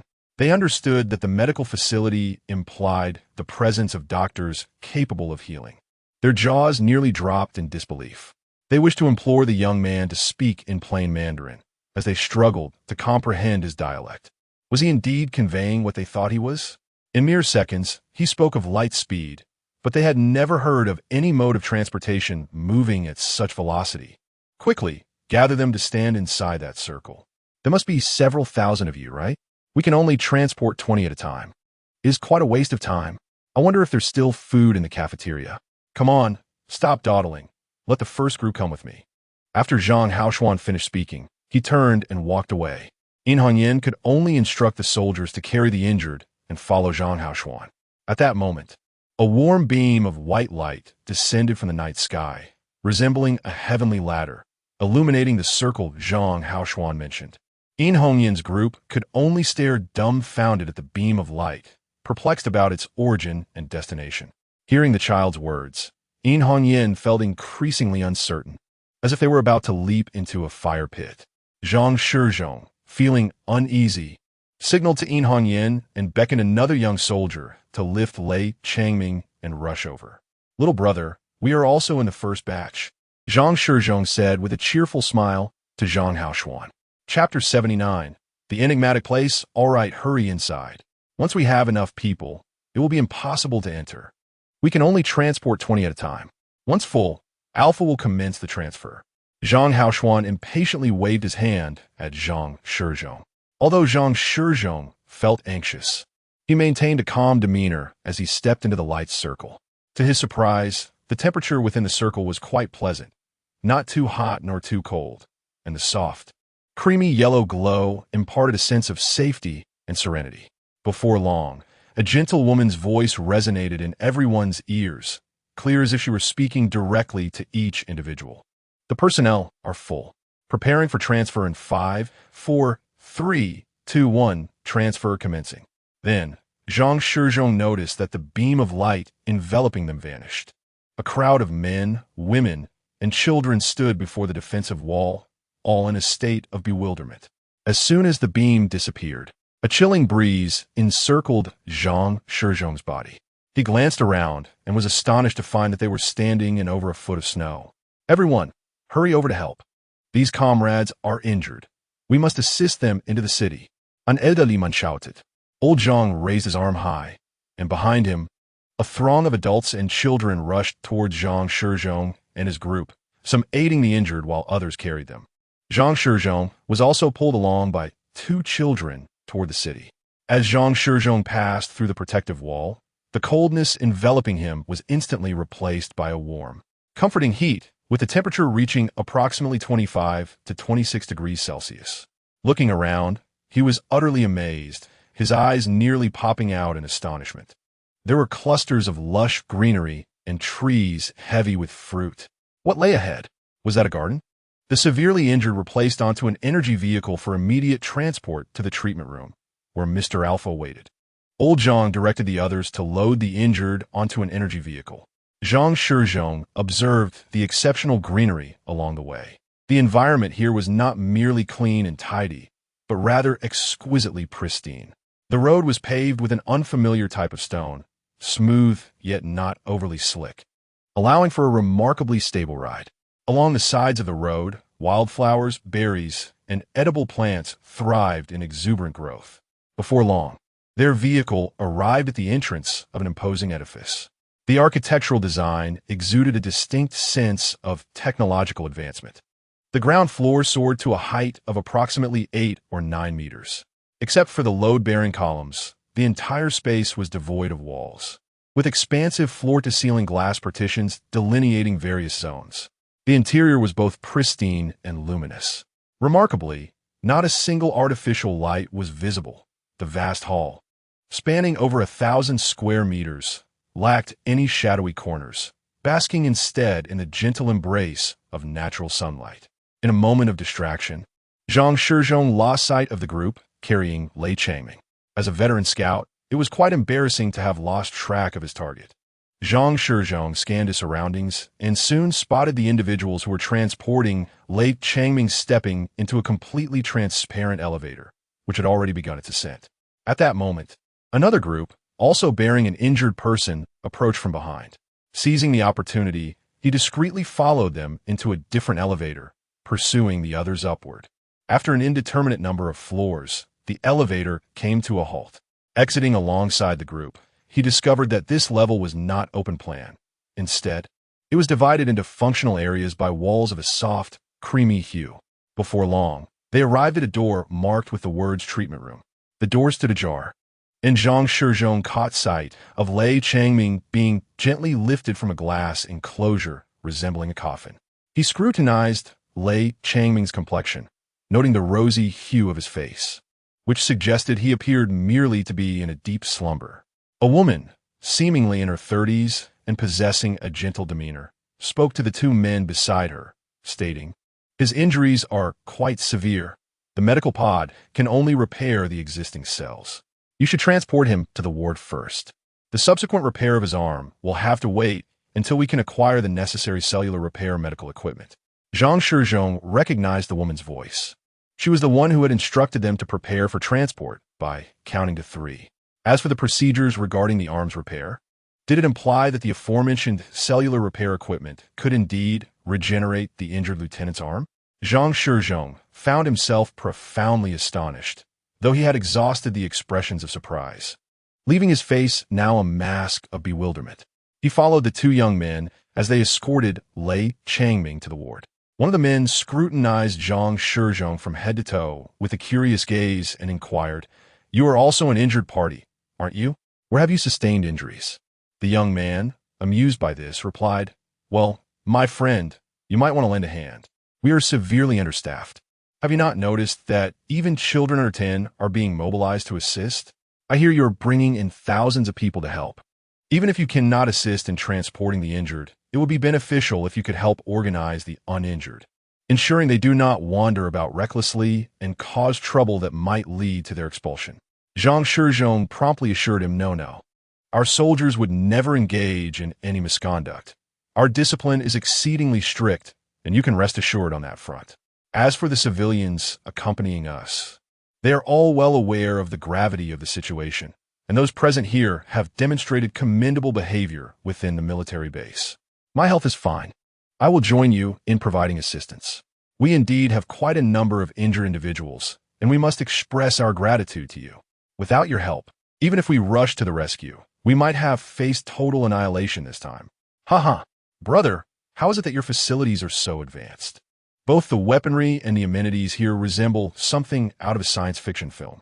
Is this place truly the fabled Noah's Ark, secretly constructed? Chapter 80. The city of the future is a bit small. Zhang Shizhong was quite astonished to learn that Li Nianlan was the city lord. Retrieving an expression pack he had previously used, he had always thought that the one called Ji Inhe was the city lord, only to discover that the ruler was a young woman with remarkable abilities. Did the two of them actually build a city together? They must be extraordinary figures. Nonetheless, Zhang Shizhong felt that the man had exaggerated somewhat. As they spoke, they had already descended to the first floor, which was bustling with several hundred people. Zhang Shizhong couldn't help but think about the rapidity of their arrival. Their group consisted of 3,000 individuals, and with the ordinary civilians they brought, there were over 2,000 more. Roughly calculating, if each teleportation took 30 seconds, Zhang Shizhong scratched his head, his mind filled with circles. Numbers eluded him. Well, it seemed that the teleportation wouldn't take too long anyway. Among those recently teleported were mostly the injured, along with women and children from the civilian population, as well as some soldiers. The lightly wounded soldiers busily assisted in carrying the severely injured upstairs, while the women and children, unfamiliar with their surroundings, huddled in a corner of the first floor, stretching their necks in curiosity as they surveyed their new environment. The first floor was indeed chaotic, filled with people coming and going. What was once a spacious area now felt uncomfortably crowded, with more individuals continuously arriving. As Zhang Shizhong casually looked up, he noticed several peculiar flying orbs darting about overhead, reigniting his curiosity about these advanced devices. "Hey, I remember you. You seem to be an officer, right? Come over here and help." Zhao Ziyan beckoned to Zhang Shizhong. Zhang Shizhong, who was at least a vice squad leader, felt slightly vexed at being summoned by a mere child. Clearing his throat, he hurriedly followed Zhao Ziyan, smiling as he asked, "What assistance do you require, young one?" Zhao Ziyan, visibly displeased, retorted, "Who are you calling a young one? I am already 14 years old and can bear legal responsibility." Zhang Shizhong suppressed his amusement at the child's words, stifling a laugh with his fist. Zhao Ziyan led Zhang Shizhong to the cluster of women and children and said, "We have too few people here, and you have brought too many. We need a few individuals to manage the situation." Brother Ji and Sister Nianlan instructed that the nutritional supplements should first be distributed to the children, then to the injured, followed by the women, and lastly, to those uninjured. I will be in the cafeteria distributing the nutritional supplements. Please organize them according to this order. Zhang Shizhong pondered whether the nutritional supplements were the miraculous substance Ji Inhe had given to Lei Changming. They truly seemed like a panacea, observing their generous demeanor. It seems that each individual is to receive a vial of nutritional supplement, either concocted by themselves or derived from their ample stock. These individuals are indeed extraordinary. Zhang Stating Zhao Ziyan. Ah, Comrade Zhao Ziyan, he replied. Let us see if we can adopt a dual approach. This will enhance our operational efficiency. Zhang Shizhong spoke with utmost seriousness. Share your proposal with me. I shall assess its viability. Zhao Ziyan responded with an air of maturity. After all, Zhang Shizhong, too, had once been under the leadership of a child. My proposal entails that we form 3 groups to distribute the nutritional supplements. As you can see, the injured urgently require these nutrients, and the children are equally in need. You provide me with a batch of supplements, and I shall deliver them to the injured upstairs. You may then assemble a team to distribute them in 2 groups, one for the lightly injured and the other for women and children. I will ensure that orphans receive theirs first, followed by those accompanied by their parents. How's that sound? I guarantee that our speed will triple compared to before. Zhang Shizhong asserted. Zhao Ziyan pondered for a moment before responding. There aren't that many patients upstairs. Grandfather Zhang mentioned that aside from those who are comatose, all others must be transferred to the first floor after treatment in the medical cabin. We do not have sufficient accommodations. You all will have to temporarily reside on the first floor. The injured have been placed in the areas where we typically conduct our classes, so you may directly transport a few boxes there for distribution. Come along with me. I will lead you to collect the nutritional supplements, ensuring that each individual receives a bottle. Zhang Shizhong hurriedly replied, Comrade Zhao Ziyan, please wait a moment. I will summon 2 soldiers to assist with the carrying.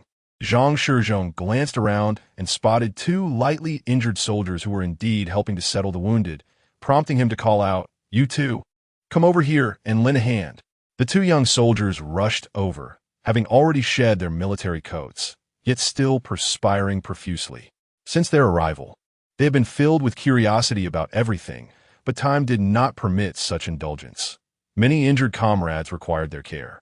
Zhang Shizhong led the 2 soldiers with Zhao Ziyan to retrieve the nutritional supplements. Each soldier carried 4 boxes towards the area designated for the wounded.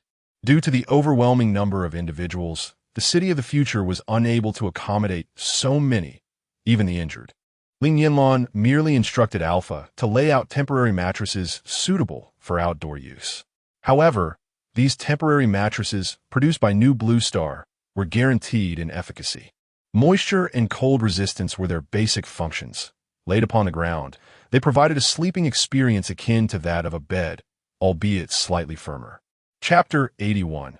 An unforgettable night. Zhang Shizhong noted that the number of injured was still considerable, and he could not remain there indefinitely to provide care. With an increasing influx of individuals, he needed to maintain order. He summoned a familiar soldier and, upon inquiry, found that he was indeed a squad leader. He commanded this squad leader, Lu Chunxing, take these 2 young soldiers and ensure that every soldier receives their nutritional supplement. Remember, they must consume it immediately. This elixir is a miraculous remedy, capable of rejuvenating the dead. The 3 young soldiers' deputy squad leader began to boast extravagantly, failing to mention the possibility of a complete transformation or immediate ascension.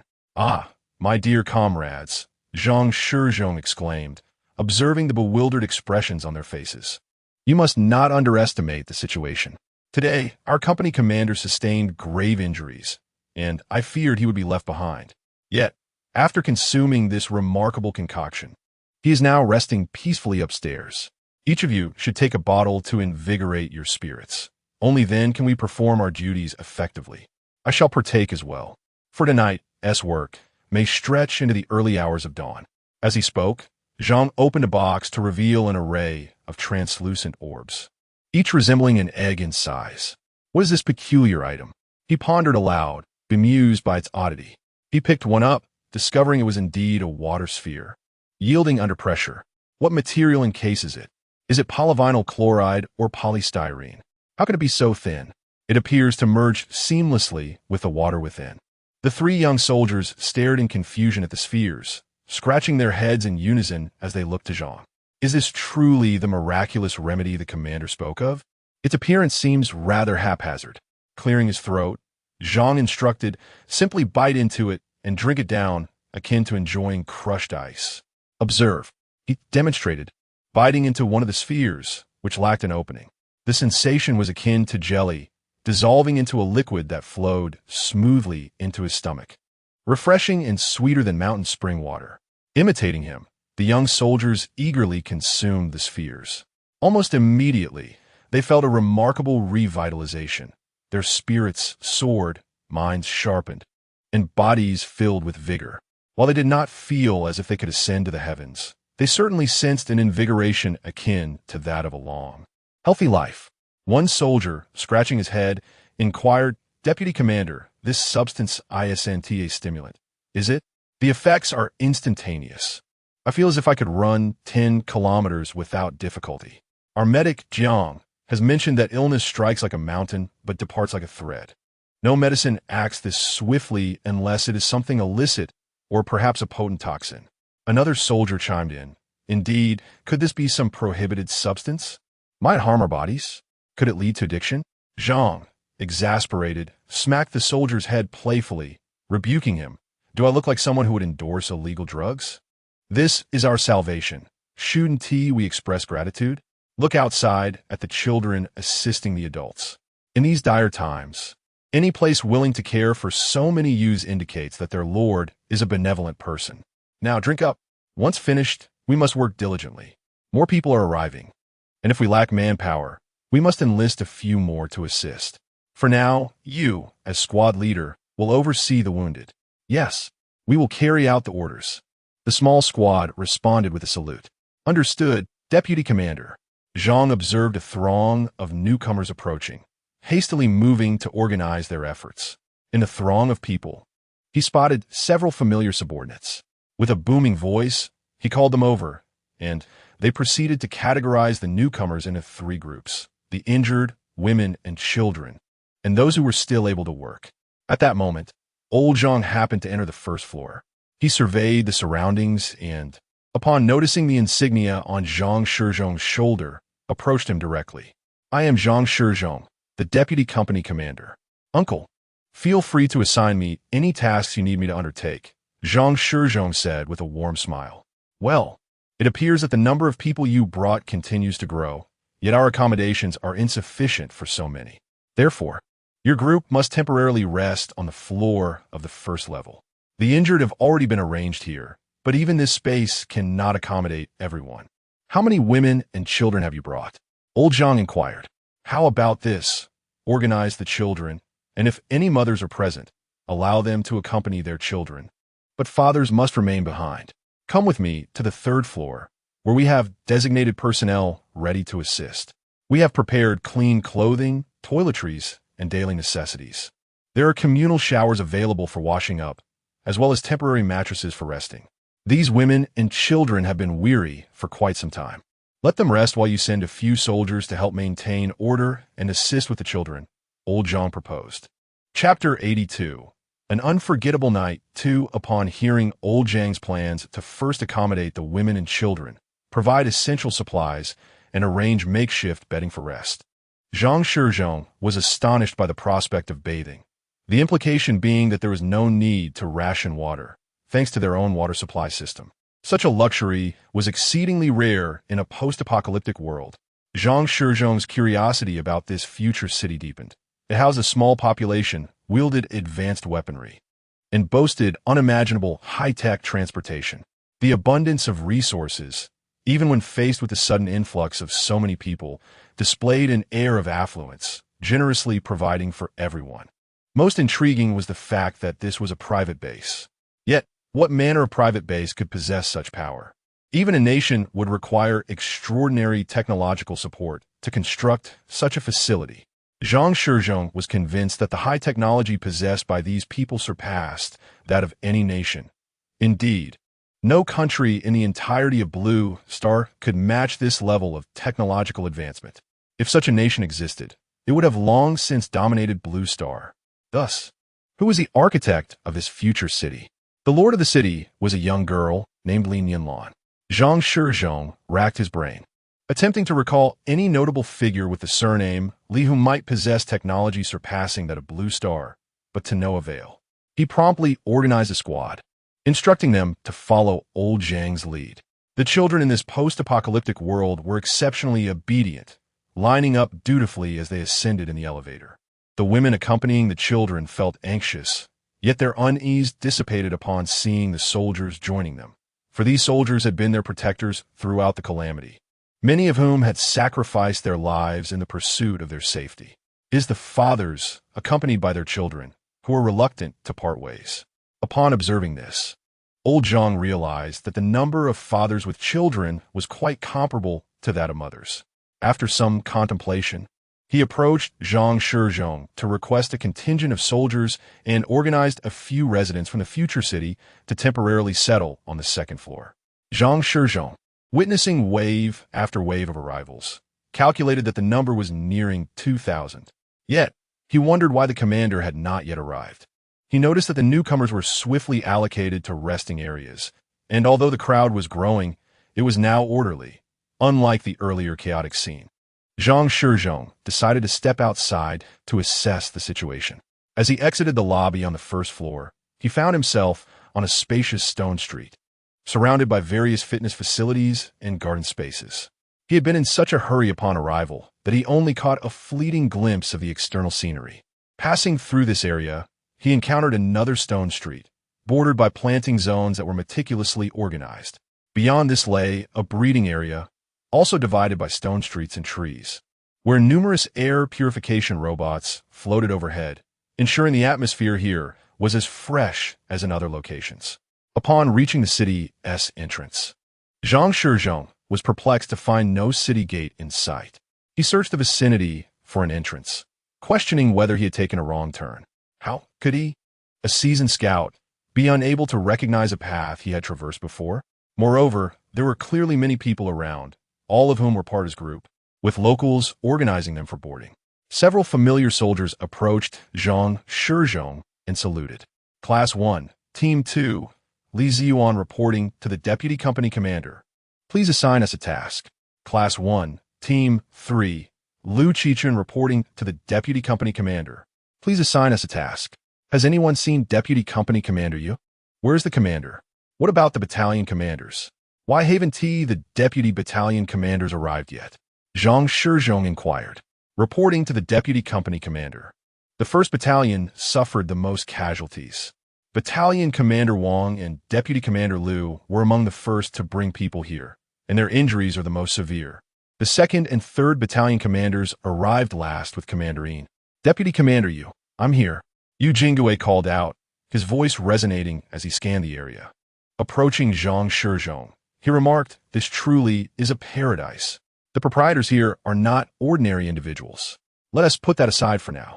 As you can see, we are severely understaffed. How many people are still unaccounted for? Zhang Shizhong asked. All the injured have been transported here, though a small number of women and children remain. The commander and several battalion leaders and deputy commanders are preparing to come last. Organize 2 teams of uninjured soldiers, and if that is insufficient, have those with minor injuries step in to assist. We need to ensure that the children who will be receiving us late at night are looked after, Zhang Shizhong instructed, glancing around and spotting Fan Yungang, who was busily directing others. Zhang Shizhong recalled having seen Fan Yungang during the battle against the mutants and now recognized him as one of the administrators of Future City. He approached him. Fan Yungang smiled broadly upon seeing Zhang Shizhong and said, Perfect. I was just hoping to find someone of authority among you, seeking assistance from your organization. Since you have brought it up, could you gather all those capable of work so that I may direct them uniformly? Certainly, Zhang Shizhong readily agreed. He summoned Yu Jinghua, and the two began to count the personnel. The troops exhibited excellent discipline, making it quite easy to organize. Zhang Shizhong noticed an energy vehicle approaching them, from which a young lad sprang forth. It was none other than the precocious Zhang Zian. Zhao Zian dashed over to Fan Yungang and declared, "Uncle Fan, I have brought 5 boxes of nutrient solution as per your instructions." With a slight pout, he added, "You think I am naive enough to believe you're merely playing with children?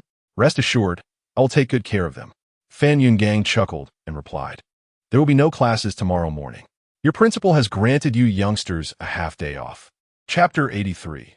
The birds in the great forest. Fan Yungang observed that the soldiers were clad in blood-stained attire, their faces weary, yet standing tall in formation. He mentally commended each of them and said, "Here is the plan. Let one squad distribute the nutrient solution to your group first, allowing the soldiers to replenish their strength. Meanwhile, leave 5 squads here to assist in organizing those newly arrived, escorting them across to the building. On the other side, another 5 squads will categorize the newcomers and direct them to their respective resting areas. Oh, I nearly forgot to mention. All personnel from your unit will be accommodated on the 4th floor for rest. Quickly send the other soldiers to take a break. We have specially opened a bathing area on the 4th floor and arranged temporary bedding for your troops. The 5th floor is our administrative zone, restricted to our leadership from Future City. Please ensure everyone understands not to wander in. Rest assured, our soldiers will not intrude. I will also ensure they maintain security from the 4th to the 5th floor, preventing anyone unauthorized from accessing the 5th floor," Zhang Shizhong assured him. As they conversed, a booming voice called out, "Zhang Shizhong."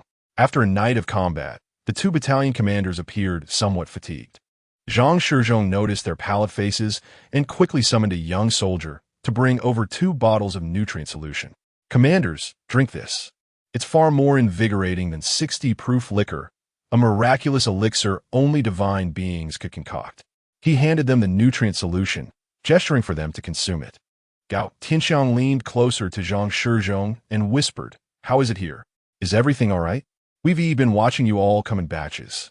And the regiment leader remains quite concerned. "Commander, this place is akin to a paradise. Outside, the world is frigid, yet within this city, it is as warm as spring, with lush greenery and flowers carpeting the ground. Look over there. That's a pasture, raising livestock, and beyond that, fields with orchards even further away. There's plenty to eat and drink. It truly is a life of affluence. The only uncertainty lies in whether they will accept us," Zhang Shizhong quietly remarked. "This place is indeed splendid, though rather small. It's labeled as a city, but in reality, it resembles a mere residential community. Accommodating so many of us here may prove quite challenging." Gao Tianxiang gazed at the distant skyscraper and inquired, "Surely, there cannot be only that one building here?" Zhang Shizhong responded with a wry smile, "You truly possess a remarkable foresight. Indeed, there is but that solitary edifice." Qi Changfu, having drained his nutritional supplement in one go, licked his chapped lips and remarked, "What is so difficult about this? We shall construct our own shelter. Since they have rescued so many of us, they must be intent on recruiting us. Yet, it remains uncertain who will ultimately recruit whom. Even in a democratic election, our numbers are on our side." Zhang Shizhong rubbed his nose and scoffed. Gao Tianxiang retorted with a cold smile, "I say, Second Lieutenant, are you attempting to usurp someone else's territory? Have you forgotten your place? This is no longer an era where connections and wealth dictate one's rise to power. In this apocalypse, strength speaks volumes." Qi Changfu rolled his eyes in indignation and exclaimed, "How can we lack strength? In terms of numbers, we are over 5,000 strong, while they are but a handful. In terms of military might, we possess tanks and armored vehicles, not to mention 2 anti-aircraft artillery units. Even if they do not arrive tonight, we may not necessarily succumb to the mutated beings. Let us not bolster others' ambitions while diminishing our own. Oh, it appears we have overstepped our bounds, Captain Yin. We ought not to have intervened to rescue so many of you. You could have easily driven away those thousands of mutated creatures yourselves," Ji Inha remarked lazily, her voice cool and melodious. In Hongyan felt his temper flare at Qi Changfu's foolishness. This imbecile, always spouting delusional nonsense, relying solely on his family's wealth. It seemed that his own neglect had only emboldened his arrogance and avarice. With an icy demeanor, In Hongyan stated, "Captain Shi, you truly are something else. I thought you a stray dog. Effective immediately, you are suspended for reflection. Tomorrow, submit a 3,000-word self-criticism report to me. Chi Changfu protested, Captain, what crime have I committed to warrant such a report? In Hongyan could no longer contain his fury, pointing a finger at Chi Changfu's nose as he berated him. You dare question what error you have made? You have committed a grave ideological error. Even as an ordinary person, one must possess a correct value system, moral compass, and worldview.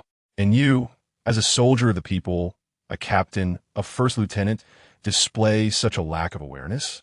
Not only do you fail to express gratitude, but you also seek to usurp another's place. Has your conscience been devoured by a dog? Write that report and make it profound. If it does not meet my standards, you shall rewrite it. Chi Changfu's face flushed crimson, and he fell silent, unable to respond.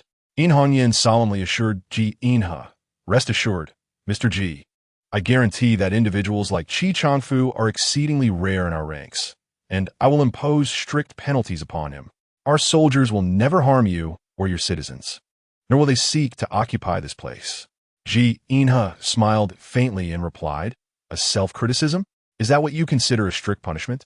In Hongyan's face turned red. Chi Changfu had not committed any severe disciplinary infraction. He was merely speaking out of turn. Although military personnel cannot freely express their opinions, he had not caused any substantial harm. Was a self-criticism not considered a stern punishment? Chapter 84. The incomprehensible alien power with unwavering determination in his eyes. Ji Inhe fixed his gaze upon In Hongyan and declared, having rescued so many of you to this place, I have never harbored any concerns about the possibility of you seizing it. You lack the capability for such an endeavor. Should I desire it, even if you numbered 5,000, 50,000, or 500,000, I could expel you from my city with ease. Security robots. Apprehend this individual and confine him for 3 hours before release. Fan Yungang, do not administer any nourishment to him. Ensure his information is tagged in the intelligence system and transmitted to Alpha. She will know how to proceed. Understood, Mr. G, replied Fan Yungang.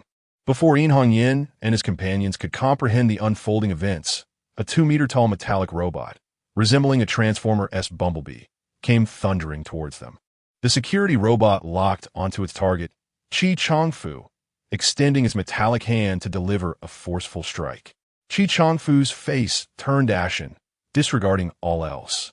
He drew his pistol and fired 2 shots at the security robot from point-blank range. To the astonishment of In Hongyan and the others, the bullets, despite their proximity, left no mark on the metallic giant, falling harmlessly to the ground, having completed their futile mission. The security robot seized Chi Changfu by the neck, lifting him effortlessly as if he were a mere stick, and carried him away. In Hongyan's expression mirrored the pallor of Chi Changfu's. Ji Inhe showed no leniency. After all, they were a part of the national military. Gao Tianxiang quickly stepped forward and implored, Mr. Ji, while the 2nd Battalion commander has erred, he is still one of us. We hope to resolve our own matters. Exchanging resolute glances, In Hongyan and Ji Inhe affirmed, no, Mr. Ji is right. When in Rome, we must adhere to Mr. Ji's directives. Only then did the corners of Ji Inhe's mouth relax, as he solemnly stated, in that case, let Commander In and the others rest well today. We shall discuss further matters in detail tomorrow. Ji Inhe then inquired of Fan Yungang, is the 4th floor prepared?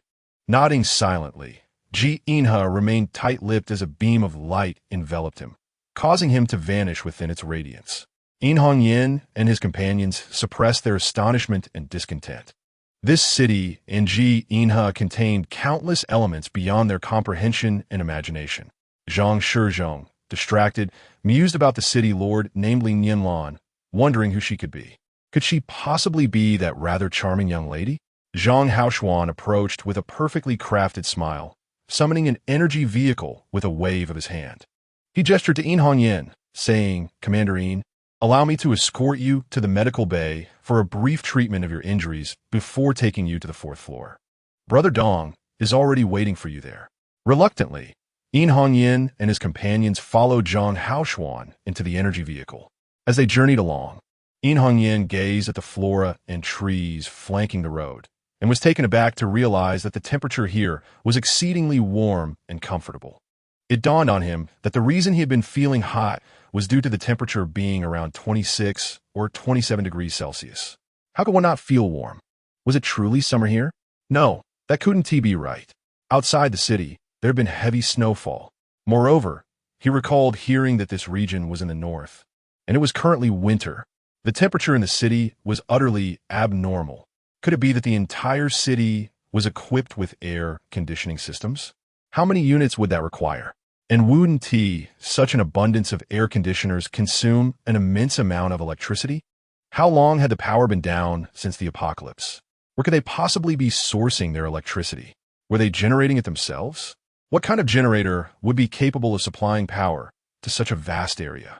The streetlights here were astonishingly bright, yet he noticed there were no lampposts in sight. As he pondered these thoughts, he removed his heavy clothing. The others followed suit, their curiosity piqued by the scenery outside. Upon entering the building, the first floor was bustling with orderly activities. New arrivals were marked and then guided to queue for the distribution of nutrient solutions. In the area designated for resting the injured, several soldiers were assisting the wounded, gently cleaning their faces and hands, and helping them change out of soiled clothing into comfortable, clean attire. Zhang Haoshuan then led Yin Hongyan and the others to observe the injured. All present were severely wounded.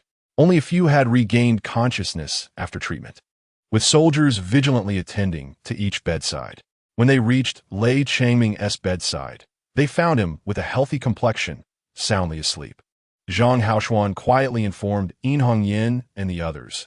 Alpha mentioned that his injuries are grave and the medical pod cannot facilitate the regrowth of his cells. However, there is no need for concern. Sister Nianlan has already applied for a life-form restoration pod. Once it arrives, his arm will regenerate. Upon hearing this, Yin Hongyan and the group could no longer maintain their composure. Their mouths agape in astonishment, they gasped in disbelief. Rebirth of severed limbs? Do you possess such advanced technology? Will enable his own cells to regenerate? Or is it, a mechanical arm? Even the typically composed Yin Hongyan could not help but stutter. Zhang Haoshuan looked at him curiously and replied, "Of course, it will allow the cells in his arm to regenerate." Is my explanation unclear? Jin Kundian está mered. No. It's not that. I'm just exceedingly astonished. I've never heard that our country has reached such a level of medical advancement. Chapter 85. Engagement. Zhang Haoshuan promptly led Yin Hongyan and the others to the third floor, where women and children were present. Yin Hongyan spotted two women in their 30s, a girl in her 20s, and two teenagers. They were organizing the women and children for bathing. Most of the children they had brought were orphans, bereft of parents and relatives. During their time at the military base, they had not received proper care, but now, under the gentle attention of the older and younger women, they were all remarkably obedient. The young girl, with a kind and approachable demeanor, directed the children to line up according to height as they prepared to enter the bathing area. She also distributed fruit to each child waiting in line, as one can only wonder if these children had ever tasted fruit since the apocalypse. After bathing, two twin girls were given fruit as well, and then they were taken to rest. Zhang Haoshuan brought Yin Hongyan up to the fourth floor, where a shrewd man in his 30s was waiting. "Brother Dong, this is Commander Yin. Commander Yin, this is Dong Pan, the minister responsible for economic planning in Future City." Zhang Haoshuan introduced them. Dong Pan chuckled, saying, "Please spare me the accolades. I am merely the administrator assisting with resource exchange. Commander Yin, you have worked hard. This way. Old Liu, quickly distribute the nutritional supplements to Commander Yin and his team." Yin Hongyan replied, "No need. We have already had some." Dong Pan laughed. "Well, if you've had some, there's no need for more. These nutritional supplements are essentially energy boosters. Consuming too much is of little benefit, and our meals are far more delicious."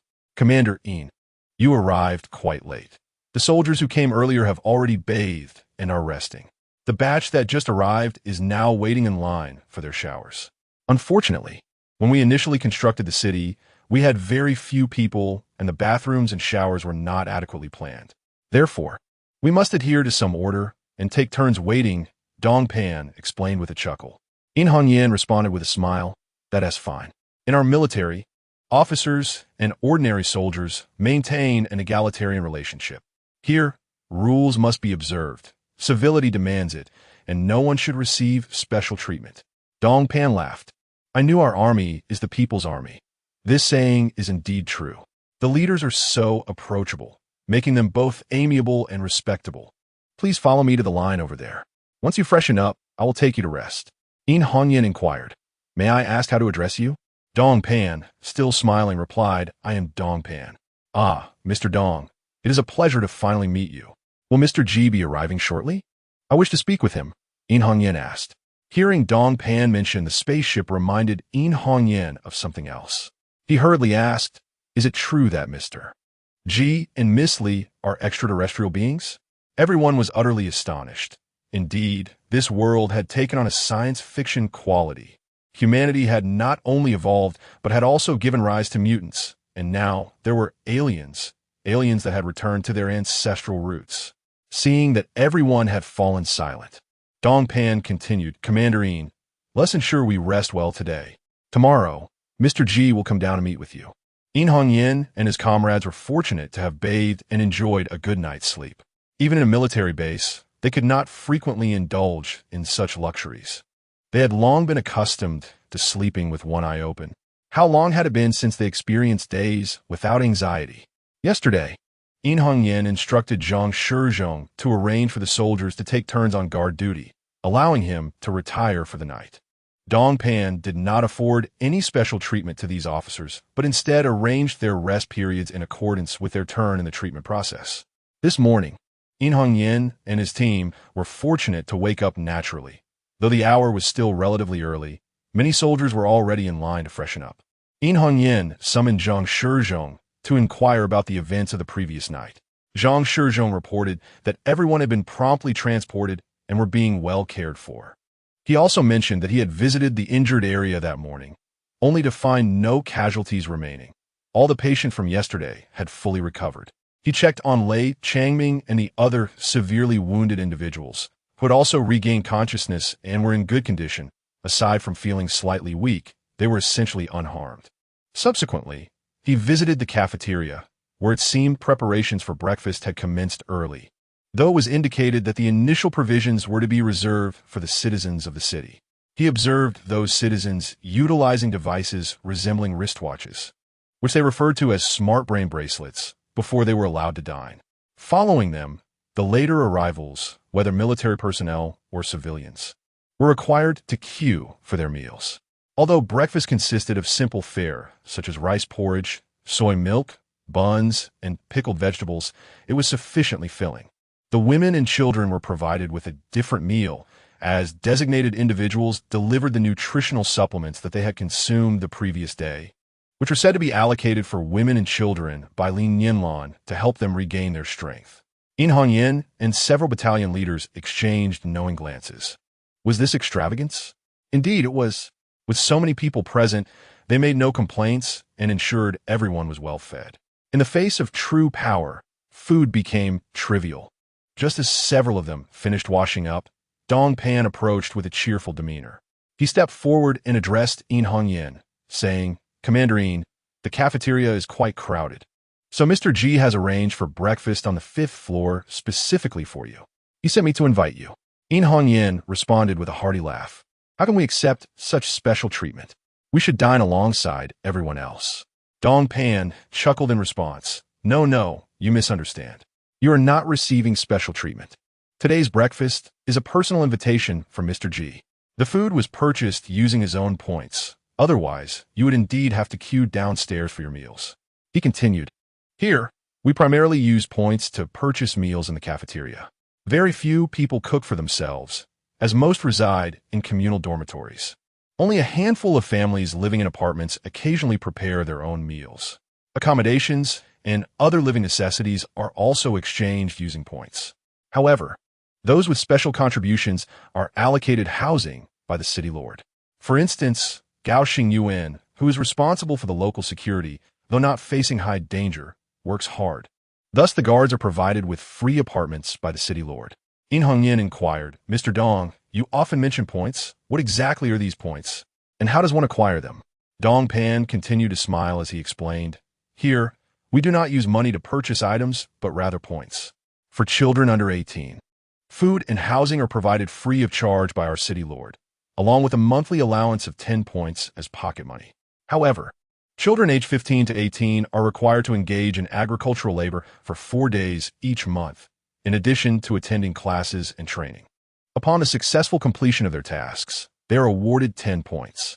Participation in collective activities is mandatory, with points allocated based on individual contributions.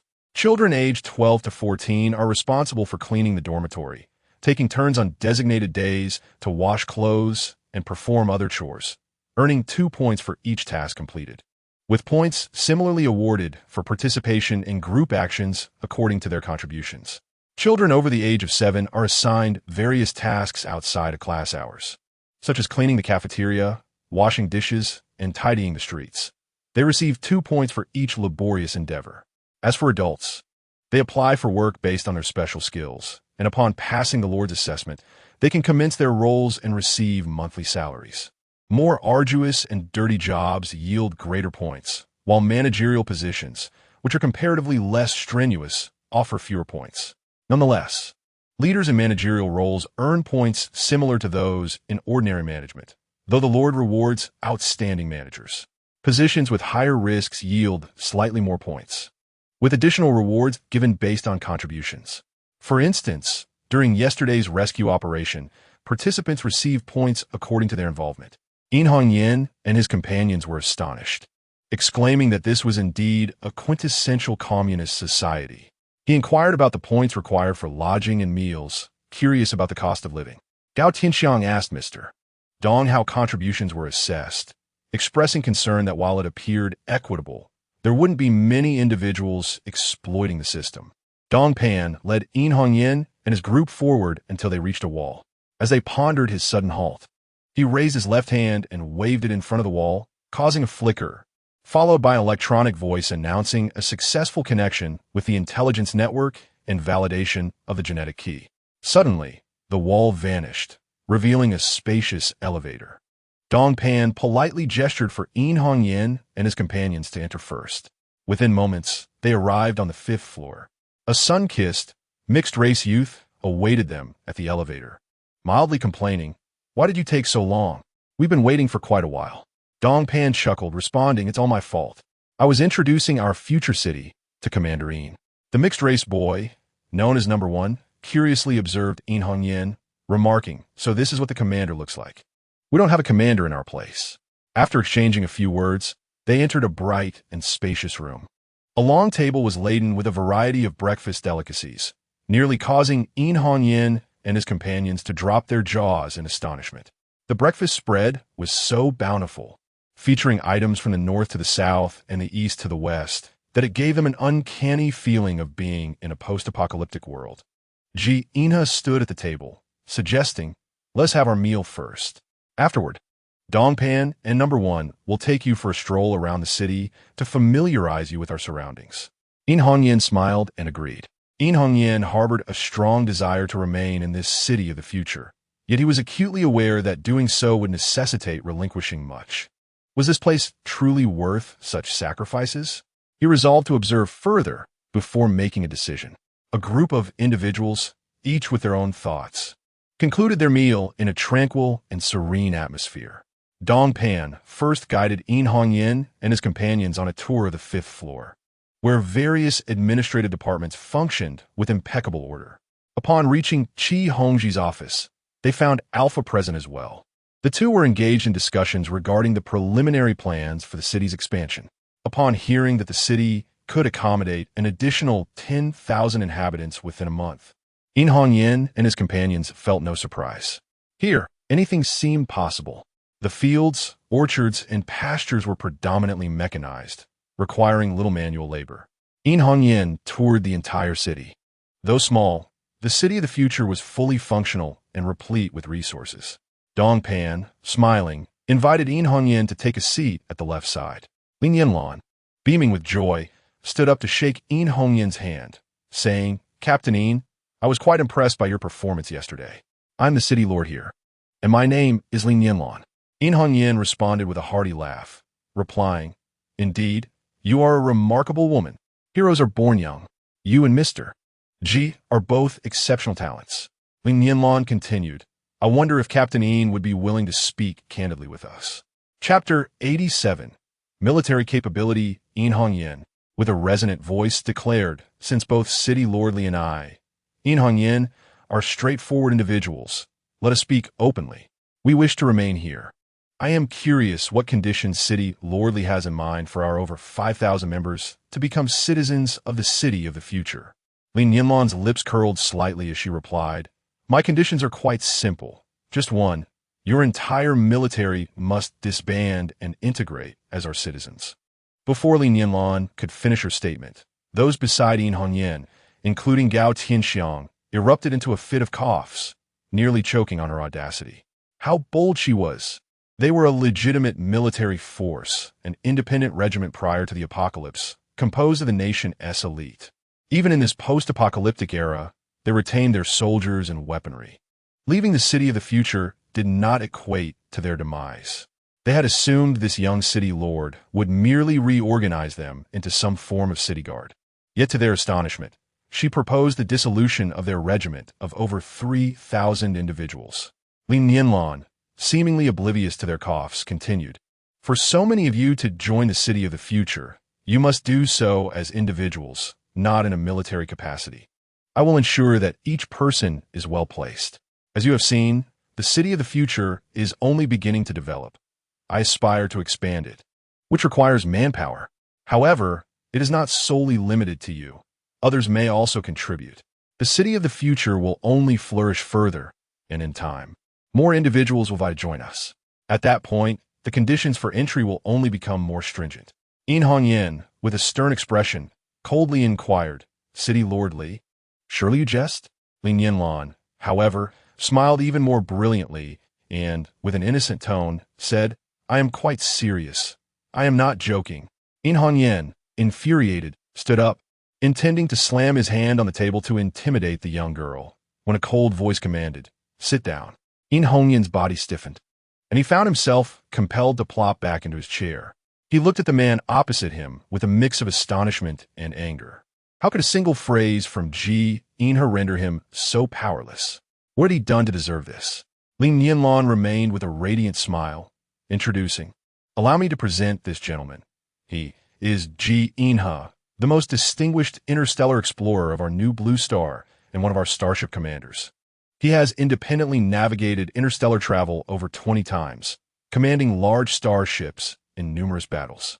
Just now, he showcased one of his extraordinary abilities, the ability to intimidate. He is also among the youngest and most exceptional practitioners of such abilities in New Blue Star. As for his other powers, I shall refrain from displaying them all. What does Lord Li mean by this? Is he attempting to subdue us through force? Gao Tianxiang slowly rose to his feet.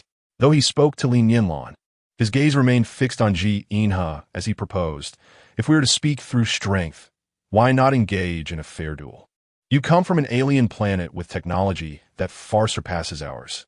If we are to be fair, we shall not utilize advanced technology, but rather engage in pure hand-to-hand combat. Li Nianlan could no longer suppress her laughter, letting out a soft giggle. Regardless of how time and space may shift, the essence of the Blue Star people remained unchanged. Is Lord Li laughing at my audacity? I dare say if Mr. G does not employ his extraordinary abilities or the advanced weaponry of New Blue Star in our duel, I may not necessarily lose, Gao Tianxiang stated arrogantly. Holding his head high, Li Nianlan turned to Ji In, playfully asking, What do you think, Captain Ji? Ji In raised an eyebrow, looking at Li Nianlan, and replied, Have you only seen holographic images of my close combat training in your fighting classes? Li Nianlan thought for a moment and realized it was true. While she had witnessed Ji In combating in a mech, she had never seen him engage in bare-handed combat. All she had seen were instructional images. Thus, she nodded affirmatively.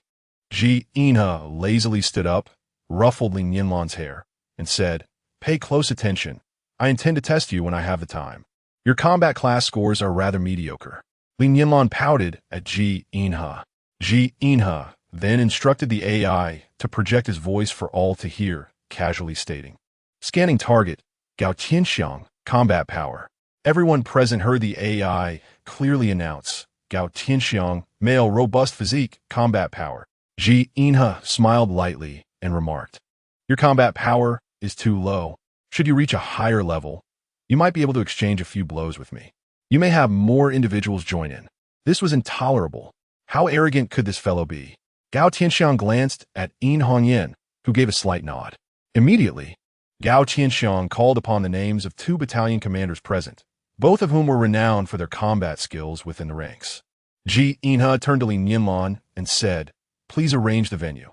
Li Nianlan stood up and utilized her AI wristband to retract the furniture from the conference room. This came as no surprise, for in the interest of facilitating transport, their armored vehicles, tanks, transport trucks, and all that they carried had been spirited away by Li Nianlan and Ji Inha to an unknown location. Their underlying concern was whether, should they fail to remain, Li Nianlan would return these supplies to them. "Little brother, do not claim that my comrades bully you," exclaimed a robust deputy commander. Ji Inha stood there with an air of nonchalance, a smile gracing his lips as he replied, "Come forth." Gao Tianxiang bellowed, launching a powerful punch aimed squarely at Ji Inha's face. This strike bore the semblance of immense force, accompanied by a whistling wind. Yet, Ji Inha was swifter. Before Gao Tianxiang's fist could reach him, he had already maneuvered behind him. A deputy commander, witnessing this, promptly attacked Ji Inha from behind. The one who had referred to Ji Inha as little brother aimed a kick at Ji Inha's calf, harboring a deep respect and gratitude for him. This kick infused with merely 60% of his strength. Unexpectedly, Ji Inha seized Gao Tianxiang's shoulder, using the momentum to flip him upward. In this position, any miscalculation in force or angle could lead to a disastrous fall. Gao Tianxiang felt as if his shoulders were ensnared by 2 massive iron pincers. Moreover, Ji Inha seemed to have targeted a pressure point on his shoulder, rendering him utterly immobile, and he was forcibly hurled toward the other deputy commander. As Ji Inha's feet touched the ground, he executed a spinning kick that landed squarely in the abdomen of the deputy commander who had referred to him as little brother, sending him sprawling 5 or 6 meters away. Meanwhile, Gao Tianxiang found himself entangled with another deputy commander, firmly pinned to the ground by Ji Inha's foot. Unable to rise. Chapter 88. City expansion. Yin Hongyan's expression grew increasingly grim, his inner turmoil a tempest of astonishment. Ji Inha's display had transcended human limits. A demonstration of overwhelming power. Li Nianlan clapped her hands in delight, exclaiming, "Splendid! Magnificent! A standoff. Let's leave it that." Turning to Yin Hongyan, she declared, "Commander Yin, I aspire for my city to flourish, and I wish not to be distracted by other matters while I am wholly devoted to its development. Moreover, as you have seen, my city does not require a military presence. When the time for battle arises, it is the populace that shall take up arms. The city of the future now necessitates expansion, calling for construction workers, farmers, doctors, classrooms, chefs, and a multitude of others. Yet, these individuals must be ordinary citizens. Therefore, if you wish to remain in the city of the future, you must be among those whom it requires. Surrender all your weapons, adhere to the laws and regulations of the city, and partake in its construction. Of course, a reluctant participant is of little value, should you choose not to comply. You are free to depart, and I shall return your belongings and provide you with provisions. Take your time to deliberate, whether you are willing or unwilling. This matter is quite simple. I am aware that this decision is not solely yours to make, and I hope to receive your response by dinner time." Alpha and Qi Hongji commenced the planning for the expansion of Future City yesterday. However, their visions diverged. Alpha proposed a construction plan that involved relocating fields and pastures beyond the city limits. As Future City is a square that may expand outward by 5 kilometers in all directions to initially construct a city wall. Within this wall, a ring road approximately 200 meters wide would be established. To enhance the city's aesthetics and greenery, a 300-meter landscaping area, rich with trees and flowers, will be planted. Following this, Around 2 kilometers of farmland would be developed, alongside food processing factories and other facilities.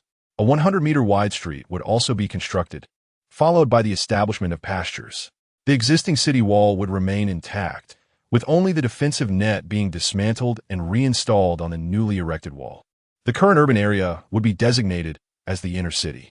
The inner city would undergo a reorganization, relocating the learning areas and dining halls from the existing buildings to new constructions, such as schools and dining facilities, while the current buildings would solely serve as administrative offices for the government. Adjacent to the inner wall, a residential zone would be developed. Hence, the present urban area would be treated as a distinct zone where the individuals involved in the construction of future city would reside, allowing for future expansions to accommodate newcomers who would then inhabit the outer urban areas. Additionally, Li Nianlan opposed the idea of segregating the city with walls, advocating for the creation of a fair and equitable city to prevent future inhabitants from feeling discriminated against, as it could foster a sense of superiority among earlier settlers, which she deemed detrimental. Consequently, a preliminary construction plan for the city was established, centering on the current urban area and expanding outward to encompass 250 square kilometers. The outermost region would require the construction of farms, pastures, and orchards, along with a residential area to provide living accommodations for workers. Furthermore, roads and greenbelts would be constructed in the central area. An industrial park would be established, earmarked for various food processing plants, feed factories, energy supply facilities, and worker housing. Li Nianlan resolved to build roads accompanied by a 300-meter greenbelt, which would not only beautify the environment and purify the air, but also mitigate the noise generated by factories. Subsequently, residential areas would be developed, incorporating community gardens and fitness centers. Hospitals, schools, libraries, training grounds, and sports facilities would also be constructed. Moving inward, commercial and entertainment zones would be established, alongside additional residential areas and urban gardens. Closer to the center, various law enforcement and administrative buildings would be erected, with the current structures remaining as government offices. Thus, Li Nianlan instructed Dumpling and his team to organize individuals in the exchange hall to undertake tasks related to the construction of walls and guardians. Those arriving with the military could also accept these tasks, initially receiving temporary wristbands. Construction workers would earn a base score of 100 points daily, with the opportunity to earn additional points for task completion, thereby rewarding hard work. With 3 meals provided free of charge, and each individual receiving a daily bottle of nutritional supplement. Guardians would also start with a base score of 100 points daily, receiving an extra 100 points for participation in combat, along with free meals, 2 bottles of nutritional supplement per day, and provision of weapons and protective gear. The indigenous inhabitants of the city of the future number merely in the hundreds, and those capable of undertaking tasks are even fewer. However, it is rumored that the military presence is aimed at expanding the city, and many are eager to participate in its construction. Upon hearing about the rewards, their enthusiasm only intensifies. Astute individuals have already inquired about the points redemption system here. According to them, the points earned from tasks correspond to a monthly accommodation fee of merely 10 points, which is practically equivalent to free lodging. The cafeteria also offers inexpensive meals, indicating that the cost of living in the city of the future is remarkably low, with commendable benefits. Chapter 89. To stay or leave, as Unwilling and his companions stood before the window, witnessing the throngs of people eagerly accepting construction tasks.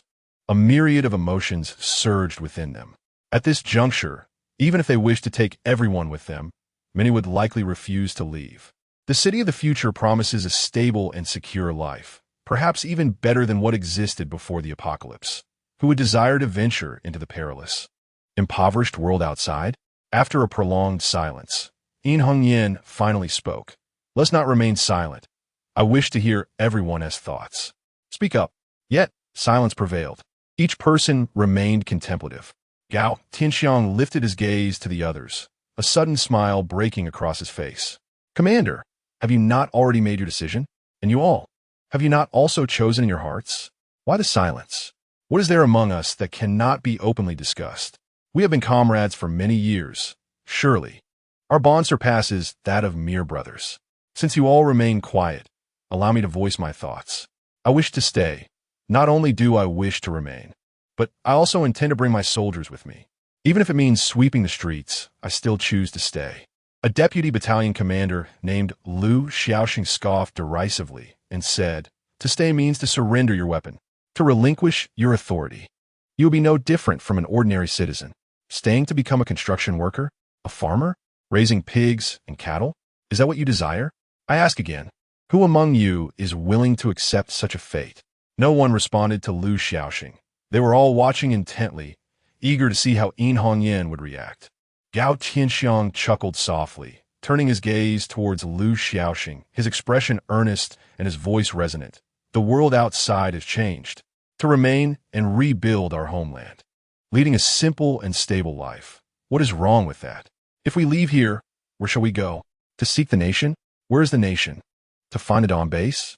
Where is the dawn base? How far can we truly go if we leave? Shall we lead our soldiers to their demise? Lu Xiaoxing, if you wish to leave, no one will stop you. However, you shall not lead our soldiers to their deaths. That is absolutely unacceptable. I dissent, and I am certain our commander would agree. I believe no one here would concur with you. Lu Xiaoxing slammed his palm heavily on the table, causing it to shake, and stood up with a cold laugh. You dissent? On what grounds do you oppose? Do you know if the commander also disagrees? Do you think you can speak for the commander? Are you able to represent the thoughts and opinions of others? According to your assertion, Gao Tianxiang, whether you choose to remain is solely your own affair. No one can impede your decision. However, should you wish to bring your warriors along, it is contingent first upon the approval of the commander and second upon the consent of your soldiers. Suddenly, Yin Hongyan spoke in a calm voice. He cannot make decisions on my behalf, nor can he represent the choices of others. However, I am willing to stay. I desire to remain. As for the rest of you, I'm unaware of your sentiments. Lu Xiaoxing was momentarily silenced by Yin Hongyan's words, staring blankly at him. Lost in thought, Yin Hongyan slowly and steadily rose to his feet, his voice unwavering and serene. He surveyed the gathering before him and declared, "I have decided to stay. Yet this is solely my choice. I will not command anyone to remain. Whether you choose to stay or depart must be your own decision. Now, those who wish to stay may step behind me. Those who do not wish to stay are not compelled. But no one can force the warriors outside to follow you in leaving. These warriors, the youngest barely 18 and the oldest only in their early 20s, possess the right to choose to live well rather than succumb to the power-hungry desires of others, facing starvation or battling against aberrations." Silence enveloped the room as everyone pondered their thoughts. Gao Tianxiang pushed back his chair, the first to stand, and moved behind Yin Hongyan. Following him were the two deputy commanders who had previously clashed with Ji Inha. They too stepped forward, one after another, until all had gathered behind Yin Hongyan. Lu Xiaoxing looked around, realizing he stood alone, filled with frustration as he slammed his fist on the table and shouted, "What about the nation? Are we no longer seeking our country? What is this so-called city of the future? Do we even have a homeland? Shall we be called the new Blue Star people? We are all sinners of our nation, sinners of history." Gao Tianxiang replied solemnly, "I do not possess the lofty awareness of the commander. I know nothing of humanity's survival or the continuation of civilization. I only understand that we all have hope to live well. So why choose death? That would be foolishness, even more foolish than a pig. Death is a result of sheer folly." Others turned their gaze towards Gao Tianxiang, silently recognizing the implications of his words. They understood who he was addressing, lamenting that the one being insulted could not retaliate, for to do so would make him the very fool he was accused of being. Yin Hongyan then addressed Lu Xiaoxing, saying, "If you still wish to leave, I shall inform Lord Li. I believe that since she has promised to provide you with supplies and provisions, she will certainly follow through. If there are any willing to depart with you, I shall not hinder them. Just ensure you have made your decision. No one will compel you to stay." Chapter 90. Sweet Dates. Lu Xiaoxing stood in silence for a considerable time before making up his mind. With a decisive stomp of his foot, he strode behind Yin Hongyan, his expression still notably grim. Gao Tianxiang cast a sidelong glance at Lu Xiaoxing and remarked, You should count yourself fortunate to have encountered such a rare opportunity. Do not lament the loss of power or weapons. Remember, heroes emerge in tumultuous times. The city of the future is in the nascent stages of its ascent. You have the chance to partake in the very construction and rise of this city, with opportunities for promotion and wealth abounding. While immortal fame may seem a distant prospect, who knows, you could one day find yourself in a leadership position. Lu Xiaoxing, with a face like thunder, retorted sharply, "Just leave me alone. It is you who is fixated on climbing the ranks and securing a legacy."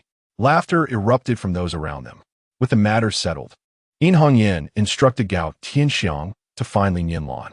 Gao Tianxiang stepped out and randomly seized a passerby to inquire about meeting Li Nianlan. By sheer coincidence, this individual was Zhang Haoshuan, who had been stationed nearby by Li Nianlan to await news of Yin Hongyan and his party. Though it was still a bit early for dinner, the clock had already passed 3 in the afternoon. Li Nianlan glanced at the time and smiled at Ji Yinhe, saying, "They are a tad quicker than I anticipated. Soldiers are indeed straightforward and efficient. Let's go and hear what those soldiers have to say."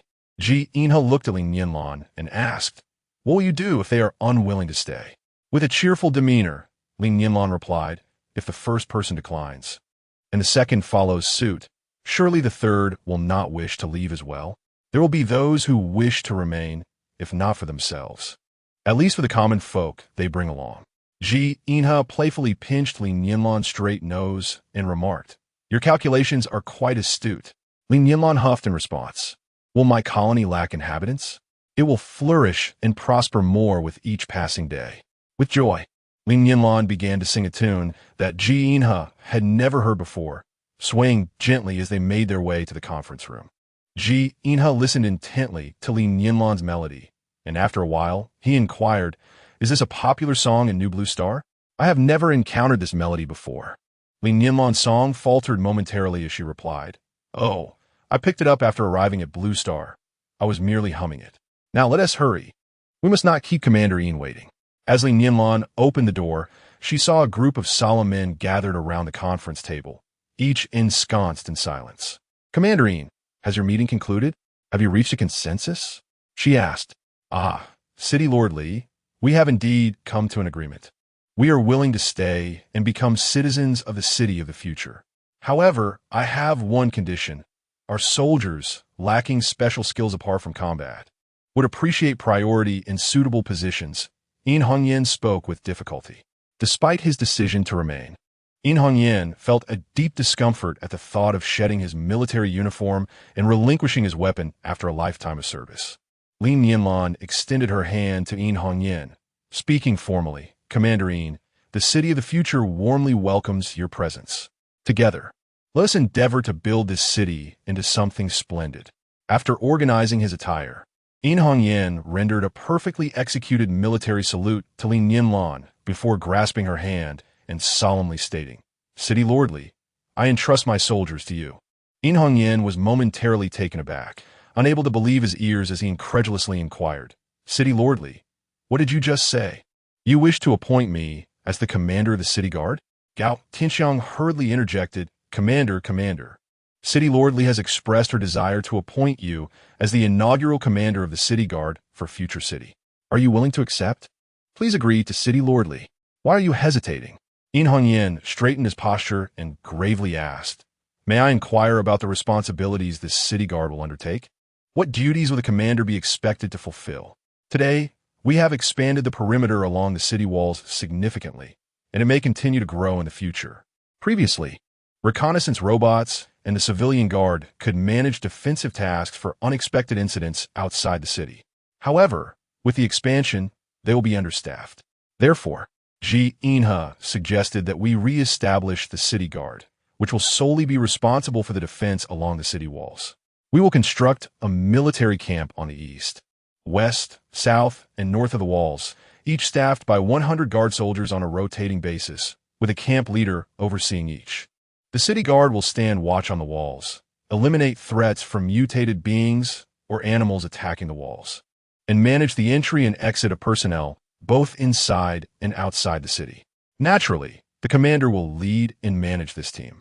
Seeing Yin Hongyan in contemplative silence, Li Nianlan continued, "My plan entails a force of 500 individuals.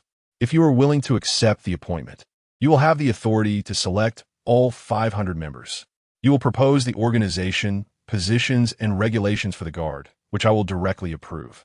Upon approval, you will appoint the personnel for these positions, while you will also select the remaining ordinary Guard members." Upon hearing this, In Hongyan's eyes sparkled with determination as he replied, "Excellent. I accept this appointment.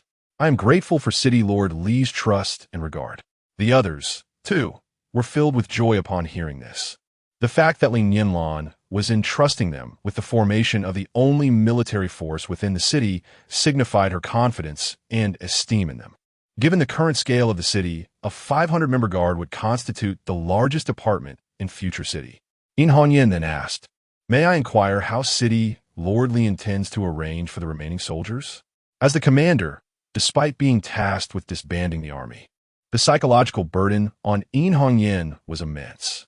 Although Li Nianlan had allowed him to reassemble a new troop, that force could only incorporate 1/10 of the original soldiers. He could not shake the guilt for those he would be compelled to leave behind. Thus, he sought to understand Li Nianlan's plans for those soldiers. Li Nianlan expressed her understanding, stating, "Since we aspire to establish a city, it is essential to set up various governmental institutions. I believe your troops must possess unique talents. While this pool of talent may not be vast, as long as their skills align with our needs, I shall prioritize placing your soldiers in suitable positions." In Hongyan chuckled wryly, replying, "Among our soldiers, we have communication personnel, information specialists, and even cooks. However, I doubt that Lord Li requires soldiers with such particular skills. Although I am unaware of your communication methods, I recognize they must be far more advanced than what we possess on Blue Star. Our communication and information soldiers are likely to lag behind significantly, and I fear they may not be needed at all." Li Nianlan responded, "Let me assure you, Commander Yin, there are indeed numerous positions well suited for your soldiers. For instance, we are about to construct a water treatment facility and an energy supply plant. The security and workforce for these critical departments will be prioritized for soldiers, as they inherently possess a resolute conviction, heightened self-discipline, and superior obedience compared to the average individual. Such vital departments desperately require individuals of your soldiers' caliber to protect and serve. Furthermore, we plan to establish a city public security bureau. I wonder if you recall the first bureau chief, Gao Xingyuan? He participated in rescue missions and is known for his loyalty and integrity. I believe your reconnaissance soldiers would be welcomed into the bureau, and the initial plan calls for a staffing of 500, with 300 positions to be filled by your soldiers. We will construct the Public Security Bureau. Additionally, I intend to establish a mess hall between two military camps, which will necessitate a considerable number of chefs. I wonder how many cooks you have among your ranks?" Nearby, Gao Tianxiang's eyes sparkled with excitement as he interjected, "Lord Li, may I pose a question? Today, I observed you leading many individuals out of the city. Were you expanding the city?" "Indeed," Li Nianlan affirmed. "Our newly planned city aims to achieve a medium-sized urban scale, with an area of 200 square kilometers. Of course, this includes farmland, pastures, and orchards. The actual residential area is not so vast." Li Nianlan smiled, adding, "You need not worry about this. Our new Blue Star boasts a remarkably developed transportation system, utilizing clean energy that poses no threat to the environment. Our intercity transport will be via airships. I currently possess 2 small airships. And since your military camp is tasked with rescue, defense, and the expulsion of mutated beings and evolved animals, I intend to allocate both airships for your use." This revelation stirred excitement even in Hongyan, who had only heard of such vessels. He sheepishly scratched his head and remarked, "We do have a few in our convoy who are capable of vehicle repairs, but their expertise is limited to gasoline and diesel vehicles. They do not possess much knowledge beyond that." Li Nianlan chuckled. "That is still a specialized skill. Having some knowledge is certainly preferable to starting from scratch." They could apply for positions in the transportation department. In Hongyan and his comrades were thoroughly invigorated by Li Nianlan's vision for the city's future.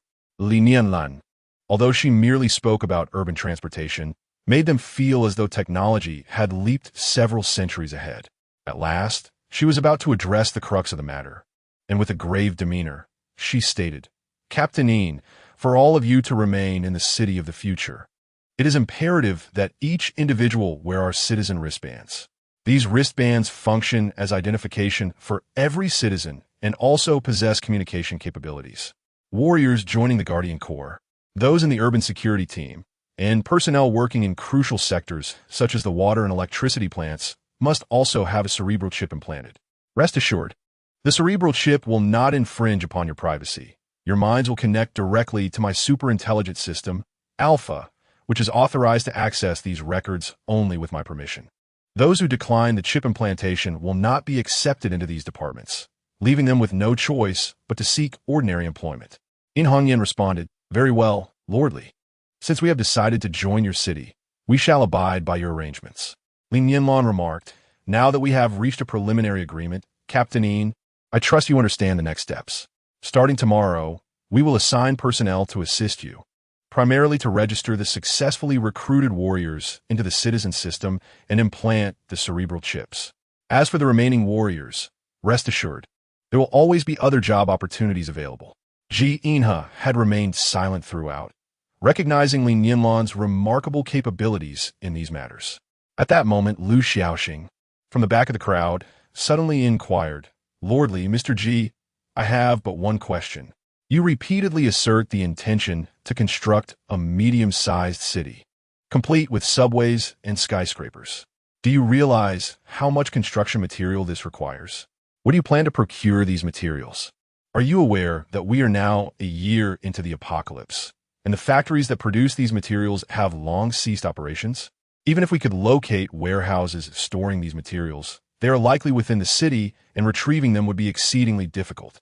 Have you made plans for all of this?"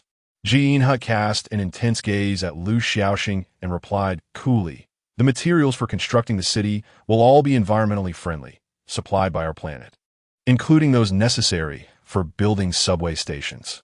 These are not matters for you to concern yourselves with. However, these materials will require an exchange for other resources. They will not be provided freely to you Blue Star individuals." Lu Xiaoxing felt a chill run down his spine under Ji Inha's scrutinizing gaze. Yet he feigned indifference and pressed on with his inquiry. "What exactly will we need to exchange? How will the exchange work?" With a sardonic smile, Lu Xiaoxing added, "Does this not imply that someone must risk their life to gather materials from within the city? This task could very well lead to death." In Hongyan asked, "A rescue mission? Is it to assist others?" "As far as I know, there are still many survivors in military bases like ours." Li Nianlan responded, "Once the city construction is complete, we shall initiate the rescue missions." In Hongyan inquired again, "Lord Li, are you constructing additional cities like the city of the future elsewhere?" Li Nianlan gazed at Ji Inha and remarked, "There are no such plans yet." In Hongyan, feeling anxious, exclaimed loudly, "With so many people across the nation, do you really believe that only a handful from one city can survive?" Without pausing for dinner, In Hongyan and the others promptly convened a meeting to discuss the necessary inclusion of warriors into the Guardian Corps and recommend others to different departments. The preliminary plan prioritized warriors of rank and above for the Guardian Corps. If an individual wished to retire or transfer to another position, their personal wishes would be respected. Additionally, those with exceptional qualities would be considered, as the Guardian Corps would undertake the perilous tasks of city clearance and rescue, again respecting individual preferences. These orders were relayed step by step until the squad leaders submitted the initial list, which was then verified by the battalion and company commanders. That night, nearly everyone in the military remained awake, enduring a restless night. The following morning, In Hongyan assembled a precise formation of 500 individuals, including himself, before Li Nianlan. They surrendered all their firearms, which Li Nianlan entrusted to Ji Inha for safekeeping. To them, these weapons were akin to antiques, capable of fetching a good price at interstellar markets, where many collectors yearn for such items. Li Nianlan entrusted this task to Zhang Haoshuan and Zhang Haoyan, instructing them to implant cerebral chips in the remaining guardians. The Zhang brothers, having experienced the benefits of the chips firsthand, provided an extensive explanation, which was well received by the warriors. Those of squad rank and above were escorted by Ji Inha to the training grounds. where he instructed them on utilizing the cerebral chips and laser weaponry. The destructive power of these advanced technologies opened the eyes of veterans like Li Nianlan, who realized that interstellar warfare was not merely a figment of science fiction, but a tangible future reality. The remaining warriors, having completed their personal information entry and chip implantation, proceeded to participate in city construction outside the walls. Gao Xingyuan, equipped with a list of recommendations, took a few individuals to recruit members for the city security team. Since Li Nianlan had announced recruitment posters for various departments the day prior, today's applicants included not only soldiers but also civilians who displayed commendable qualities. Aside from those who had previously followed him in the security team, the new city security members were primarily recruited from among the warriors. Adhering to the principle of accountability, Gao Xingyuan led these new recruits to undergo cerebral chip implantation at Facility Number 1, after which they too would join the city's construction efforts. Other departments conducted their own recruitment and information entry, subsequently contributing to the city building initiative. The paramount task now was urban development. The city walls needed construction, and a defensive network had to be established before expanding residential areas. Accommodating such a large population was imperative. It was untenable for so many individuals to remain cramped in buildings, sleeping on the floor, as discontent would inevitably arise. The city's blueprints were primarily designed by Qi Hongji alone. Although Alpha provided the cerebral system, it was the designer's expertise that would enable the system to manifest visually. Qi Hongji was so overwhelmed with work that he scarcely had time to sleep, single-handedly shouldering the responsibilities of 10 people.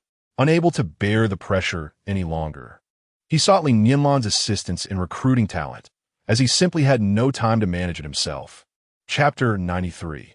The city Li Nianlan decided to have Alpha and Qi Hongji set aside their current tasks and broadcast a citywide announcement to recruit professionals in architecture. To their surprise, they received several applicants from the field. Qi Hongji evaluated their expertise and, pleased, welcomed them into the newly established construction bureau, finally alleviating his status as a mere figurehead. The city's construction was progressing fervently, and the morale of the team was high. The city walls were completed, and the soldiers who had taken up their posts were astonished to learn that the materials had been transported from an alien world. This revelation sparked their curiosity and a deeper sense of reverence for such advanced technology that transcended light years. With the walls erected, the next priority was to construct military barracks. Although the future city was situated in a desolate wilderness, the increasing population inevitably attracted the threat of mutants and evolved beasts, necessitating a robust defense system. Li Nianlan asked Li Hongyan to gather a few individuals to consult on the design of the barracks. She hoped to enhance the soldiers' satisfaction with their living quarters, fostering a greater sense of belonging to the future city. The plans included 4 barracks, each designed to accommodate 100 soldiers. Qi Hongji envisioned a structure covering an area of 1,000 square meters, with 5 stories above ground and 3 below, totaling 9 levels. The uppermost underground level would store military supplies, while the second and third levels were designated for training and fitness facilities. The courtyard would be enclosed by 3-meter-high walls and feature an outdoor basketball court and a ground-level storage facility. The first floor would house the dining hall and a refreshment area. The second would contain fitness zones, communal bathing areas, and a cinema. The third and fourth floors were allocated for dormitories, each designed for 2 occupants with private bathrooms. The 5th floor would serve as an office area, including meeting rooms and a lounge for leaders, and the 6th floor would provide a security office. Li Hongyan proposed expanding the barracks closest to the city gate, as he envisioned it serving as the military headquarters where he and his officers could be stationed. He also inquired about the possibility of reserving a family area, considering that while the soldiers were currently single, there might come a time when they could marry and start families.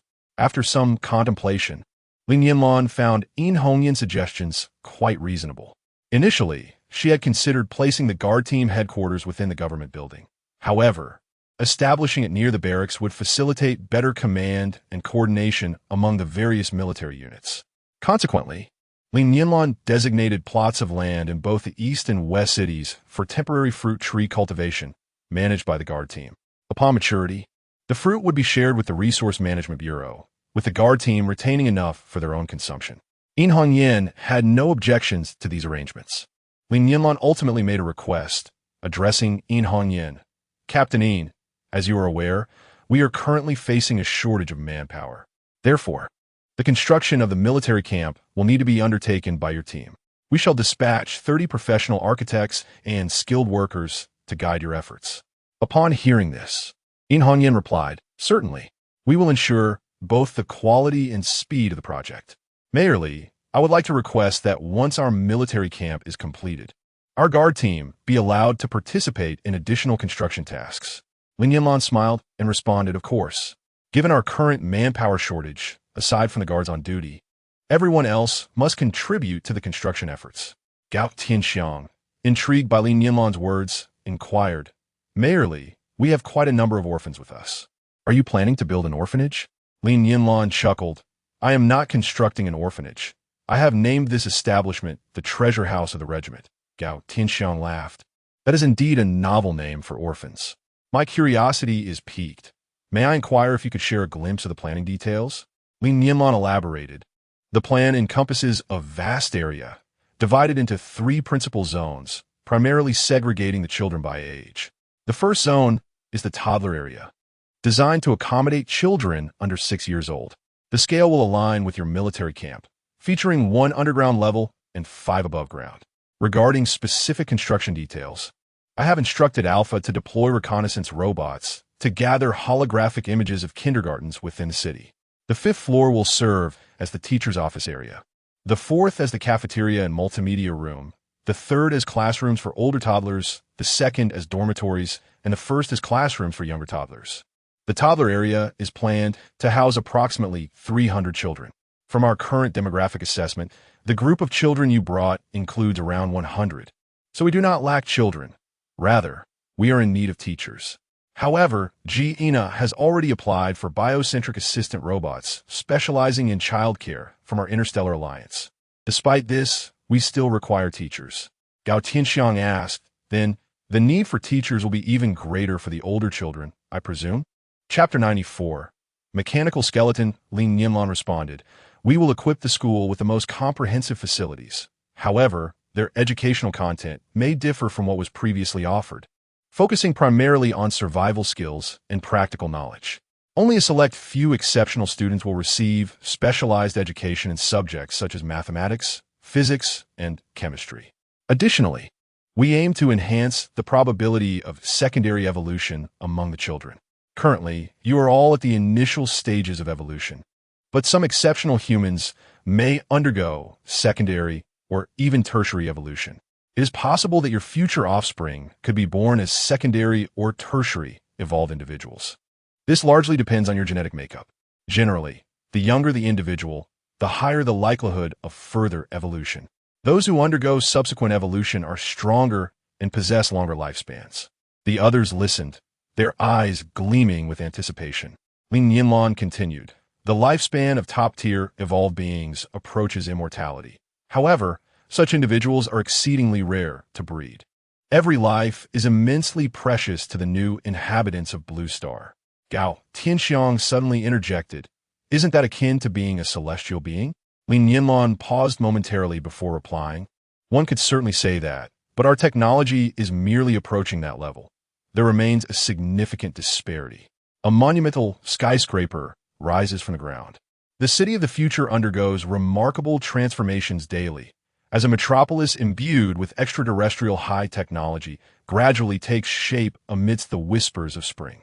The first military camp has finally been established, and all soldiers have temporarily settled within, crowded yet filled with a sense of security and hope. Subsequently, the 2nd, 3rd, and 4th camps of the city S-Guard have been completed. However, In Hongyan has not hastened to construct the command center for the city guard. Instead, he has dispatched all non-essential soldiers to build the beloved pet nursery, with Li Nianlan providing ample building materials and In Hongyan's manpower. The beloved pet nursery has become the 2nd area completed in the city of the future. Several women, who were teachers before the apocalypse, have been assigned to work here, and 10 child service assistant robots have commenced their duties. Various positions have begun to recruit, with Lu Yun vying for a role in the nursery, and after an assessment, Li Nianlan bestowed upon her an appointment letter.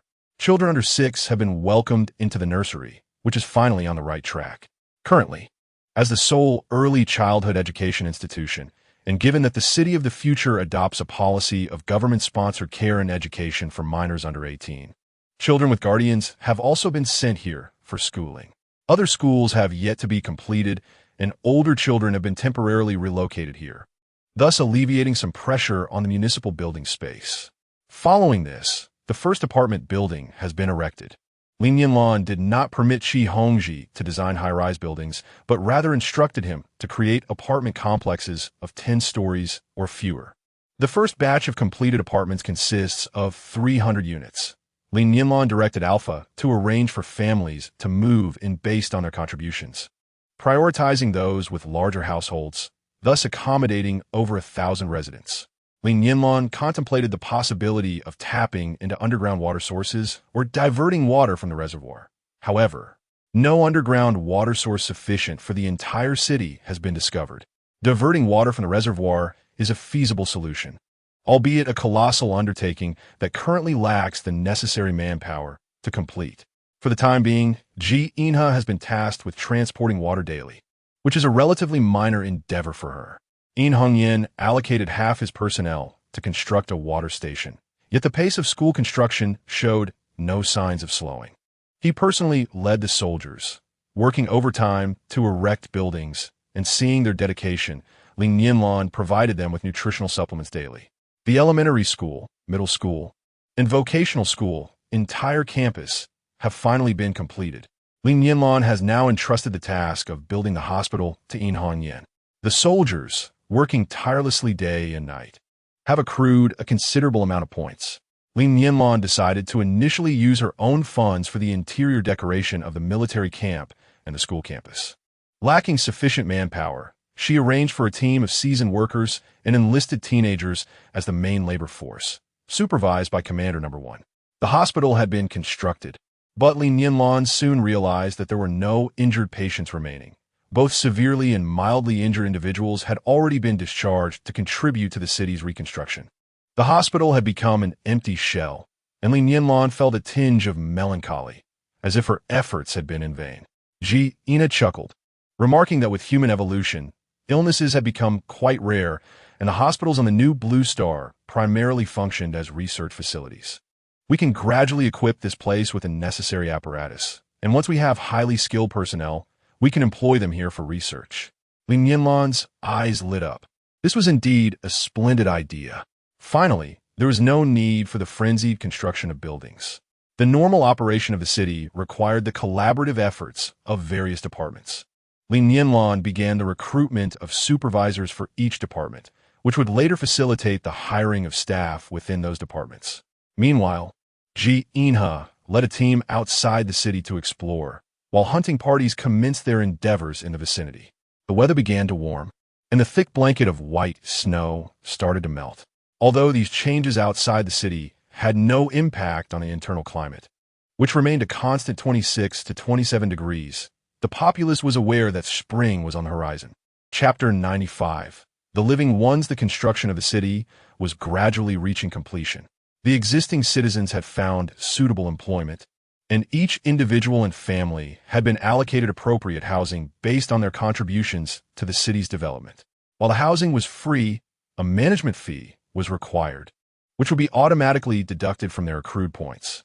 Li Nianlan primarily used this portion of points to exchange for energy from the new Blue Star, as the protective shield relied on this energy, making it crucial.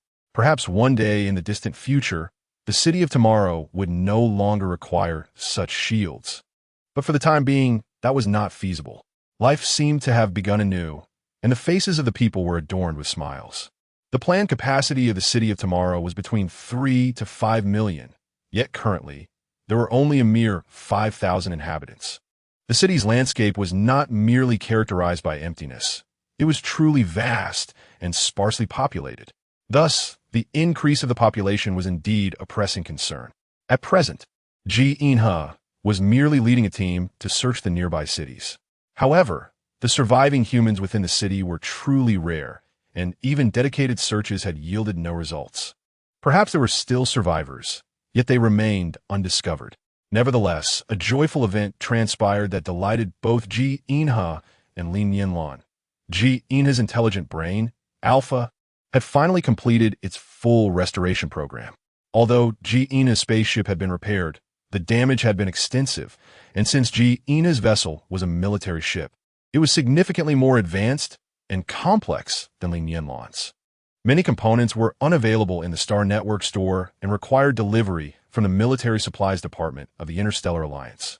The process for requesting these components was cumbersome, so it would likely be a considerable time before the spaceship could be fully restored to a state suitable for interstellar travel. In Hung Yin observed the current state of the city and addressed Li Nianlan, saying, "Lord Li, there are still over 10,000 individuals remaining at our former base. We initially departed due to the scarcity of food, and if everyone continues to linger there, it will lead to inevitable demise." Li Nianlan inquired, "You possess weapons. Why do you not venture out to procure sustenance?" Gao Tianxiang responded, "It is not that we have refrained from gathering supplies. Our soldiers, organized into squads, have scoured the nearby towns and cities for food. However, due to a lack of combat experience against the mutated beings, our initial endeavors have resulted in significant casualties. We have also mobilized civilians to forage for wild fruits, vegetables, and to hunt small game, but the participation from the populace has been minimal. Only a handful have joined us. Although the military base is expansive, it becomes exceedingly cramped with so many people.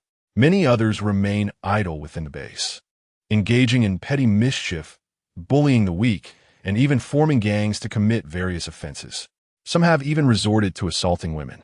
We as soldiers are already overwhelmed trying to provide meals for so many. While there are soldiers patrolling to maintain order, those causing disturbances remain unrepentant and their actions escalate.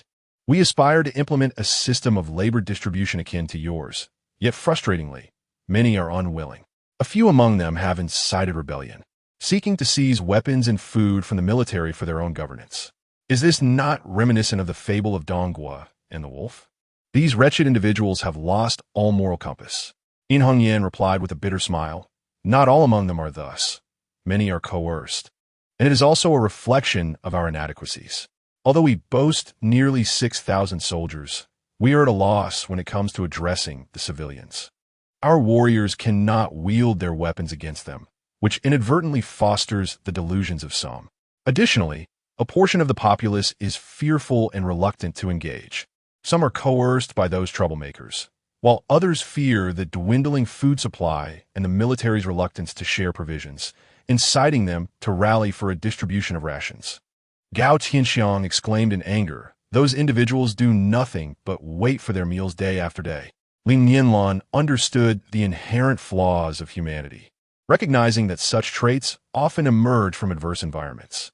In times of peace, most individuals tend to uphold their values and worldviews. Thus, Li Nianlan suggested, "I believe we can select a portion of individuals to bring with us.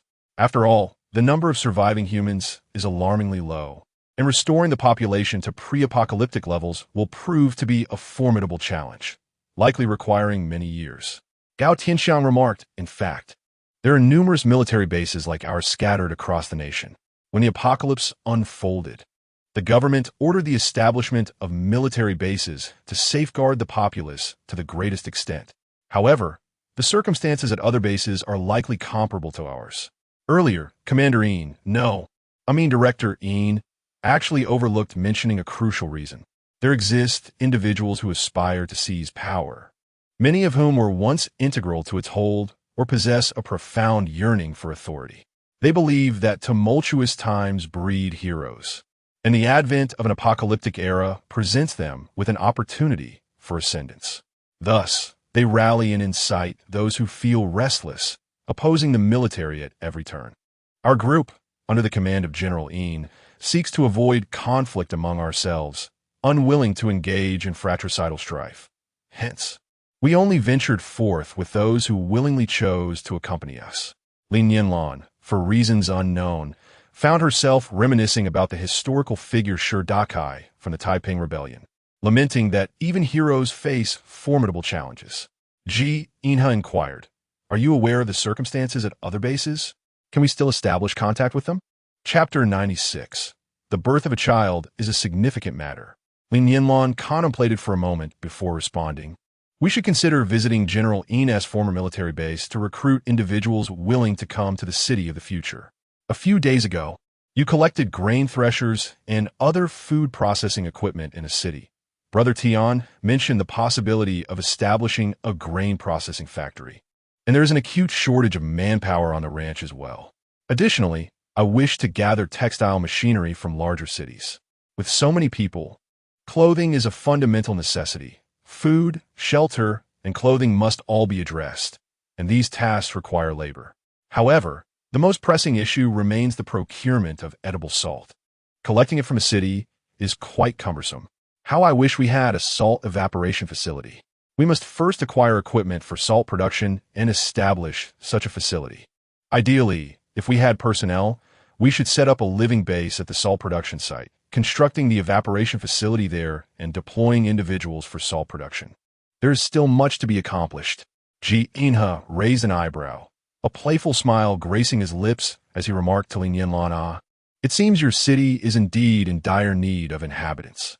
The most immediate solution is, of course, to recruit people from various places. This is neither particularly difficult nor complex. However, have you considered a long-term solution?" Li Nianlan, now perplexed, wondered why a long-term solution was necessary when the best immediate solution was at hand. Curiously, she asked, "What constitutes a long-term solution?" Ji Inha replied, "I recall studying a term during my history lessons, a permanent solution. Presently, even if we recruit individuals, their lifespans cannot compare to ours. They will age and eventually perish.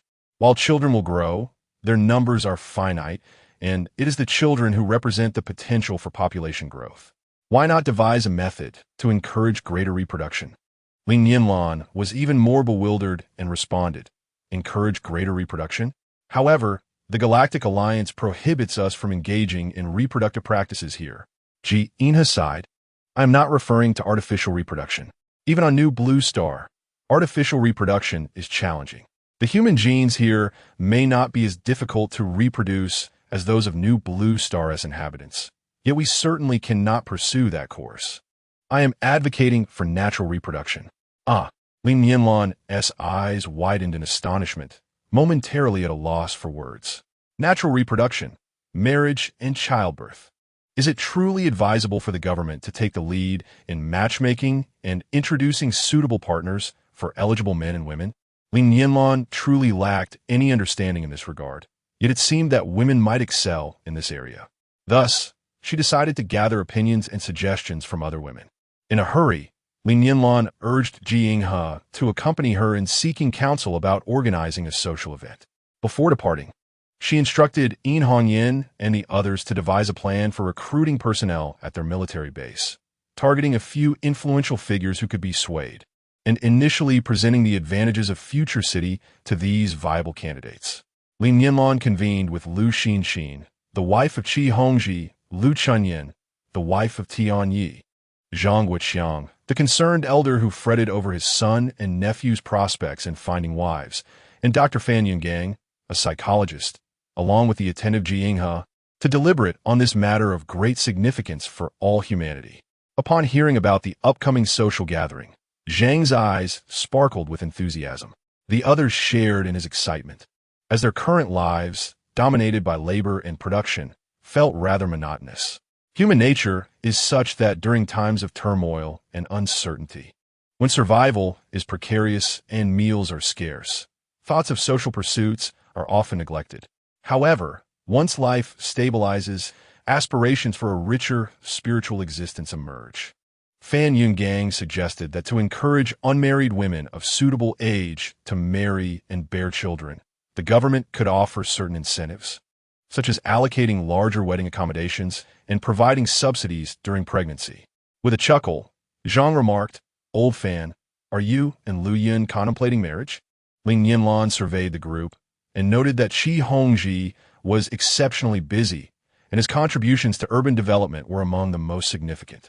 Their family had no shortage of points, and with their child being young, Lu Xinxin had not sought other employment, though Li Nianlan was aware that she had once held a managerial position in a large company. Lu Chunyin, despite her modest education, was a warm-hearted individual managing the farm alongside Tian. Elder Zhang had been forcibly removed from the hunting team by his son and nephew, and Li Nianlan believed him to be robust and adequately evolved for a middle-aged individual. Thus, she assigned him to teach children hunting skills at the school. Serving as a coach, with ample time on their hands, Li Nianlan cheerfully declared, "I will entrust this project to Sister Xinxin for planning.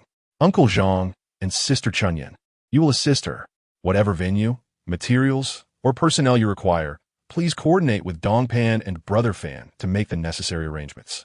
Lu Xinxin readily agreed. "Sure, I'm just a free spirit, so leave it to me. This is my first time undertaking such an interesting and meaningful endeavor. So Uncle Zhang, Sister Chunyin, and Old Fan, please lend me your support."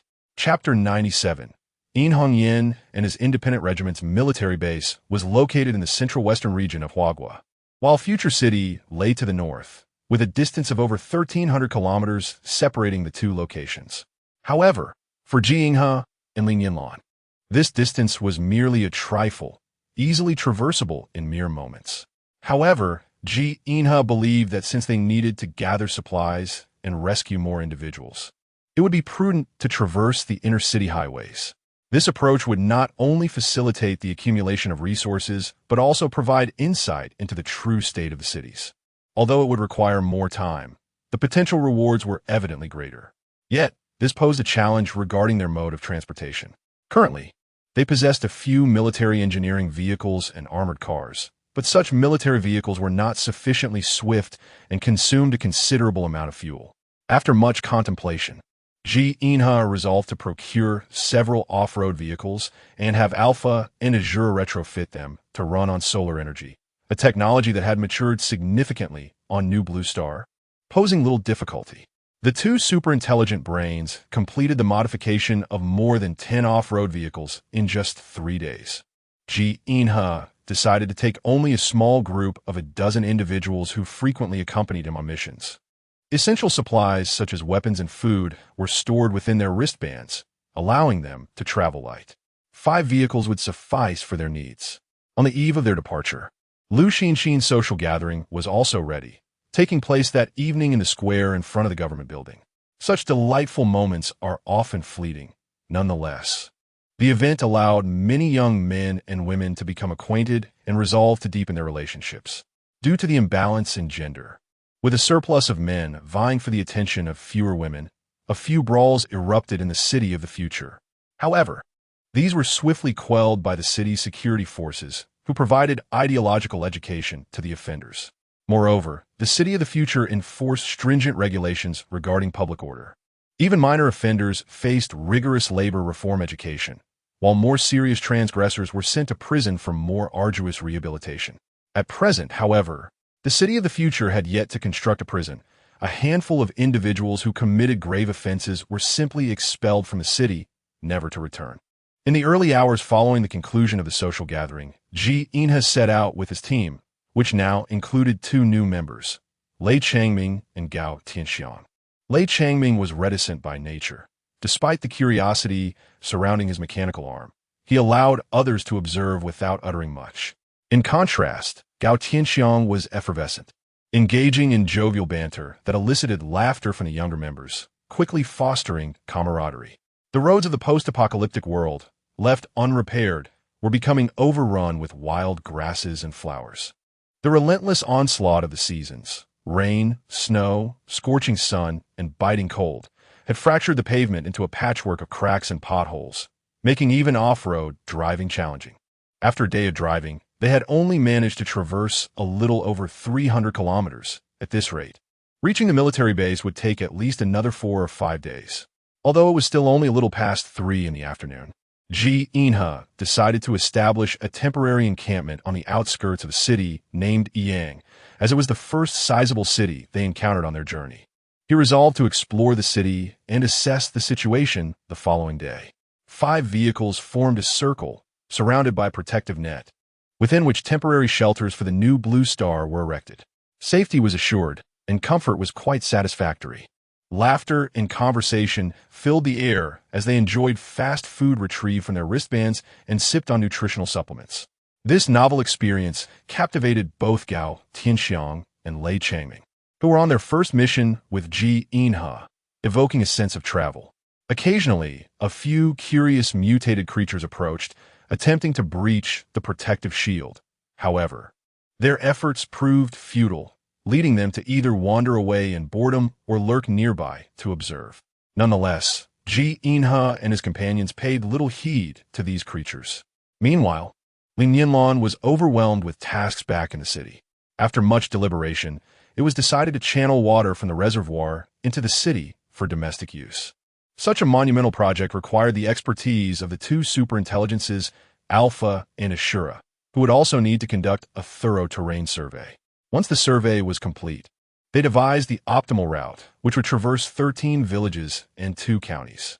To ensure the safety of the construction crew, it was necessary to dispatch teams to clear these areas of mutated beings and evolved animals. With Ji Inha absent and the others lacking confidence, Li Nianlan resolved to take matters into her own hands. She also chose to transport the construction workers via airship. Although using spacecraft would be swifter, it would deplete energy resources significantly. The airship proved to be the most cost-effective method. The following day, Ji Inha and his team ventured into the city in search of resources. Despite the brilliant sunshine, the city lay in a state of decay, shrouded in desolation. Aside from the fearless, small dog-sized rodents scurrying across the streets, no other living creatures could be seen.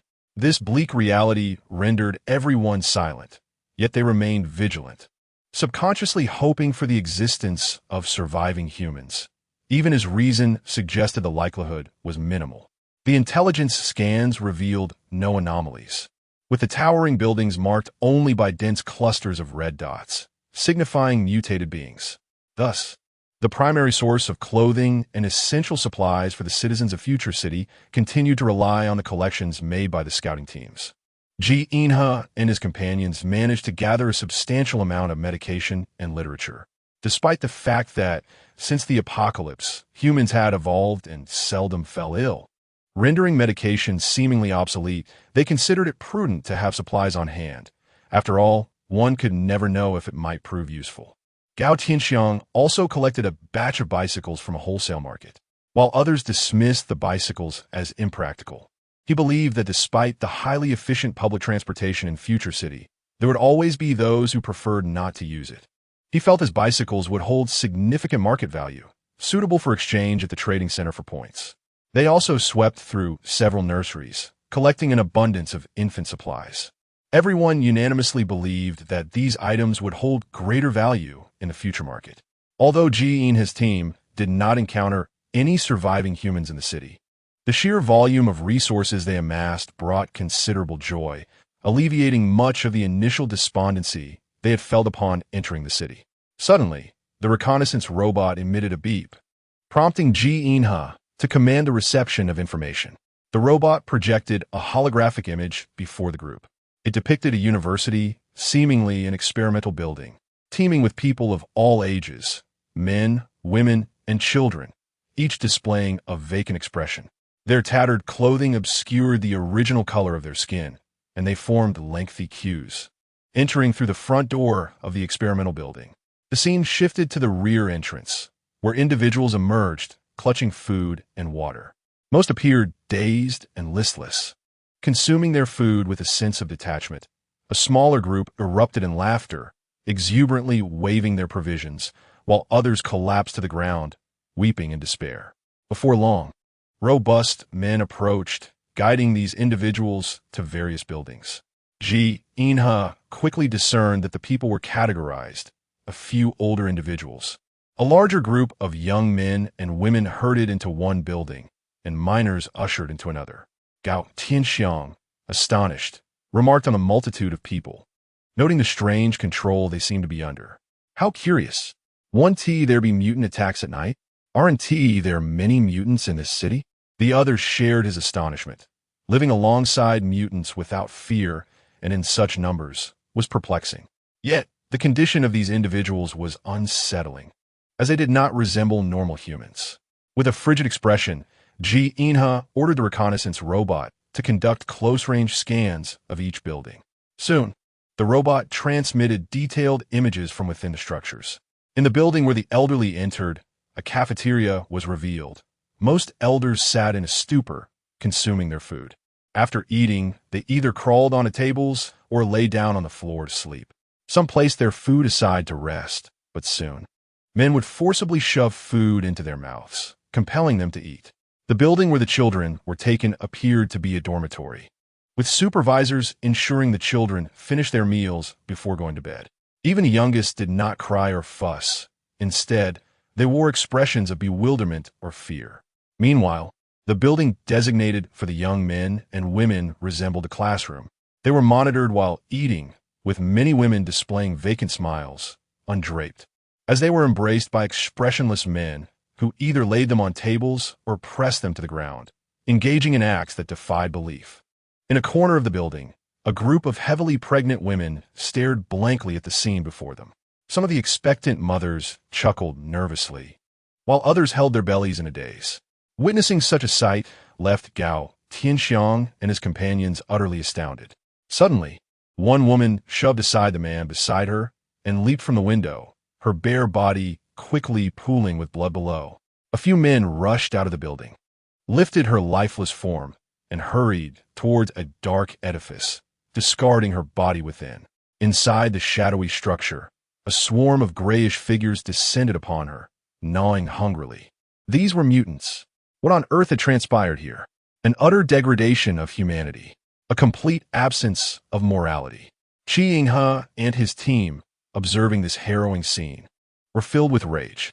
Gao Tianxiang exclaimed vehemently, "Surely, these people wouldn't feed the mutants with their own kin." The others fell silent, unsure of how to respond. Qi Yinghe's expression turned frigid as he remarked, "Your thoughts are too simplistic. Do you recall the two mutant leaders capable of controlling others? If my conjecture is correct, this place is under the dominion of mutants. These men are merely their minions. The mutants have been breeding these humans, keeping them as a food reserve. Have you seen those pregnant women?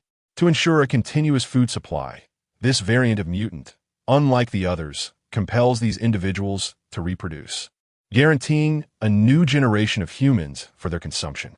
Chapter 99. The intelligence of mutants. The others were utterly astounded by Qi Yinghe's assertions, unable to fathom such a horrific reality. Gao Tianxiang's countenance darkened as he stated, "I have heard tales of cannibalism. At the base, during times of food scarcity, those without weapons venturing out in search of sustenance faced near certain death. Even for soldiers like us, operating tanks and armed with guns, the risks were exceedingly high. Thus, there were those who, cowardly and weak, resorted to abducting and killing the old, the sick, and even their own kin to survive. These individuals have forfeited their ethics and the very essence of humanity. However, within the base, such abhorrent acts were committed only in secrecy. The majority would rather endure hunger than resort to cannibalism." Zhang Haoshuan, indignant, queried, "Why do you not intervene? Do you allow these people to act with impunity? What purpose do we serve in rescuing them? They are no longer worthy of being called human. They should not exist." Gao Tianxiang hastily clarified, "Our base is overcrowded with tens of thousands of people. Naturally, there are both virtuous and vile individuals among us, with character varying widely. Those who have forsaken their humanity are a minority. The vast majority are ordinary people who, even in the direst of circumstances, cling to the essence of humanity, enduring immense suffering. Our capabilities are limited, and the path ahead is fraught with uncertainty. We cannot extricate all of them. However, we have now discovered the city of the future and possess the capability to assist those in need. I implore you to rescue them. For most of these individuals are wretched souls, desperately striving to survive." Gao Tianxiang's heartfelt words rendered everyone silent. Indeed, had they not encountered Li Nianlan and Qi Yinghe, how different would their circumstances be from those of the others? Would they, too, abandon their humanity in the quest for survival, or would they choose to perish from hunger? The realities of such situations cannot be discerned merely through discourse. The others struggled to grasp the essence of Qi Yinghe's message, unaware that he wished to elaborate further. Ji Inha surveyed the crowd and stated, "I suspect that extraterrestrial technology is involved in the evolution of these mutants. The new blue star inhabitants have previously undergone a similar evolutionary process. However, due to our superior technology and weaponry, the evolved mutants were swiftly eradicated. Moreover, to prevent such occurrences from recurring, our interstellar governmental alliance strictly prohibits analogous research and experimentation. Consequently, a faction of ambitious individuals has turned their attention to extraterrestrial beings. They have established laboratories and research facilities on other celestial bodies, utilizing alien organisms to experiment with methods and substances that promote evolution, thereby extending the lifespan of new blue star inhabitants and reaping substantial profits. Thus, I must ascertain the true nature of events transpiring here. If feasible, I wish to capture several mutants and deliver them to the Interstellar Alliance's Research Institute. If they are indeed new blue star inhabitants, the Alliance will undoubtedly intervene. Regardless of whether external forces are involved, the rapid evolution of these mutants is exceedingly anomalous and warrants further investigation." The crowd unanimously supported the notion of rescuing others. Yet apprehensions lingered. Li Changming finally spoke, saying, "Are you suggesting that we should not rescue so many people?" Ji Inha replied, "If it is merely a response to stress, we possess methods of treatment. However, human emotions and the complexities of the brain are exceedingly intricate. Even with our current scientific advancements, we cannot entirely resolve these issues. Since we have resolved to save lives, we must devise a plan. There are too many individuals inside, and what they currently comprehend is merely the superficial situation." Ji Inha commanded the reconnaissance robots to investigate the building housing the mutants. With a furrowed brow, he gazed at the ominous entrance of the building, which stood ajar, revealing a shadowy interior. Yet, Ji Inha understood that their true adversary lay within these walls. He aimed to capture a mutant alive, for its research value far exceeded that of the previous two mutants. Chapter 100.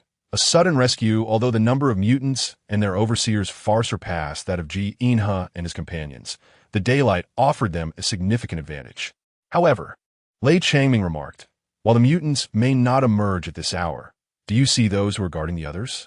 They outnumber us considerably, and they're the true obstacles to our rescue efforts." Ji Inha nodded and remarked, "Indeed, these individuals likely obey the mutants for some compelling reason. I surmise that the mutants have provided them with certain advantages, perhaps sustenance or assurances of safety, prompting their compliance.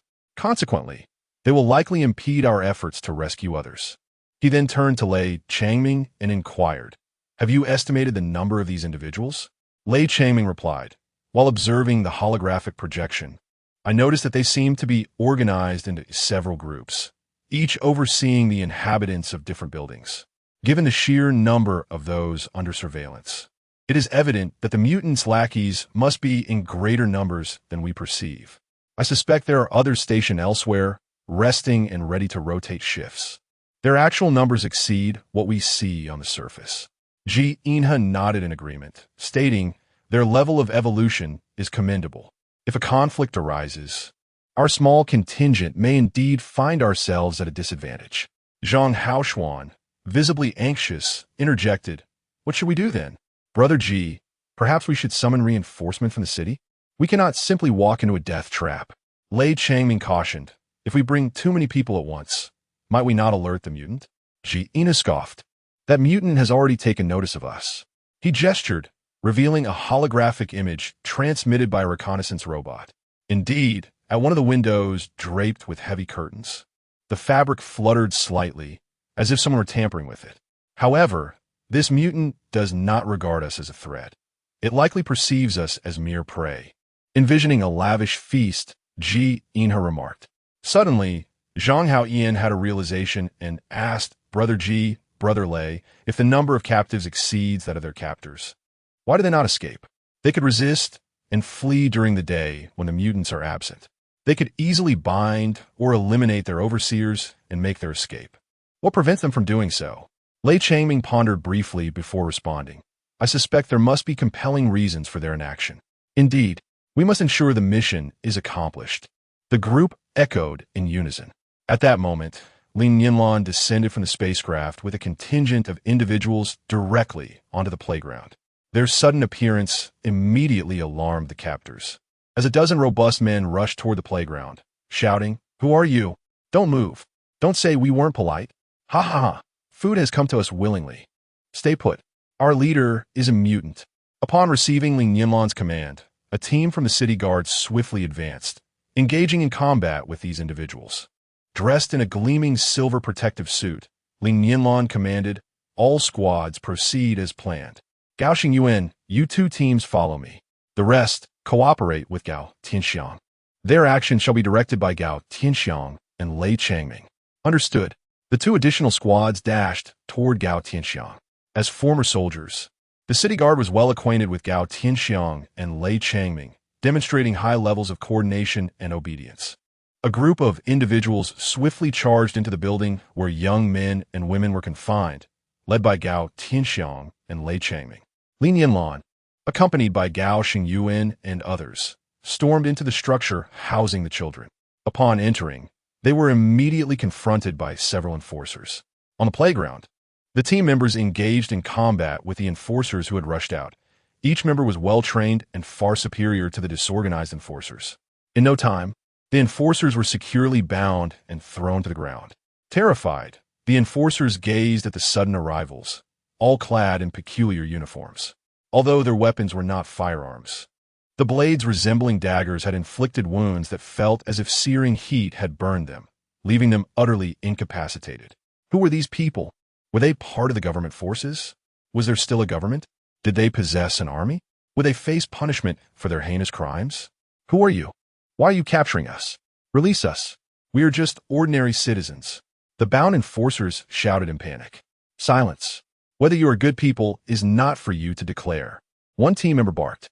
Chapter 101, Li Nianlan led 2 hunting squads directly into the building where the children were held. The sound of hurried footsteps echoed as several men burst from the dormitory on the first floor, their faces contorted with anger. Who are you? Do you even know where this is? You dare to trespass anywhere, even the king of Hell's domain? Today, you will enter upright and leave horizontally. One by one, more men rushed down from other rooms and upstairs. Unfolded. Fresh goods delivered to our doorstep. What a delightful turn of events. Why waste words? Let us capture them first. Look at this young lady. She seems rather attractive. My brothers and I will have our fun with her tonight. Disgusted, Li Nianlan glared at the lecherous man charging towards her and leapt into action, delivering a powerful kick to his chin. Her strength surpassed that of a mutant, rendering him unconscious. Casting a cold glance at the man on the ground, she commanded, "Bind these individuals. I shall ascend to investigate further." With that, she leapt again, landing atop another man's head, and gracefully vaulted up the staircase, disappearing around the corner in a matter of moments. The enforcers, momentarily stunned by Li Nianlan's prowess, could only watch as she ascended. It was only then that one man regained his composure and shouted, "Block her!" Lu Hong and Zhuang Shanhe quickly pursued and intercepted the 2 men who had just stepped onto the stairs, engaging in a fierce struggle. Gao Xingyuan threw a capture net at the man lying on the ground. The others were astonished to see the man ensnared by an unknown substance that rendered him immobile. The peculiar net seemed almost alive, climbing up like tendrils upon the body. A man, who had been quietly observing from behind the others, suddenly shouted, "Do not let that thing touch you. It appears to be alive and can ensnare your body with its grip." The other men, taken aback by his words, cautiously retreated a few steps. Gao Xingyuan commanded loudly, "First, we must capture these beasts. We are still unaware of the situation upstairs. Let us act swiftly to conclude this battle and provide support to Nianlan." Upon hearing the orders, the members of the hunting team rushed forward to confront the regulators. Although these regulators had undergone preliminary evolution, they were once mere ordinary individuals before the apocalypse.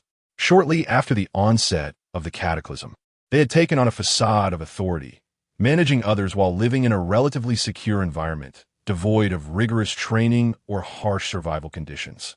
How could they possibly stand against the well-trained members of the hunting team, who frequently ventured into the wild to capture evolved beasts? In no time, Many of them were subdued and ensnared in capturing nets.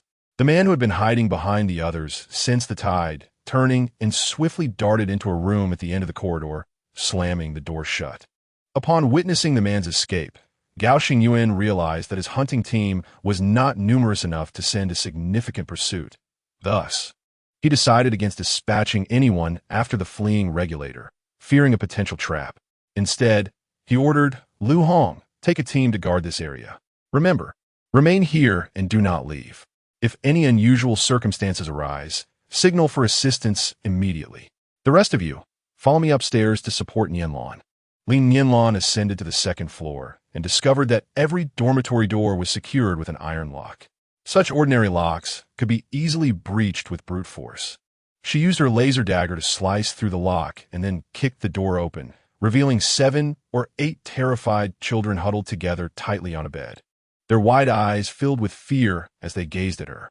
She proceeded to open another dormitory door, encountering the same scene. As Li Nianlan continued to unlock dormitories, she suddenly felt a chilling draft rush towards her from behind. At that moment, the two finally stood face to face, clearly seeing each other's features. Li Nianlan furrowed her brow at the peculiar appearance of the man before her. He was not a mutant, yet his skin bore an unhealthy pallor, a sickly shade of pale, and his pupils were unnaturally large and pitch black. He was not an ordinary person. The man regarded Li Nianlan and broke into a sinister smile, saying, "Oh, you're quite impressive. I like you." Li Nianlan returned the strange man's grin with a bright smile of her own, responding in a tone of innocent whimsy, "What a pity, for I do not like you. I assure you, I shall show no mercy to those I do not favor." The sound of the word emotion had not yet dissipated when Li Nianlan swiftly raised her wrist and launched a crossbow bolt at the peculiar man. As soon as the bolt was released, she propelled herself towards him like an arrow freed from its bow, her laser dagger aimed directly at his throat. The strange man reacted with remarkable agility, evading Li Nianlan's relentless assault with a swift movement of his body. Their confrontation was as rapid as lightning, a back-and-forth exchange where neither sustained injury after a dozen exchanges. Growing increasingly anxious, Li Nianlan noted the cramped space of the dormitory corridor and the presence of the children in the rooms she had opened.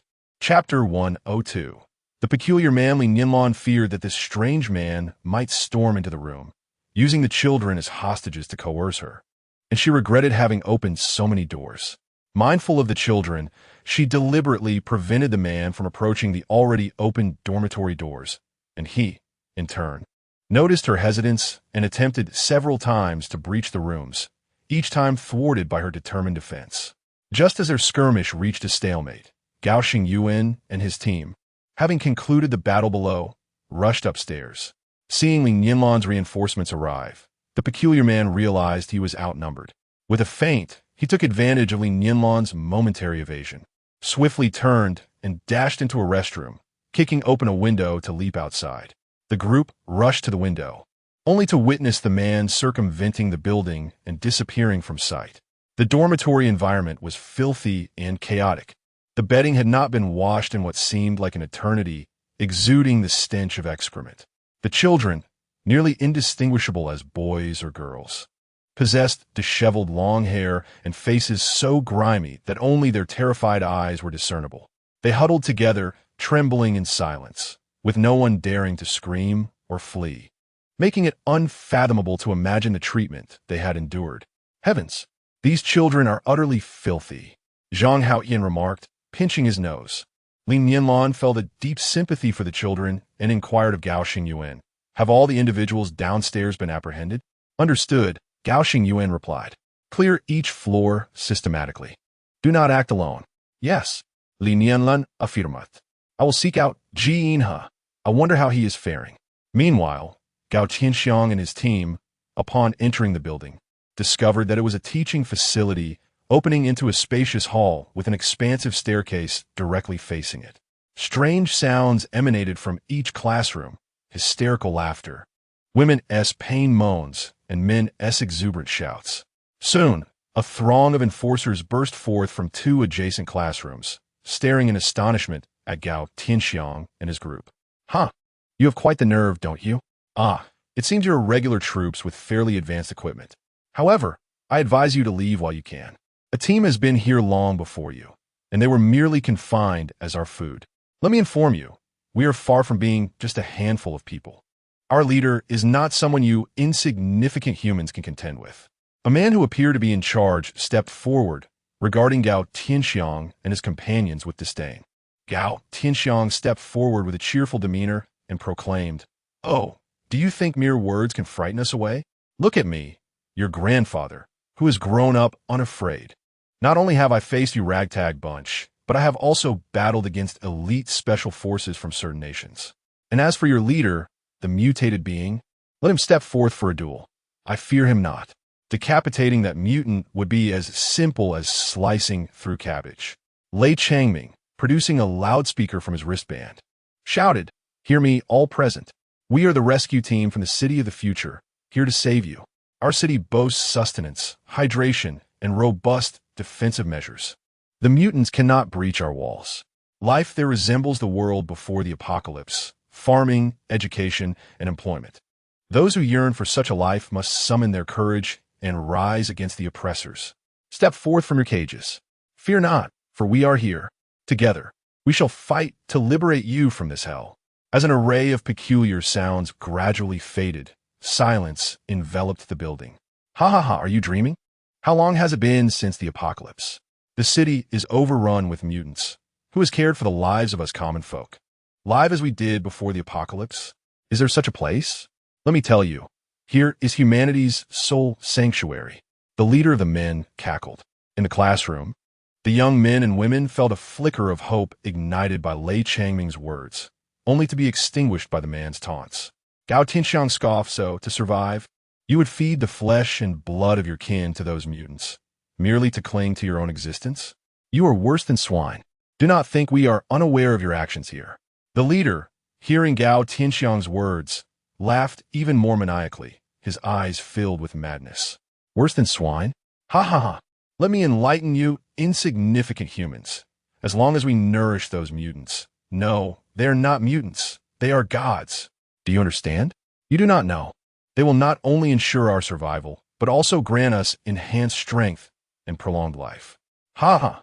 What do you foolish, insignificant humans know? You know nothing. How could mere mortals oppose deities? Lay down your weapons and become offerings to the gods. Perhaps they will allow your deaths to be less painful. Chapter 103. The reignition of bloodlust. Lei Changming continued to address the classroom through the loudspeaker.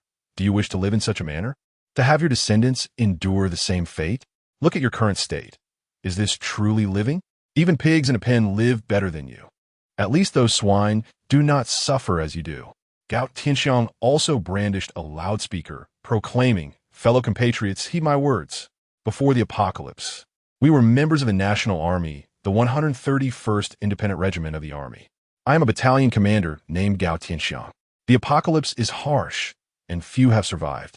But we must not live like beasts, for we are human. We have now established a city named the City of the Future, and our presence here serves as a testament to our strength. We possess the capability to ensure your survival, to live as dignified individuals, endowed with the highest intellect and emotions. Divine messengers? Dark deities? Such titles are rather intriguing." Gao Tianxiang let out a hearty laugh and remarked, "What dark deity? Are they merely mutants who have glimpsed the sunlight? Let me assure you, we fear not even your so-called dark deity. Behold, do you see the weapon in my hand? Have you ever watched Star Wars? Allow me to reveal that my weapon is the real-life counterpart of a lightsaber, capable of slicing through steel effortlessly. It can cleave a mutant's body in twain. Do not doubt it. Summon your dark deity, and let us compare our strengths. Deities are but figments of human imagination. Bring it forth, and let us speak of power. We soldiers have always valued strength over your ethereal rhetoric." The enforcers derisively responded, "We do not require our dark deity to deal with you. Even our divine messengers disdain engaging with you. If you wish to encounter our dark deity, first defeat us. Only then can you speak of it."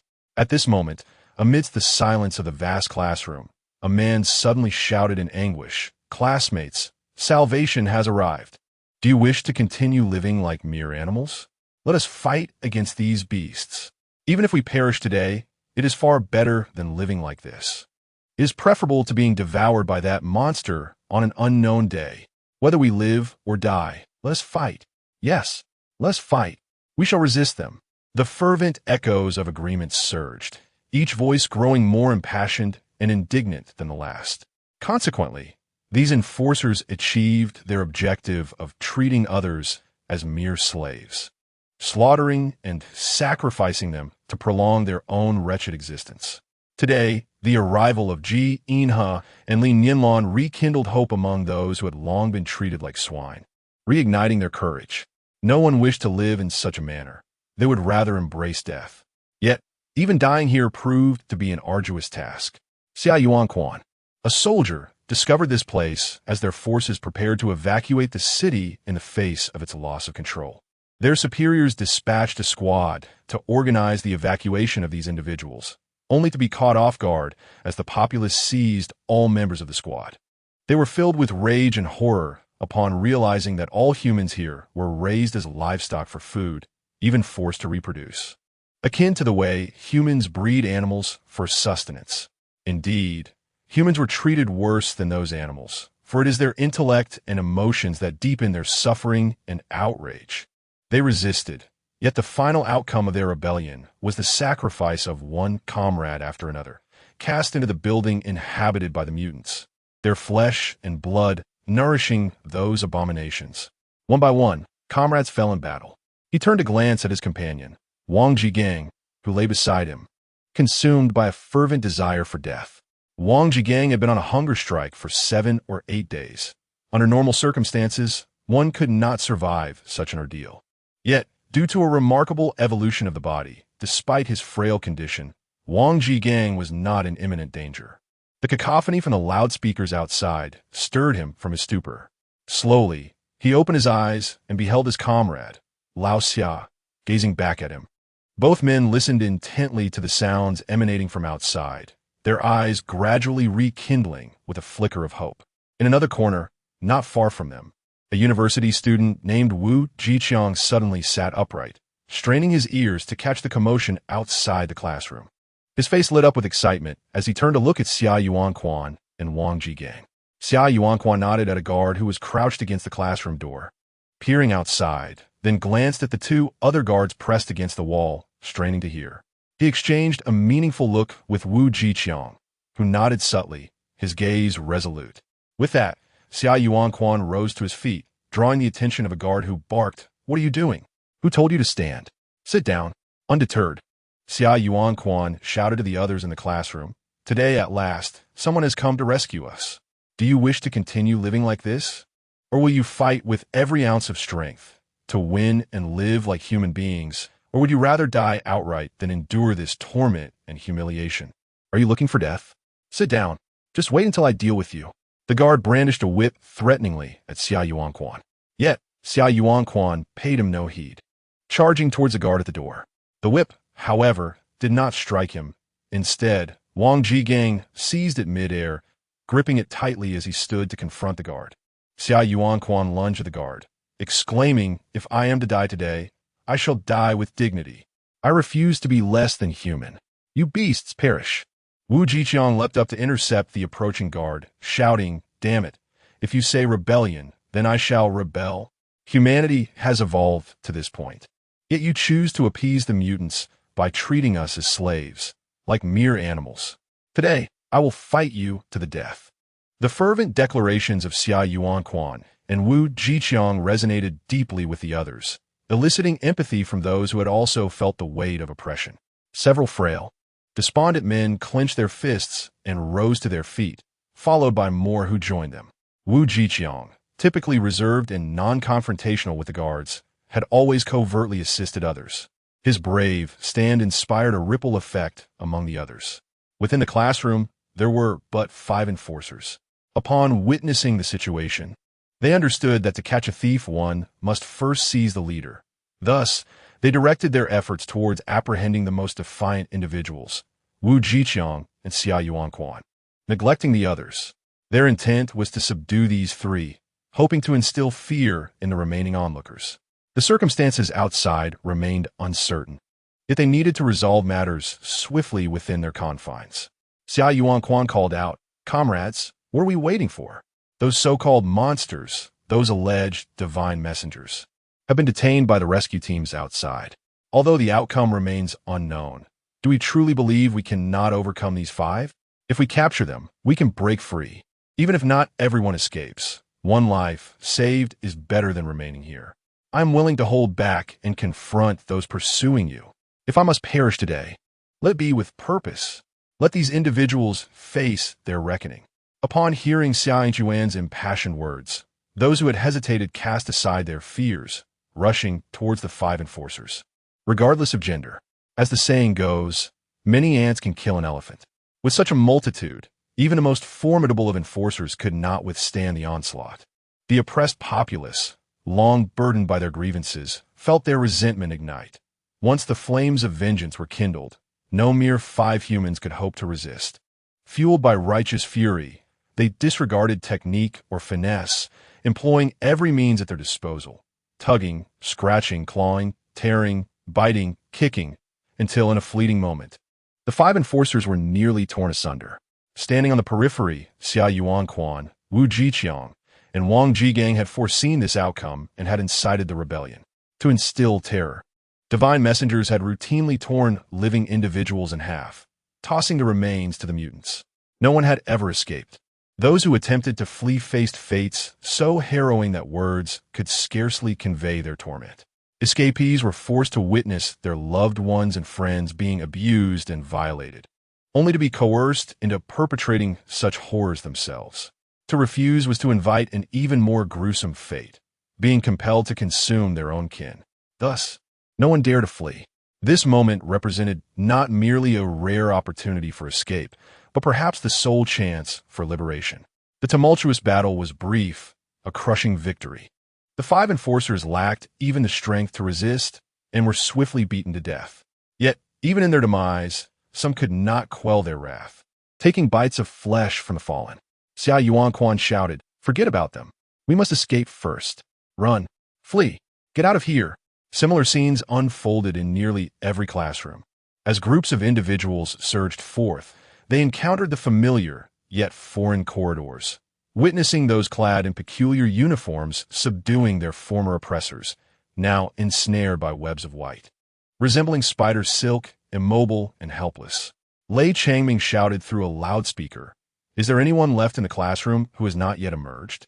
Class leader, take your comrades to clean up the battlefield and exercise caution. No one is permitted to act alone." "Yes, we will ensure the mission's completion," the class leader responded. "Class, follow me," he called out. "Those who have escaped, remain calm and do not panic. Heed our instructions and proceed to the playground under the guidance of our soldiers. There will be someone to assist you there. Wait for the airship to arrive." Gao Tianxiang also shouted. Lei Changming continued to command the second class leader, instructing him to organize his troops to retreat to the playground. The remaining soldiers were to assist the class leader in checking each classroom. Living individuals were to be securely bound, while the deceased were to be transported to the opposite side of the playground for immediate cremation. Exercise caution. No one may act alone. Movements of 3 or more are required. "Yes, we will ensure the mission's completion," the soldiers echoed in unison. Chapter 105. The beautiful man Li Nianlan rushed into the building where Ji Inha had entered like a whirlwind. The structure resembled a modest educational facility upon entry. The first floor presented a spacious, vacant hall with corridors extending in both directions, lined with classrooms, all doors tightly shut. Only rays of sunlight filtered in through the corridor windows, rendering the entire ground floor rather dim. The building was eerily silent, and a glance around revealed no sign of Ji Inha. The second floor mirrored the first in its layout, yet perhaps due to its higher elevation, it felt less oppressive, albeit still enveloped in an unsettling quiet. This profound silence instilled a deep sense of fear and unease within Li Nianlan. Growing increasingly anxious, she ascended the stairs to the 3rd floor in a rush, calling out loudly as she ran. Suddenly, the bracelet on her wrist flickered a few times. But preoccupied with concern for Ji Inha, she failed to notice. It was not until she was nearing the fourth floor that she sensed the vibrations on her wrist. Discovering a message from Ji Inha. I'm on the sixth floor, I'm fine. Were you worried about me? Her anxious heart finally settled, and she dashed up to the sixth floor with utmost urgency. Upon reaching the sixth floor, she followed Ji Inha's indicated location, running to the left. Not far ahead, a classroom door stood wide open. Though the desks and chairs within were in disarray, it seemed less the result of a struggle and more akin to having been rearranged. Ji Inha stood by a window, lifting the curtain to gaze outside. Li Nianlan noted that Ji Inha was the only one present, which struck her as peculiar. Wasn't it said that the leader of the mutants was hiding here? Why was it just you alone? Despite the clear view of the entire classroom, Li Nianlan, still incredulous, scanned the room once more. There truly is no one else here. Could it be that the reconnaissance robot had malfunctioned? Unlikely. Or perhaps it had been interfered with by some electromagnetic wave, leading to erroneous data collection? Li Nianlan was taken aback. She recalled her studies at the academy, where they had delved into the history of human evolution, particularly that of the new blue star inhabitants. Her curiosity had driven her to study diligently, and their teacher had even offered to recommend esteemed research institutions if she wished to pursue further studies in that field. However, she had declined, feeling merely intrigued without the spirit of an earnest researcher. The new blue star beings had undergone mutations and evolution over nearly a millennium. Given the current pace of evolution among the blue star inhabitants, it seemed that in just a few more years, a new human race would emerge. Moreover, with the formidable strength of the mutants, their rise would likely be swifter, allowing them to overpower humanity with absolute force.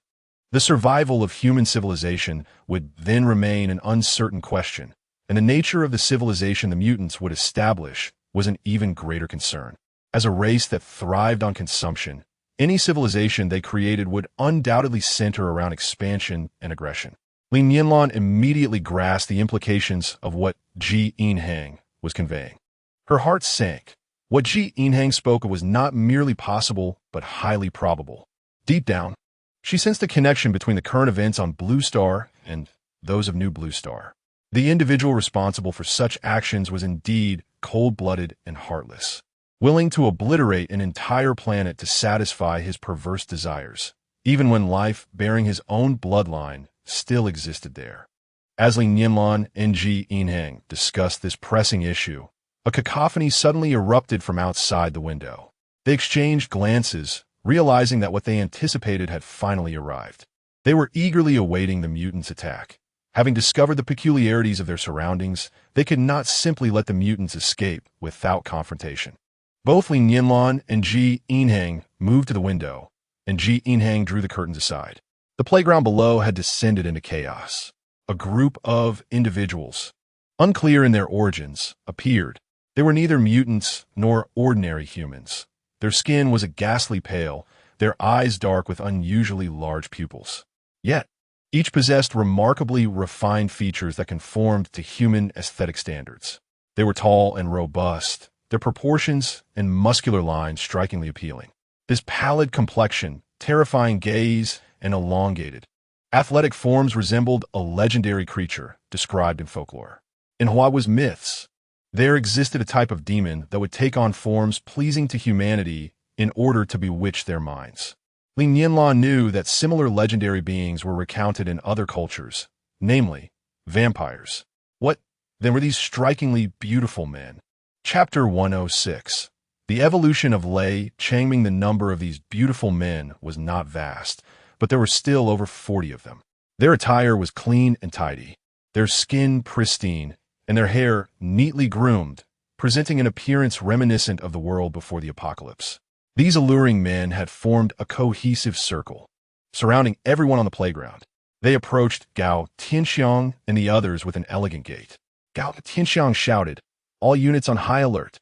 We cannot allow them to harm anyone." A motley crew of entities, neither fully human nor entirely spectral, confronted her, and yet, would her grandfather truly fear them? Li Nianlan furrowed her brow at the scene unfolding before her. Was the teleportation portal not yet complete? Why had the children not been evacuated? As she contemplated leaping through the window, she was abruptly restrained by Ji Inhang. His gaze was riveted upon the playground as he cautioned Li Nianlan to wait, suggesting that the aberrant individual might yet reappear. Taking a deep breath, Li Nianlan's anxiety for Gao Tianxiang and the others intensified. Their evolutionary stage lingered at the nascent level, while the men confronting them possessed an unknown but evidently superior degree of evolution. Their combat prowess assessed by the intelligence system as formidable, particularly oppressive for Gao Tianxiang and his companions. Do not fret. Utilize the intelligence system to scan Lei Changming. This individual has astonished me, Ji Inhang remarked. Upon scanning Lei Changming, Li Nianlan was taken aback to discover his combat strength had reached an impressive level. She turned to Ji Inhang, her astonishment evident. I did not anticipate such rapid advancement. Ji Inhang smiled faintly, responding, this individual possesses exceptional innate talent. A rather orderly group of soldiers, you say? Are you, perchance, regular troops? A man with straw-colored hair stepped forward, a mischievous grin plastered on his face, exuding disdain as he regarded Gao Tianxiang and his companions. Gao Tianxiang retorted, whether or not we are regular troops is inconsequential. What matters is that we will not permit you to continue your heinous acts unchecked. A man with dark red hair erupted into laughter. Old Huang, they intend to apprehend you for judgment. Do share with them how many you've torn apart and how many lives you've drained. The yellow-haired man pretended to tally on his fingers, only to express disappointment. Alas, my mathematics was taught by a physical education instructor, and I have not arrived at any conclusion. Laughter erupted anew among the men. Unfazed by the sunlight, their skin glimmered like diamonds under its rays. Gao Tianxiang felt a sinking sensation. It was not the prospect of combat that unsettled him, for with Ji Inhang and Li Nianlan at his side, victory over these men seemed assured. Rather, it was the fear of their potential escape that gnawed at him. Should they flee, the remnants of humanity outside would likely fall prey to their insatiable hunger. In an instant, a shadow darted towards him, accompanied by an overwhelming aura of power. Alarm surged within him as he instinctively prepared to evade. At that moment, another figure interposed itself before him, and the two silhouettes collided with such swiftness that onlookers could scarcely discern one from the other. Engaging the white-haired man was Lei Changming. Having previously undergone no evolution, Lei Changming had sustained significant injury. During his recovery in the medical pod, it was revealed that he harbored immense energy within, inexplicably sealed away. Following further examination, Alpha had resolved to assist him in achieving a breakthrough. The process of breakthrough is fraught with pain and peril. However, due to Lei Changming's unyielding will, he accomplished it in a remarkably brief span of time. It was then that Alpha proposed to Li Nianlan the idea of equipping Lei Changming with artificial skeletal enhancements. The other men were astounded to witness Lei Changming, now fitted with prosthetics, engaging in a fierce struggle against Lao by one of their most formidable members. A man with dark hair shouted, "What are you standing there for? Everyone attack!" Upon hearing this, the remaining men surged toward the defensive perimeter established by Gao Tianxiang and his group, although they held a slight numerical advantage. The martial prowess of these men was exceedingly high, making it challenging for the few defenders to gain the upper hand against a single adversary. Meanwhile, a man with yellow hair was entangled with several members of the guard squad when he suddenly noticed another man kneeling on the ground, repeatedly bowing and mumbling pleas for mercy, exclaiming, "Divine messenger, spare my life. I shall never dare again." Intrigued, he swiftly redirected his attention and lunged towards the kneeling supplicant. The man had no means of escape. Even if he had wished to flee, it would have been in vain. With a fierce grip, the yellow-haired man seized him, exerting his strength to tear the man asunder. Amidst the chaos, the recently rescued individuals erupted in terrified screams. The guard warriors, who had intended to pursue the yellow-haired man, were momentarily paralyzed. The act of tearing a living being apart was something they had only encountered in fictional tales, and for some, it was a concept entirely foreign to them. The yellow-haired man cast a sidelong glance at them, sneering contemptuously, "Before me, you are all but insignificant ants. Should I wish to crush you, You shall all perish." With that, he launched himself toward one of the guard warriors like a bolt of lightning. "No, brother Gang!" Another guard, upon witnessing the unfolding horror, screamed in desperation and thrust aside the warrior named Gang. Yet he was caught by a white-haired man, who did not rend him apart but instead plunged a hand into his chest, extracting a blood-red, pulsating heart. The guard, bewildered by the surreal turn of events, found his senses fading, everything before him transformed into a monochrome tableau, devoid of sound and color, frozen in time. Brother Gang, in a state of despair, charged towards his comrade, but it was too late.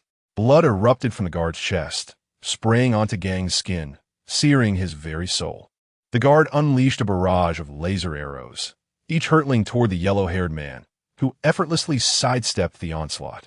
The yellow-haired man raised the fresh heart in his hand, his eyes gleaming with greed as he prepared to take a bite. At that moment, however, he realized with shock that the heart had vanished from his grasp. Gao Tianxiang and his companions observed with clarity as two figures streaked across the rooftop of a nearby building.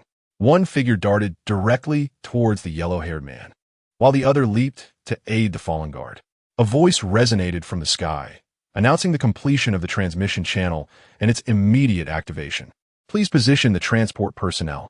A brilliant portal of light began to manifest in the sky, enveloping the designated area in a radiant glow. The terrified onlookers observed the unfolding events with a mix of fear and curiosity. "Zhang Haoyan," Li Nianlan called out. "Here." Zhang Haoyan, who was engaged in a fierce confrontation with a man boasting blue hair, hurriedly approached, panting. Wiping the sweat from his brow, he inquired Nianlan Jia, "What do you need me for?" "I need you to stay here and fight these monsters." "What? He can still be saved like this?" Zhang Haoyan exclaimed in disbelief. "Of course he can be saved. He is not truly dead yet." "Execute the order," Li Nianlan retorted, dismissing further argument. "Understood." Upon hearing that the fallen members of the guard could still be revived, Zhang Haoyan swiftly picked up a comrade and dashed toward the transport circle. "Zhang Haoshuan," Li Nianlan called again. "Here." Zhang Haoshuan, upon hearing her summons, rushed over. "What do you need me to do?" "Form a team and assist Zhang Haoyan." "Yes." Zhang Haoshuan promptly instructed several team members to facilitate the children's transport. Li Nianlan then addressed Gao Tianxiang, saying, "Deputy Captain Gao, allocate a team to support Zhang Haoshuan." "Yes." Gao Tianxiang replied loudly, immediately dispatching a few individuals to aid Zhang Haoshuan. Li Nianlan noticed that a man with black hair had already injured several of her comrades. With a series of agile leaps, she entered the fray. The black-haired man, who had been overwhelming the guard members, found himself at a disadvantage upon her arrival. The children clung tightly to one another, seemingly oblivious to the chaos around them. With no other choice, Zhang Haoshuan and his team members awkwardly carried 2 or 3 children at a time toward the transport circle.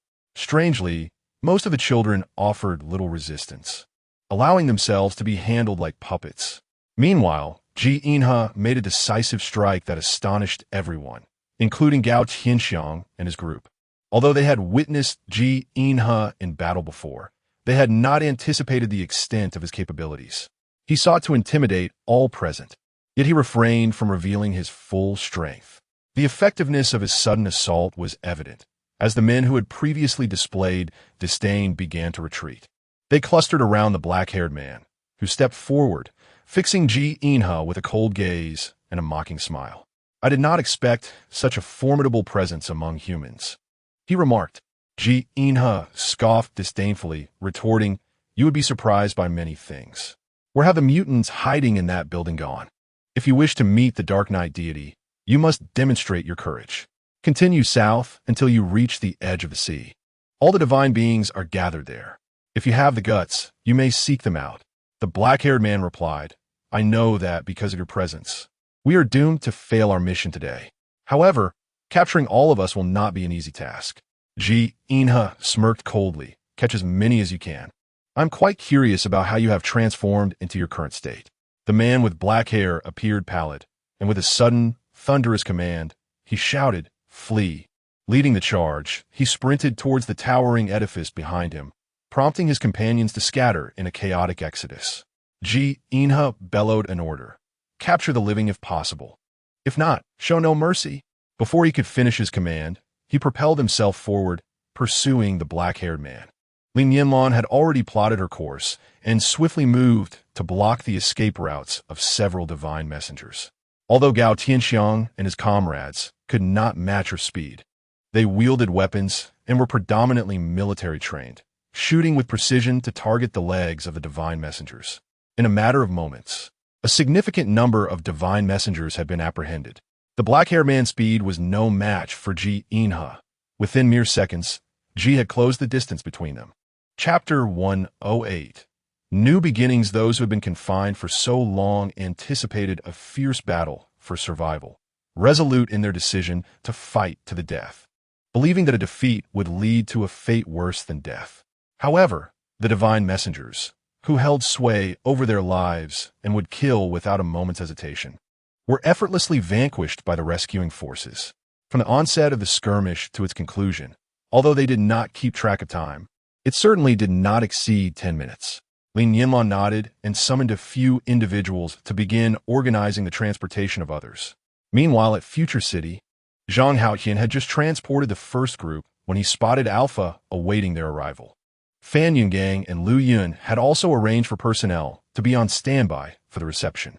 As soon as the first group of children arrived, they ensured that the children were sent to the already constructed but unused technical college, where caregivers had been prepared in advance.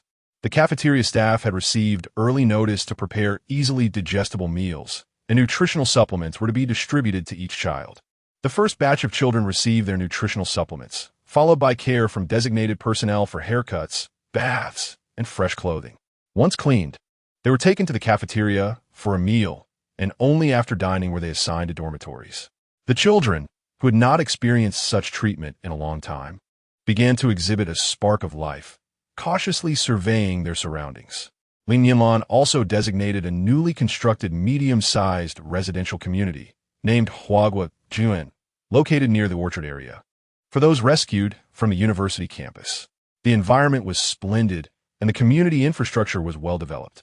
She planned to allow these individuals to acclimate to Future City, while also arranging for Fan Yungang to provide psychological support.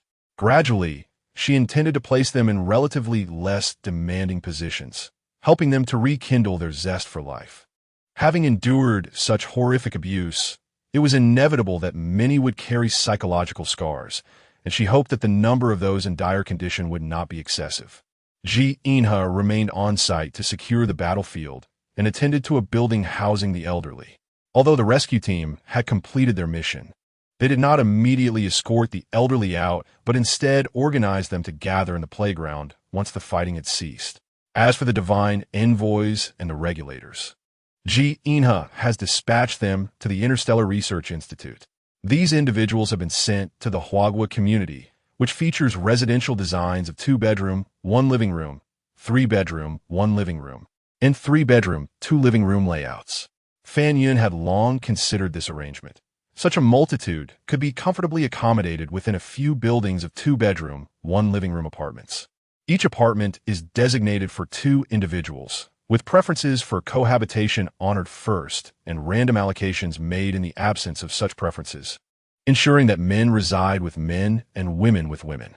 Upon their arrival in the Future City, the newcomers were filled with curiosity and excitement at the existence of such a haven amidst the apocalypse. Yet trepidation loomed larger. Upon receiving the nutritional supplements, some hesitated to consume them, fearing they might be tainted, until they observed others drinking and reporting significant improvements in their well-being, which encouraged them to tentatively sip. The community square was staffed with individuals tasked with providing haircuts. These barbers were temporary and could only manage simple styles, yet this modest service brought joy to the newcomers. When they were assigned to their individual suites and beheld the fully furnished bathrooms and bedrooms, they were overwhelmed with emotion. Each person received a new outfit, albeit with varying sizes and styles that did not always fit perfectly, yet gratitude filled their hearts. The staff instructed them to bathe and rest before dinner, which would be served in the square, but this announcement brought forth genuine tears of joy. After bathing and donning clean, neat clothing, Gazing out at the lush trees and blooming flowers, they truly felt that all their past suffering had finally drawn to a close. They were afforded a chance for a new beginning, a chance to live well once more. Chapter 109. Nightmares. A few individuals spoke animatedly about the events that transpired there, their voices heavy with sorrow and indignation. Initially, everything seemed normal. The university town, sparsely populated, had few mutants. Even during daylight, they were vigilant, careful not to attract the attention of the mutants. They organized a security team that patrolled the area, identifying and sealing off locations where mutants might hide. However, one day, a mutant appeared unexpectedly. This particular mutant was cunning, lurking in the shadows to observe them. They remained oblivious to the presence of this threat, believing their surroundings were still safe. It began with the silent disappearance of individuals.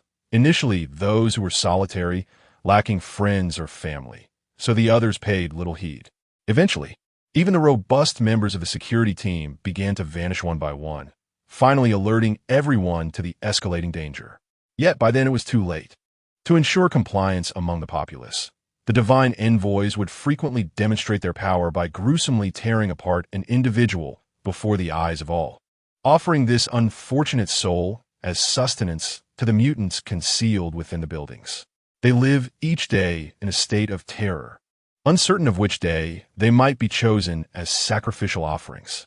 Each day is filled with anxiety, where life teeters precariously on the brink of death, transforming some into cowards while rendering others fearless. A faction among them, unwilling to endure such a life of constant dread, secretly conspired to escape. However, just as they were poised to flee the university town, they were unexpectedly surrounded by a cadre of divine messengers. It turned out that among their ranks was a traitor who, in a bid for favor with the divine, betrayed his companions. The messengers, grinning with malevolent satisfaction, declared, "You will never succeed in your escape, for among you are our servants. They will oversee you, while you remain mere livestock." The leader of the escape was publicly torn asunder by the messengers and devoured by a pack of mutants. The remaining individuals were swiftly added to the priority sacrificial list. The messengers further proclaimed a need for more overseers, urging them to report any dissenters. Becoming an overseer offered the chance to gain the favor of the night god and potentially ascend to the ranks of the messengers. Many men rose to join the overseers. The night god demanded a living sacrifice each day, specifically desiring the young and vibrant, rejecting the elderly and infirm. Yet, it soon became evident that their population dwindled alarmingly fast.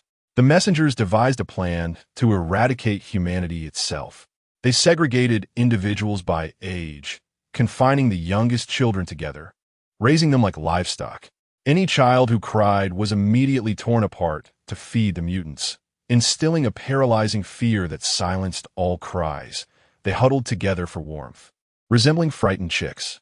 The elderly were similarly gathered, given minimal sustenance to ensure their survival, as they were intended to be the first to nourish the ordinary mutants.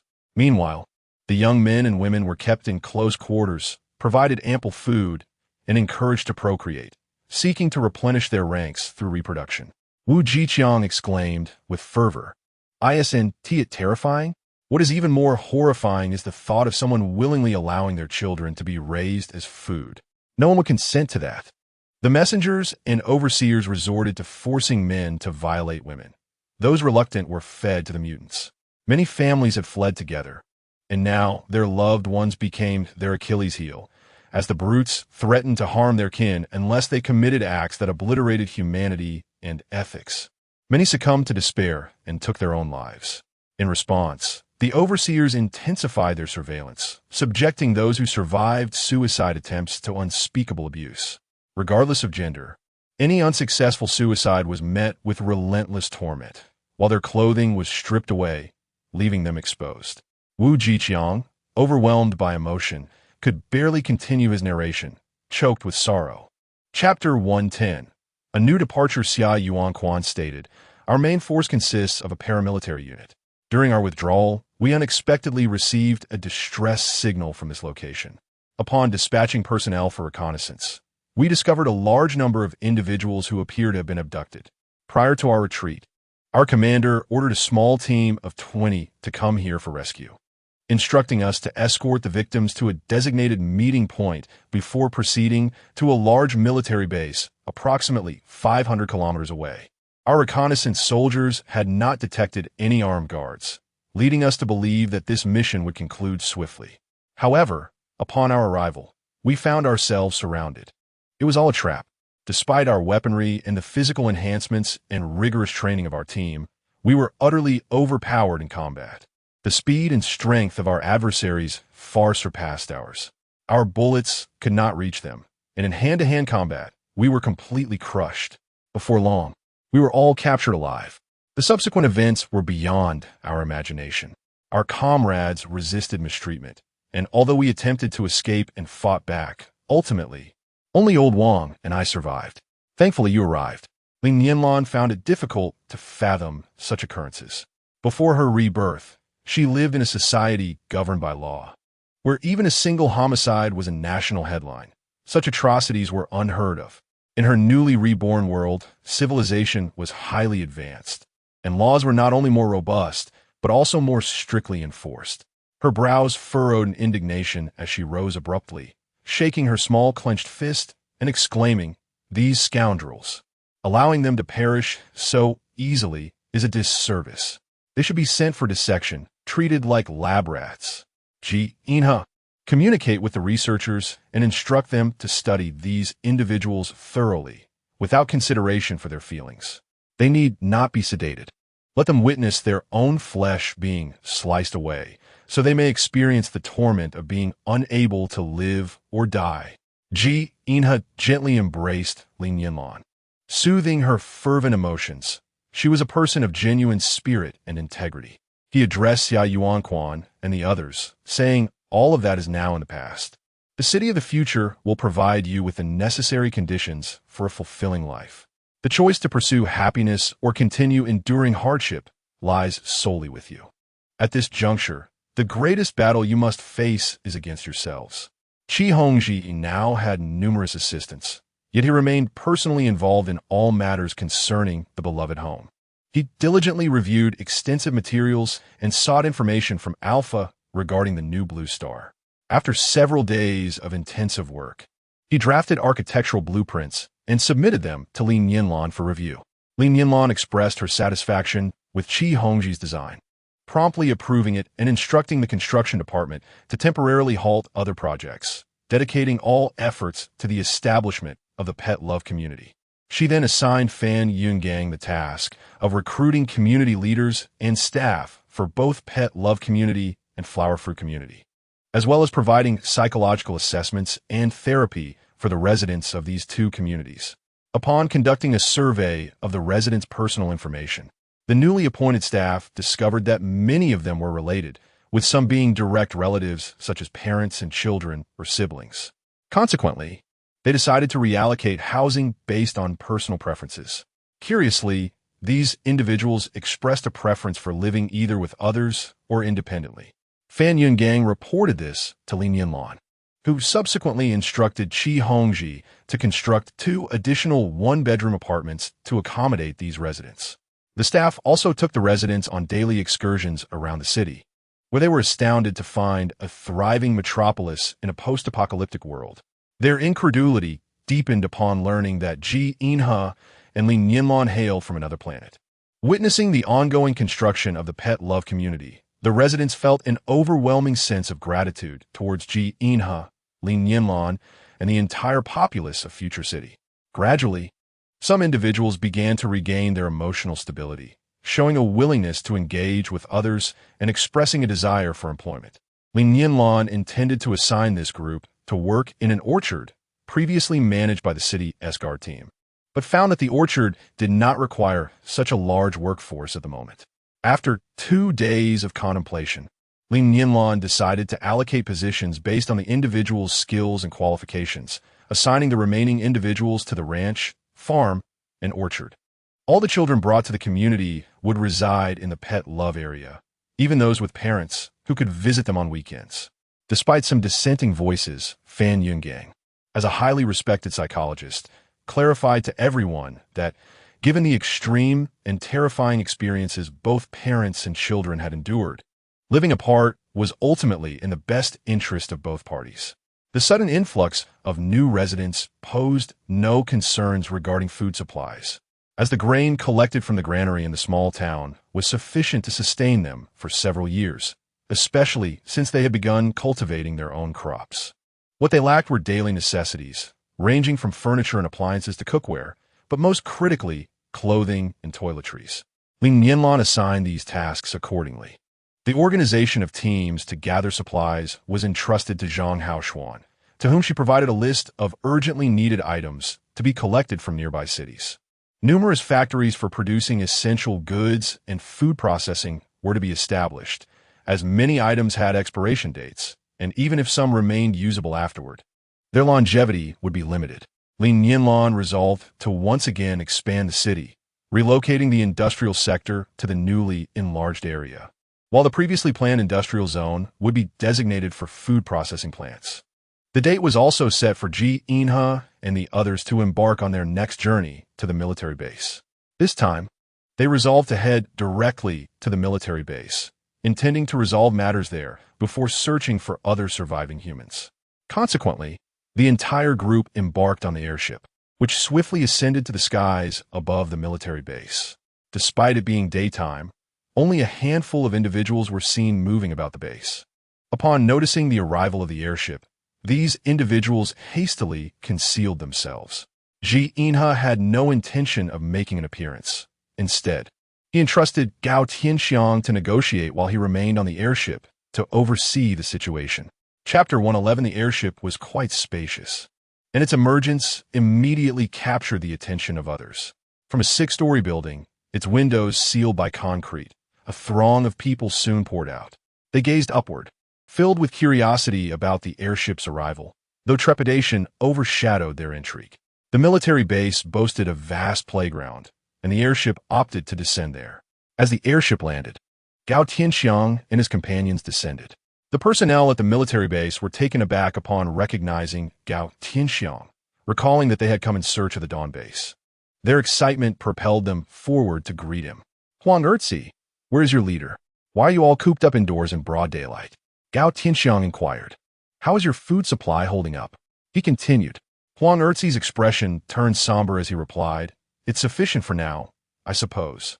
For those of us deemed less useful, we can still fill our stomachs with soup."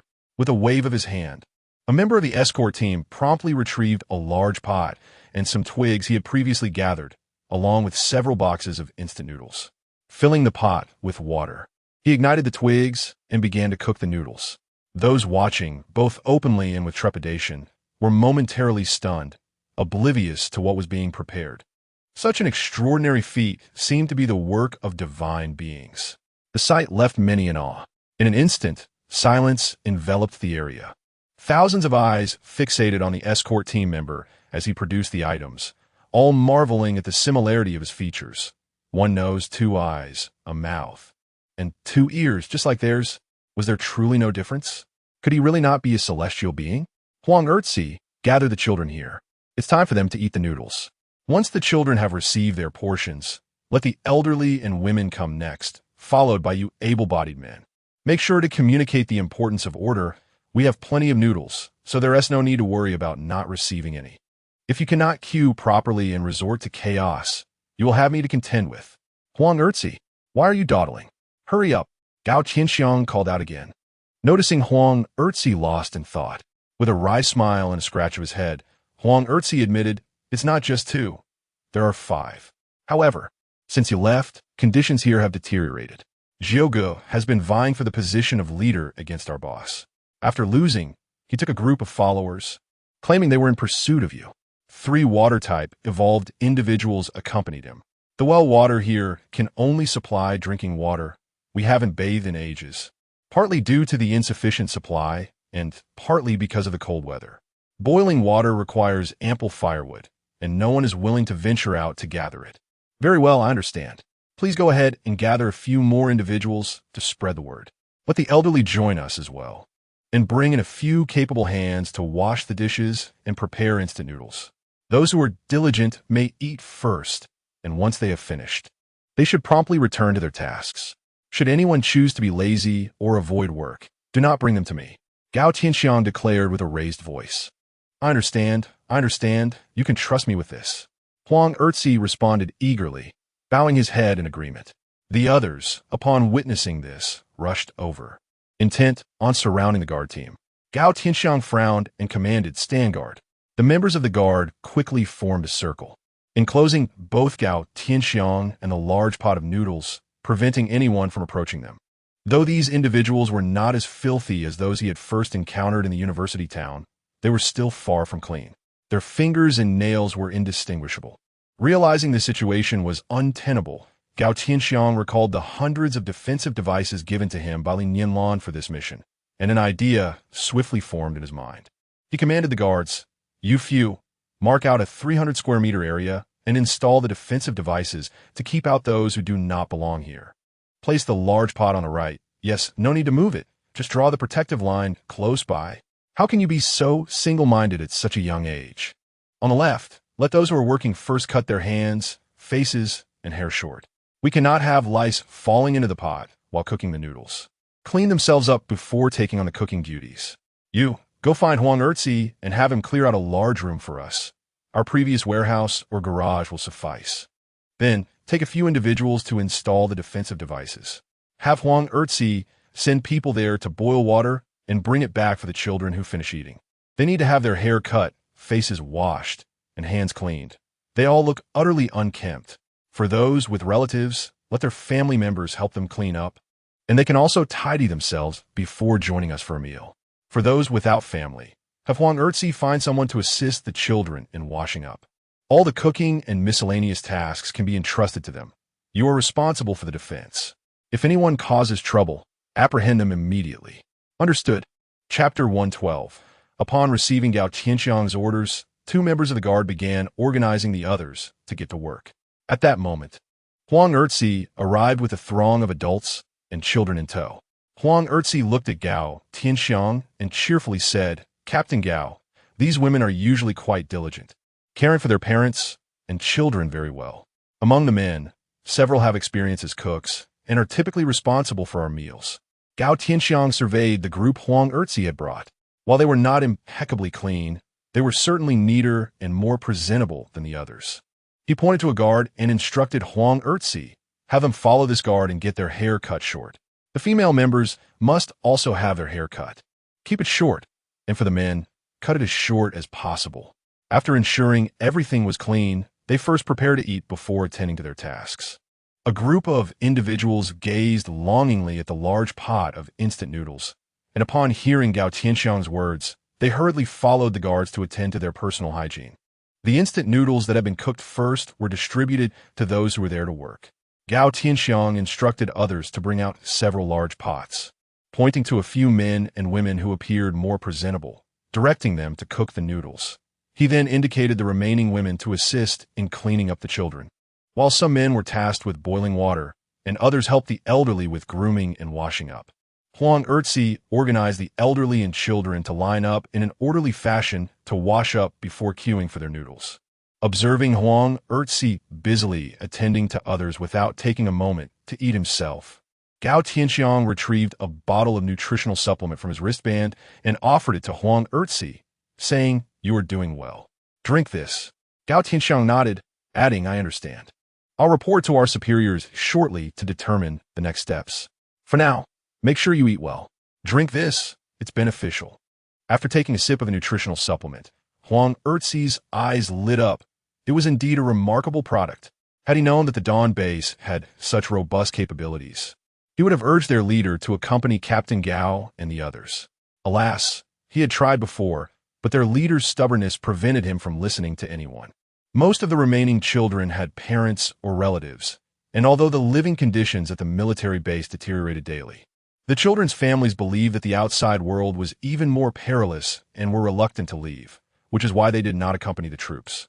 The relatives of these children hastily washed them up, fearing there might not be enough noodles for their own, prompting them to line up quickly. Huang Erzi gently patted a child's head, saying, "Good child, you are very understanding. In a bit, I will have someone send a bowl to your grandfather. You should eat this one." Gao Tianxiang furrowed his brow and asked, "Is someone ill here? Since the apocalypse, I have yet to encounter anyone unwell." After contemplating, Gao Tianxiang connected with Ji Inhe and briefly relayed the situation. Before long, Ji Inhe descended from the airship. Upon entering the protective zone, Ji Inhe surveyed the surroundings. Noting their simplicity, he addressed Gao Tianxiang, asking, "Where are the other individuals in charge here?" Huang Erzi awkwardly scratched his head and replied, "Before our leader left, he instructed me to take care of things here. I'm not sure if I am considered someone in charge." Huang Erzi chuckled wryly, saying, "What more is there to discuss? Without your presence, we would all starve. If we don't leave with you, are we to await our demise here? We have no idea when the next wave of mutants may attack. Our leader mentioned that those mutants will surely return. He left in search of a safer place for our survival." Ji Inhe nodded, stating, "In that case, organize accordingly. Our airship can transport about 500 people at a time, and I can dispatch for more airships. Prioritize the most vulnerable, orphans, single women, and families with children for relocation."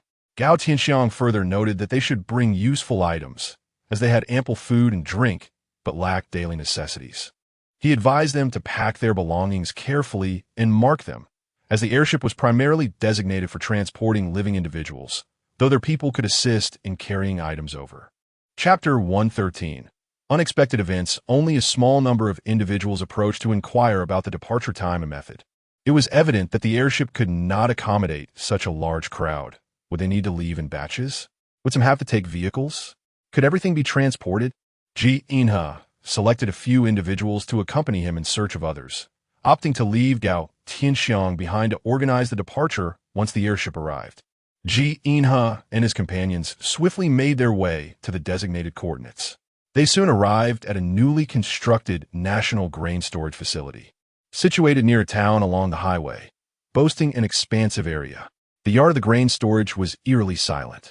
After commanding the reconnaissance robots to investigate, Ji Inhe found no suspicious activity. There were even no mutated individuals present. The grains within the warehouse were neatly stacked, and the drying tower still contained grains intended for drying at that time. "They are not here," Ji Inhe stated matter-of-factly. Chen Xingqi, sent by Huang Erzi to guide Ji Inhe, anxiously exclaimed, "How could they not be here? They clearly agreed to come here for the grain. Our leaders must have encountered danger." Ji Inhe dispatched the reconnaissance robots along the route taken by Gudaji and his group, hoping to uncover any unusual circumstances. With so much grain, it was implausible for it to remain uncollected. This storage facility was significantly larger than the one Li Nianlan had raided, capable of housing several million tons of grain, all of which could only be collected by Ji Inhe's wristband. As Chen Xingqi witnessed the grains vanish from the warehouses in an instant, he felt a mix of astonishment and relief, realizing how fortunate he was to encounter such a seemingly divine figure. He resolved to cling tightly to Ji Inhe, as this was his hope for survival in the apocalypse. This abundance of grain could sustain their group of over 10,000 for several years. Finally, they need not fear hunger. "Surely, this grain will be shared with us?" Chen Xingqi chastised himself with a firm slap on the face, scolding his own lack of gratitude.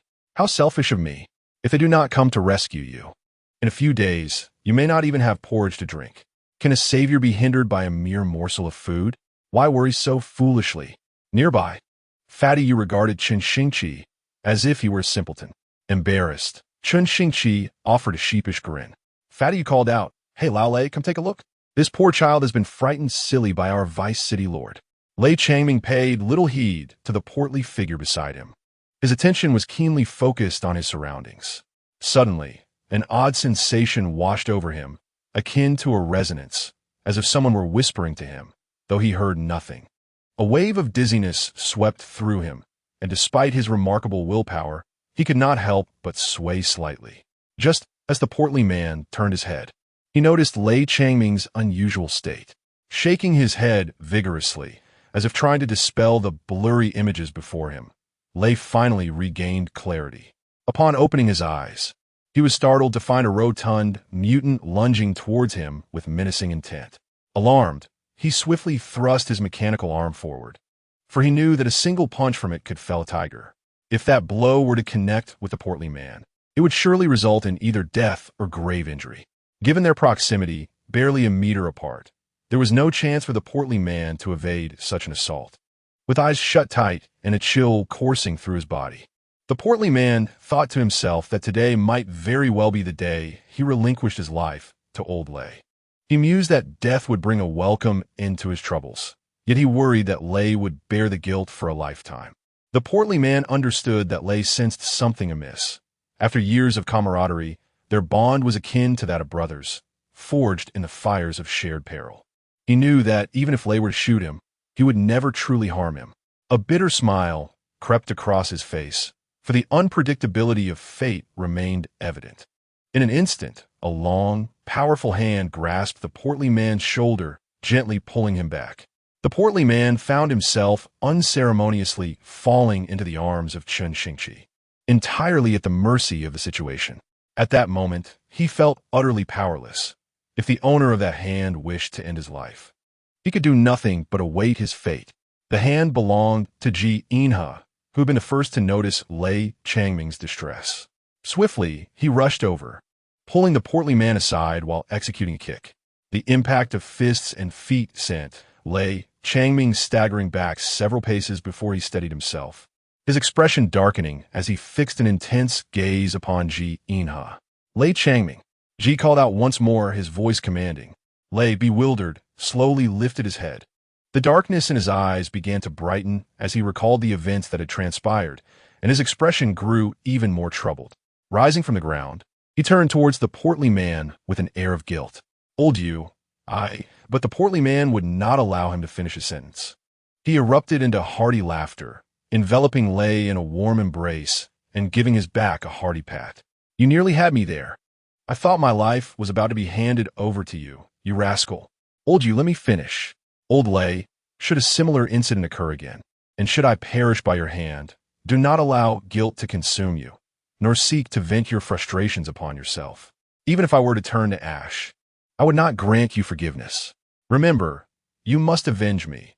Seek out the true perpetrator who brought about my demise.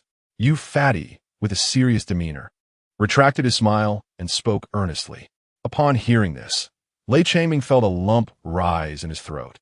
He steadied his emotions before responding. Rest assured, such an event shall never transpire again. Together, Lei Changming and Yu Fatty turned their gazes toward Ji Inha, who stood resolutely between them, gazing intently into the distance.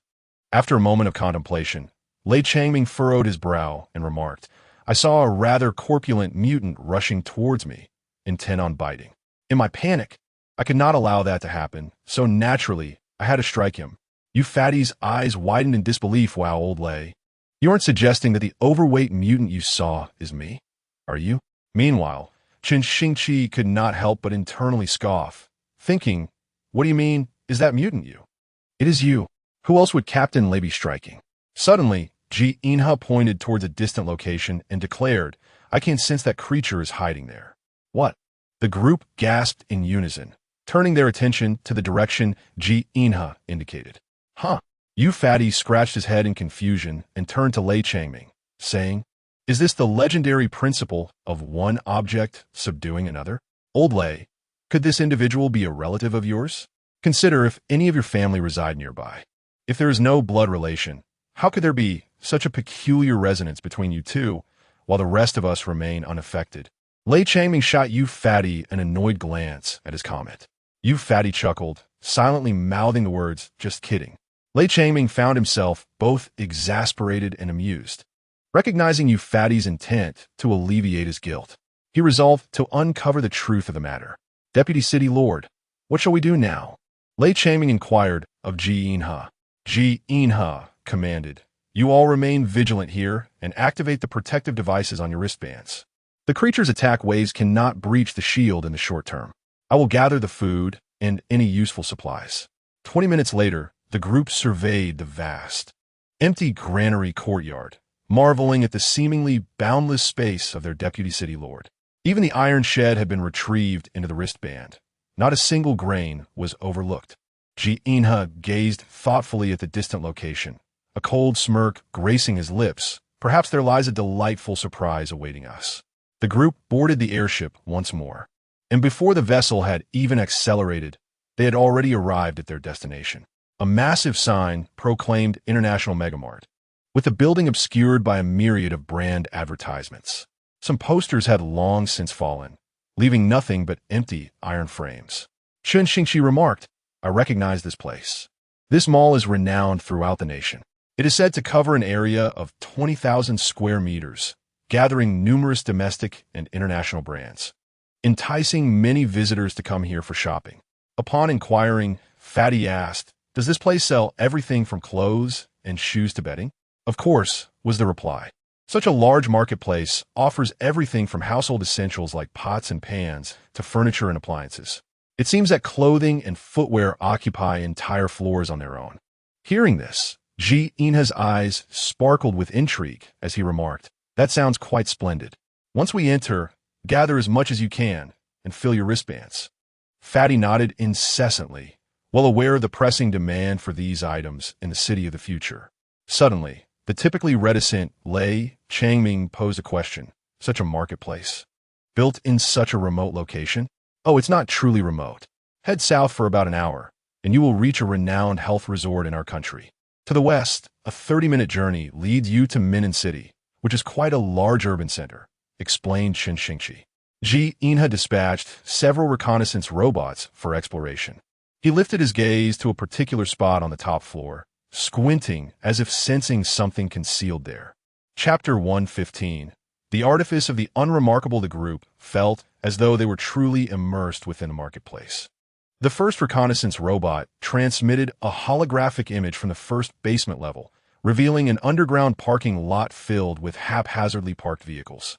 The second basement housed a large grocery store primarily selling imported snacks, where a few rodents, the size of small dogs, scurried into view to assert their presence. The food within the supermarket had been nearly ravaged by these creatures, eliciting a chorus of dismay from the onlookers. The third basement, once a food court showcasing delicacies from around the world, now only bore remnants of meals past, similarly overrun by the relatives of the rodents from the second level. One particularly corpulent rat, so large that its legs were obscured, audaciously sprawled across a dining table in slumber. Fatty, spotting an array of jewelry, could not suppress his awe. "Look over there. A heap of gold necklaces and bracelets. If we could pocket some, we'd strike it rich." Ji Inha responded, "Once we have dealt with that matter, remember to collect the jewelry from the first floor on our way down." Fatty exclaimed, "What? Deputy City Lord, really? What use do we have for such items in this apocalyptic era? Who cares about jewelry now?" Ji Inha replied, "I'm giving you an opportunity to gather more. These ornaments, as you would term them, are precious metals needed in various manufacturing processes. Simply collect them and hand them to me, and I will reward you with corresponding points as an additional incentive for your efforts." Upon hearing of such a boon, the others' eyes gleamed with excitement as they prepared to seize the opportunity. Points, after all, are the universal currency of the city of the future, essential for acquiring homes, land, and, dare I say, brides. No. I mean to earnestly work towards securing housing and companionship. The land in the city of the future belongs to the city lord and cannot be purchased. The entire second floor was filled with shoes. Reconnaissance robots transmitted holographic images and infrared scans of every corner, revealing no anomalies. The third floor housed women's clothing, while the fourth floor contained men's apparel. Both levels mirrored the situation on the second floor. This sight brought joy to all, as tens of thousands of shoes and garments meant that the residents of the future city need not worry, at least for now, about the scarcity of these essential items. These supplies would suffice until the clothing and shoe factories were completed. Ascending to the upper levels, one could find an abundance of bedding, furniture, appliances, and camping gear, everything one could possibly need. This time, they had indeed struck a veritable bonanza. One level higher was the cinema, concert hall, restaurants, and cafes. These areas showed no signs of disturbance. In fact, the higher they ascended, the quieter and more orderly it became, devoid of even a mouse-esque shadow. The mall appeared as if it had simply closed for the night, with items neatly arranged and in perfect order. Chi Inha's lips curled into a cold smirk. Finding the situation quite amusing, it seemed his reconnaissance robot had been detected, and he would not be able to view the images from above. He commanded Li Nianlan, instructing him to enter through the main entrance and ascend to the stairway. If he was not there, they were to search the next floor or the top floor for him, as they would regroup in those locations. The reconnaissance robot had originally been tasked with surveying the highest levels, but now it was evidently damaged, suggesting that the source of the disturbance was likely located at the topmost floor. With the protective shield set to maximum, he ordered everyone to refrain from acting alone, prioritizing safety. He had no desire to squander his cellular repair fluid on their injuries. The others immediately complied. After issuing his orders, Chi Inha paid no further attention to them. He exerted strength in his legs and adhered to the exterior wall of the shopping complex. The onlookers witnessed him, without any assistance, maneuvering along the wall like a gecko, and in no time, he had scaled to the 4th floor. Activate the protective shields and set them to maximum defense. Proceed with caution and do not act alone. Li Nianlan commanded in a low tone. Thus, 2 groups advanced towards the top floor. Well-trained, Li Nianlan and his team moved swiftly and strategically, their ascent rapid. The mall was shrouded in darkness. Yet thanks to their wristbands emitting natural light, the moment they entered, it was as if a black hole had been illuminated, with over 20 beams of light flickering. The hidden insects and rodents, startled, scurried about in frenzy. These creatures had long concealed themselves in the aftermath of the apocalypse, never disturbed until now. And their fear was palpable. Fortunately, Li Nianlan and his team made steady progress. Aside from a moment of panic when a member of the guard accidentally kicked a clothing rack while transitioning from the 3rd to the 4th floor. This startled everyone momentarily. Then, on the 4th floor, due to the earlier fright, another guard mistakenly shot an arrow at a clothing mannequin, mistaking it for a mutant. However, they encountered no further incidents on the other floors. Chi Inha ascended steadily, fully capable of climbing at a hastened pace. Yet, he deliberately chose to scale the wall adjacent to the window. As fate would have it, upon reaching the 6th floor, a signboard from the rooftop above suddenly plummeted, hurtling toward him. With a powerful exertion of his arm, he propelled himself several meters higher, landing deftly atop the signboard.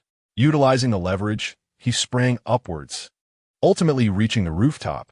As Chi Inha's feet touched the ground, he felt an electric wave pulsate through the air around him. Was this individual attempting to exert control over him? Such audacity was either commendable or indicative of desperation. The rooftop was barren. Relying on his instincts, Chi Inha appeared toward the passageway, where he could distinctly hear the heavy breaths of someone concealed within. Chapter 116. Encounter the moment Chi Inha steadied himself. He sensed the electric current coursing through his vicinity. Was this individual truly seeking to dominate him? Such boldness was either remarkable or a sign of dwindling options. With measured steps, Chi Inha advanced towards the source of the sound. The labored breathing grew more pronounced, accompanied by an increasingly thunderous heartbeat, resonating in Chi Inha's ears like a deafening roar. As he rounded the corner of the passage, a shadow lunged at him. Chi Inha lifted his foot, poised in midair, allowing the shadow to collide with him. The figure was sent sprawling 2 or 3 meters away, crashing to the ground and coughing up blood. Chi Inha quickly discerned the identity of the shadow. It was a man, disheveled and tattered in appearance. Even seated, the man's robust physique was evident, with long, powerful legs suggesting a height exceeding 6 feet. His complexion was flushed, and he gasped heavily, flecks of blood mingling with saliva at the corners of his mouth. Chi Inha furrowed his brow, immediately sensing that something was amiss with the man. He was in a state of extreme agitation, and Chi Inha could feel no electromagnetic waves emanating from him, indicating that he was not the source of the earlier attack. The man struggled to rise, his body swaying slightly. Though his condition resembled that of an inebriated individual, it was in truth a result of his bodily functions operating beyond their limits. Teetering on the brink of collapse, with a laborious shake of his head, the man appeared to be fighting for clarity. His eyes widened, resembling those of a bull. As he glared fiercely at Chi Inha, He stomped his right foot onto the ground with such force that cracks spidered across the concrete slab beneath him. Like a raging bull, he charged towards Ji Inha, unleashing a primal roar. Ji Inha stood upright, motionless, gazing intently at the man charging towards him. Just as the man was about to collide with him, Ji Inha executed a graceful somersault, landing deftly behind the man. He raised his hand in a knife-like gesture and struck at the man's nape. The man crumpled to the ground like a puddle of mud. However, Ji Inha did not allow his body to fall unceremoniously. Instead, he gently supported him, ensuring he descended slowly to the earth. Ji Inha then retrieved a syringe from his wristband and injected it into the man's body. "Stop! What are you injecting him with? I will fight you." A woman's sharp voice pierced the air. A disheveled woman rushed up from the exit of another corridor. She had been lurking, intending to ambush Ji Inha, but upon witnessing his swift defeat of the man, coupled with her alarm at the unknown substance being injected, she charged forward, disregarding the risk to her own life. Ji Inha spoke in a calm, yet powerful tone. His organs have long exceeded their maximum capacity. His physical condition is akin to that of a mere sheet of paper. A gust of wind could topple him. Each cell within him is in a state of revolt, ready to explode and annihilate him. I have rendered him unconscious to mitigate the turmoil within his cells. With each word he uttered, the woman's steps faltered slightly. Now she stood motionless, a mere meter behind Ji Inha, her gaze fixed on his back. Did this man not fear her potential ambush? Having completed the injection, Ji Inha rose and turned to the woman, continuing, "This is a cellular sedative, inducing a semi-dormant state in his cells, allowing them to gradually restore the functionality of his organs. Once he awakens, I shall administer a nutritional supplement." The woman struggled to speak, her voice hoarse and significantly lower than before. Her pallor suggested a veil of despair, her lips cracked and bleeding, a drop of crimson trickling down her neck. She appeared utterly disheveled, her clothing soiled, yet there was an unsettling, morbid beauty about her that many found irresistible. "Who are you?" "You are not the man who captured us," she stated, her tone declarative. Ji Inha, disinterested in her, found himself intrigued by her words. "Oh, how do you know I'm not that man?" he inquired. "I have seen that man. He is a monster, unlike you, who possesses such striking beauty," she replied, her voice strained, each utterance causing her to softly caress her sore throat. Ji Inha pulled a bottle of nutritional supplement from his wristband and extended it towards her. He considered tossing it, but then thought better of it, realizing she might not catch it. The woman hesitated for a moment, yet ultimately consumed the nutritional supplement. Although she was taken aback by the container of the supplement, her mind was not in a state to ponder such trivialities. She felt her strength rapidly returning, particularly noting a significant improvement in her throat, which no longer pained her as acutely. "What does the man you captured look like?" Ji Inha inquired. His skin bore a sickly, translucent pallor, and his eyes glimmered with an eerie red light in the darkness, reminiscent of ghostly will-o'-the-wisps. Despite the striking beauty of his features, exquisitely refined, they exuded an unsettling aura that rendered him rather ominous and unappealing. His lips were vividly crimson, as if stained by fresh blood. Ji Inha narrowed his eyes slightly, a knowing smile creeping upon his lips. He understood precisely what he was dealing with. The woman recalled something, unable to restrain her tears as she covered her face. With a trembling voice, she confessed, "I do not know how I ended up here. We were a group from the nearby military base, and due to a scarcity of food, we ventured out to seek provisions. We were cautious along the way and successfully reached the granary. However, just as we were joyously preparing to load the supplies onto our vehicle, I suddenly fainted." This woman was Lu Fongfong, the sole female among Gu Laoda and his team. Her agility had secured her role as a scout within the military base, and her unwavering support for Gu Laoda had led to her inclusion in this expedition. As they journeyed, their transport consisted either of armored vehicles or engineering trucks. Although they faced several attacks from larger mutated creatures, they sustained no significant injuries, merely experiencing slight delays in their progress. Armed with maps from the pre-apocalyptic era, they easily located the national granary. Everyone was elated, Despite their exhaustion and hunger, they resolved to load the vehicle with supplies immediately, as they could not find peace in their meals without ensuring the truck was filled. Each member was reluctant to rest, and even Lu Fangfang, as the only woman in the group, refused to take a break, instead choosing to assist in the transportation of the provisions.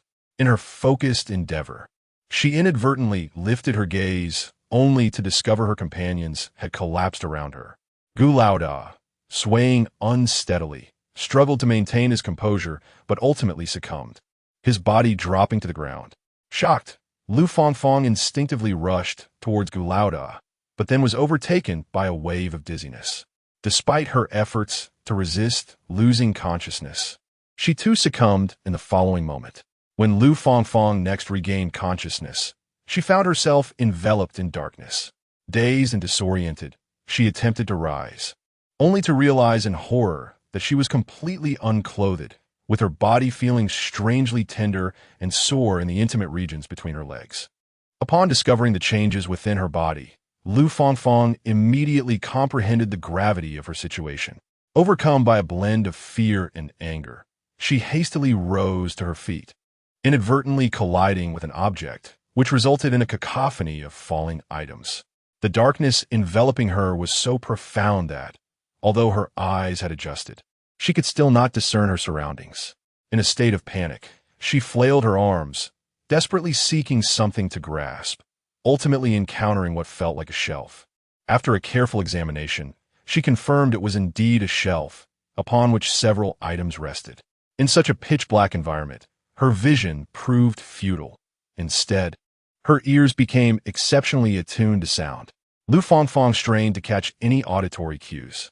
At last, she encountered a wall and pressed her body against it, cautiously inching forward. Eventually, she detected the sounds of a struggle emanating from her left front, and she gingerly advanced towards the noise. The sounds grew louder, revealing familiar voices from her military base.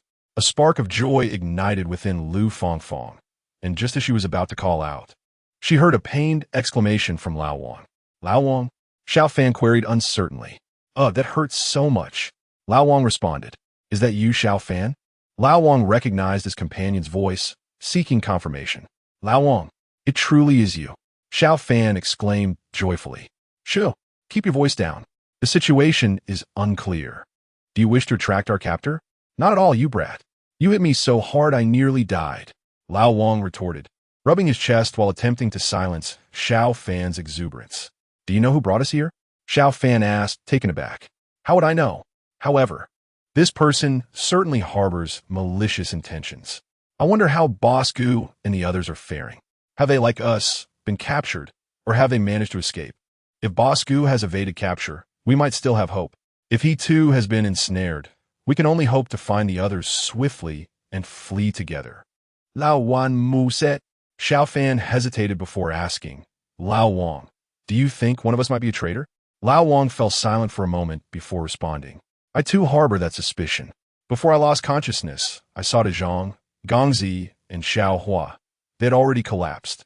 Naturally, I intended to rush over to ascertain what had transpired, but before I could act, I succumbed to unconsciousness, just like them. Those rascals, Jiuge and his crew, are capable of anything. That traitor, even if successful, will ultimately gain nothing good. Aligning with someone like Jiuge ensures a bleak future. Lu Fangfang discerned that Lao Wang's words were a deliberate probe aimed at Xiao Fan. Uncertain whether Xiao Fan was feigning ignorance or genuinely oblivious, she heard him say, Before I lost consciousness, I noticed Lu Fangfang and Boss Gu were still awake. I wanted to call out to them. The words were on the tip of my tongue. But then everything went dark. Lu Fangfang, upon hearing Xiao Fan's words, felt assured that he was not the traitor. At that moment, she had not yet lost consciousness, nor had Gu Laoda. Then, she heard old Wang say, Xiao Fan, wait a moment, let me see your neck. What has bitten you? Xiao Fan touched his neck and indeed felt a bit of pain. Remove your hand. Let me take a closer look. Old Wang gently moved Xiao Fan's hand aside and leaned in for a better view. This appears to be the bite of some wild beast.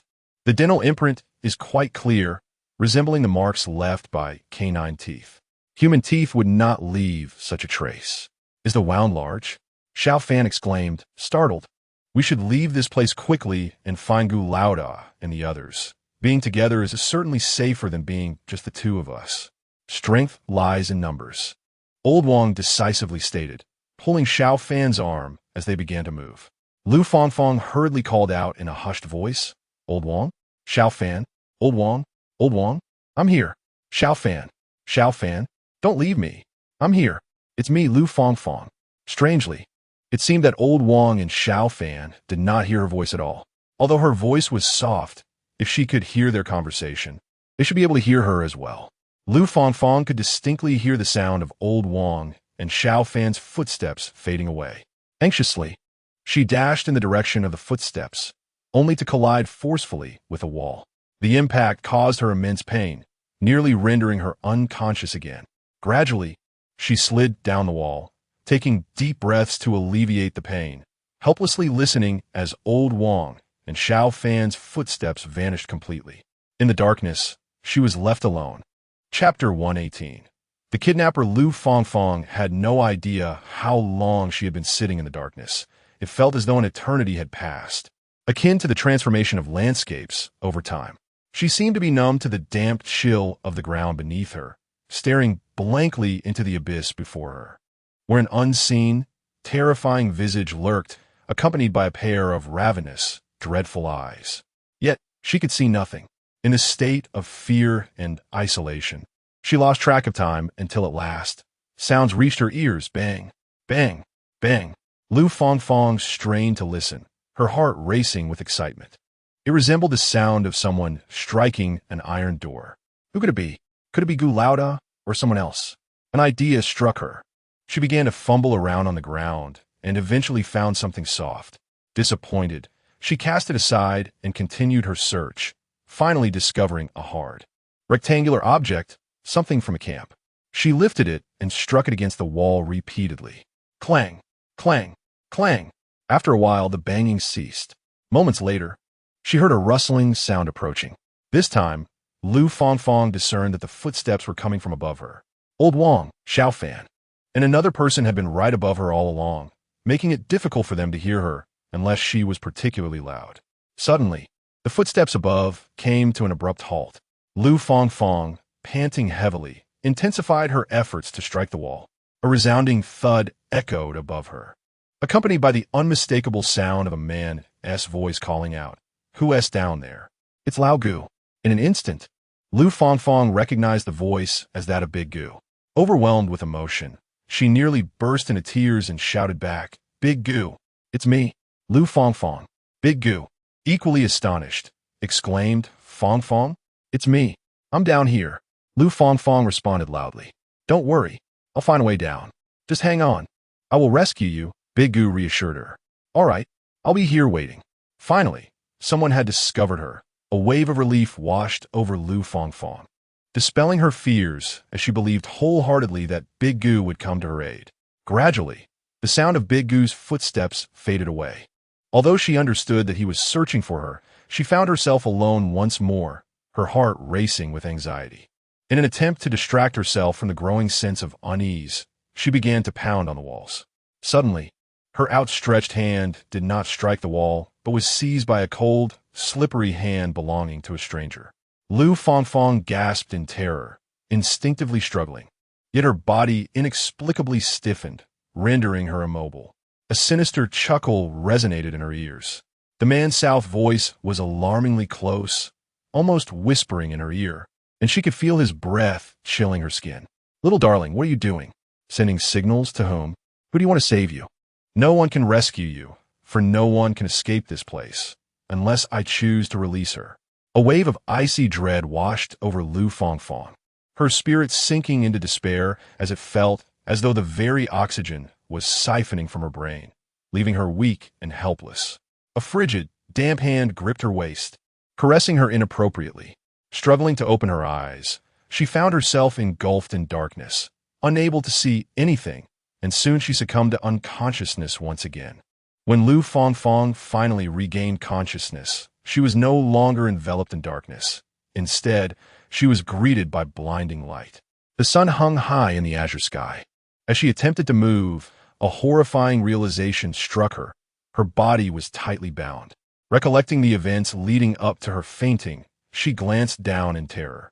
To her relief, she was clothed, albeit in loose-fitting, casual male attire that hung awkwardly on her frame. With a sigh of relief, Lu Fangfang finally turned her attention to her surroundings. The sight that met her eyes left her utterly astonished. It appeared she was on the roof of a tall building, with a strong, cold wind whipping around her. Yet, she scarcely registered the chill, for her gaze fell upon her companions. They were suspended from a pull-up bar by iron chains, their bare upper bodies exposed, and they remained unconscious, their toes barely touching the ground. Lu Fangfang discerned an unsettling peculiarity about these individuals. Upon closer inspection, she observed that each person bore marks on their necks, as if they had been bitten by some creature. Recalling the conversation between Old Wang and Xiao Fan, she pondered whether everyone had indeed been afflicted by that same beast. Could it be mere coincidence? What kind of creature would only bite at the neck yet leave its victims alive, merely draining their blood? Perhaps it was an evolved bat? The mention of betrayal by Old Wang stirred something within her. She meticulously recounted the individuals present. Aside from the leader Gu, none were missing, thus eliminating the possibility of a traitor among them. Moreover, Gu could never be a traitor. Who would betray their own? Lu Fangfang scrutinized each face. They appeared genuinely unconscious, not fainting. Their pallor suggested significant blood loss, their lips a faint hue. A wave of trepidation washed over her. Could they truly have been drained of blood? "Oh, my dear, which of them do you wish to save you?" A man whispered, his breath ghosting against her ear, punctuated by a suggestive lick of her earlobe. Lu Fangfang gasped in terror, suddenly turning her head, and for the first time, she clearly beheld the man before her. He was strikingly handsome, yet his presence evoked profound revulsion within her. Chapter 119. The white impermanence. How could a man possess such exquisite features while simultaneously inciting disgust? The saying goes that appearance reflects the heart, and this was undeniably true of him. He was tall and slender, his facial proportions seemingly measured to perfection. He appeared almost unreal, as if crafted rather than born. His skin was unnaturally pale, reminiscent of a person afflicted with albinism.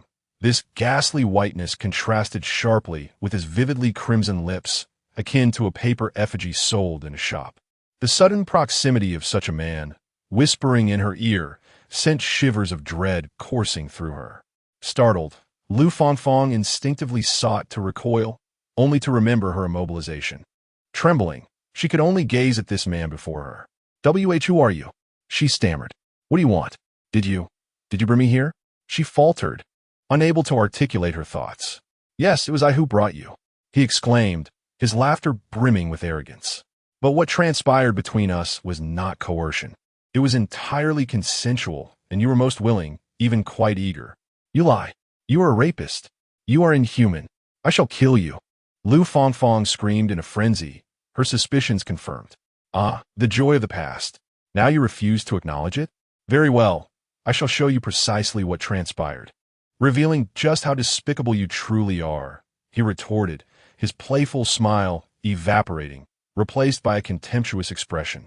Lu Fangfang observed as the man's eyes suddenly turned an inky black, his pupils expanding until the whites of his eyes were completely obscured, leaving only an abyss of darkness. A growing heaviness enveloped Lu Fangfang's head, and the sensation of suffocation became increasingly palpable. She found herself ensnared in a bewildering realm, unsure whether it was a figment of her imagination or a stark reality. The abhorrent actions she had undertaken filled her with revulsion, yet she understood with chilling clarity that they were indeed her own. Unable to contain her anguish, she wept uncontrollably. The man let out a triumphant, derisive laugh, then crouched before Lu Fangfang. His fingers, pale to the point of translucence, gently lifted her chin as his obsidian eyes bore into hers. "Why do you weep?" he inquired. "Let me enlighten you. I am no mere mortal. I am a god, a true deity. To me, you humans are but insignificant insects. I grant you life, and you shall live. I decree your death, and you must perish. I have chosen you. Consider it your fortune. Look at your companions. They shall all succumb to unconsciousness, with none escaping. As long as you serve me well and keep me pleased, I could transform you into my equal, bestowing upon you the same formidable power. Who would wish to become your equal, you wretched fiend? You are a disgrace, a demon, a murderer.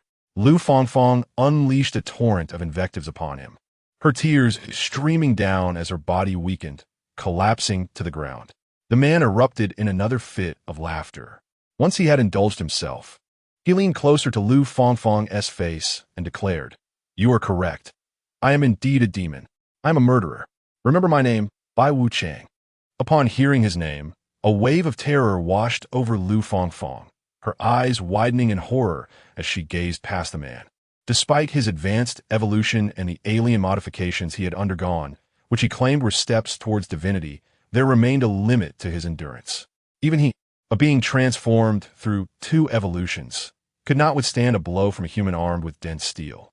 Bai Wuchang rose to his feet, his vision clouded with golden light.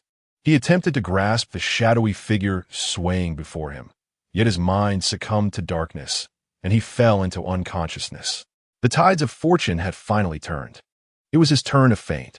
Bosku hurriedly half-carried, half-dragged Lu Fangfang as he sprinted deeper into the marketplace. "What about them?" Lu Fangfang urgently inquired. "I will rescue you first," he replied. "That monster could remain unconscious for an indeterminate time. I must hide you in a safe place before devising a plan to save them." Without pausing, Bosku quickened his pace, carrying Lu Fangfang further into the depths of the marketplace.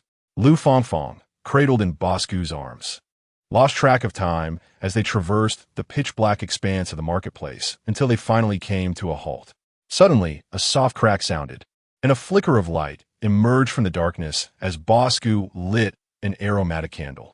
It was then that Lu Fangfang realized they were in the home goods section of the marketplace, specifically within a vast area dedicated to scented candles. Gulao explained, "Upon awakening, I was astonished to witness that monster draining the blood of Lao Wang and the others. My immediate reaction was to touch my own neck and, thankfully, I had not yet fallen victim to its thirst.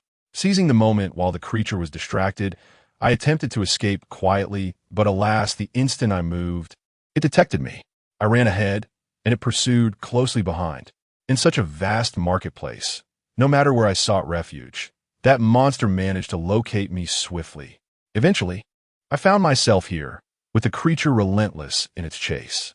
Exhausted and with no avenue for escape, I could do nothing but hide within a shipping container, holding my breath. At that moment, the monster seemed to lose its sight, wandering near me without ever discovering my presence. I could hear its footsteps pass by the container multiple times, yet it failed to find me before it eventually departed. Upon reflection, it seemed that the monster tracked me by scent.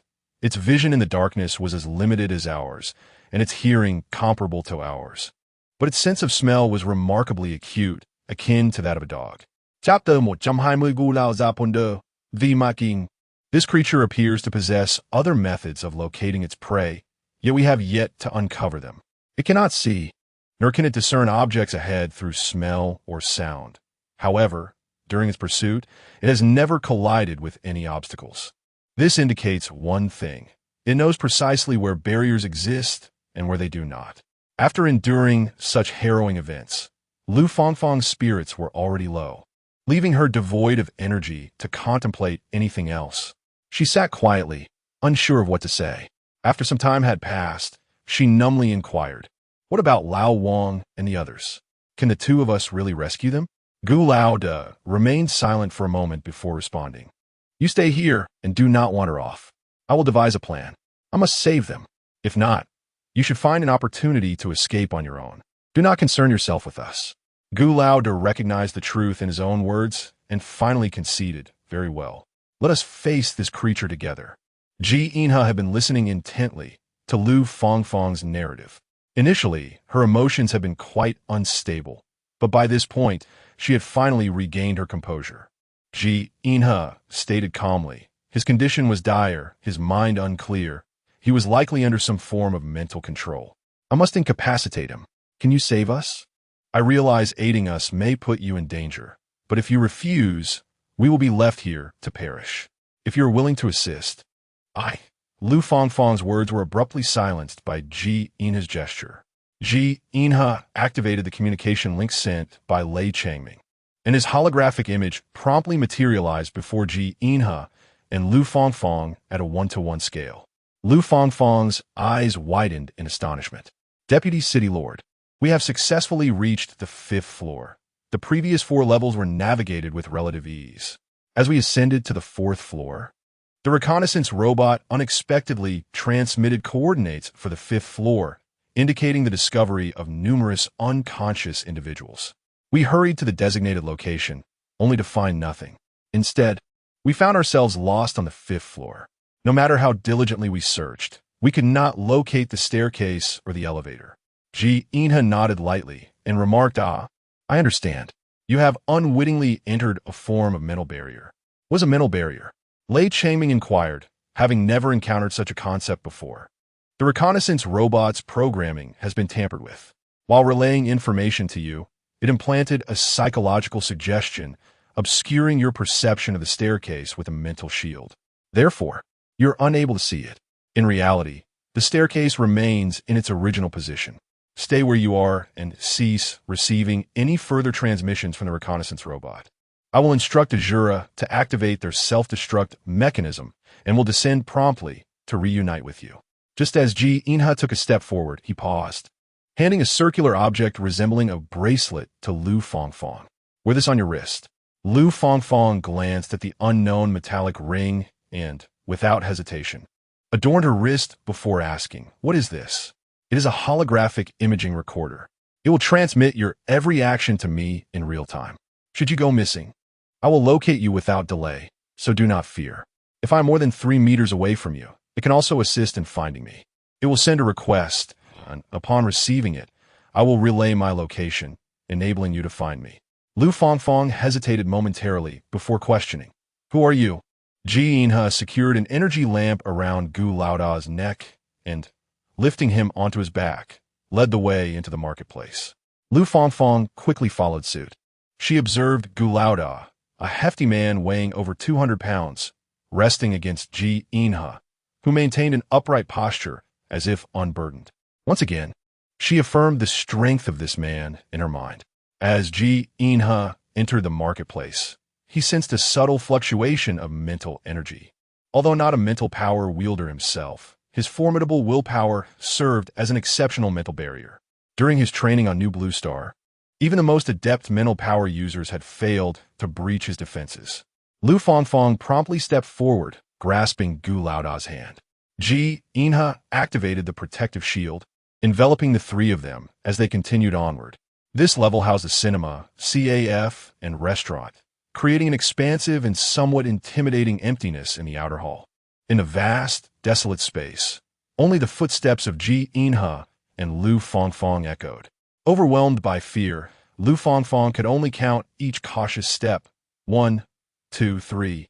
The warmth of Gu Laoda's hand offered a semblance of comfort to her icy form. Chapter 121.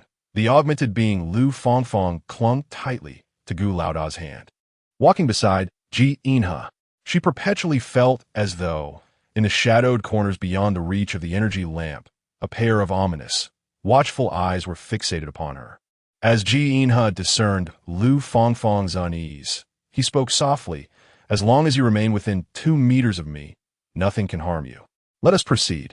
We must join my companions before we can seek yours."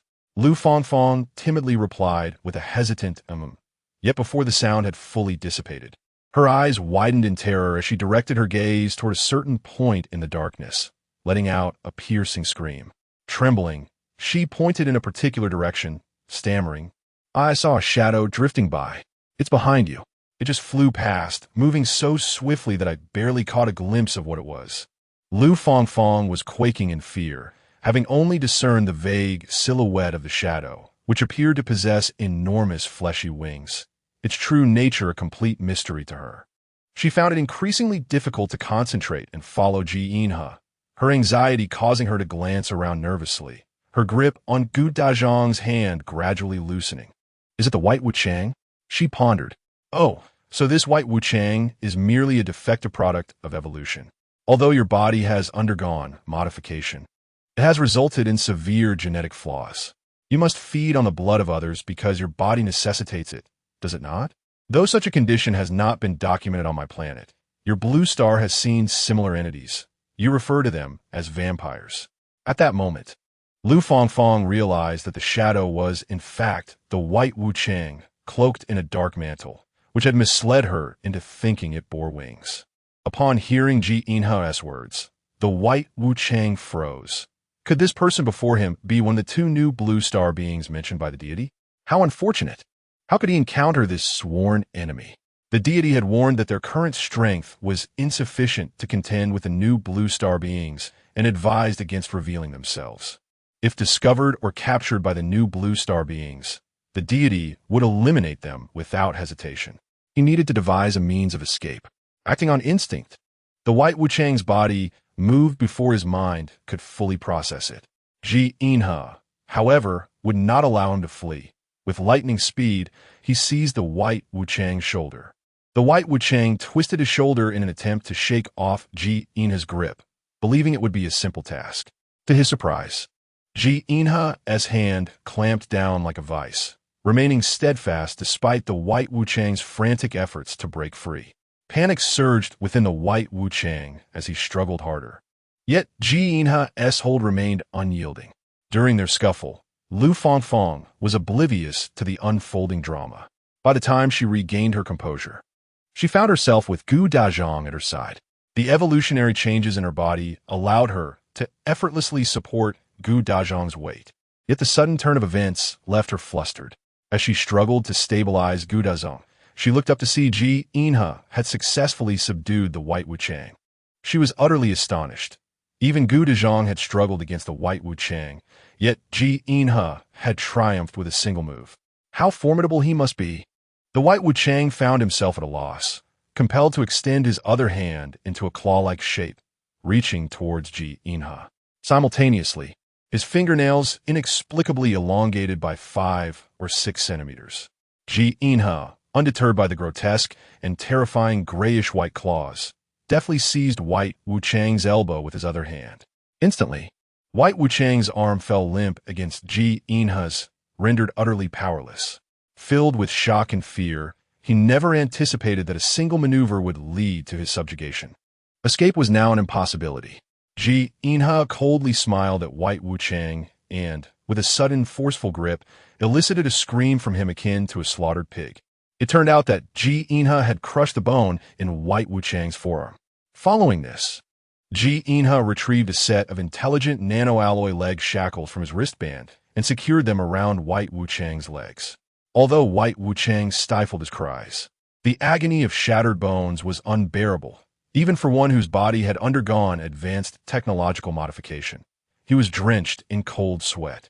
Once Ji Inha had complete control over white Wu Chang, he remarked with satisfaction, "I find you exceedingly intriguing.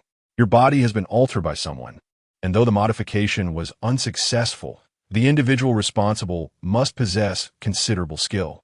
Who transformed your physique?" White Wu Chang clenched his teeth, refusing to divulge any information. Ji Inha let out a couple of cold chuckles and continued, "You should consider yourself fortunate that I am interested in you. Otherwise, your fate would be to lie on the experimental bed in a research facility for the remainder of your life. Even if you remain silent, I can still locate the person who modified you, and such individuals are few, even on New Blue Star." White Wu Chang's cold sweat thoroughly soaked his clothing as he gritted his teeth and stated, "I cannot speak. If I do, the Divine Lord will have me killed." "The Divine Lord? Allow me to venture a guess. Is this Divine Lord of yours from New Blue Star?" Ji Inha inquired. "I do not know. I have never seen the true visage of the Divine Lord. I only know that the voice of the Divine Lord possesses an irresistible allure, and I cannot defy their commands," White Wu Chang replied.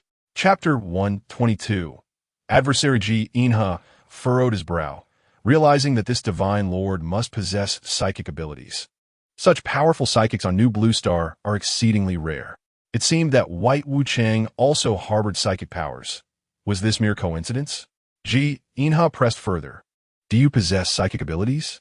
During the time at the National Grain Reserve, did you attack Lei Changming and implant a psychological suggestion, thereby controlling him with your mental powers?" Ji Inha continued to interrogate. How many individuals like yourself are there? Surely, you have a hideout. Where is it? What does the Divine Lord look like? If I divulge everything, will you release me? White Wuchang's voice carried a hint of hope. Do not release him. He is not human. He has harmed me. Kill him. Kill him. Lu Fangfang shrieked in hysteria. Did you hear that? Your modified body is not your fault, yet you have infringed upon others. You are, in a sense, half a citizen of New Blue Star. I can punish you according to interstellar law rather than executing you outright, Ji Ina stated. White Wuchang, filled with uncertainty, stammered then. What kind of punishment would that entail? As Ji Inha spoke, he remarked on the New Blue Star during our interstellar voyages. There exists a vital energy source found solely on a desolate planet known as the Wasteland. This resource is exceedingly difficult to extract. All criminals are sent to the Wasteland to undergo labor reform commensurate to the severity of their crimes. For someone like you, it would require about 500 years of labor reform. Upon hearing Ji Ina's words, Bai Wuchang nearly choked on a surge of blood, exclaiming inwardly, 500 years of labor reform? Good heavens! Whether this esteemed individual can even survive to see 500 years is entirely uncertain. At that moment, Ji Inha received a call request from Lei Changming. He stepped aside to answer the communication, whereupon Lei Changming saluted before reporting, Deputy City Lord. We are encountering an unusual situation. Our protective shield has suddenly lost all defensive capabilities, and we are under continuous attack from unidentified creatures. Startled, Ji Inha turned to look, only to find Bai Wuchang with wide eyes, now fully restored to their normal state, filled with both despair and unwillingness. A 2-centimeter diameter hole marred the center of his forehead, from which blood flowed profusely. Ji Inha swiftly approached Bai Wuchang, checking his carotid artery, but there was no miracle. Bai Wuchang had already passed away. He activated his wristband to scan Bai Wuchang's brain, confirming his suspicions. The brain had been severely damaged by a laser gun. Bai Wuchang was indeed beyond saving. In his moment of frustration, he heard Lu Fangfang's desperate cries, Boss Gu! Boss Gu! Deputy City Lord, help! As he turned to see what was transpiring, his body moved like an arrow, instantly intercepting someone's path. Ji Inha arrived first, no? His speed allowed him to swiftly block the masked figure's route, launching a kick towards them. The masked individual reacted with remarkable agility, twisting their body to evade Ji Inha's kick and seizing the opportunity to strike back with a punch. Ji Inha deftly sidestepped the attack, unbeknownst to the masked figure. Ji Inha's maneuver was merely a feint. His fist transformed into a claw, grasping Lu Fangfang's body and pulling her close, shouting, "Let go!" The masked figure silently marveled at Ji Inha's adaptability, acknowledging him as one of the finest starship commanders, truly formidable in practical combat. If this continued, they might not stand a chance against him. Years of privileged training had dulled their skills, despite regular practice. Nothing compared to the reality of combat against a living opponent. It appeared they needed to engage in more real-world scenarios. They had been outshone by a mere youth. Although the masked figure projected an aura of desperation, they skillfully maneuvered Gu's body to shield themselves from Ji Inha's attack. Had Ji Inha not halted his strike to catch Gu's body, his punch would have landed squarely on him. Seizing the moment, the masked figure fled, leaving behind a cryptic farewell. In Chapter 123, Ji Inha found himself deeply chagrined at having unwittingly fallen victim to the enemy's ruse, designed to lure him away from the true threat. However, he could not afford to waste time here, consumed by his own anger, for a group of individuals awaited his rescue. He swiftly hoisted the leader, Gu, onto his shoulder, while grasping Lu Fangfang's arm with his other hand, and descended to the lower levels with haste. Ji Inha activated his communicator and commanded Lei Changming. I have activated the tracking coordinates. I can see your location. I am en route to you, and you should move towards me. If you're unable to relocate at this moment, remain where you are and do not move. I will find you shortly. Avoid dispersing. I should reach you in approximately 3 minutes. Throughout his communication, Ji Inha did not delay his actions, and in no time, he had reached the staircase. Lei Changming ended the call, his expression grave. The disparity in strength between them and the enemy was alarmingly vast. Enduring a confrontation for 3 minutes without casualties would be a formidable challenge, if not nearly impossible. Gritting his teeth, Li Changming could only rely on luck. Whoever was fortunate enough would survive.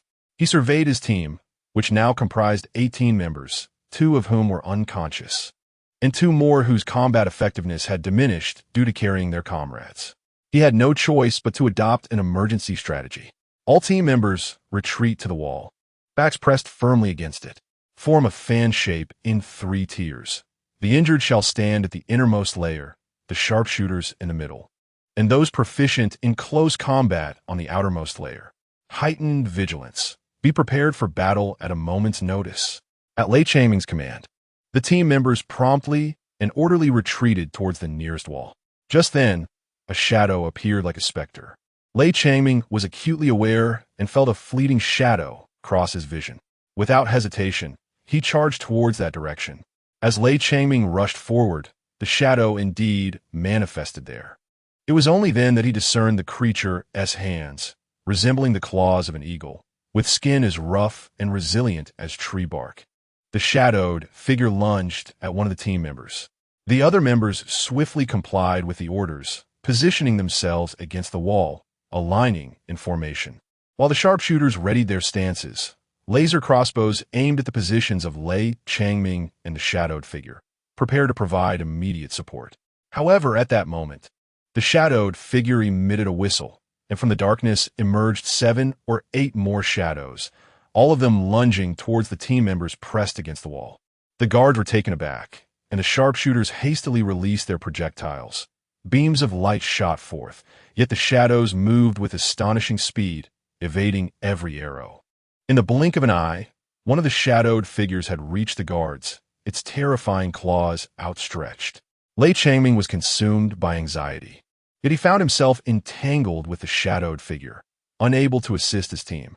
The creature seized the nearest guard, who instinctively reached out to fend off the attack, only to have his wrist grasped firmly, the force propelling him towards the ceiling. It is important to note that every level of the marketplace features towering frameworks, nearly reaching the height of 3 stories. In a seemingly effortless motion, the shadowy figure hurled a member of the guard team, who collided directly with the concrete slab of the ceiling, letting out a startled cry before plummeting back down. Having first ascended to such heights, the impact with the rigid ceiling had already inflicted minor injuries upon him. Now, he faced a perilous drop from such an elevated position. Should he fall to the ground unassisted, his injuries would surely be severe. Regrettably, the only person capable of saving him, Li Changming, was currently ensnared by another shadowy figure, rendering him unable to intervene. In despair, the guard closed his eyes, bracing for the impending fall. However, the anticipated pain did not manifest. He suddenly felt the sensation of weightlessness vanish, as a firm, metallic-like arm gently caught him. Opening his eyes, he beheld Lord Li Nianlan, who delicately set him down upon the ground. Upon receiving an urgent message from Ji Inha regarding the unusual circumstances, Li Nianlan hastily piloted her ship to the scene. Although scans revealed no mutated beings within the marketplace, they did detect high-energy evolved creatures on the first floor and in the basement, leading Li Nianlan to suspect the presence of mutated rats. Li Nianlan activated her intelligence system to track Li Changming and his companions, discovering they were situated on the 5th floor. Nevertheless, she resolved to don her mech suit before proceeding. Though the rats were absent from her current level, one could never predict what awaited her inside. As the saying goes, many ants can take down an elephant, and it is well known that rats are a woman's adversaries, one of the creatures Li Nianlan most detests. With determination, she shattered the 5th floor window and leapt into the marketplace. Upon locating Li Changming and his team, she witnessed the shadowy figure tossing the guard into the air. With a powerful leap, she soared upwards, gently catching the guard's body. Once she placed him on the ground, she had no time to spare, for another shadowy figure was poised to pounce on him. Li Nianlan dashed forward, seizing the arm of the shadowy assailant reaching for the guard. Employing the adversary's own tactics against him, she flung the shadowy figure upwards. The figure adeptly adjusted its posture, landing gracefully on the ceiling as if diving. and executed 2 somersaults before firmly planting itself back on the ground. Li Nianlan could not afford to dwell on the fate of the figure she had cast aside. Her focus was now on repelling another shadowy attacker, closing in on the guard. She leapt to intercept the assailant, wielding her laser dagger with precision. Despite the shadowy figure's swift evasion, she managed to sever all 5 fingers, eliciting a pained howl as it retreated into the darkness. After fending off one shadowy figure, Li Nianlan quickly positioned herself against 2 additional attackers approaching from another direction. In that moment, her silhouette, clad in white mech armor, darted gracefully through the air. Chapter 124. The offensive Li Nianlan had no time to ponder the fate of the shadowy figure she had just cast aside. She was preoccupied with repelling another shadowy assailant that lunged at a member of the guard team. She leaped forward, intercepting the shadow's advance, and thrust her laser dagger decisively. Despite the shadow's swift evasion, 5 of its fingers were severed, falling to the ground like the talons of an eagle. The shadow emitted a pained wail and hastily retreated into the darkness. Having swiftly dispatched one shadow, Li Nianlan soared to obstruct the assault of 2 more shadows from another direction. In that moment, her silhouette, clad in white armor, flitted about, preventing any shadow from nearing the members of the guard team. Although the combat prowess and speed of the shadows far exceeded that of ordinary beings, rendering the guard team's efforts akin to a tempestuous onslaught, the situation dramatically reversed when faced with Li Nianlan. She stood her ground against multiple foes, maintaining a slight advantage. Lei Changming found himself in a stalemate with one of the shadows, unable to determine a victor in the short span of time. Upon hearing the signal, the other shadows hastily retreated into the obscurity. Li Nianlan was unwilling to let them escape so easily. Her body pursued them like a sharp sword, and she called back to Lei Changming, instructing, "You stay back and protect everyone." Suddenly taken aback, Li Nianlan sensed the familiar presence of Ji Inha, which brought her a sense of calm. With a playful scolding, she remarked, "Are you trying to scare me? I'm in armor, yet someone could easily immobilize me. If it were an enemy, I wouldn't stand a chance to flee. I would be at their mercy. How could I not be terrified?" Li Nianlan was genuinely astonished. The fact that someone could kill those Ji Inha sought to protect right under his nose and even abscond with the body suggested that this individual possessed strength beyond that of the current evolution level of the Blue Star inhabitants. Could this person, like them, be an extraterrestrial? Noticing the questioning look in Li Nianlan's eyes, Ji Inha's expression turned grave as he replied, "Yes. Your conjectures are close to the truth. It seems that new Blue Star individuals are indeed involved. Moreover, I can confirm that the masked individual I encountered is undoubtedly one of them. It is not mere self-admiration, even on the new Blue Star. If you can engage me in over 10 exchanges without revealing a flaw." Yet this person, after 20 exchanges, exhibited no vulnerabilities at all. Their strength is among the pinnacle of the new Blue Star. This new Blue Star individual may even be one of our predecessors. Li Nianlan's heart sank. The existence of formidable new Blue Star individuals lurking in the shadows, poised to oppose them, posed a significant challenge. It seemed they would need to exercise caution. Lei Changming supported the unconscious Gu Daji, while Lu Fangfang leaned against the wall, gasping for breath. The other members of the guard team remained vigilant, ready to defend. Ji Inha surveyed the area, noticing several individuals injured and unconscious, while Gu Daji's group had yet to be located. Li Nianlan also noticed that several individuals were injured. She turned her head towards Ji Inha and said, "Didn't you arrive by airship? Perhaps you should first escort the others onto the airship. I and Lei Changming will search for the remaining individuals." Lei Changming nodded in agreement, stating, "I share the same sentiment. This approach will minimize unnecessary casualties and expedite our efforts." Li Nianlan approached the unconscious victims, retrieving a healing syringe from her wrist device to administer treatment.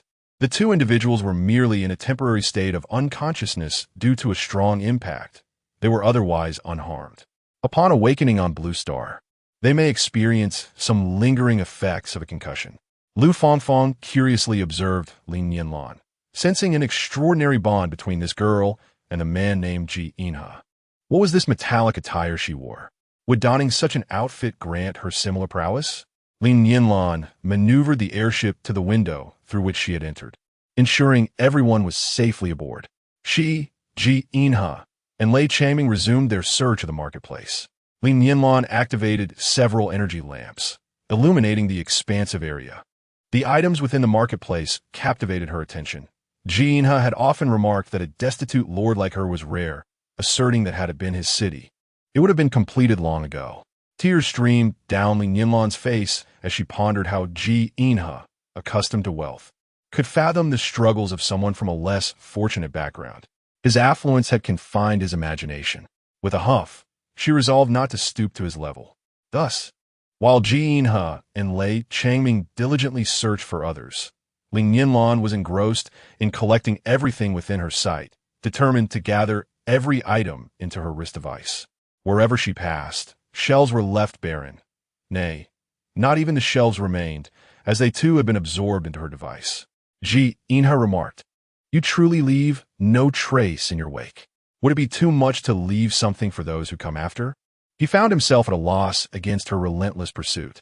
Lei Changming, rarely vocal, added, "Our city currently lacks everything except food. This batch of supplies would be a perfect supplement."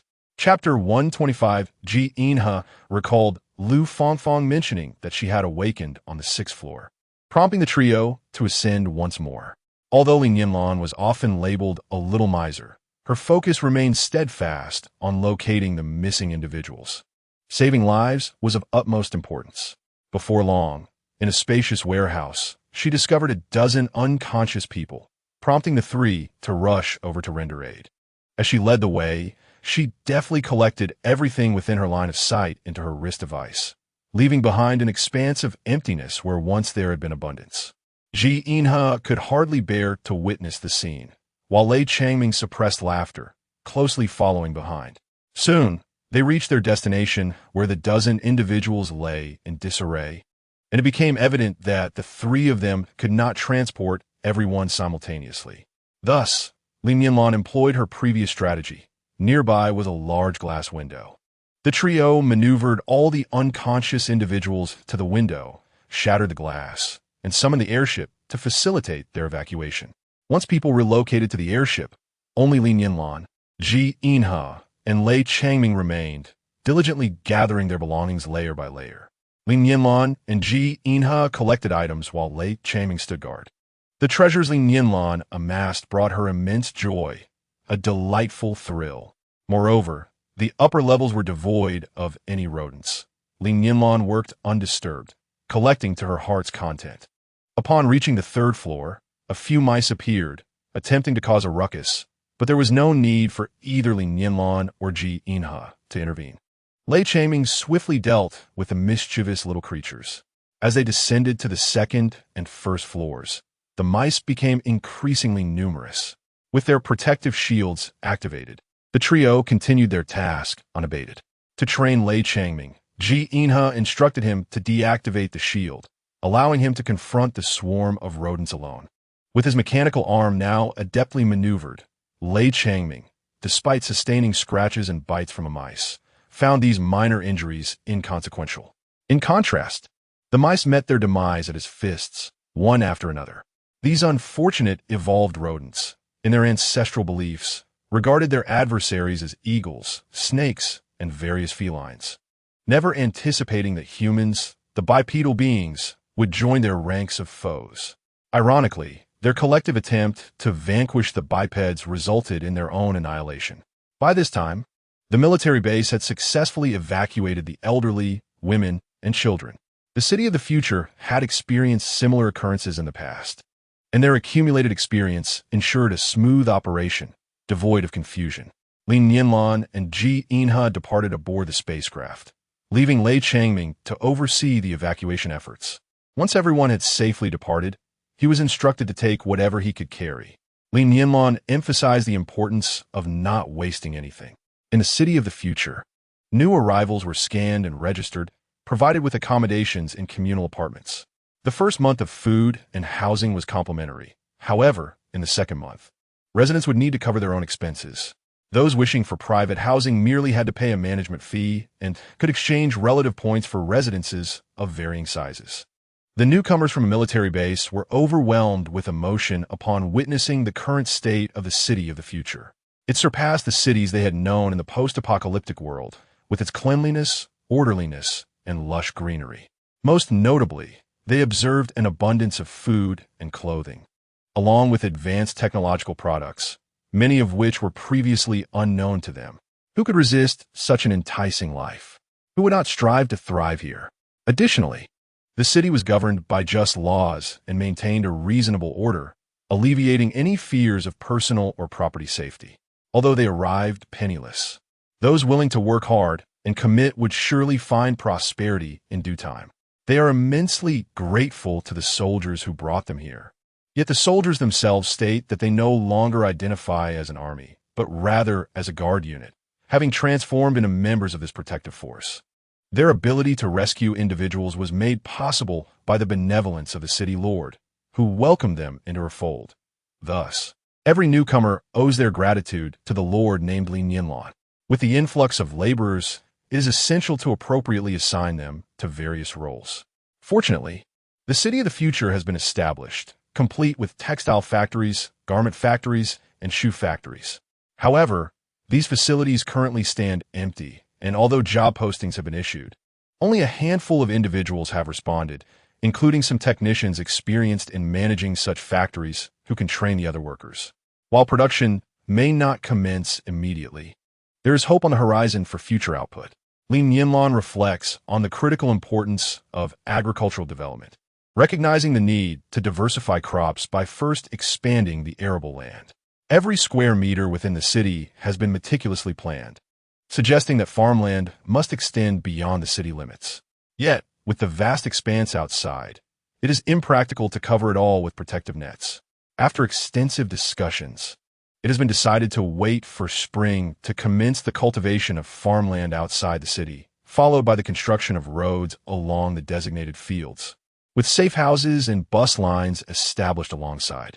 The safe houses will be equipped with protective nets, and the buses will also feature similar safeguards.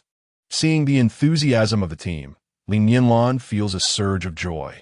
The layout of the city of the future is designed around a central square, expanding outwardly in a systematic fashion, with the government building as the focal point, from which two intersecting crossroads radiate, dividing the area into 4 large districts, each further subdivided into 4 smaller neighborhoods, continuing this pattern of expansion along the central axis. Li Nianlan convenes an extended meeting with the leadership team, gathering department heads at the municipal government building. She discusses the current situation of the city of the future and invites each department leader to present a brief report on their work, encouraging them to offer suggestions for urban development based on their experiences. After a full day of deliberation, Li Nianlan realizes that few truly valuable suggestions have emerged. However, one proposal from Hongyan captures her interest significantly. Li Nianlan is particularly intrigued by this idea. As a reborn individual, she sincerely wishes for her homeland, Huagua, to regain its strength and prosperity, even across different timelines. She understands that achieving this goal will not be easy, even with the support of the Galactic Alliance, and requires national involvement as well. The Dawn Base was established as a strategic retreat by the nation to preserve the ember of life, highlighting the urgent need for specialized talent in the city of the future.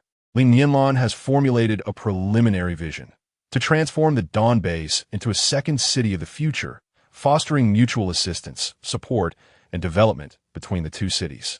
In the years to come, as the population grows, the nation will gradually restore its prosperity. However, despite the allure of this vision, realization will prove challenging, as Hongyan is unaware of the exact location of the Dawn Base, his knowledge being based solely on conjecture.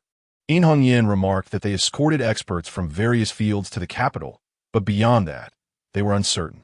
However, they had privately speculated that, for reasons of safety and confidentiality, the Dawn Base would likely be constructed in a sparsely populated area of the Midwest. Li Nianlan and Ji Inha, after studying a map, ultimately decided that Li Nianlan would deploy a significant number of reconnaissance robots to survey the areas they deemed most probable. Nevertheless, she did not intend to neglect other regions. Thus, she resolved to send the remaining reconnaissance robots to coastal areas, particularly to several cities with thriving industrial development. Li Nianlan suggested that establishing a base in industrially advanced cities prior to the apocalypse would be advantageous, as many factories could be repurposed for production. However, the downside was that such developed cities would likely have dense populations, with a higher incidence of mutated beings. Therefore, establishing a base there would necessitate organizing a formidable military force to combat the mutants. Chapter 127. The invasion of a nation on a peninsula near the mainland. A significant number of people resided, one of whom discovered a reconnaissance robot. Curious, he called others over to observe this strange contraption. Soon, speculation arose that the reconnaissance robot might have been dispatched by the state to locate them, prompting them to inscribe large pleas for national rescue on the beach. "We have invaders." Li Nianlan commanded the reconnaissance robots to spray the ground with inquiries about their numbers and the origins of the invaders. Several men hurriedly obscured the inscriptions on the sand and fled in a particular direction. Li Nianlan felt anxious, as the reconnaissance robots she had dispatched to the coastal region were already few in number. At that moment, there was only one operational robot there. She faced a dilemma. Should she send it after the men, leaving her unable to monitor the situation here? Suddenly, Li Nianlan spoke up, suggesting that they allow the reconnaissance robot to remain and observe what transpired. Finding the men would be straightforward. There was no need for concern. Reflecting on this, Li Nianlan calmed herself and decided to wait. Before long, several warships appeared on the undulating sea, proudly displaying the national flag.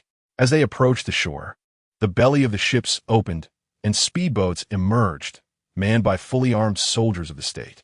A regiment of soldiers swiftly disembarked and marched in formation toward the direction where the men had vanished. Witnessing this, In Hongyan slammed his hand on the table, rising abruptly with furrowed brows and anger igniting within him. He exclaimed, "These scoundrels from our nation, after all these years, they remain unrepentant, seizing this opportunity to disrupt our country. What do they intend to do? Rob us? My lord, let us hasten and drive these knaves away." Thanks to the earlier experience of the reconnaissance robot being discovered by the men, Li Nianlan activated its cloaking feature, ensuring that the soldiers remained oblivious to its presence. They swiftly arrived at a small town near the seaside. Before the apocalypse, this small town suffered from sluggish economic development, overshadowed by numerous prosperous cities in its vicinity. Consequently, most of the town's youth sought employment or a new life in these larger urban areas, leaving behind only the elderly. The local government, reminiscent of the pre-apocalyptic regime, continued to oversee the town. The police force expanded significantly, maintaining order during the day and safeguarding the town at night. Currency had ceased to circulate.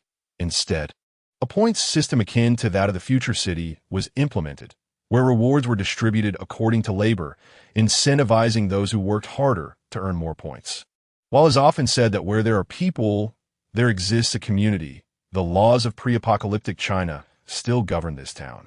Violations of the law were met with appropriate penalties, and serious offenses could lead to expulsion from the town. Outside, the world was rife with man-eating mutants, rendering life impossible. Thus, the townsfolk were understandably reluctant to face banishment. Gradually, the management, public safety, and production within the town began to restore a semblance of order. However, this way of life was irrevocably altered upon the discovery of the town by the military forces of the Chinese. The weaponry employed by the military was considerably more advanced than that wielded by the local police. Despite the valiant resistance of the townspeople, they were ultimately defeated. The military swiftly seized control of the entire town, and upon reconnaissance, they recognized the strategic advantages of its geographical position, a protruding area adjacent to the coastline, with relatively isolated transport routes. While the distance to nearby cities would have seemed negligible in the pre-apocalyptic era, it now felt quite substantial. The military deemed this location an ideal site for establishing a survivor base. Yet, rather than establishing a refuge, the military harbored intentions of transforming this town into a city of enslavement. They sought to subjugate the local populace, compelling them to provide food and other necessities. The soldiers envisioned themselves as masters, reaping the benefits of their dominion while exercising their power to kill without consequence. To ensure compliance among the townsfolk, they devised several strategies. Firstly, they executed dissenters publicly, using their deaths as a grim warning to others, instilling fear and compelling them to labor submissively. Secondly, they abducted all the women, regardless of age, leaving none behind. Many of these women had family ties, and the military exploited this connection to manipulate the townsfolk, threatening violence against their loved ones should any insurrection arise. Additionally, the military confiscated all available food supplies, providing the local men, who labored tirelessly, with only meager rations. Starved and overburdened with physical labor, the desire to resist waned. There were, of course, those who attempted to flee, but where could they escape? The town was inaccessible, teeming with mutants. The wilderness offered little sanctuary. Although wild animals were scarce, they were not absent. And post-apocalyptic evolution had placed humanity far from the top of the food chain. Those who ventured into the wild faced the threat of being preyed upon by these creatures. And even within the confines of the town, attacks by wild animals were not uncommon. Chapter 128. Pre-war Ji In-ha pointed towards the battleships and remarked, "There must still be personnel stationed aboard those vessels. I have devised a plan, which we shall divide into two parts. One group will attempt to seize the warship. This task, while seemingly straightforward, is fraught with challenges, as the personnel left behind will be few.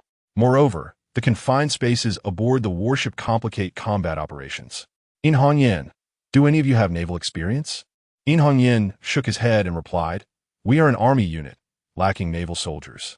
However, our warriors possess formidable skills, whether in close combat or marksmanship. They are more than capable." Ji In-ha nodded thoughtfully and said, "There are 3 warships here. Select 60 individuals. These 60 must be adept in hand-to-hand combat. While they may not be able to face 10 foes alone, they should at least be capable of contending with 3.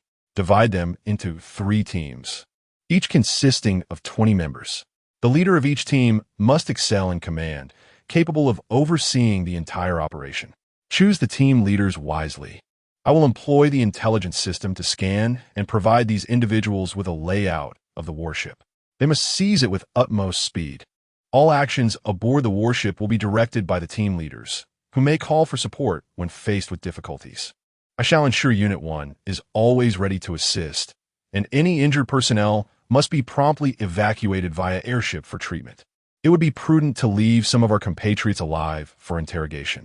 Li Nianlan nodded, fully in agreement with Ji In-ha's strategy in matters of warfare. Ji In-ha undoubtedly surpassed her expertise. This time, she resolved to bring Alpha along, capable of directly piloting the spacecraft, which was equipped with heavy weaponry that could potentially sink the warship if necessary. When it comes to advanced weaponry, hers is unmatched. The so-called advanced arms of the nation pale in comparison to those of the new Blue Star. With a battle plan established, Ji In-ha and In Hongyan prepared their troops for departure. This time, Li Nianlan exhibited no hesitation, purchasing several hundred sets of protective gear from the interstellar marketplace to equip each member of the combat team. Watching her savings dwindle to a 3-digit sum, she felt a pang of regret, momentarily feeling impoverished. Nonetheless, her priority remained the utmost safety of all team members. Fully equipped, Li Nianlan mobilized nearly all her airships, retaining only one in the city for emergencies. As she and Ji In-ha were the first to arrive, their spacecraft soared into the sky, reaching their destination in mere moments. Ji In-ha deployed the remaining reconnaissance robots to survey the city's terrain, while Li Nianlan commanded Alpha to initiate a comprehensive imaging scan. Before long, they grasped the fundamental situation below. The city currently housed approximately 3,000 soldiers, with 1,000 divided into various small teams patrolling the outskirts. To defend against mutated beings and evolved beasts, the city's perimeter had been fortified with walls. Although not as high as those of the future city and lacking a protective shield, these barriers served a significant defensive purpose and helped prevent the escape of individuals within the city. A significant portion of the national military is overseeing numerous Chinese men as they labor diligently. These men are tasked with loading countless boxes onto vehicles, which the soldiers then transport to the seaside, where more Chinese men await to transfer the cargo onto ships, presumably destined for military vessels. The contents of these boxes likely consist of food, drink, and other essential supplies. These bandits, not one shall escape my wrath, Li Nianlan declared to Ji Inha. With a playful blink, she added, of course, it is because I am of Chinese descent. She could hardly admit to possessing a fervent patriotic spirit, one that remained unwavering even after 2 lifetimes. Naturally, she held little regard for those who betrayed their own kind. Ji Inha chuckled silently, well aware that the little girl was being disingenuous. It mattered not to her. After all, it was trivial. Feeling somewhat guilty, Li Nianlan hastily shifted the conversation, inquiring, Alpha, how long until the airship can take flight? Ji Inha echoed her query to the reconnaissance robot, asking, has the entire city's layout been fully scanned and recorded? The robot swiftly transmitted a comprehensive map of the city to the ship's intelligence core. Li Nianlan astutely noticed a discrepancy and questioned, how peculiar. Ji Inha, have you observed that the number of soldiers does not add up? There seem to be at least 500 missing. Ji Inha pointed toward a residential area not far from the shore, stating, they must be in that vicinity. Those 500 are likely a reserve team, positioned strategically to provide immediate support wherever necessary. She commanded the reconnaissance robot to conduct a thorough scan of the area. Indeed, the robot discovered a large building housing several hundred individuals, with numerous vehicles parked below. Strikingly, no other vehicles were found elsewhere in the city, suggesting that the military had centralized all transportation here. Chapter 129. Seizing the warship, the reconnaissance robot relayed the terrain images of the entire town to Alpha, which compiled and rendered a complete city map. Ji Inha instructed Alpha to distribute the map to the leaders of the various squads and directed them to devise operational strategies for discussion. The strategies proposed by the squad leaders were satisfactory to Ji Inha, who encouraged them to coordinate their plans effectively.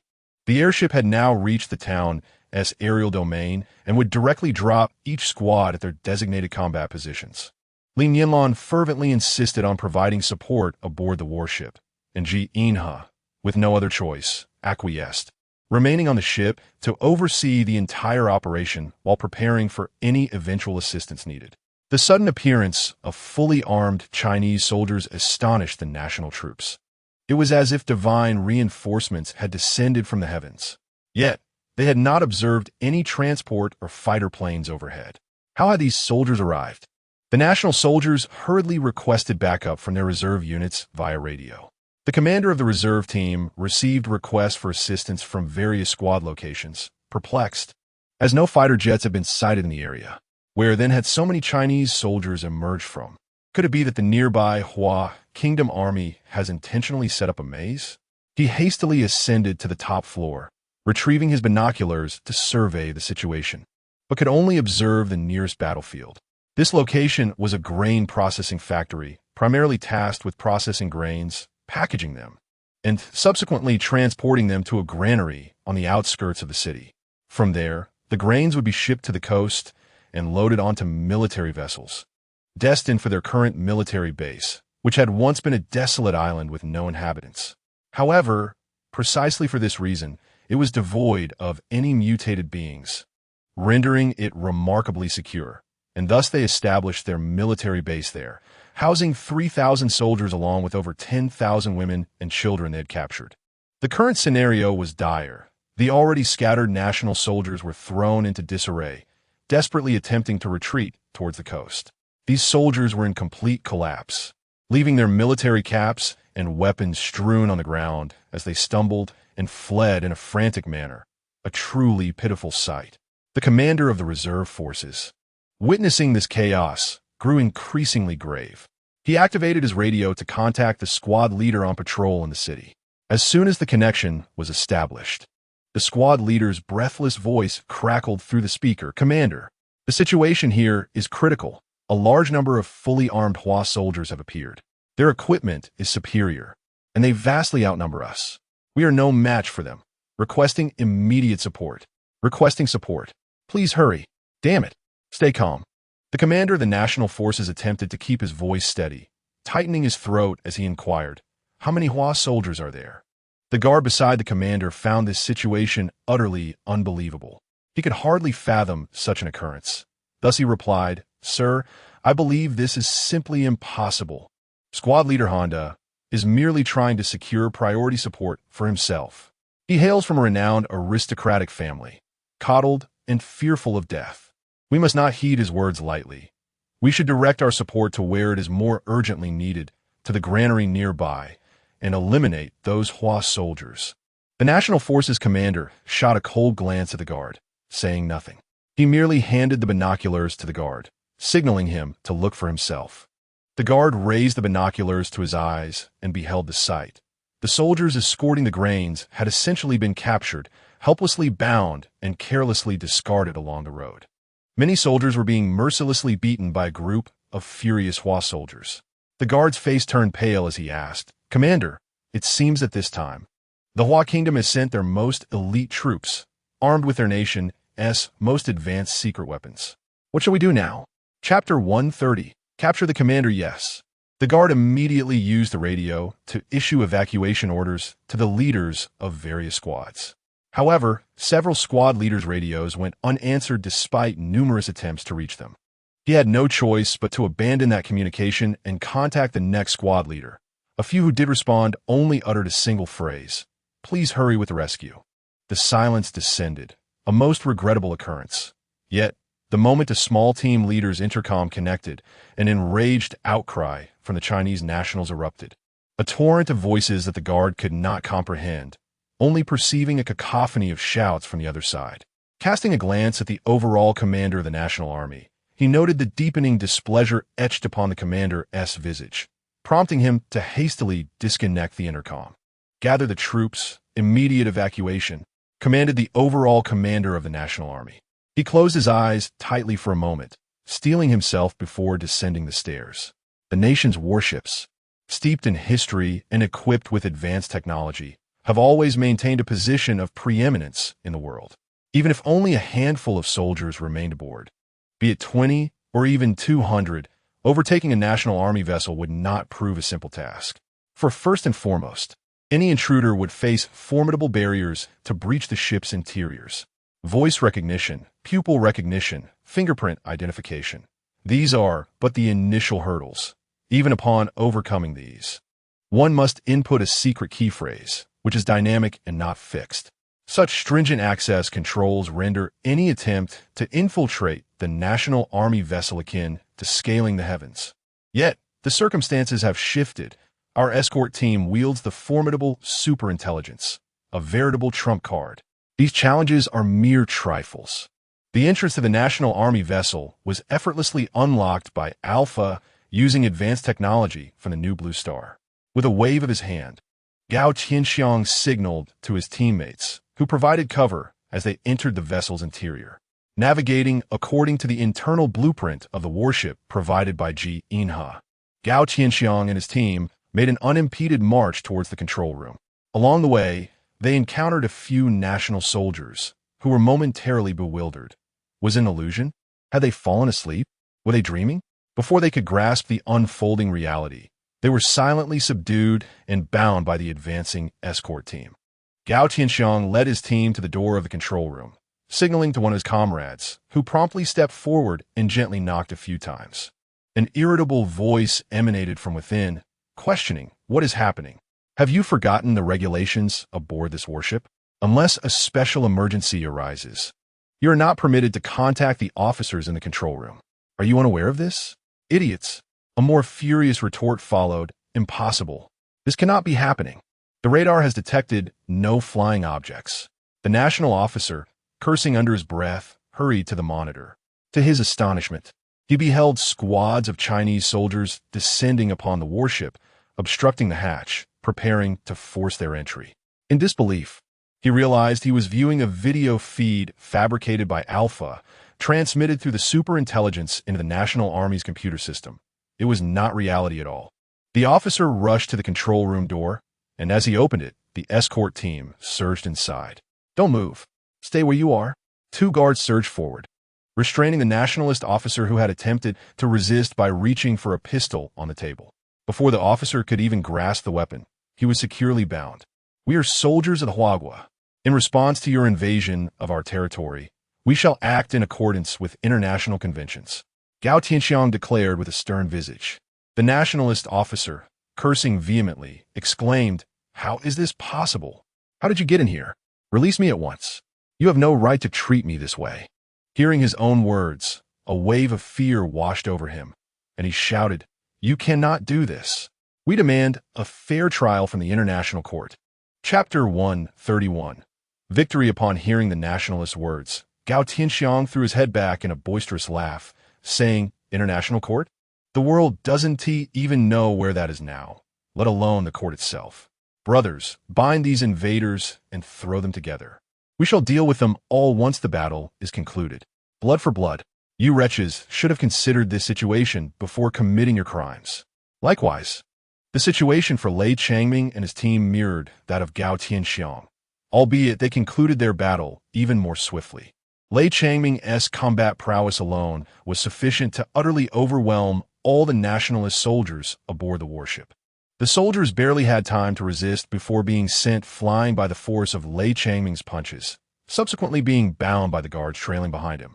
Furthermore, the nationalist officer boasted, "If you force open the door with explosives, the ship's self-destruct system will activate immediately, and the control room will be the epicenter of the explosion.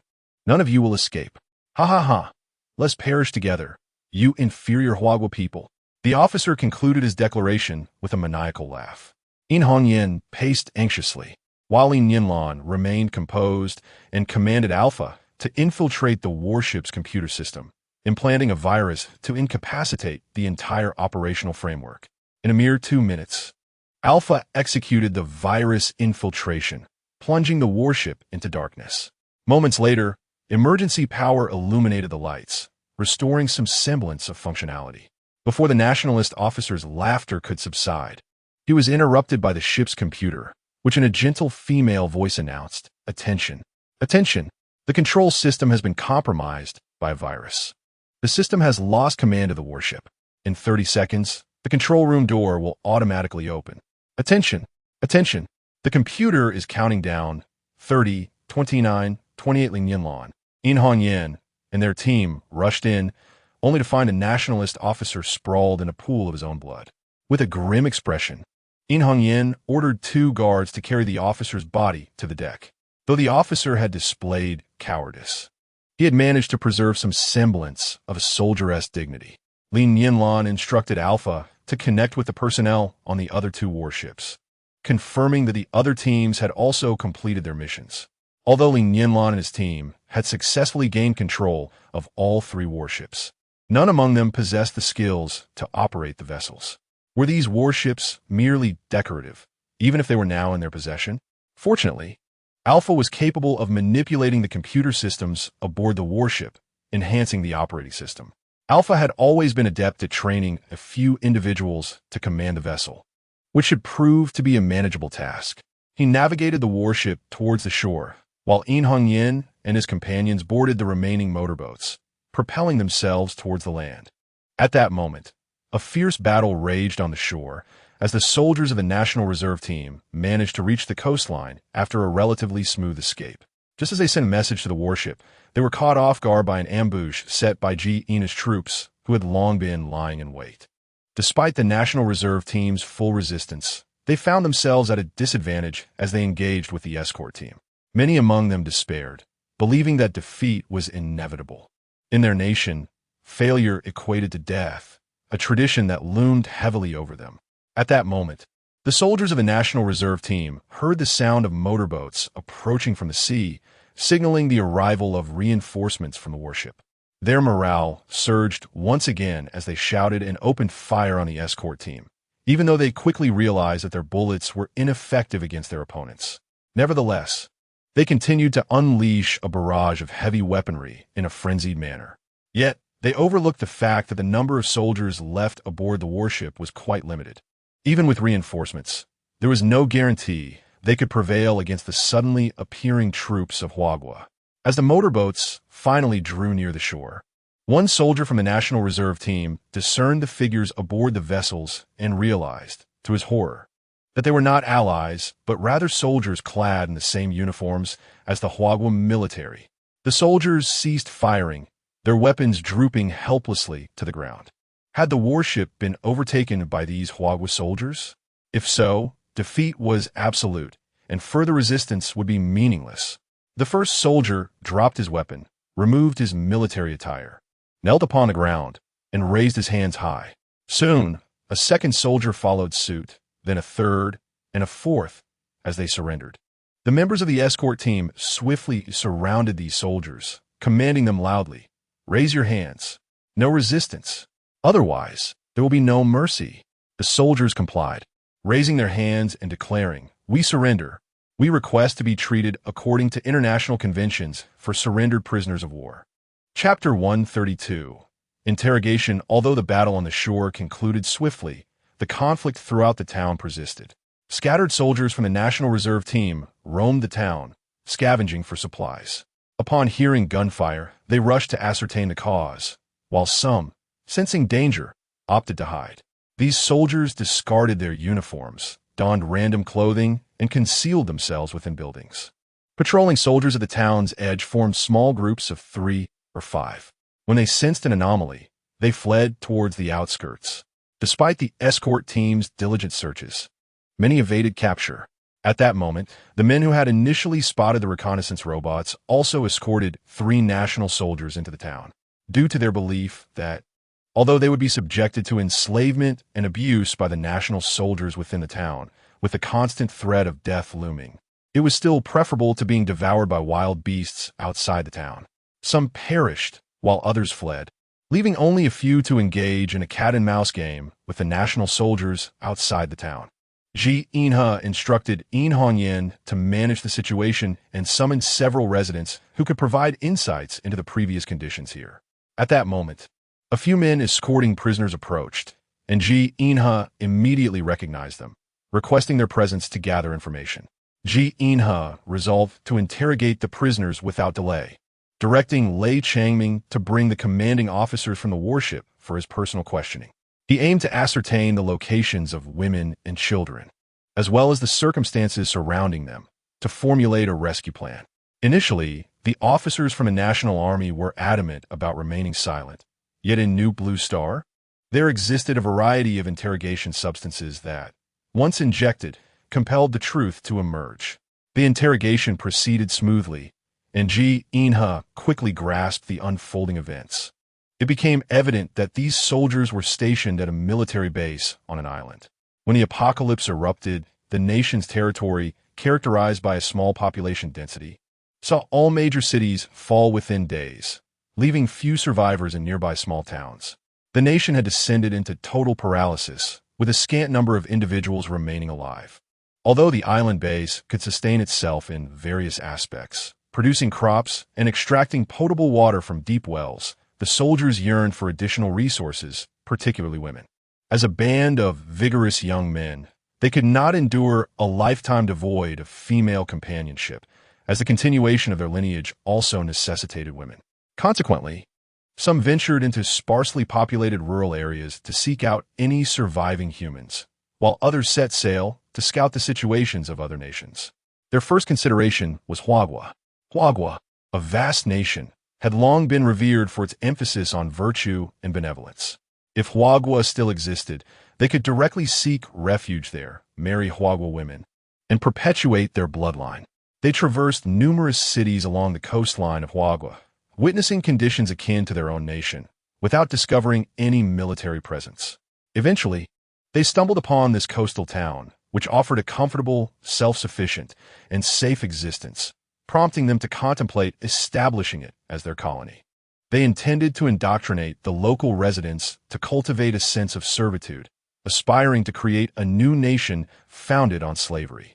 With many women available, they abducted them to ensure the continuation of their lineage.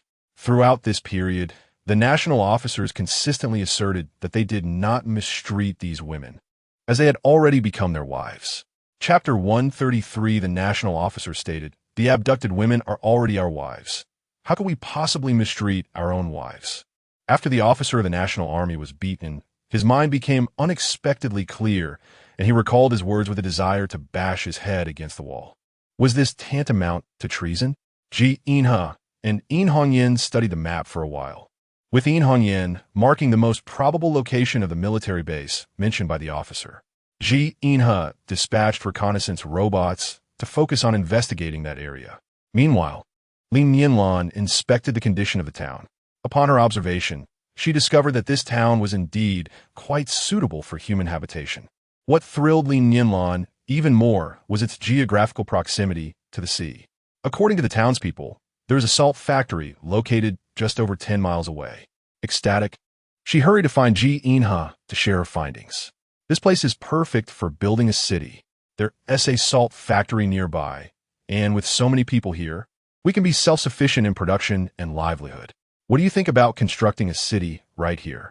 Li Nianlan exclaimed, her cheeks flushed with excitement. Ji Inha replied with a faint smile, "Oh, but this place is already a city. Are you suggesting we build another one?" Li Nianlan raised her eyebrows in a playful manner and retorted, "You know that's not what I mean." Ji Inha raised his hand and acknowledged, "I understand your intention.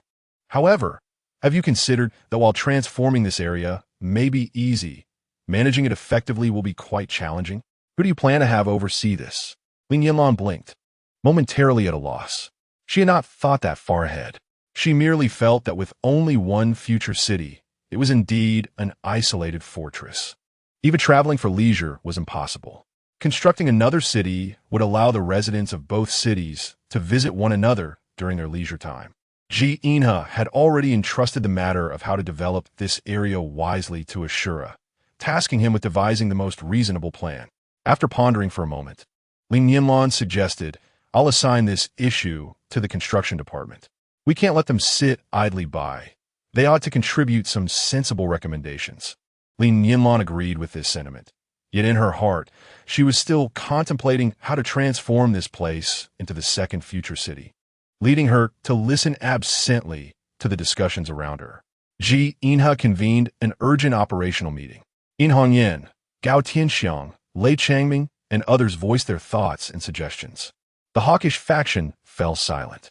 After a moment of contemplation, Lei Changming finally spoke up.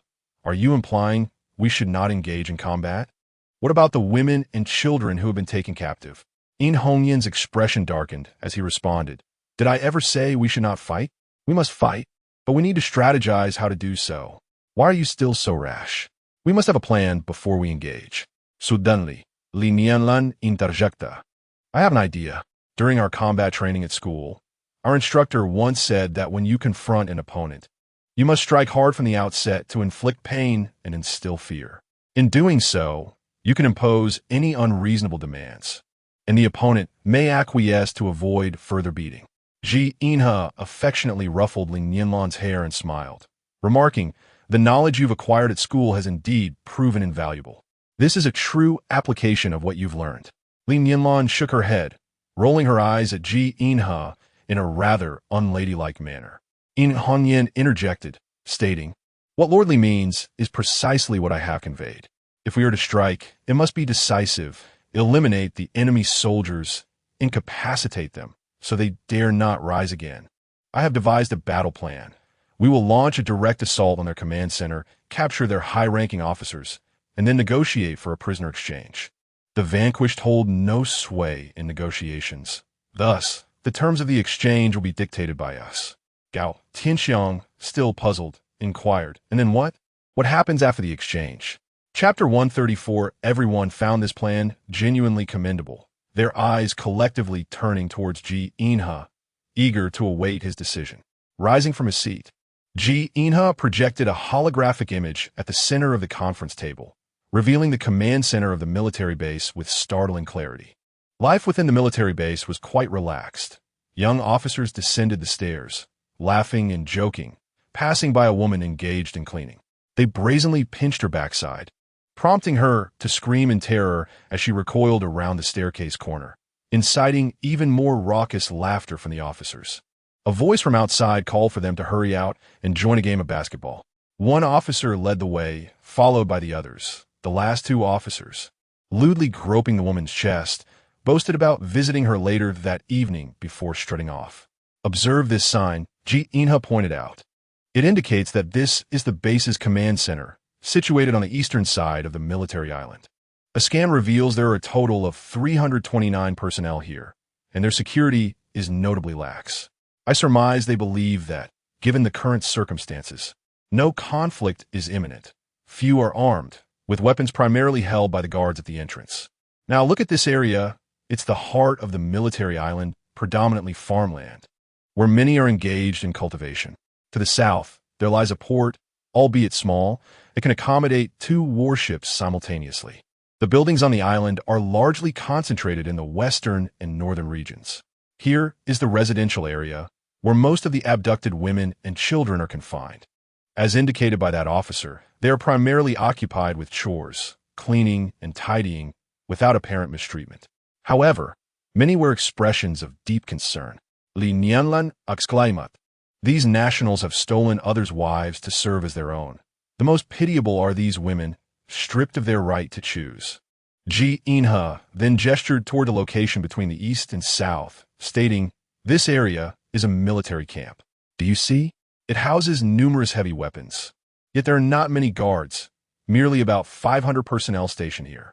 In Hongyan, you are tasked with organizing a squad of 20 to assault the command headquarters. Can you accomplish this mission?" Ji Inha commanded loudly. "Lei Changming, you are to lead 100 men to swiftly seize control of the military camp housing heavy weaponry. Are you capable of fulfilling this objective?" Yi Yinhe proclaimed, "Excellent. Gao Tianxiang, you shall lead the remaining personnel to the living quarters, endeavoring to safeguard all women and children. This area is densely populated, with approximately 20,000 compatriots present, rendering your mission particularly arduous. Upon receiving news of Lei Changming's victory, you are to secure this central location as a protective zone, designating one individual to continually communicate the current situation, advising women and children to take refuge and await rescue. The others will penetrate deeper into the residential area to eliminate those soldiers who resist obstinately, ensuring the safety of women and children. Remember, safety is paramount." Ji Inha then addressed Li Nianlan. "Nianlan, pilot the spacecraft and establish defensive barriers along this route to prevent the soldiers tending to the fields from providing support. There's also the possibility that they have naval vessels out at sea for fishing, which may not be at the military base. I will remain vigilant regarding the situation at the port and deploy reconnaissance drones to survey the deep sea. I shall serve as a mobile force, ready to assist you at a moment's notice. Should any unforeseen circumstances arise, prioritize safety and promptly request support. In Hongyan and Lei Changming, once your battles conclude, report immediately, and I will relay the situation above the military base." As Ji Inha surmised, the national military base had relaxed its vigilance long ago, having never encountered traces of human survival in their own territory or nearby waters. They presumed that no equipped army akin to theirs could exist in the vicinity. Consequently, the military had become increasingly civilian, especially after the abduction of numerous women from Huagua, leading to soldiers receiving wives based on military merit. Attractive women were designated to appease those soldiers who were not assigned spouses, and thus the soldiers began to lead domestic lives, making the military base a veritable haven of stability and prosperity. The sudden emergence of the Huagua army caught the national soldiers completely off guard, and both In Hongyan and Lei Changming's squads achieved victory in a remarkably short span of time. However, Gao Tianxiang encountered considerable challenges, as many national soldiers were resolute in their desire to fight to the death.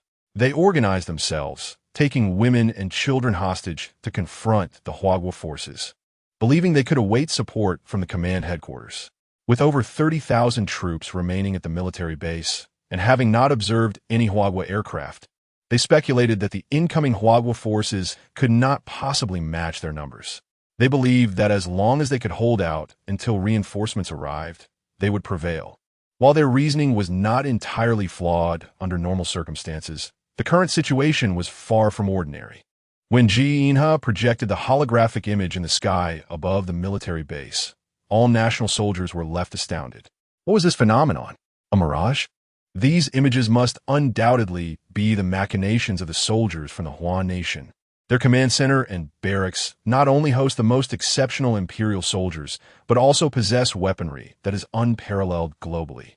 How could they possibly be so easily overtaken?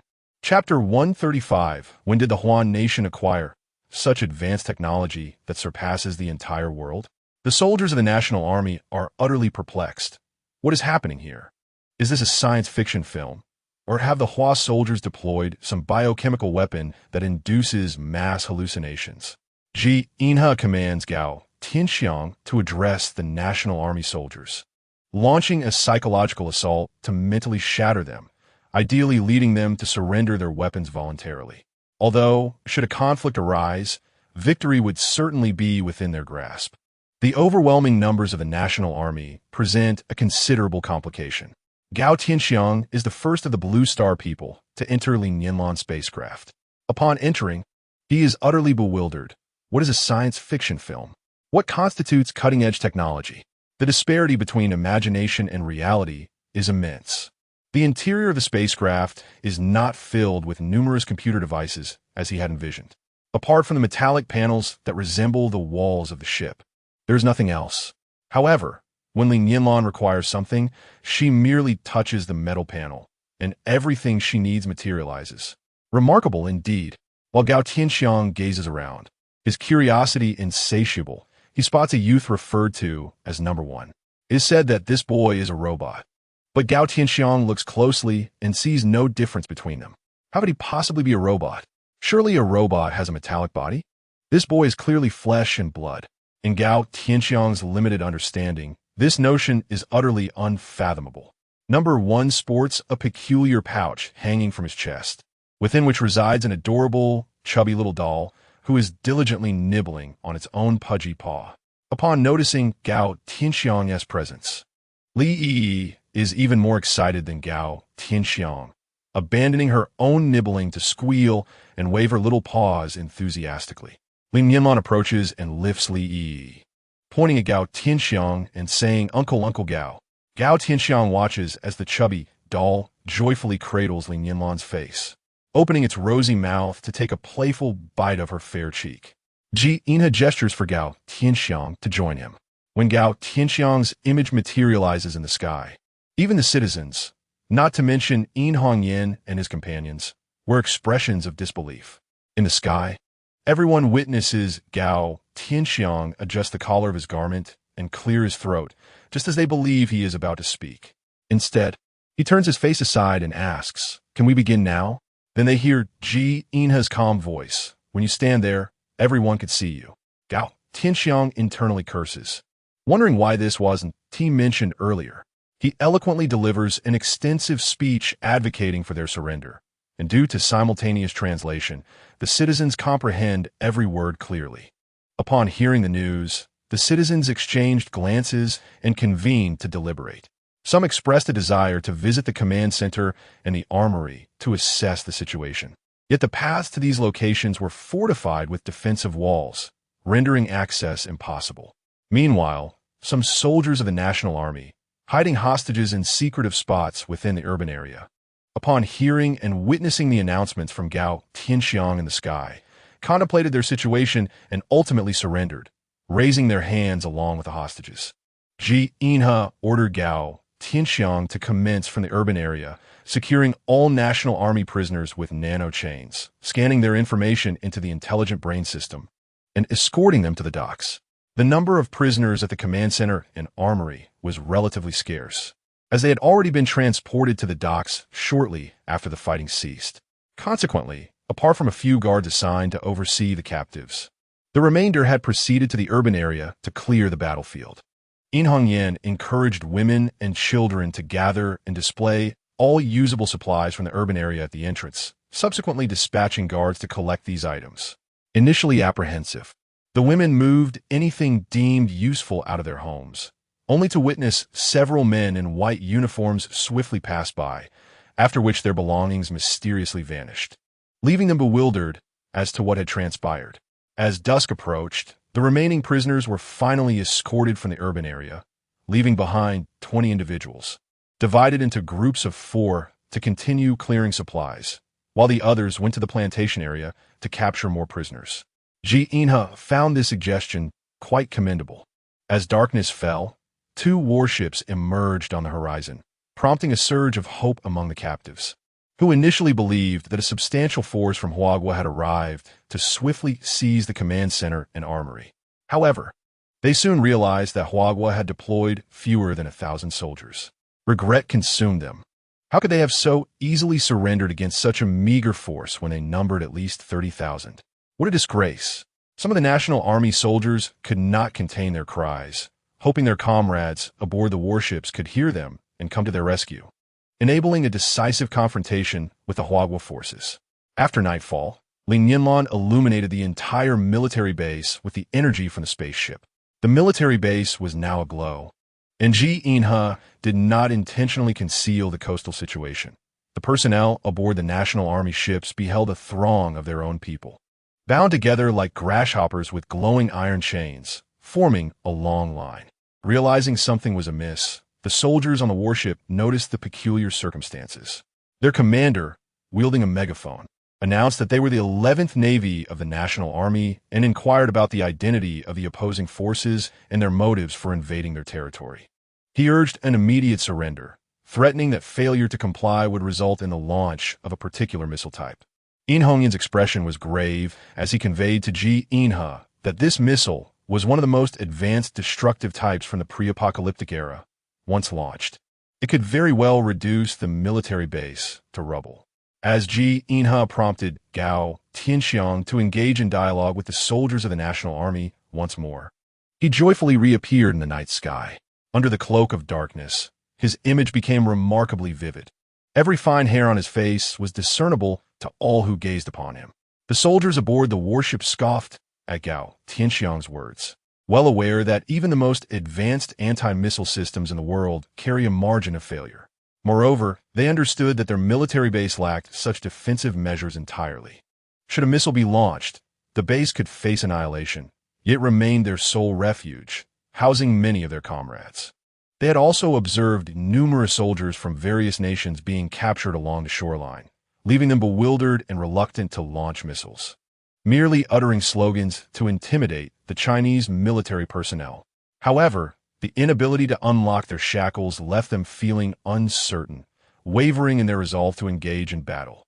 Chapter 137. Once all the prisoners of war had boarded the warship, within the control room of one of the vessels, the national commander squinted his eyes with a cold smirk. He produced a key and inserted it into a hidden slot, gently turning it. A box slowly emerged from its concealed compartment, containing a red button upon which he firmly pressed his finger. The commander, with a taut expression, dismissed the Chinese military's claims. Skeptical of the images in the sky, he pondered how they might have conjured such illusions, attributing it to mere principles of light refraction, as if he were the only one with knowledge. After all, he was a distinguished PhD from the renowned University of Zhao de Mai. Such a simple trick could hardly escape his scrutiny. Who were those Chinese soldiers trying to intimidate? He resolved to obliterate these detestable adversaries. However, just as the commander anticipated witnessing the devastation of a small city under bombardment, he was met with an unexpected reality. Instead of the anticipated chaos, he personally experienced the sensation of being bombarded by missiles. The sea, whose grave was it? Let it sink. The sudden turn of events left everyone in shock. To maximize the shield's effectiveness, Li Nianlan did not merely protect the military base. Instead, he enveloped the two warships directly with the shield, compressing its strength to the utmost. Not only missiles, but even atomic bombs could not breach this formidable defense. It was a display of sheer power. It is often said that those who invite misfortune upon themselves will face dire consequences. Every individual aboard that warship, including the commander himself, bore the brunt of his own folly. Why harbor such deep-seated suspicions over trivial matters? If there were no issues, why feel compelled to test everything? Look, he has harmed both others and himself. He wiped the cold sweat from his brow and shook his hands, grateful for the protection of his mother. He had been hesitating whether to press the launch button, a habit of his, overthinking matters and contemplating them thrice. At that moment, just as he was reflecting for the second time, He caught sight of the images on the monitor and silently thanked his cautious nature. In a way, he had saved the lives of everyone aboard the warship. This can certainly be deemed commendable. The commander of the nation firmly believes that this group of individuals, having survived a great calamity, is destined for future blessings. He seized the loudspeaker, his gaze resolute, and issued the command for everyone to accelerate their pace. By all means, run as fast as you can. However, make haste. Ji Inha instructed In Hongyan to organize the national soldiers to disembark from the warship. These soldiers, cunning in their ways, stealthily brought along some weapons and provisions, casting furtive glances at the expressions of the Huan nation as soldiers. Gao Tianxiang observed their demeanor with disdain, remarking, "Go on, take your belongings. We, the elders, hardly consider your trifling possessions worthy. Furthermore, who knows if any of you carry infectious diseases?" In Hongyan and his team ushered the nationals off the warship and then boarded the airship for departure. Ji Inha stored the warship within his wristband. Observing all of this from the shadows, the national mother was bewildered by such unusual maneuvers, more peculiar than a magical transformation. There was no possibility of returning to the Huan nation for looting and pillaging. They simply could not contend with them. It would be wiser to remain in the safety of their small island, clinging to survival. As for the management of the military base, Li Nianlan found herself in a quandary. The future city, at present, was merely a city with a modest population. Even the guard squad was limited in number. Stationing troops here was, indeed, an impractical endeavor. Yet, there remained an abundance of food resources. What to do? Li Nianlan resolved to leave behind a few reconnaissance robots to harvest the crops once they matured. Afterward, the area could largely be abandoned, to be revisited when necessary in the future. The following day, Li Nianlan convened an extended meeting. Their recent expedition to the coastal town had yielded substantial rewards. The most significant of these was the increase in population. The data just relayed by In Hongyan indicated that the coastal town housed 60,989 inhabitants, including 23,274 women and 1,399 children. The challenge of arranging such a large populace was a pressing concern. The development of the small town posed another dilemma. Dong Pan remarked, "The situation is unlike before. Its remote location has now become an advantage. Moreover, given the current state of our city, the geographical positioning there has minimal impact. However, we currently lack the strength and resources to construct another future city. My proposal is to develop it into an industrial city, focusing initially on the salt fields, marine products, and agricultural production and processing. We should recruit management personnel, workers, and other positions from the local populace. Naturally, many locals may be reluctant to leave, so these positions should be primarily offered to them, while the children should be relocated to the future city for their education." Li Nianlan nodded in agreement with this proposal. Lu Yin inquired, "But what if no one is willing to stay and work there?" Li Nianlan immediately stated, "First, we shall transport all those willing from the small town to the city of the future. The factories in the small town will adopt a rotational work schedule, with shifts of 3 days or 7 days, according to what is most suitable. Airships will serve as the means of transport between the two cities, with daily flights. An airship will depart from the city of the future to the small town in the morning, while another will return, ensuring a reasonable timetable." Chapter 138 Ji Inha remarked to Li Nianlan, "With the increase in population, the foremost action must be to expand our military. In the coastal small town, we need to establish a dedicated military force, as it borders the sea, allowing nationals and foreign visitors alike. A protective unit is essential. Moreover, with many residents having migrated to the city of the future, numerous residential areas have become vacant. We can repurpose these neighborhoods into military barracks, eliminating the need for new constructions. At the very least, we require a garrison of 3,000 troops. As soldiers, In Hongyan, Gao Tianxiang, and Lei Changming highly endorsed Ji Inha's proposal and offered several supplementary suggestions. In Hongyan suggested, "Let us not simply call it a guard unit. Instead, name it the National Security Army of Huagua. Although we may not currently possess a nation or government, as long as we are alive, we are Huagua's citizens. It is our duty to defend our homeland. The profound historical and cultural heritage of Huagua, coupled with the deep-seated patriotism of its people, resonates within each of them, especially in Li Nianlan, who, despite her rebirth, remains devoted to her country. Li Nianlan favored the title National Security Army and promptly approved Hongyin's suggestion. Furthermore, she formally appointed him as the inaugural commander of the National Security Army, instructing him to draft a comprehensive proposal regarding the military positions and personnel he intends to establish, which would then be submitted to Ji Inha for approval. With a burgeoning population, yet insufficient employment opportunities, the most fitting arrangement for the surplus labor force is military service. Li Nianlan is not lacking in provisions. She is capable of sustaining an army of 10,000, which is not considered excessive. The formation of an army serves purposes beyond mere combat, defense, or rescue. Soldiers can also engage in land reclamation. Abundant land lies beyond the city limits, and with such a sizable military force, they can cultivate and raise livestock. Self-sufficiency among the troops is certainly achievable. Hongyin and the others were left in a state of amusement by Li Nianlan's remarks. With a serious expression, Hongyin replied, "That is not how military service operates. New recruits require extensive physical training and combat readiness, or else, in the event of conflict, untrained soldiers would merely be sacrificing themselves. This is absolutely unacceptable. While appropriate leave may be permitted, a rotational schedule is out of the question. How can we transform a novice into a competent soldier with such a training regimen? This simply will not do." Hongyin systematically dismissed Li Nianlan's ideas. Acknowledging these concerns, Li Nianlan added, "Soldiers who have served for over 5 years will be allocated housing in the city, and their salaries will exceed those of ordinary positions by 10%. Hongyin and his companions were captivated, their eyes gleaming with excitement. One should not underestimate that mere 10%. It could be exchanged for an abundance of remarkable items. They perused the latest updates on the smart wristband, discovering an array of enticing rewards, such as personal flying devices. Although the use of such contraptions in urban areas is prohibited, soaring through the skies has long been humanity's aspiration.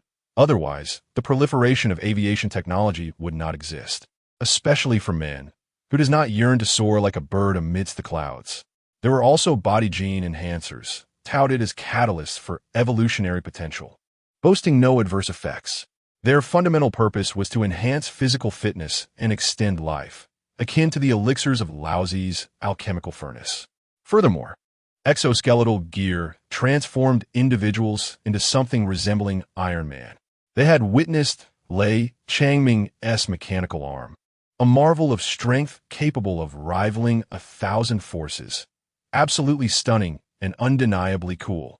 Naturally, such treasures demanded a considerable accumulation of points. The future city offers exceptionally generous treatment to its military personnel. Upon the announcement of the conscription policy, numerous eligible youths eagerly rushed to enlist. Those arriving from the small town, upon witnessing the living conditions of future city, were inclined to remain. However, they harbored uncertainties regarding the point system. As the population grew, the need for community management structures became evident.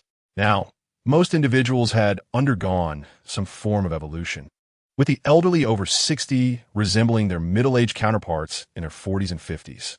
Li Nianlan resolved to entrust the management of the community to the seniors, overseeing population management, greenery maintenance, and sanitation.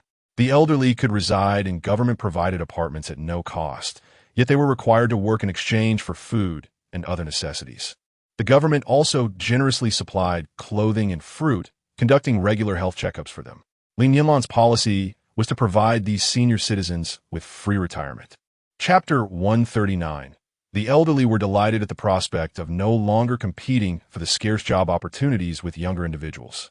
Engaging in gardening and maintaining cleanliness were tasks they could perform and were more than willing to undertake, while also earning points. For these seniors, the ability to enjoy a leisurely retirement in future city, rather than struggling to survive in the outside world, felt like an immense stroke of luck. Whether they arrived first or later, none wished to leave future city after experiencing its offerings. Their collective attitude towards life was unprecedentedly positive and enthusiastic. Particularly, the younger men, upon discovering the high-tech products available for exchange with points, were even more eager to enlist. These were the very items they had once dreamt of in their childhood. Li Nianlan entrusted the development of the coastal small town entirely to Yin, also appointing Qi Hongji to provide a few architectural designers. The goal was to transform the coastal small town into a militarized industrial base, fostering mutual support and development alongside future city in the future. Yin assembled his forces and set off to cultivate and develop the area. He also applied to name the seaside town future First Military Camp. Although Li Nianlan found the name rather incongruous, she could not think of a better one and thus reluctantly approved it. Yin and his team conducted a thorough search of the town, effectively eliminating the majority of safety hazards. Apart from a fruit canning factory, a snack factory, a seafood processing plant, and 3 large cold storage facilities, there was little industrial activity within the town. It was rumored that there was a pearl farm by the sea. However, given the current circumstances, that establishment held no utility whatsoever. Moreover, the coastal region had undergone significant ecological changes since the apocalypse, resulting in a proliferation of seabirds. These birds had experienced a primary evolution, growing 1 to 2 times larger and becoming exceedingly fierce due to their altered environment. Some seabirds were known to attack adults, and Yin airship had also faced assaults from these creatures. Fortunately, due to the airship's robust defense system, it sustained no damage. Since Li Nianlan did not intend to cover the entire future First Military Camp with a protective system, she opted to provide basic shields only for essential factories and living areas.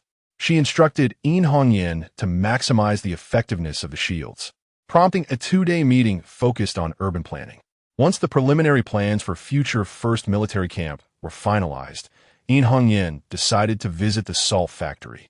As a vital necessity for daily life, the salt factory was indeed of great importance.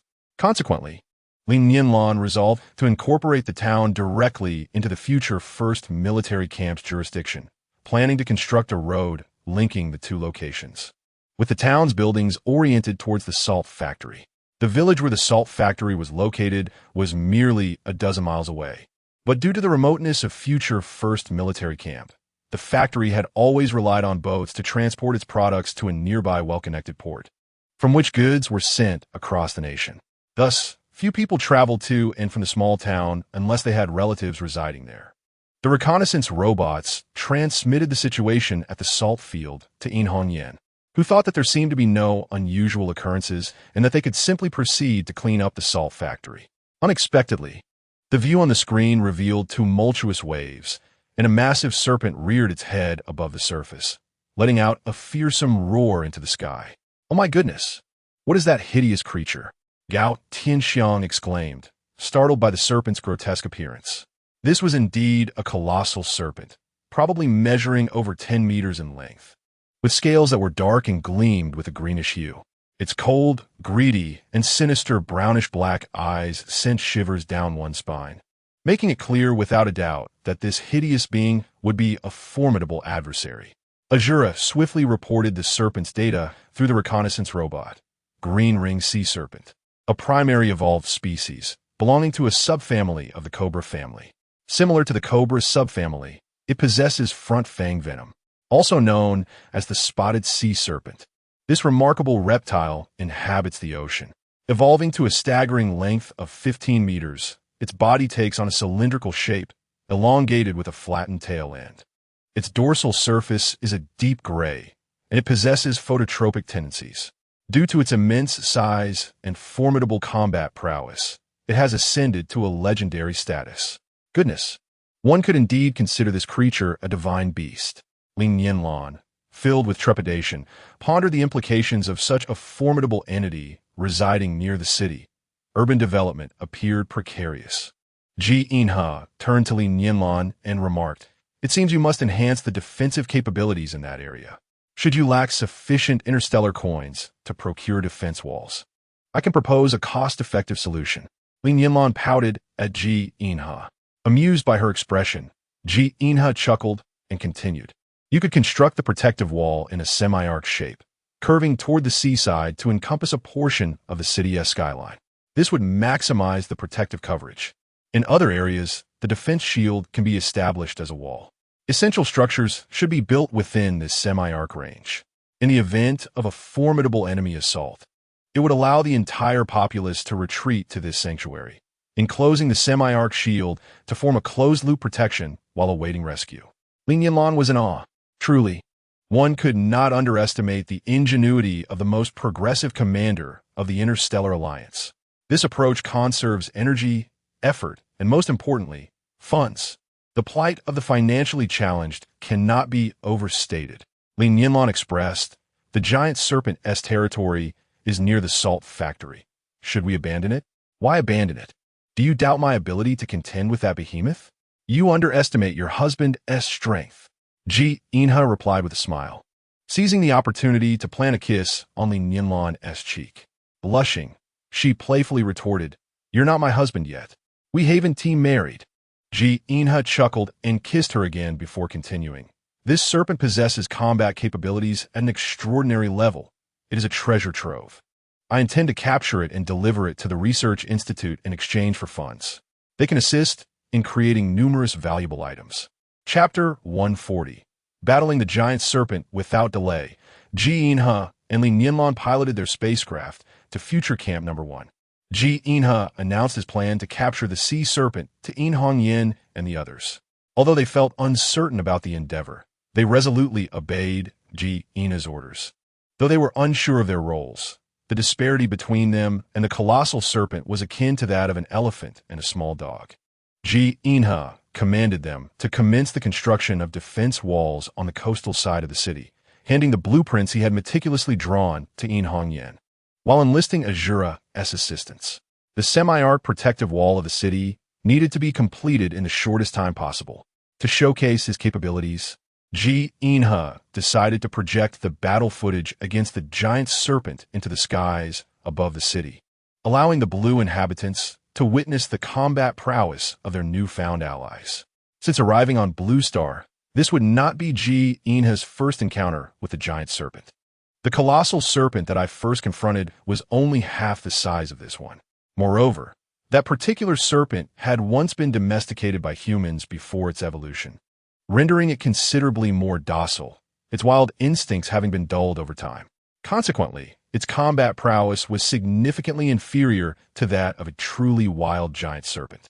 Ji Inha donned a mech suit that had long lain unused, and upon raising his gaze, he spotted a petite figure clad in white armor floating gracefully in midair.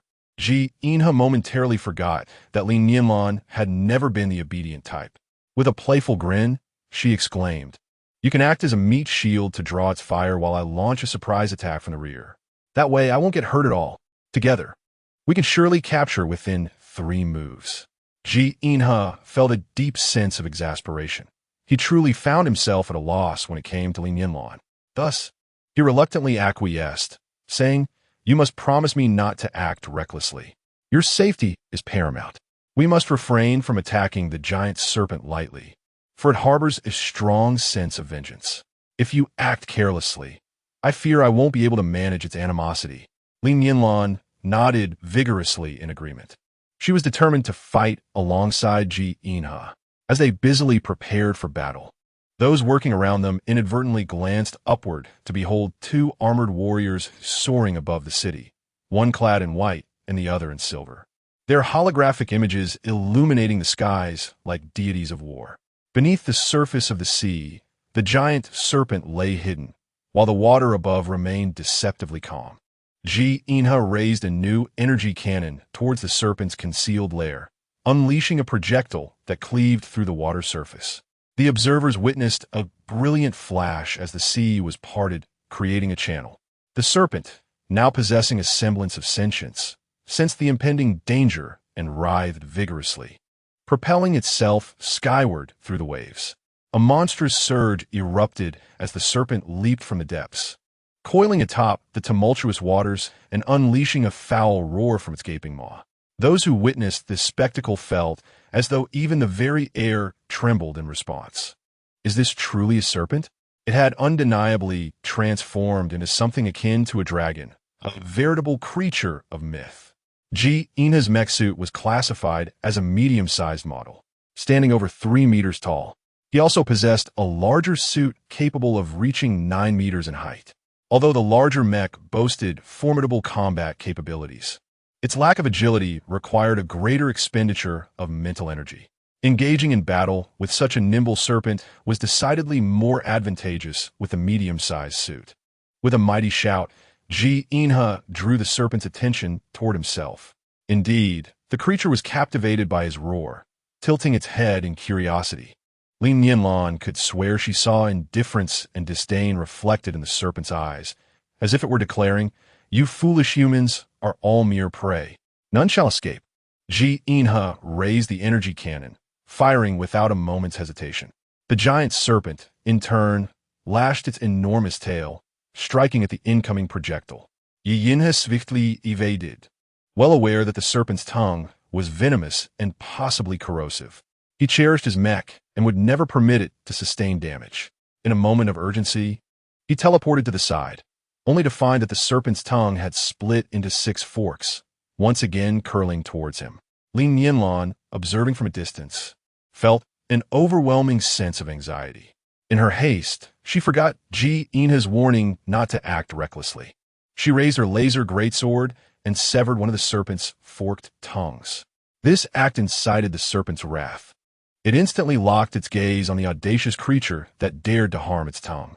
With a flick of its tail, the creature launched itself from the depths of the sea, charging towards Li Nianlan. Startled by the serpent's ferocious demeanor, she momentarily froze in fear, forgetting to evade. Unbeknownst to her, she was experiencing a form of intimidation akin to Ji Inha's unique ability, rendering her unable to react promptly. By the time she resolved to dodge, the serpent was already upon her. Li Nianlan could only shut her eyes tightly, raising her greatsword defensively, praying it would withstand the impending assault. However, the colossal impact she had anticipated never materialized. Curious, she opened her eyes to witness the serpent being forcefully slammed back into the ocean as if someone had grasped its tail. The resulting splash sent waves soaring dozens of meters high. Ji Inha had just struck the serpent's body against the water's surface before lifting it once more, wielding the creature like a whip, swinging it with delight. Yet, the serpent was far from pleased. It was dizzy from the relentless motion. Desperately, the serpent sought to break free from Ji Inha's grasp, but its tail was beyond its control. Suddenly, it dove deep into the ocean, following Ji Inha's forceful pull. Ji Inha did not relinquish his hold. Instead, he plunged after the serpent into the depths. Chapter 141. Battle with the giant serpent. The serpent, striving to escape Ji Inha, burrowed deeper into the ocean. The expansive waters were its domain, where it twisted and turned, at times dragging Ji Inha into sandy seabeds, and at others launching skyward, only to plunge back into the ocean. The serpent's intention was clear, to exhaust Ji Inha's stamina. Still holding on, are you? You think you can cling to my tail? Just wait until you tire, then we'll see if you let go. Just wait and see if I feast upon you. Onlookers watching the holographic imagery in the sky felt a chill of apprehension for Ji Inha. Why do tigers seldom engage in combat with elephants? The answer lies in the vast disparity in their sizes. The largest male Siberian tiger weighs only about 800 pounds, while a fully grown African bull elephant can weigh as much as 10 tons. 10 tons, equivalent to over 20,000 pounds, roughly the weight of 3 tigers, represents an undeniable heavyweight crush. In comparison, even with his mech suit, Ji Inha likely weighs less than 1/5 of the colossal serpent.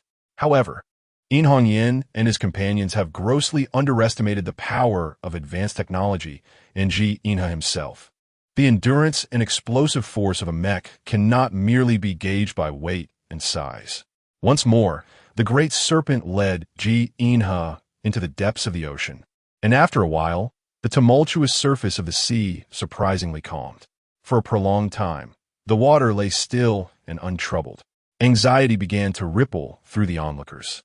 Ji Inha's intelligent brain granted Li Nianlan the privilege of location tracking, allowing only her to see Ji Inha's movements beneath the waves. She observed as the immense serpent dragged Ji-inha deeper into the ocean. It is crucial to note that the pressure at the ocean floor is immense. Even with a mech suit, there are limits to how deep one can descend. Li Nianlan began to feel a pang of anxiety. This could not continue. You must not let it go deeper. You cannot withstand it. I will come down to find you. Li Nianlan implored Ji-inha in distress. Do not panic. My mech is currently gathering energy. Worry not. This creature is not my adversary. Ji-inha swiftly interjected. Stay put. Your descent would only distract me. At that moment, his mech signaled that it had accumulated sufficient energy. A surge of joy filled Ji-inha as he addressed Li Nianlan. Observe closely. As a combat instructor at the Interstellar Academy, I shall finally put theory into practice. Witness how an interstellar explorer engages in battle. Let the combat commence. Activate the anti-gravity system. Propel us from the ocean's depths. Then, Li Nianlan beheld Ji-inha transform into a silver streak, surging skyward with a massive serpent, far exceeding his own size. The ocean erupted once more in a cascade of water, as the warrior clad in silver armor gripped the serpent's tail and flew into the sky. This scene resembled a reimagining of ancient mythology, with Ji-inha swirling the serpent in grand arcs, generating a fierce wind that churned the very air around them, evoking the semblance of a tornado. At last, Ji-inha ceased his rotation, and the colossal serpent hung limply, powerless against the surface of the sea. Ji-inha produced an enormous beast cage, securing the serpent within and casting it onto the beach. This magnificent creature, alive, held greater research value. Thus, it could not be stored as wristband, which accommodates only inanimate objects. Ji-inha arranged for interstellar delivery to transport the serpent to the Interstellar Research Institute. The serpent, rendered unconscious, lay devoid of vitality within the cage, intermittently spewing forth green liquid, a viscous substance that was rather repugnant. In Hongyan and his companions, having witnessed a spectacle akin to a science fiction blockbuster, could not help but exclaim in awe at the malevolence of the protagonist. The great serpent appeared to evoke a hint of sympathy. At this moment, Li Nianlan approached Ji-inha, and observing the colossal serpent from such proximity sent a shiver down her spine. Few women possess an absence of fear towards such cold-blooded creatures, particularly one of this immense size. In Li Nianlan's eyes, the serpent exuded an unparalleled grotesqueness, its ugliness magnified several-fold. It was truly a sight to behold. How do you intend to handle it? She inquired. With a smile, Ji-inha replied, I exchanged the contribution value of this giant serpent for a high-strength protective barrier from the Research Institute. Li Nianlan's heart brimmed with joy, though her expression remained deliberately composed as she remarked, as the Vice City Lord of Future City, it's only natural for you to contribute more to the city. I shall reward you with numerous points for your efforts. Suppressing a chuckle, Ji-inha responded, Oh, what use are your points to me? I can procure whatever I desire directly from the Interstellar Mall. I consider myself quite affluent. Moreover, did I ever state that the protective barrier was intended for Future City? Realizing her own overestimation of the situation, Li Nianlan pouted in annoyance, calling out, Ji-inha. Unable to contain his laughter any longer, Ji-inha retorted, Oh, while it may not be for Future City, I intended to gift it to you. Before Li Nianlan could fully process his words, Ji-inha turned and dashed away, prompting her to pursue him moments later. With the threat of the serpent no longer looming, the task of reclaiming the saltworks became significantly more manageable. After thorough searches, no threatening creatures were found within the saltworks. The next step involved refurbishing the facility. The foremost task was, of course, to establish the protective barrier. Given that Li Nianlan was a city lord with scant resources, apart from the military-grade high-strength equipment on the walls of Future City, she had to resort to using ordinary civilian-grade barriers for other necessary protective measures, including the defense of Future Camp No. 1. The lifespan and resilience of these barriers were inherently limited. Consequently, the saltworks could only employ standard protective barriers, rendering it impossible to fully safeguard both the saltworks and Future Camp No. 1 simultaneously. After some contemplation, Ji-inha suggested, We could modify your armored vehicles to utilize solar energy or other renewable sources. Ashura possesses considerable expertise in this area. Chapter 142. New map. The newly constructed military camp and the saltworks finally had an initial architectural plan. The reconstruction of the saltworks alleviated many employment issues. Observing the government's job recruitment announcement, Future Camp Number 1, aside from military personnel, required at least 20,000 workers, including farm laborers, food factory workers, and saltworks employees, among others. Due to the announcement made by Li Nianlan regarding the working conditions at Camp Number 1, it is stated that only male candidates are being recruited. The factory implements a rotational rest system, where 1 week of work is followed by 1 week of rest, and other positions are scheduled based on a 1:1 ratio of work to leave. As for commuting, the mode of transportation is an airship, known for its high safety and speed. The living conditions at the factory are quite satisfactory, as meals, beverages, and accommodation are all provided by the establishment during working hours. Although employees work only half a month, their wages are compensated at the standard rate of Future City for an entire month. Despite the necessity of commuting between two cities, the conditions are indeed favorable, allowing for a harmonious balance between work and life. Such appealing conditions have attracted a considerable number of applicants, not only from a small town, but also from Future City. Many, despite having stable jobs, find the recruitment conditions at Camp Number 1 irresistible. Future City is markedly different from their previous hometown, being a high-tech metropolis. Facilities such as libraries, science museums, the new Blue Star Experience Hall, and the Capability Enhancement Academy have been progressively constructed. In Future City, all educational institutions, from nurseries to universities, provide tuition-free education along with complimentary meals and accommodation, provided that students meet the age requirements for enrollment. These initiatives have been established by Li Nianlan according to the standards of New Blue Star, emphasizing the imperative of nurturing the youth as they represent the future. However, many adults yearning for knowledge can only gaze longingly at the gates of these schools. To address the demands for personal advancement, Li Nianlan has established the Capability Enhancement Academy.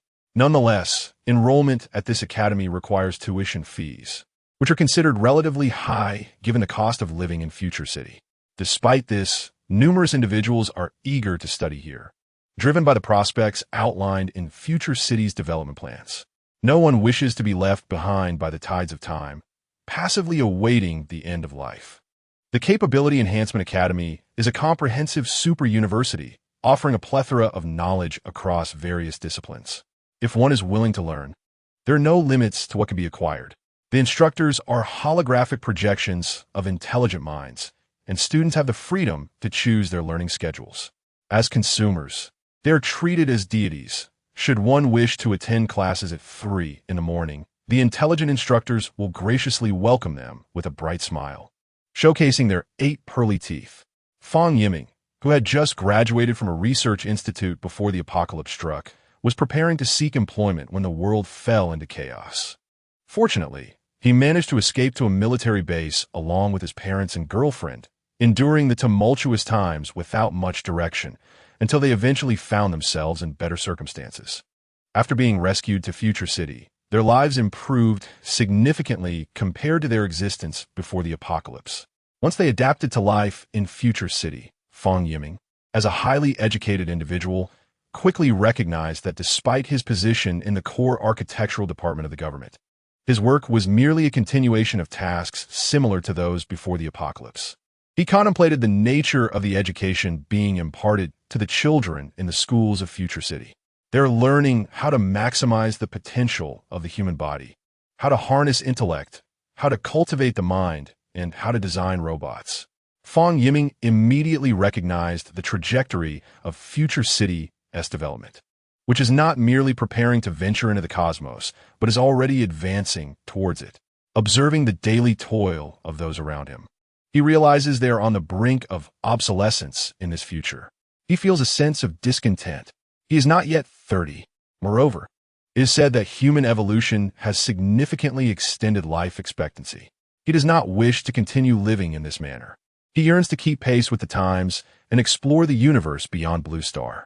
This sentiment is not unique to Fang Yiming. Many young individuals in Future City share this vision.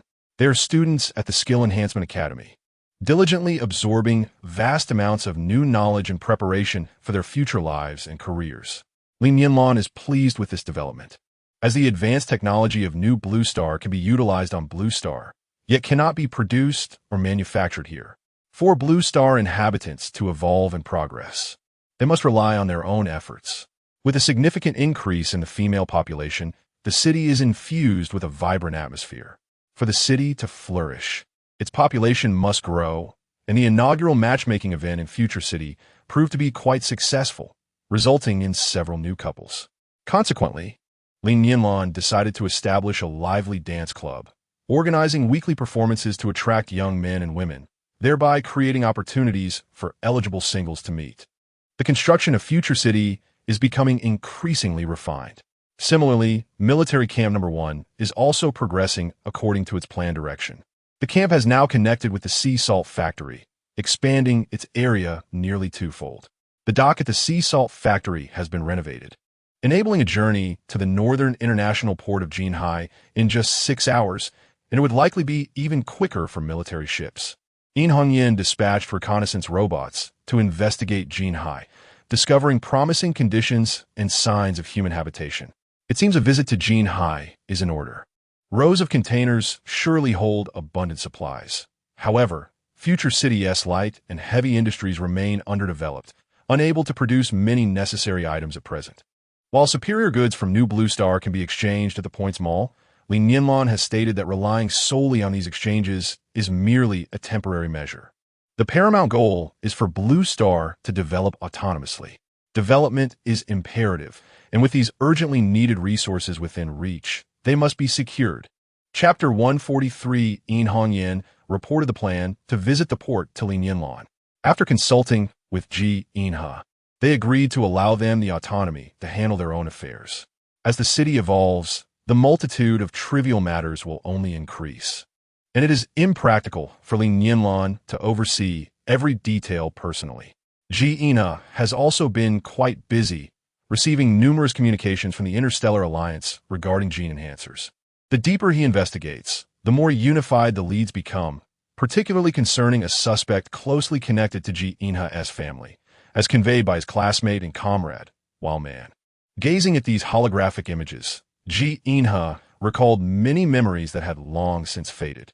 He provided Wireman with a clue to investigate, yet deep down, Ji Inha hoped that his intuition was mistaken and that this incident was not the doing of that particular individual. Yin applied to use a warship alongside Li Nianlan. Following research conducted by Alpha and Azura, the number 1 ship could now be controlled. Li Nianlan uploaded the ship to the cloud repository, and Yin intended to apply for its use directly via his wristband. Once Li Nianlan approved, he would be able to retrieve the warship and position it wherever he desired. Additionally, Li Nianlan developed cloud repository access rights for Yin, allowing him to upload items to the repository with her approval. Yin and his team piloted the warship to the port. Rows of containers were largely intact, and they opened them one by one, meticulously recording their contents for upload to the cloud repository. The sight of so many preserved items brought joy to everyone. With such an abundance, even if the population of Future City increased by 100,000, there would be no shortage of supplies. Gao Tianxiang spotted a fleeting figure in the distance, seemingly hiding among the containers. He whispered to Yin, "Boss, we're being watched." Yin had already noticed the furtive figures and replied to Gao Tianxiang, "The reconnaissance robots have detected signs of human habitation here, although we have not yet found anyone. Numerous images suggest that many are still alive. Let us wait. If they are our countrymen, they will come out to join us. If they belong to the other side, we will continue our collection, and they will eventually have nowhere left to hide. At that point, we shall deal with them. Deploy a few more individuals to monitor their actions and discern their intentions." Understood. Gao Tianxiang acknowledged the order and discreetly relayed commands to a few others. Just as Yin and his group were happily collecting, they were suddenly surrounded by another group.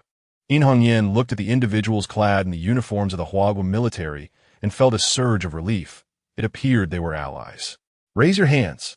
Don't move. Who are you? Why are you seizing our nation's resources?" A man in his 30s aimed a rifle at Yin Hongyan, recognizing him as the leader of the group. Yin Hongyan stepped forward calmly and inquired loudly, "Which unit do you belong to?" The man, hearing Yin Hongyan's question, retorted, "Which unit are you from?" Yin Hongyan provided the designation of his former unit along with his name. Upon learning that Yin Hongyan's group was from the independent regiment, the man lowered his gun with delight and commanded his men to do the same. He strode confidently toward Yin Hongyan, saluted, and said, "We are the 9th Special Secret Company, and I am the commander, Su Tianai. I have heard of your esteemed reputation, Commander Yin. It is an honor to meet you." The Special Secret Company was familiar to Yin Hongyan. It belonged to the Ministry of National Defense and rarely appeared in public view, with their designation seldom disclosed.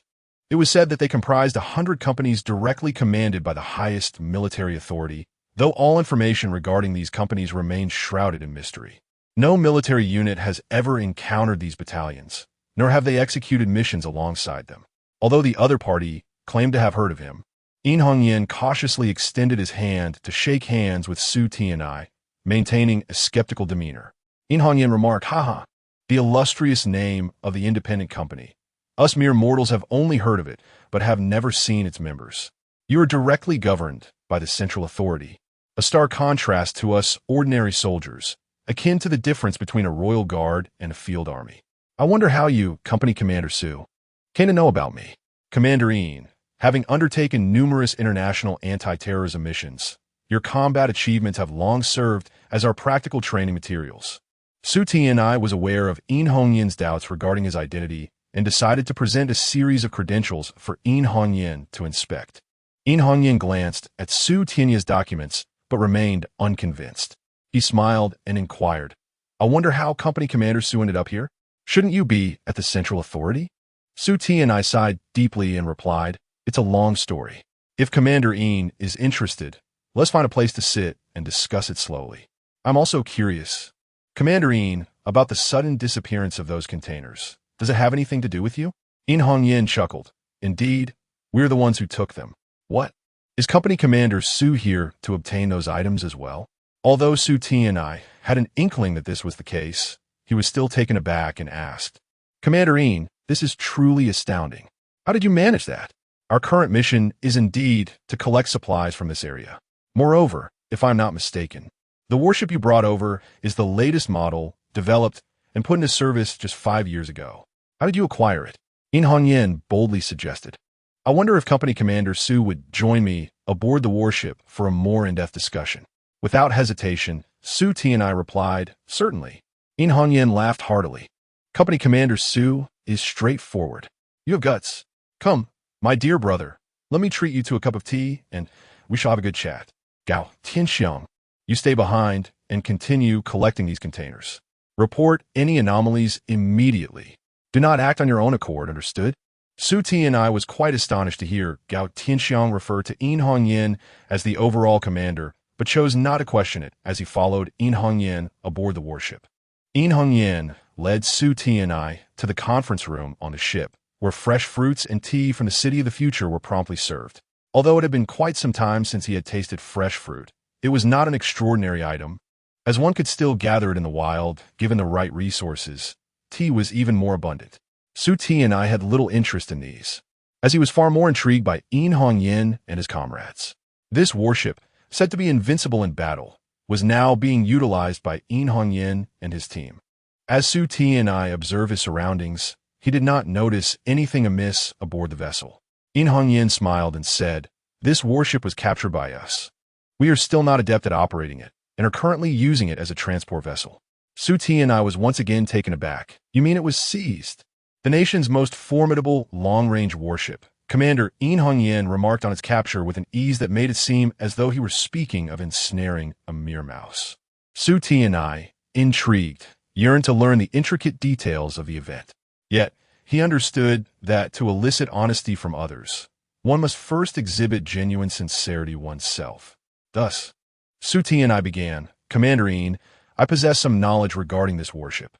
If you do not mind, I would be delighted to share it, and I hope that you might assist us in return." Yin Hongyan laughed heartily, responding, "What assistance are you speaking of? Anything within my capacity, I shall certainly provide." Though we may not be adept at piloting warships, our city lord has dispatched someone who is. He is currently the true master of this vessel. Nodding, In Hongyan continued, Brother, since you place such trust in me, I shall not conceal the truth from you. Life in our base has been far from easy in this post-apocalyptic world. When circumstances became unbearable, several of us officers conferred and decided to seek out our nation's dawn base, your base. On our journey, we encountered challenges akin to yours. Surrounded by mutants and facing near certain death, when our city lord, Li Nianlan, and her team appeared and rescued us all. The city lord? Sutianye inquired curiously. May I ask which nation she hails from? In Hongyan chuckled, replying, according to their own words, they come from a planet called New Blue Star, claiming a shared ancestry with humanity on our blue star.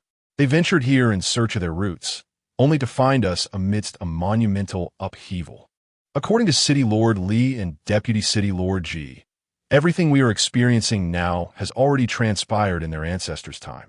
They refer to our current plight as evolution, with mutants being a manifestation of this very evolution. Reflecting on the multitude of extraordinary individuals at Dawn Base, Su Ti and I asked, do they also possess special abilities?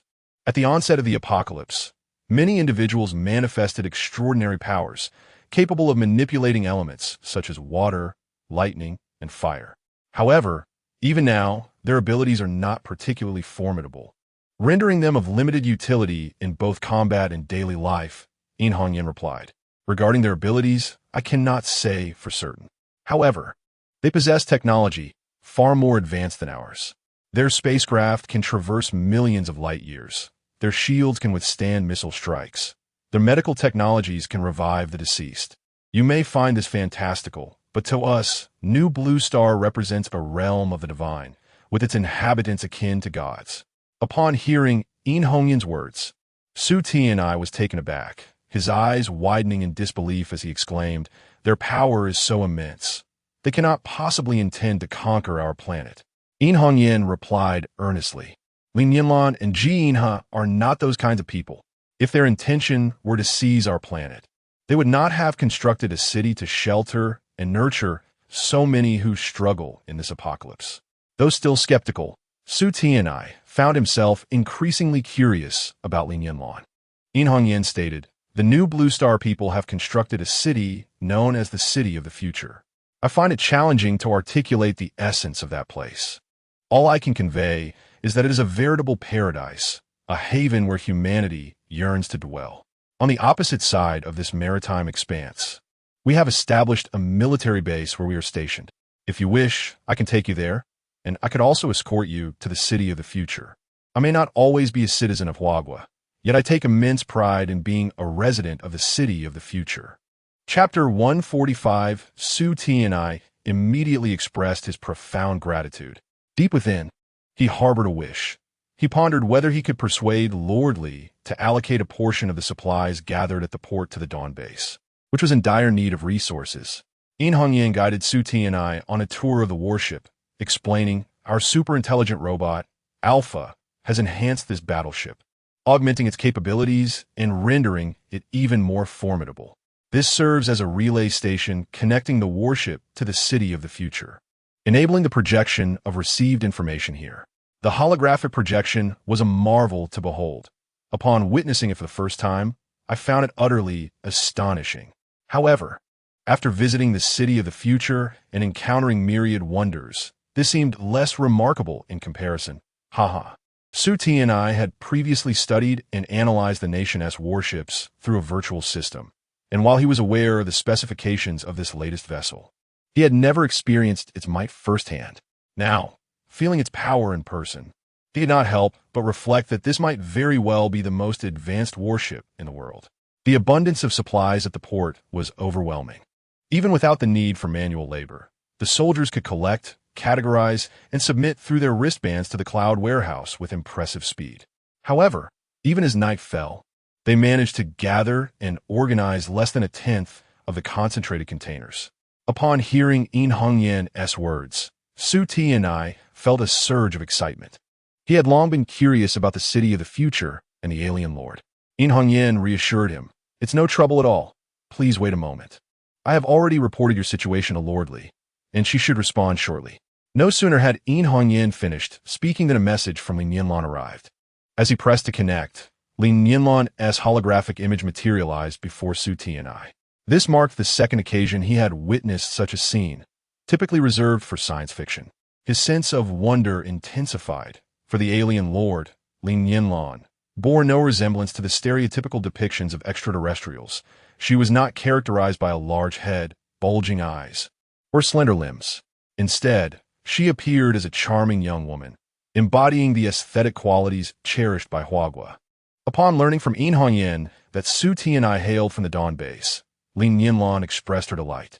The Dawn base, as mentioned by Hongyuan, might very well be the last ember of hope for Huagua, and the city of the future could mutually benefit from this collaboration to foster joint development.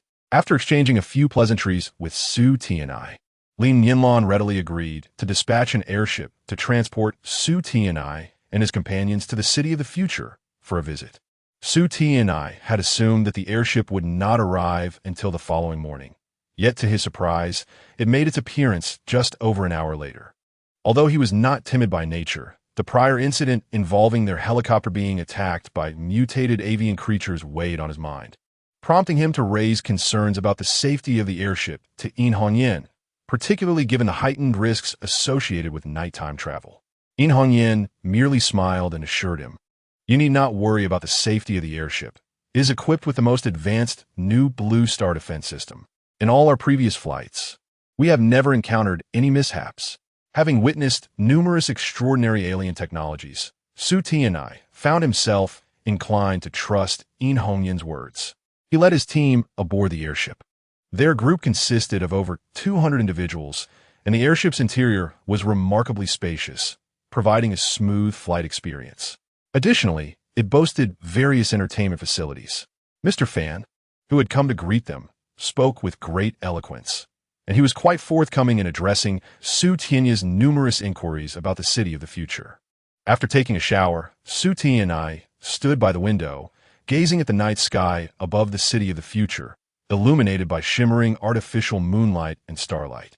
The entire city was enveloped in a mysterious and romantic twilight, with towering buildings aglow and bustling streets that vibrated with life. Lacking the stillness typically associated with night, yet not overly noisy. Unable to sleep, Su Tianai decided to take a stroll.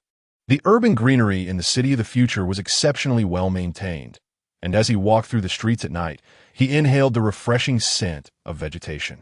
Two young men walked alongside each other, engaged in jovial conversation. The simulated training is incredibly fascinating.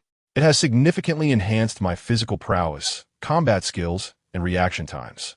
My score improved by 2 points today. One young man boasted proudly to his companion, "Oh, your overall ability has increased by 2 points? Oof. What are you so pleased about? Even with that improvement, you're still 3 points behind me," his friend retorted, equally proud. "How can it be 3 points? Shouldn't it be 2? The young man questioned, seeking clarification. "Of course it's 3 points, as my score also rose by 1 point today. I managed to control both arms to battle a monster for 40 minutes, and I defeated it," his companion proclaimed, head held high with pride. "Alas, how have you progressed again? But worry not. One day I shall catch up to you." The deputy city lord mentioned that while each improvement may be slight, breakthroughs in evolution occur in an instant. Until then, we cannot ascertain who is truly stronger. "Perhaps I might achieve a breakthrough before you," the young man declared, his fists clenched with determination. Su Tianai quietly followed behind the two men, eavesdropping on their conversation.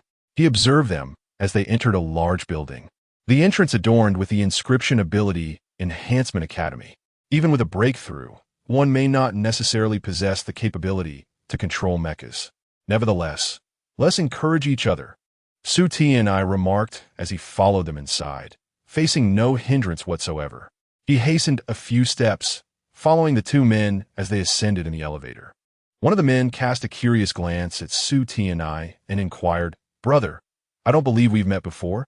"Ah, you must be coming from the military base, right? You folks have it good over there, with ample time for training. Recently, many have sought employment at the military base for the sake of more learning opportunities." "Hey, Xiao Wu, what do you say we consider changing jobs too? Change jobs?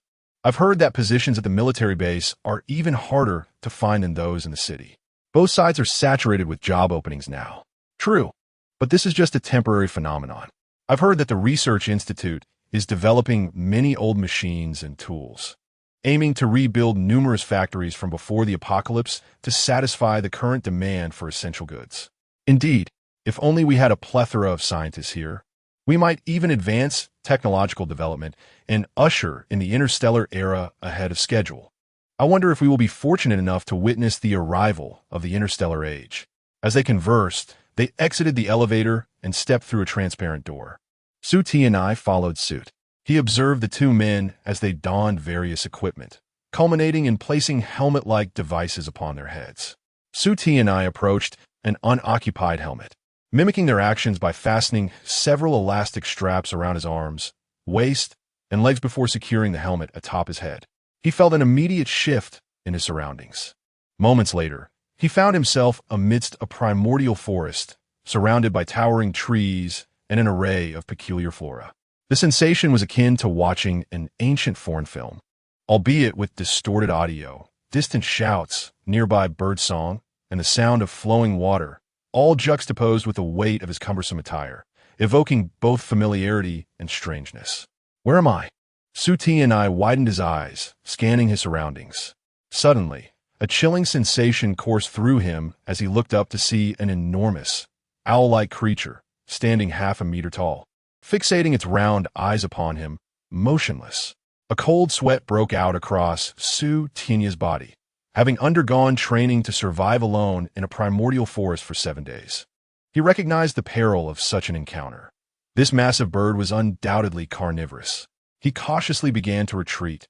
1 second, 2 seconds, 3 seconds, and the creature remained eerily silent. Just as he thought he could reach a safe distance, the bird let out a piercing cry, harsh and grating. Caw! The sound was as jarring as fingernails scraping across a chalkboard. Su Ti and I understood this was the creature's signal to attack, prompting him to drop to the ground. His gaze fixed on the monstrous bird. Grasping anything within reach, he prepared to hurl it at the beast. Caw! Another shrill cry echoed through the air. After a sudden cry, Su Ti and I felt an immense force impacting his arm, propelling his body forward involuntarily. Instinctively, he raised his arms, yet before he could react, the claw of a monstrous bird grasped his right arm. A wave of alarm surged within him. This is bad. At that moment, a mechanical voice echoed in his ear, inquiring, Initiate Mecha? Mecha? Su Ti's heart stirred, and he uttered, Initiate Mecha. Suddenly, a metallic skin-like covering enveloped his arms, imbuing him with a sense of strength. He raised his left hand and delivered a punch to the creature, striking its right wing. The monstrous bird shrieked and soared up to a tree. Angrily, it screeched again and lunged at Su Ti and I, this time with greater speed and ferocity. Su Ti and I instinctively raised his arm to shield himself, but the bird's sharp claws were already upon him.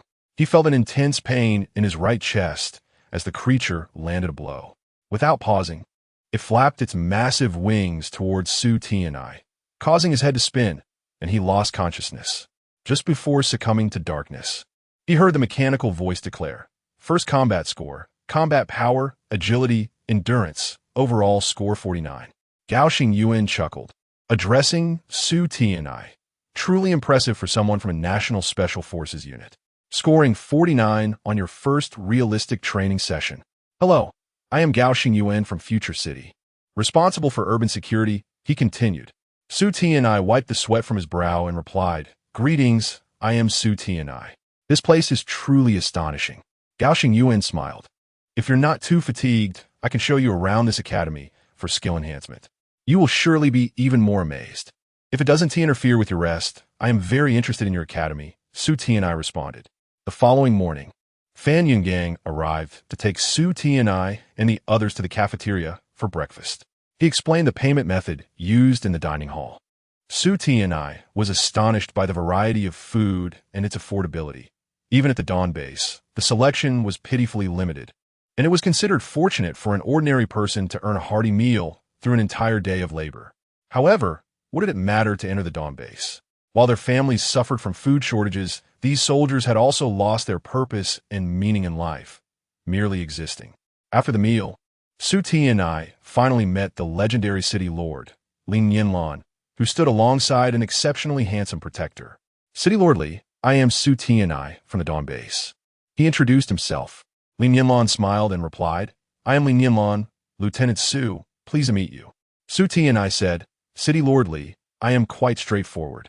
I cannot hide my thoughts. I have heard of Lord Li's origins, and I am profoundly grateful for his efforts in constructing such a city to shelter and protect my compatriots. However, I still harbor a question that I cannot seem to comprehend. What is Lord Li's true intention behind these endeavors? What does he seek to gain from our blue star? Su Ti and I nodded and rendered a solemn military salute to Li Nianlan, expressing his gratitude for the assistance extended to his kin. He then made a request, saying, Lord Li, you are familiar with the Dawn Base, I presume? The Dawn Base is a sanctuary for our nation's most advanced talents, invaluable resources, and cutting-edge technology. However, it currently teeters on the brink of collapse due to a severe shortage of resources. I hope that Lord Li would be willing to assist the Dawn Base. I am prepared to report on matters here to my superiors and hope that Lord Li would consider meeting with the senior leadership of the Dawn Base to discuss potential collaboration. Upon concluding his request, Li Nianlan presented a wristband to Su Ti and I. Filled with excitement, Su Ti and I recalled witnessing In Hongyan and others utilizing such wristbands, marveling at their extraordinary functions. Now, Lord Li was offering him one. Li Nianlan reassured him, saying, someone will come shortly to instruct you on how to use it. I trust that you will not betray the faith I have placed in you. With both hands, Su Ti and I accepted the gift, nearly at a loss for words. Expressing his heartfelt gratitude, I am immensely thankful for Lord Li's trust. I swear I shall not fail in my mission. Li Nianlan replied, if your leaders agree, I shall invite the leaders of the Dawn Base here to collectively deliberate on the construction of the future city. The Dawn Base, established in the mountainous regions of the Northwest, was designed as a colossal city framed by the surrounding peaks. Prior to the apocalyptic events, elite professionals from various industries were already engaged in research on soil-less cultivation, synthetic nutrients, and the development of renewable energy.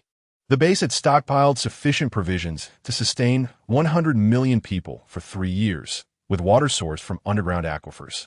Originally, the resources of the Dawn City were abundant. However, due to various factors, the number of survivors brought into the base had swelled to 200 million, far exceeding the intended capacity.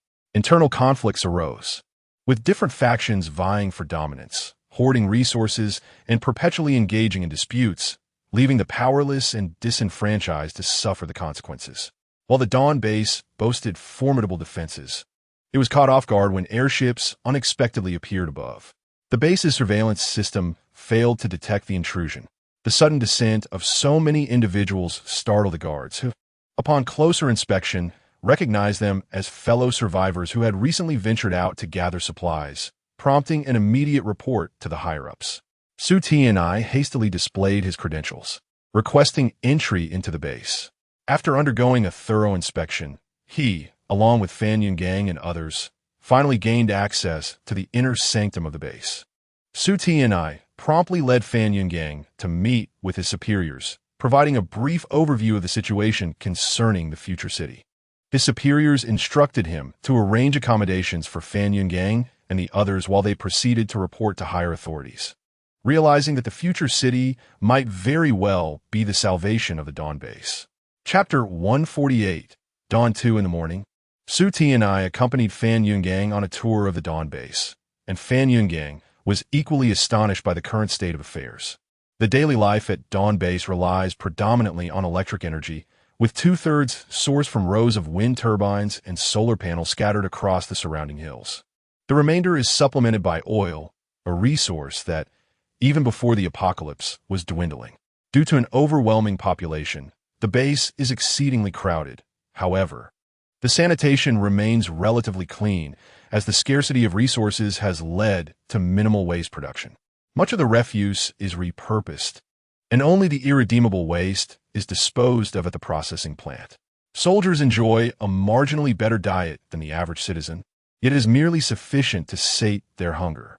On that particular afternoon, Fan Yungang encountered the second-in-command of Dawn Base, a meeting that unfolded far more swiftly than he had anticipated. It is worth noting that prior to the apocalypse, government efficiency was not nearly as commendable. As Fan clasped the leader's hand, a swell of pride surged within him.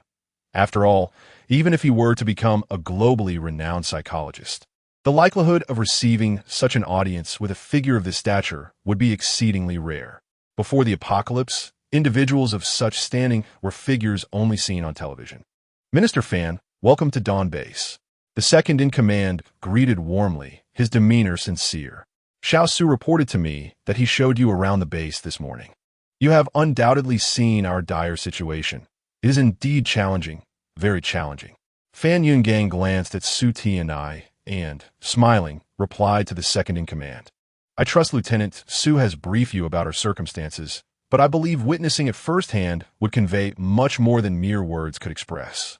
Before my arrival, my superior, Mayor Li Nianlan of Future City, took the initiative to create a holographic short film showcasing our city. She requested that I present it to you, esteemed leaders, so you may see for yourselves what the future city resembles. Allow me to share my personal impressions since visiting Future City. While it may have its flaws and shortcomings, I doubt we could achieve anything resembling it even a century from now through our own development. The second-in-command responded, it appears you hold your city in high regard. Very well, let us view it. I am eager to see if it is truly as remarkable as you describe. Fan Yungang activated his wrist device, projecting the holographic imagery onto the center of the conference table. The panoramic view of Future City unfolded before the captivated audience. Is this truly Future City? It's astonishing. Is this the power of technology? Magnificent. A miracle in human history, exclaimed the second-in-command. Indeed, this is our future city, a fusion of advanced extraterrestrial technology.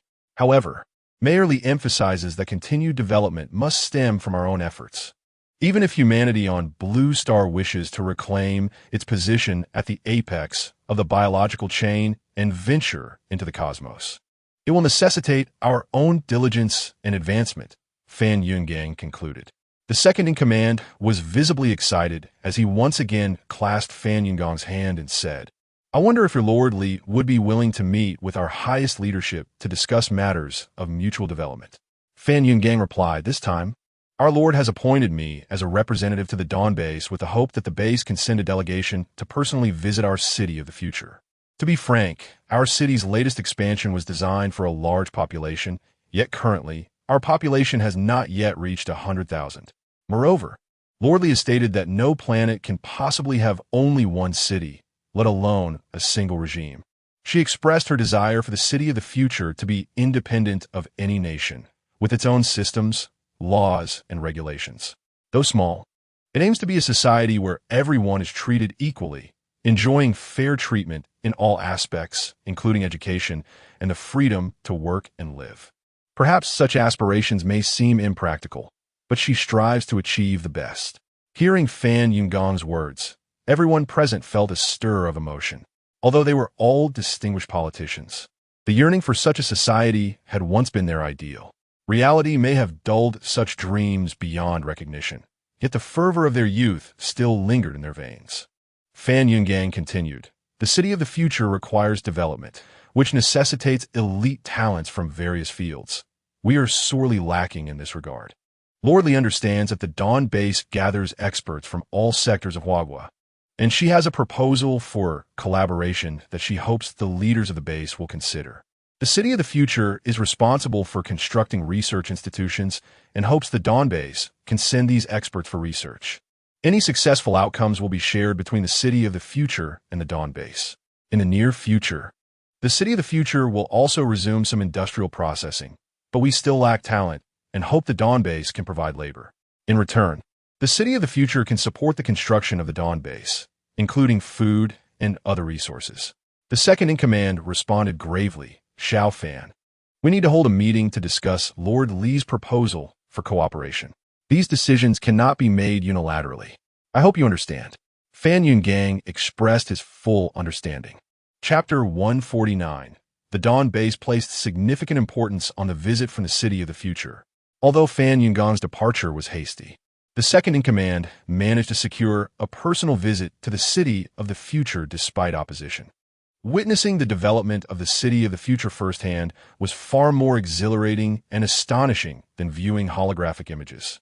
That evening, the second-in-command reported to the highest leadership that humanity's future had finally encountered new hope. Even if these extraterrestrials harbored ulterior motives, we must rely on them to ensure our development. I am uncertain whether a city like the city of the future exists abroad, but it certainly does in Huagua. And for us, it is indeed a fortunate, even miraculous, occurrence.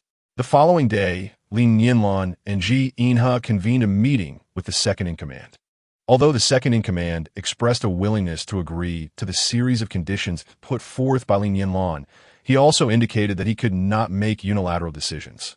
He raised the question of whether Future City could accommodate a portion of the civilians from the Dawn base. Li Nianlan elucidated the newly established laws and regulations of Future City, stating that as long as they adhered to these legal frameworks, the immigrants from Dawn base would be warmly welcomed. Furthermore, she stipulated that any transgressions against the laws of Future City would result in penalties that could not be contested by the Dawn base. Li Nianlan noted that Future City could currently accommodate an influx of up to 3 million residents. However, there was a pressing need for employment opportunities, as Future City would not support idleness. Thus, it was imperative to first address the issue of job creation, which would subsequently facilitate the immigration process. The construction of factories was to precede the gradual arrival of immigrants. 3 years later, the development of Future City reached a commendable completion. With the assistance of Future City, the Dawn base successfully cleared a pre-apocalyptic metropolis located over 1,000 kilometers away, embarking on a new chapter of growth in this newly designated city, aptly named New City. On Blue Star, despite the alarming surge in the population of mutated beasts and the unprecedented evolution rate of the mutants, human civilization was finally preserved and flourishing. During the process of revitalizing New City, Li Nianlan and Ji Inha uncovered a peculiar class structure among the mutants, characterized by leadership, organization, management, and division of labor, an astonishing phenomenon indeed. Ji Inha's inquiries, entrusted to a friend, yielded significant leads. All genetic enhancers could only be manufactured in one location, the original cradle of New Blue Star civilization, the Land of the Saints, which also happened to be the ancestral home of the Ji family. There, some beings of extraordinary vitality continued to reside. Ji Inha had visited this sacred place twice in his childhood, once at birth and once upon demonstrating exceptional abilities. His initial visit was marked by a ceremonial baptism and naming by the clan's patriarch, while the second occasion was graced by the blessing of the most venerable saint within his lineage. Ji Inha vividly recalled his encounter with this saint, known as Mr. Fu, whose age was a matter of legend, as he was one of the earliest saints during the initial migration to New Blue Star, nearly 10 millennia ago. Whether this was mere myth or reality did not concern Ji Inha, yet the fact that genetic enhancers originated from the Ji family was undeniably true. The Interstellar Research Institute also made remarkable progress. Initial experimental samples indeed underwent evolutionary mutations due to the genetic enhancers. However, the introduction of these enhancers into the human body merely facilitated preliminary genetic evolution, and a naturally occurring breakthrough evolution required a protracted process, particularly in aspects of intellect and emotion, which unfolded at a notably slow pace. Nonetheless, the current state of the mutants diverged entirely from this norm.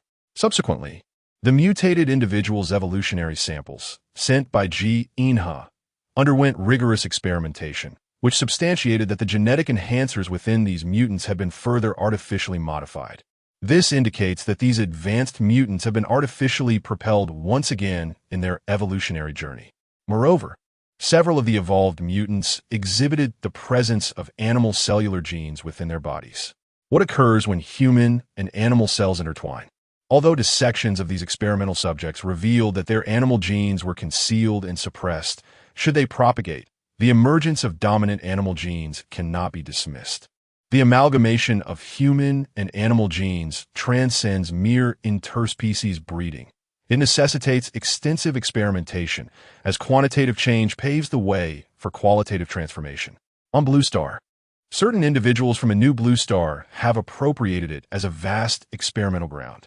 Due to the unexpected arrival of Li Nianlan and Li Nianlan, a significant portion of the evolved humans in Huagua found refuge under their protection.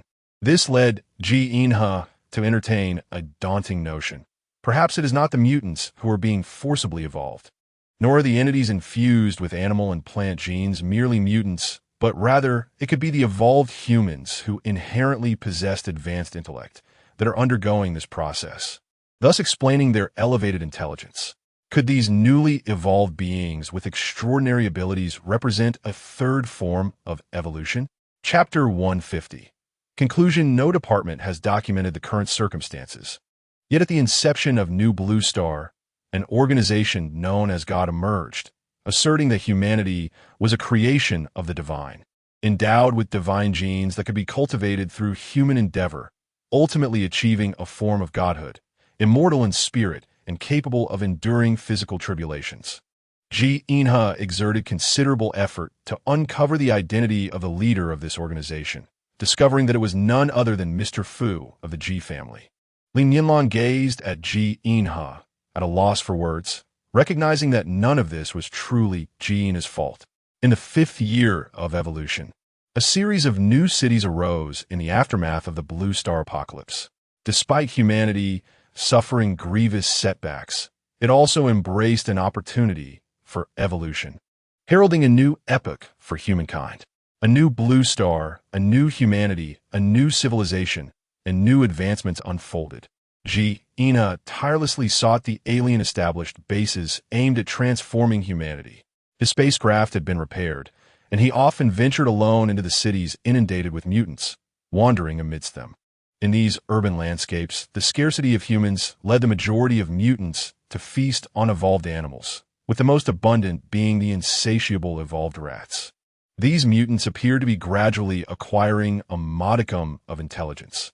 They learn to hunt in packs and seem to be slowly forming a semblance of the communal living patterns characteristic of primitive humanity, embarking on a path towards a primal society. This phenomenon has, in turn, created a new equilibrium within the ecological chain. Whether evolved humans or mutants, their ability to reproduce has become increasingly arduous. Even in the city of the future, the number of newborns is lamentably scant. In the nearly 10 years since the advent of this apocalyptic era, the city of the future, Dawn-Base New City, and other human settlements later established have collectively birthed fewer than 100 infants, rendering the occurrence of new life akin to a miracle, with the probability of only one new arrival per year. Each new life ignites the attention of all, receiving the utmost care and reverence. This phenomenon bears a striking resemblance to the declining reproductive trends among humans on New Blue Star. Despite the pitiable decrease in the number of newborns, the overall human population remains stable. In this decade, aside from the few who have perished at the hands of mutants or evolved beasts, not a single human has met a natural death, suggesting that human lifespan may have been extended, transforming longevity from a dream into reality. However, this state of affairs did not endure for long. In the 10th year of the apocalypse, a new species emerged capable of vanquishing evolved humans, mutants, and even engaging in combat with evolved beasts.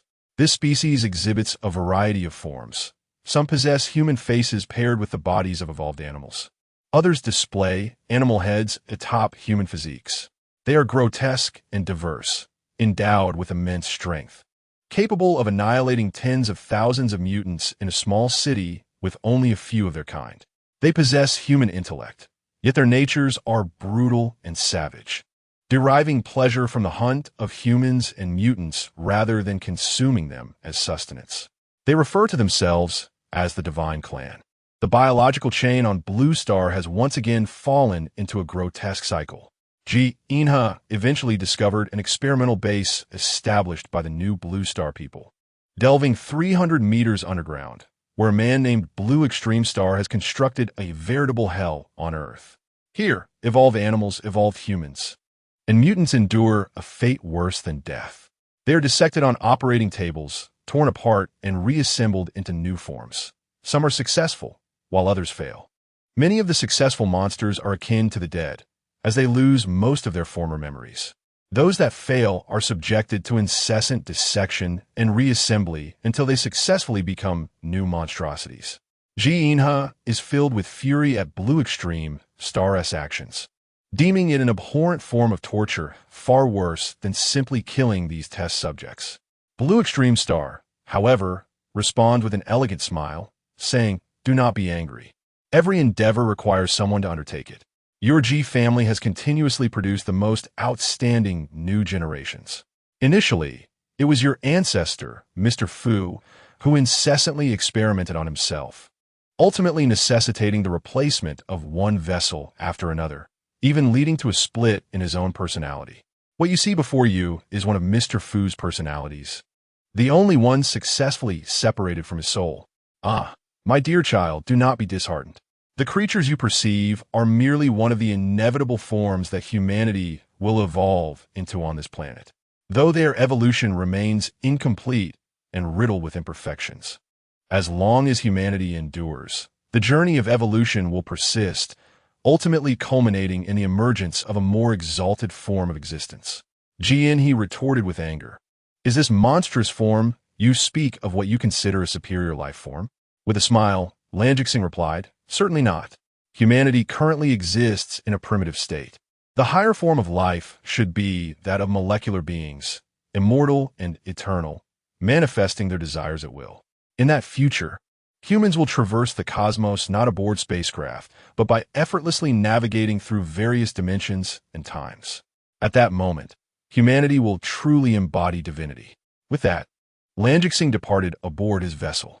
Li Nianlan gently embraced Jianhe, whispering, "No matter how vast the universe may be, wherever you are, that is my home."